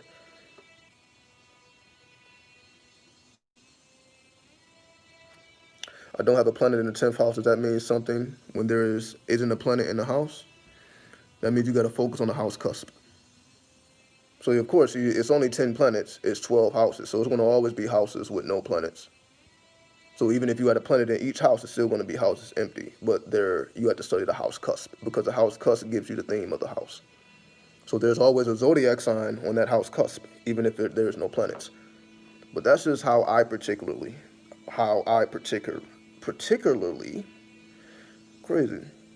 That's how I decode astrology. Everybody has their own techniques. But I deal with the house cusp first before I even deal with the planets. I don't look at the planets first. I look at the house cusp first because that gives you the theme. But that's just how I do it.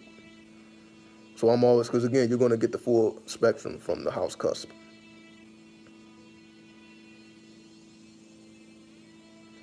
And again,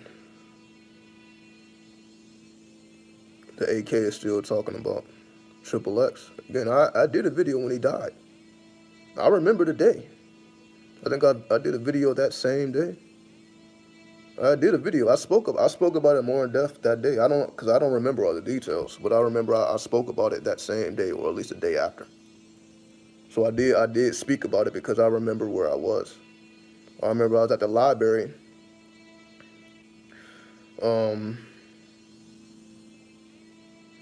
And there, yeah, everything just started coming through. Like, soon as I got to the library and all this stuff, it completely broke the internet.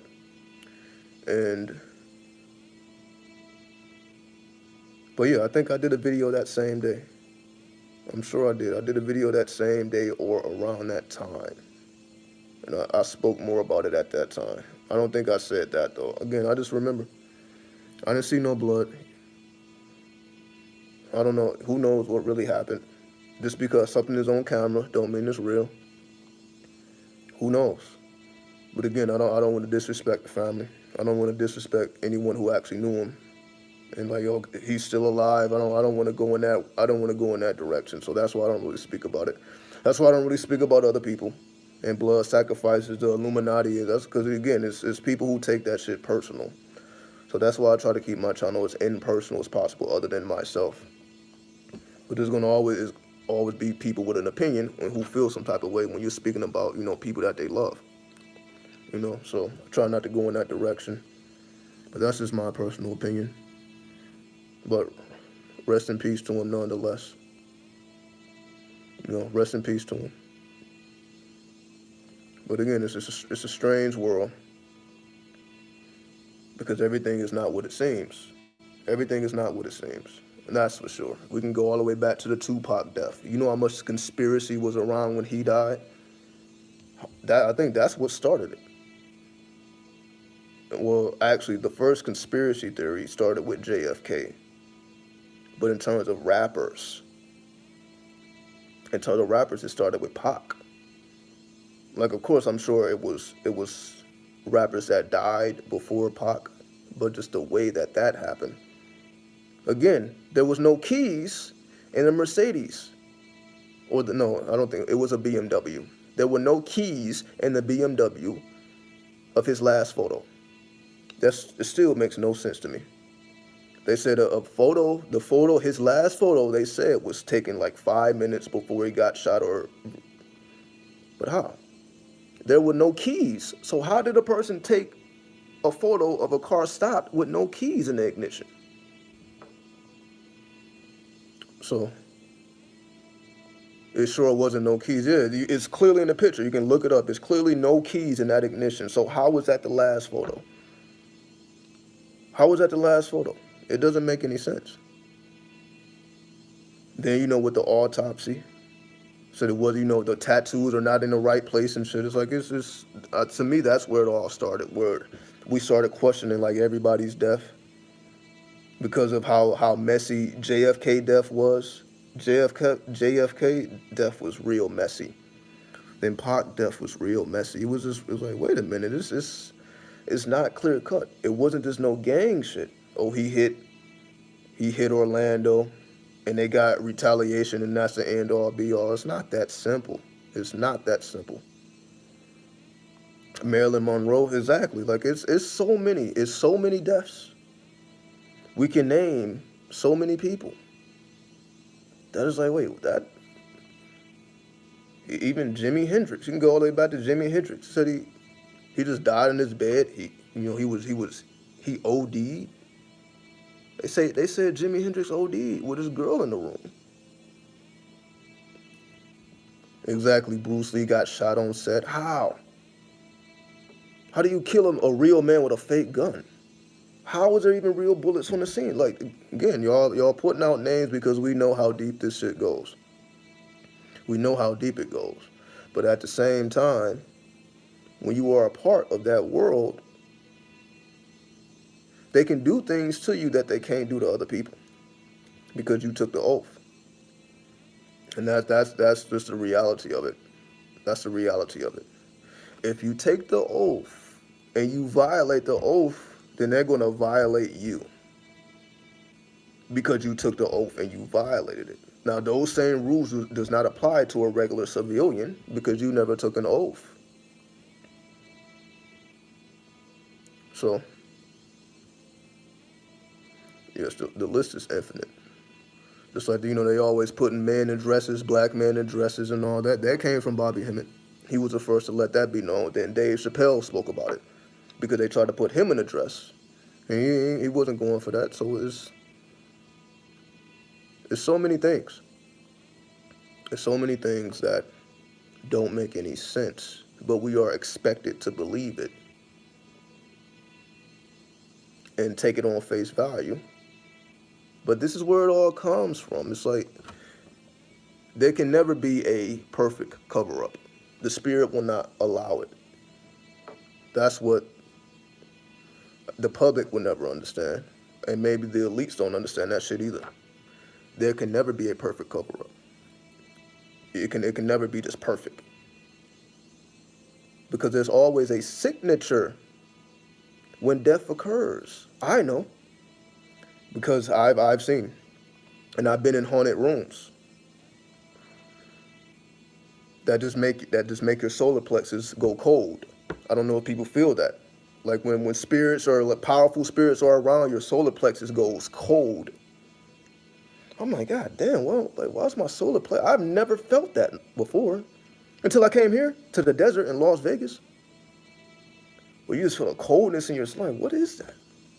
But that's when somebody dies violently, it leaves an imprint, it leaves a signature. Like nobody actually died that day. But if you go in spaces where people have died, you can feel it in your solar plexus. Again, that may just be me. But I know like it makes my solar plexus goes cold.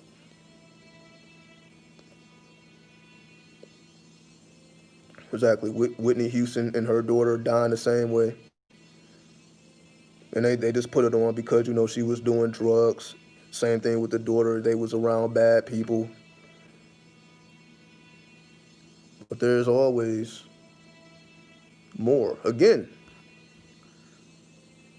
once you sign the oath, they can do shit like that. That's why this ain't happening to regular people. But it kind of is. It kind of is, though. That's why we have the black market. Who is supplying the black market? It's coming from regular people. It's a dark-ass world. And that's why most people can't handle it. In terms of the reality, they rather stick their head under the sand and deal with illusion. They're not brave enough to face the actual reality. The black market, the dark web. They ain't ready for that. They don't even know how to access the dark web. Anything is possible. But that's why you have to be spiritually protected. Because your ass can end up on a black market.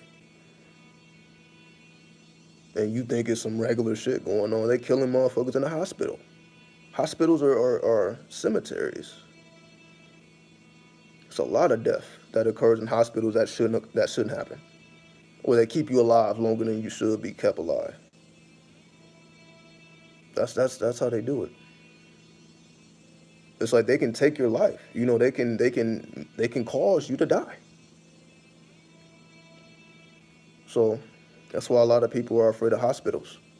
It's especially for COVID. We've seen this with COVID, where they put your ass on a ventilator, and you end up dying because you were put on a ventilator. Not even from COVID, the ventilator killed you. There's so many people that died because the body doesn't know how to reset itself. I'm not going to say it doesn't know how, but the body sometimes doesn't reset itself. If you have something that's breathing for you, then your body stops breathing for itself. Then you up out of here. So this year has been about massive death. Mass death. 2020, mass death. But what is the death currency? Pluto. And this is the Plutonian year. That's why we are dealing with mass death. More than any other year. And this is a year that changes everything, but that's what Pluto does. Pluto changes everything, and it's not temporary. So if you are one of these people that think that things are going back to normal, how they was prior to 2020, do not waste your time. Do not waste your time. There is no normal. We are going into a new normal. Damn, our existence really coded through astrology and numerology? Absolutely. But you got to know how to decode the symbols. The average person does not know how to decode the symbols, so they can't come to these conclusions. Right? But this is the point. Why was there so much numerology around Tupac's death? The number 7. It was 7s all over the place. Right? But again, this information is not on YouTube no more. That's the crazy shit. It's not even on YouTube. I remember researching this shit way long ago. It was dominating YouTube. It's nowhere to be found. It's certain shit I've seen that you can't find anymore. Certain channels that were completely erased off YouTube. But I got them in the memory banks. I remember what was said. Cloning and all this shit. Cloning, it was clones walking around and shit. They wiped that shit off YouTube. You can't find it nowhere. But this is just the reality. The reality is the world is Plutonian. This world is generated off of pornography and death. But, you can't just tell nobody that because it's not visible, but Pluto deals with concealment. Pluto is not going to make it obvious. It's not going to make it obvious. It's not going to be obvious. Because Pluto don't operate like that. Pluto is the assassin. That's like a ninja. Pluto is a ninja. That's it. Pluto kills when no one is looking. And you don't know what happened. Pluto isn't, okay, I'm about to shoot you in the middle of the street in broad daylight. That's more so Mars. So Pluto ain't trying to cause a scene at all. Pluto is like what poisons you. Pluto will poison you. And then you die. You die of poison. Because Pluto, you don't know what you're not going to know. You're not going to be able to know what happened. So that's why when we look at COVID and people just checking out instantaneously, you're like, yo, what happened? They was cool. Then a week later, they're gone. Or 2 weeks later, they're gone. And nobody knows what's happened. They just got really sick and got up out of here. So the real world is Plutonian. That's why everyone is afraid of it, because Pluto is the lord of the underworld, or Hades is the lord of the underworld. That's why. Hades is the lord of the underworld. And again, this is the furthest planet from the sun. So the furthest planet from the sun is the cemetery. And yes, that's why they say Pluto is not a planet anymore. That's why. They want to demote the rank of Pluto, because that's what they're really doing. It was really to demote the rank of Pluto. So that when shit like this happen, Pluto isn't a planet. We don't even have to acknowledge Pluto. Not how we used to. But that's a scheme. Pluto rules over propaganda. Pluto is a propagandist. That's also Pluto. Mass propaganda and all this shit, that's also Pluto. So that's both sides. So on the positive side, Pluto represents transformation, but on the negative side, it represents mass propaganda. So that's what it does. But Pluto, or the underworld, is exactly where we need to be. And that's the angle I come from, right? I come from the angle of Pluto, while everyone else comes from different planets because they're more, everybody wants to be the sun. You know what I mean? Like everybody wants to shine bright and inflate their ego. And again, not everyone, just the mainstream. The last planet you want to be is Pluto. That's the last planet you want to be. But that's the planet, that's the energy I came in. So that's why I'm different than everybody else. I'm coming from the Plutonian current. I come from the Plutonian current. So that's why I speak about all these. So even if I'm speaking about different things, it all comes from the Plutonian current. It's coming from that perspective. So that's why I'm talking about spirits, because that's the planet that deals with spirits. That's a planet that deals with death. The Lord of the Underworld. Again, that's Hades. I don't know how many people are familiar with the story of Hades, but I'm sure not many people. In terms of, if you truly want to understand Pluto, you have to read the story of Hades. What do you think happens when you die? Your body gets cold. Coldness. So your body gets cold. And then it's like you fade. How I know? Because I've done psychedelics. And you die. But you still are attached to your body. So basically, you go into your astral body, if you want to just simplify it. Your astral body dominates, and you can no longer return to your physical body. So you go into your astral body. But because most people are not doing any astral dynamics, that's how they get caught up in the cycles of reincarnation, because they never learned how to control their astral body. So if you have no understanding of how the astral senses work, that's how you get swept up into the current and reincarnate, and you get that mind wipe and don't remember who you are and have to repeat this shit all over again. Is there a god of alcohol type? All I can think of is Dionysus or Bacchus. You got Dionysus, you got Bacchus, you got Osiris. Osiris is also the god of wine. And you also have Shiva. Shiva is the god of psychedelics, because Shiva was was doing drugs in the original stories. And all of those deities correspond to Osiris. The rapper Future, his nickname is Pluto, and he is Haitian. And we know voodoo, or voodoo, deals with the cemetery, deals with that graveyard. Exactly. People demonize Saturn, yeah, because Saturn brings that hard news or that hardship.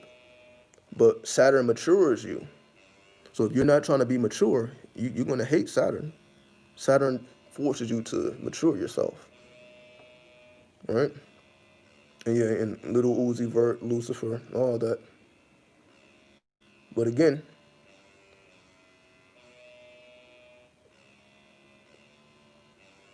the cemetery. So yes, you got a rapper is named Pluto, Future, Little Uzi Vert, Baby Pluto. But again, I told you earlier that rap, that's why the rap music is different than any other music.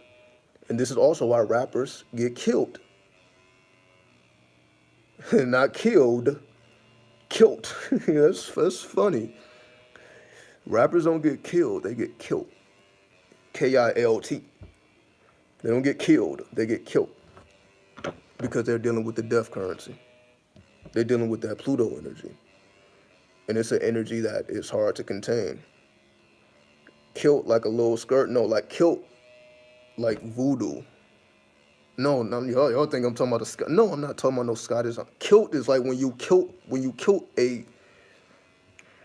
Okay, maybe it's voodoo. Like maybe you don't know. Like when you kilt somebody, it's like putting them under a spell. It's like putting energy, putting spirits on people, right? When you killed the person. So no, I don't even think I'm talking about a skirt. But yeah, kilt is like putting a spell on somebody. But again, when you are under that oath, shit is different. Shit is different when you under that oath. So all of them, if you have a record deal, you're under oath. If you have a record deal, you're under oath. Why? Because you have other people investing their money into you.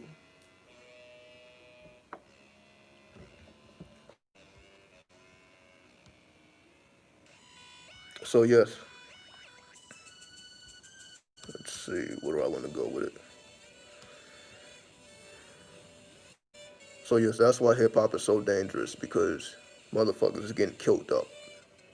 They're getting killed up so that they can feed off of their dead currency. You see what's happening with Pop Smoke, right? They just feeding on the music. He's been gone since February. While even if you're independent, well, a lot of motherfuckers that's independent, they still have contracts. They're not independent like you think, because they're still all, again, even if they have distribution, they may just have a distribution deal. They may not actually be signed to an actual record label. Or you also have independent record labels. You have record labels that are independent that don't have no connection with the mainstream record labels. So a lot of rappers, like shit like 300 and all that, there's a lot of record labels that are not connected to the big record labels that are considered independent labels. So an independent artist could still be technically independent, but signed to an independent record label that just has nothing to do with the main ones. And that's what most rappers are into. They're into they're under contract some form or fashion. There's very few rappers walking around with no contracts with nobody, where they're just doing their own thing. They sell their music on their own website. They make their own beats. They put their own lyrics. They do their own copyrights. There's very few that actually just who are completely independent. So do you think rappers know about any deals before they sign contracts? Absolutely. The thing is, everyone's trying to cheat death. If you want the reality, if you want me to be absolutely real, it's about the energy of cheating death. Most rappers know what they're getting into, but they feel that they can cheat death. That's what it is. Again, Pluto. They feel that they can cheat death, that they can beat the odds. That's how Pac felt. Pac felt that way. That's why he wanted to start Machiavelli Records. That he was never able to do because he got killed before he was able to detach himself from death row. Pac was never able to successfully detach himself from death row.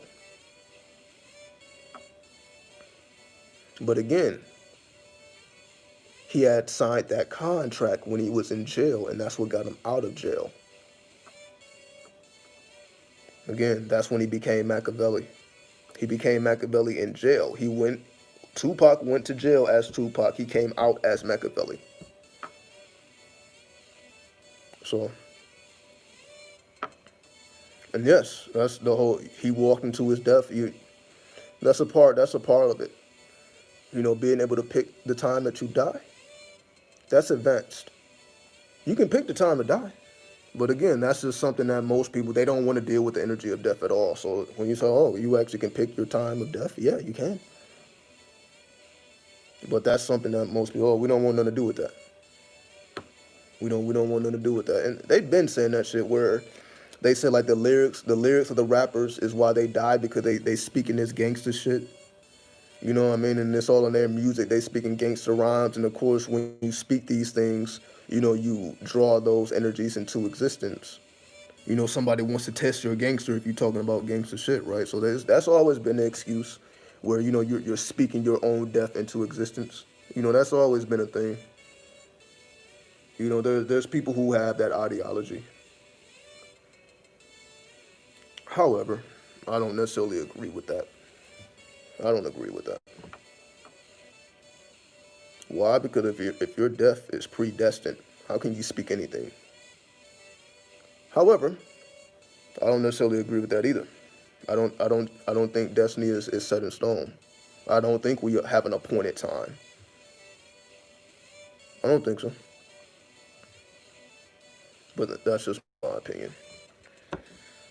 But hip hop is the death currency itself. So hip hop in and of itself, you're already signing up for death. We're dealing with hip hop because it's coming from that. Hip hop came from the dark. Hip hop came from the dark because they had to play hip hop. Hip hop was not accepted in the beginnings. Hip hop was not accepted in the beginnings. So they only could play hip hop in the parks, in the dark, in the rec rooms. So hip hop came from Pluto. There's no question about that because it wasn't accepted anywhere else. Even to this day. Well, what do I mean? Even to this day, hip hop is universal. Even to this day, it's still motherfuckers ain't agreeing with that gangster shit. It's still not accepted. You can't put on no gangster shit around your grandmother and grandfather. You know what I mean? You can't just put that shit on anywhere at any time. You can put it in your own car, your own home. But that ain't just accepted. Hip hop just ain't accepted any and everywhere. It's not. Especially if it ain't no money being made. It's acceptable if it's making money, but if it ain't making no money, motherfuckers ain't just accepting that anywhere. It's just not happening. Especially now when you see all this death. Do you think subliminals work? Give me one that can hear.